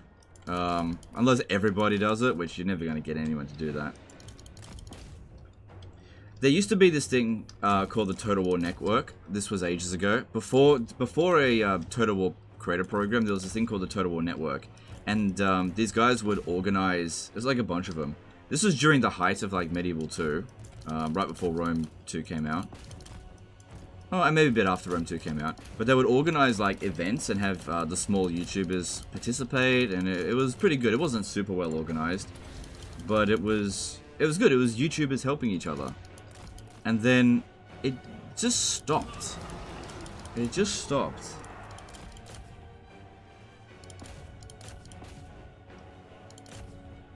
And you know, none of us had the creator program back then. We didn't have early access. And we all just helped each other out. We don't have that anymore. You know, you'll have YouTubers every now and again collaborate, but you don't really have them help each other out. Not really. Not to that same extent.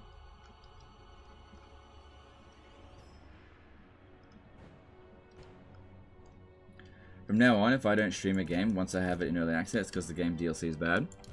Yeah, but you need everybody doing that in order to make a difference. If one person doesn't do it, like for example, I'm not doing that. I'm not doing any more early access with Creative Assembly. Do you think that's gonna have any impact whatsoever? Nope. I'm responsible for like 50% of, well, at least I used to be, responsible for 50% of all Total War streaming traffic. And me stopping streaming hasn't made any impact whatsoever on Creative Assembly's decision making.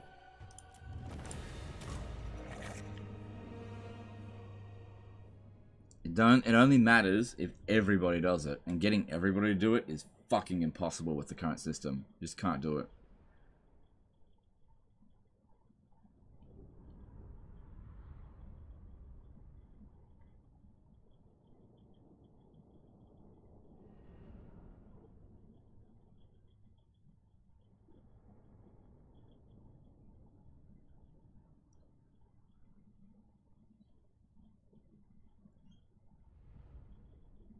%, try 80?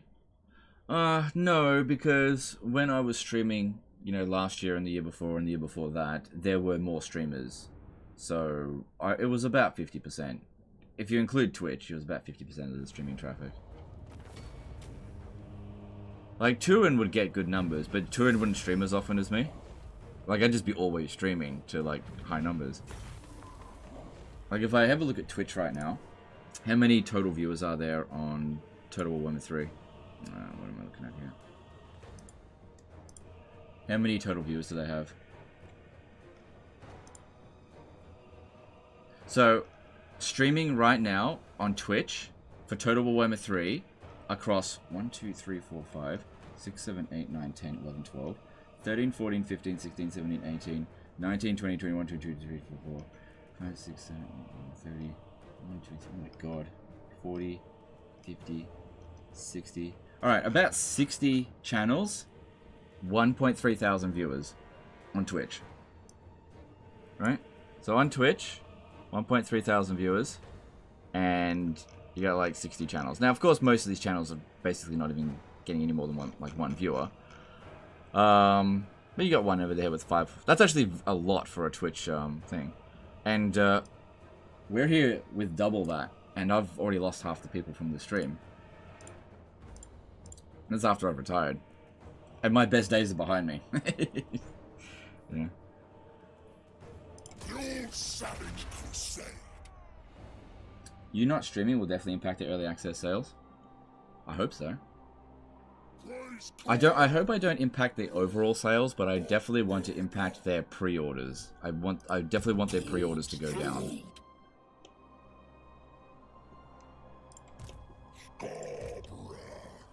Skarbrand, slave Khorne. creators in general don't help each other out, and sadly everyone thinks each other is a competition.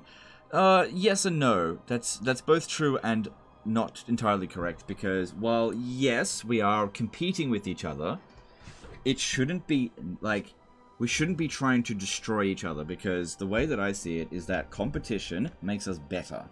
Like, one of the reasons why I became as good of a streamer as I am, you're not a good streamer, is because I was put under so much fucking scrutiny. I greatly appreciate that. The fact that I had to compete, because I'm extremely competitive, compete for the space and worked so hard for it, made me as good as I am. But if you start taking that away, if you make it so there's only like 1 or 2 streamers and they're not really competing with each other, they're not gonna get any better. If you want good Total War streamers, you need lots of Total War streamers, and they gotta be hungry for it. They gotta be like ravenous. They want the viewers. But they should also be kind to one another.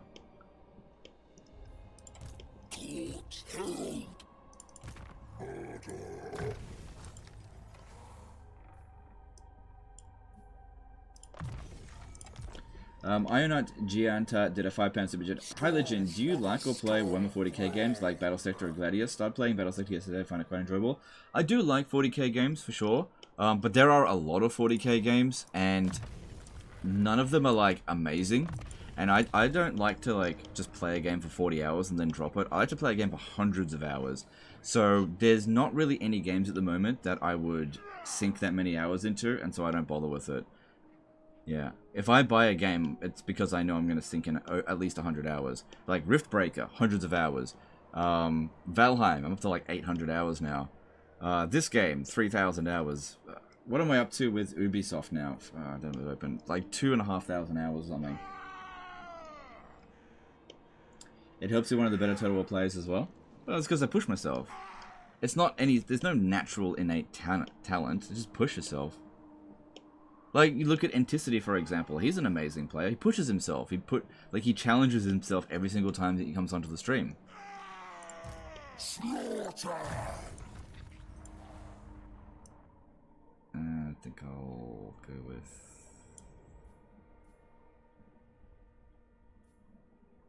Let's go with that. No, actually, go with Slaughterer. More power! More murder! Okay, I'm running a little bit of a risk here if these guys decide to attack me, because there could be another army on the way as well, but there's 13 of them, and we've got 6 plus 3, so 9. So we're outnumbered. We're outnumbered. But only by a little bit, and the quality is definitely on our side. Like, there's no way a Marauder is ever going to break through a Chaos Warrior, but with overwhelming numbers, they might be able to manage something. Oh, wait, this one over here is on a Blood Throne. No, we should be fine. Do I have any equipment that might benefit him? Glittering Scales. Yeah, don't you dare die. I don't fucking need that. Glittering Scales. Alright, we have a chance of winning now.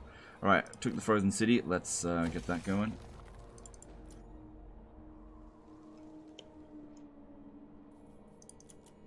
Tomorrow, next episode? We'll see. I kind of went a little bit long today, so we'll see how we go. I might need to rest and do more tidying up around the house, because it's not fully fixed up. Like, I gotta repair my office a bit. So we'll see how we go. I'm definitely going to continue it, but it may not necessarily be tomorrow. Okay, I think we're done with the turn. Herald of Khorne! Alright, let's move on.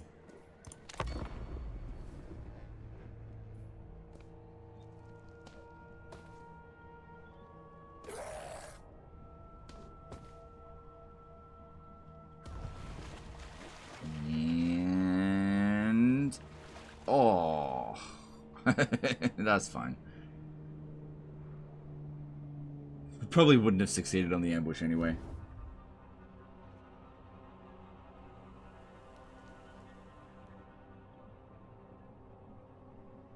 Do you think the Lord survives a 1 HP bug with battles will be fixed in 3.0? Oh yeah, that's annoying, that one. That's so fucking annoying.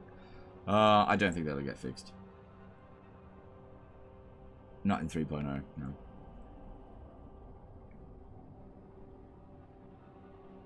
I think they're going to come after the movement bug. Because that's pretty egregious. The fact that you can conquer the entire world in one turn, on turn 1, is probably something they'll want to get rid of. I actually do hope they launch the attack. Yeah, you fucking coward. Outnumbered me, couldn't... Yeah. So to that person that was saying before, oh, I got declared war on by 3 people, the AI's a bitch. Call their bluffs.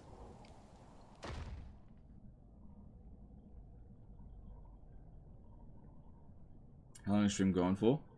I should really wrap up. I've been going for 8 hours. I'm getting pretty tired.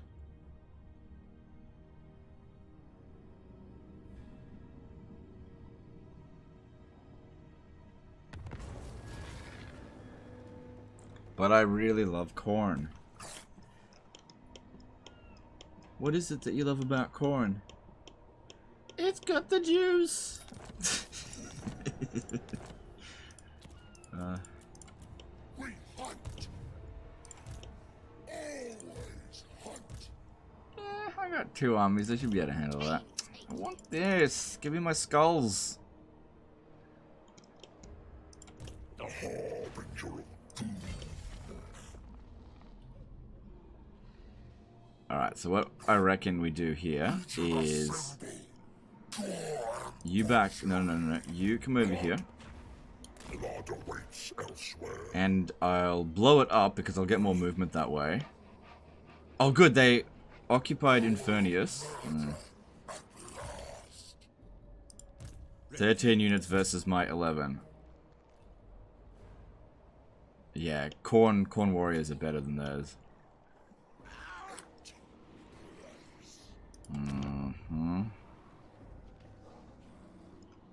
Where's that go?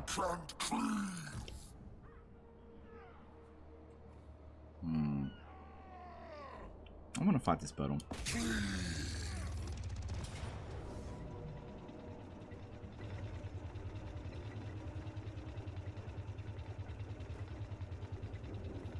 I'm going to show you the power of the blob.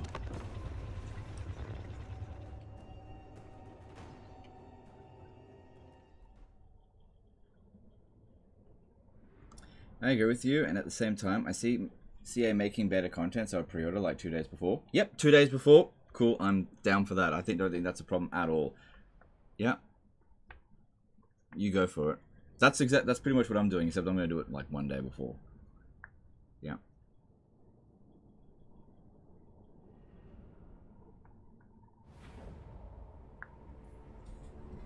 Yeah, I definitely don't want to organize like a content boycott. I don't want to do that. I just don't think pre-ordering is a good system. It's the consumer gets fucking nothing.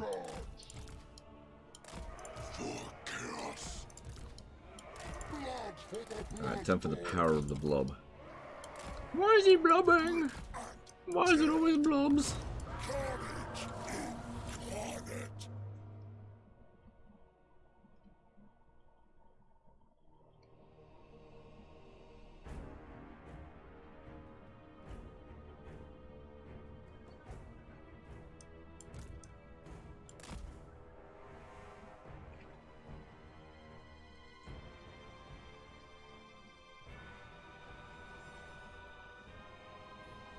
So they have very little armor piercing, and we've got a ton of armor.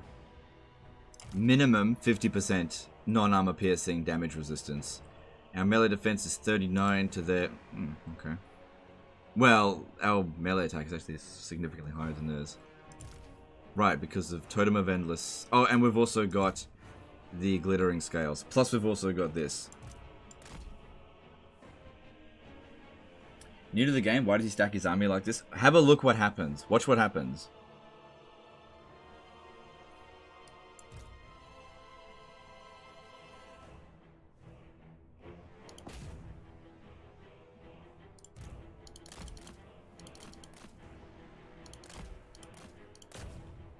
But Legend, you're about to get surrounded. Oh no, you're surrounded.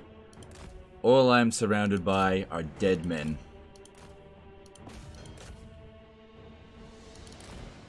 I don't understand. You're being flanked. Why are you not dying?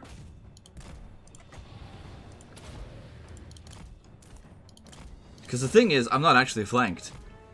Yeah, you are. Nope.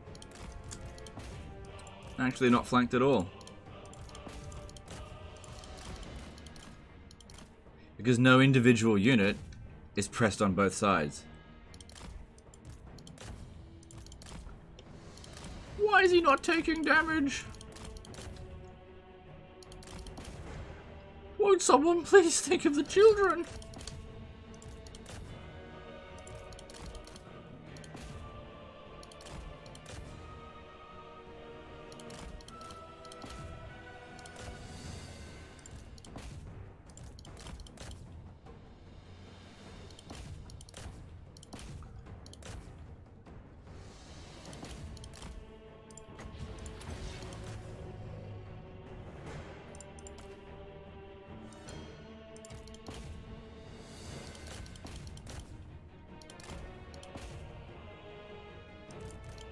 Oh yeah, Pyrrhic victory, huh?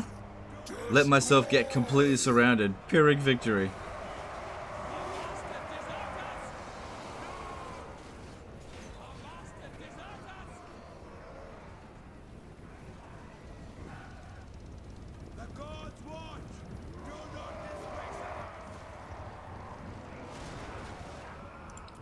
Pyrrhic victory, huh?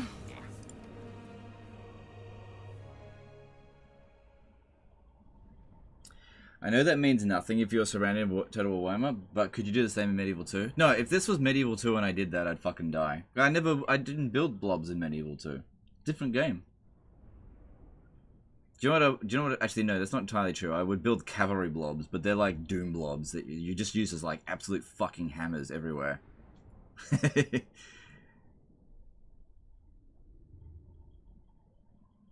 But yeah, doing this in Medieval 2 would get you killed.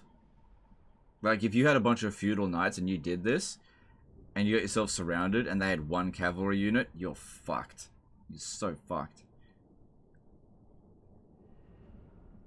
But the reason this happens is because the flanking morale penalty is actually really low, and as long as your leadership stays above a certain point, getting flanked or taking a leadership penalty means fucking nothing. It means nothing. And what happened is, because we had area of effect bonuses, spreading our units out mean that that bonus would only affect 1 or 2 troops, but putting them all together, they all got it. They were all stronger together as a unit. They couldn't break us. They couldn't do it. And of course my Blood Throne was able to just run past and keep smashing them back and forth. Belongs to Khorne.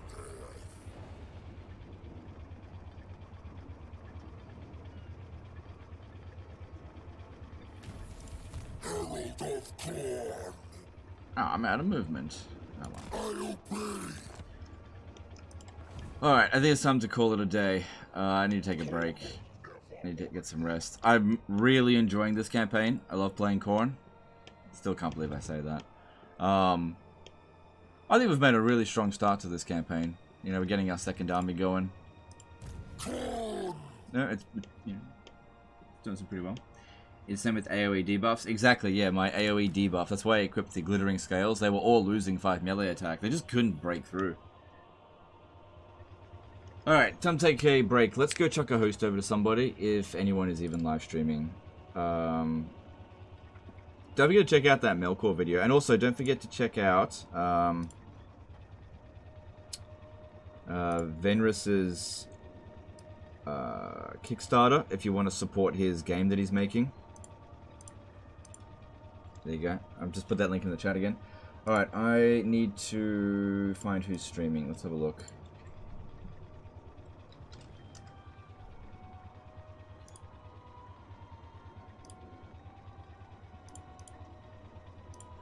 Excuse me.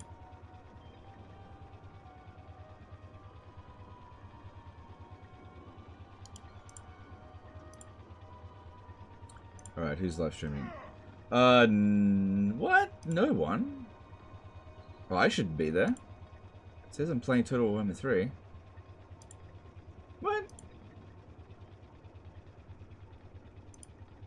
Hang on, I'll just go through my subscriptions. Alright, looks like Radiant Ash is going. Yeah, she's playing Khorne. Okay.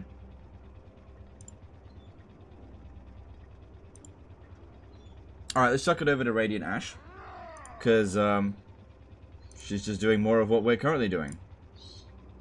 Hang on. Pause that. She started 73 minutes ago. Okay, so she'll still be going for a little bit longer. Alright, cool. So, if you're up for more Khorne, go and check out Radiant Ash. I'm just setting up the raid. Sorry, excuse me.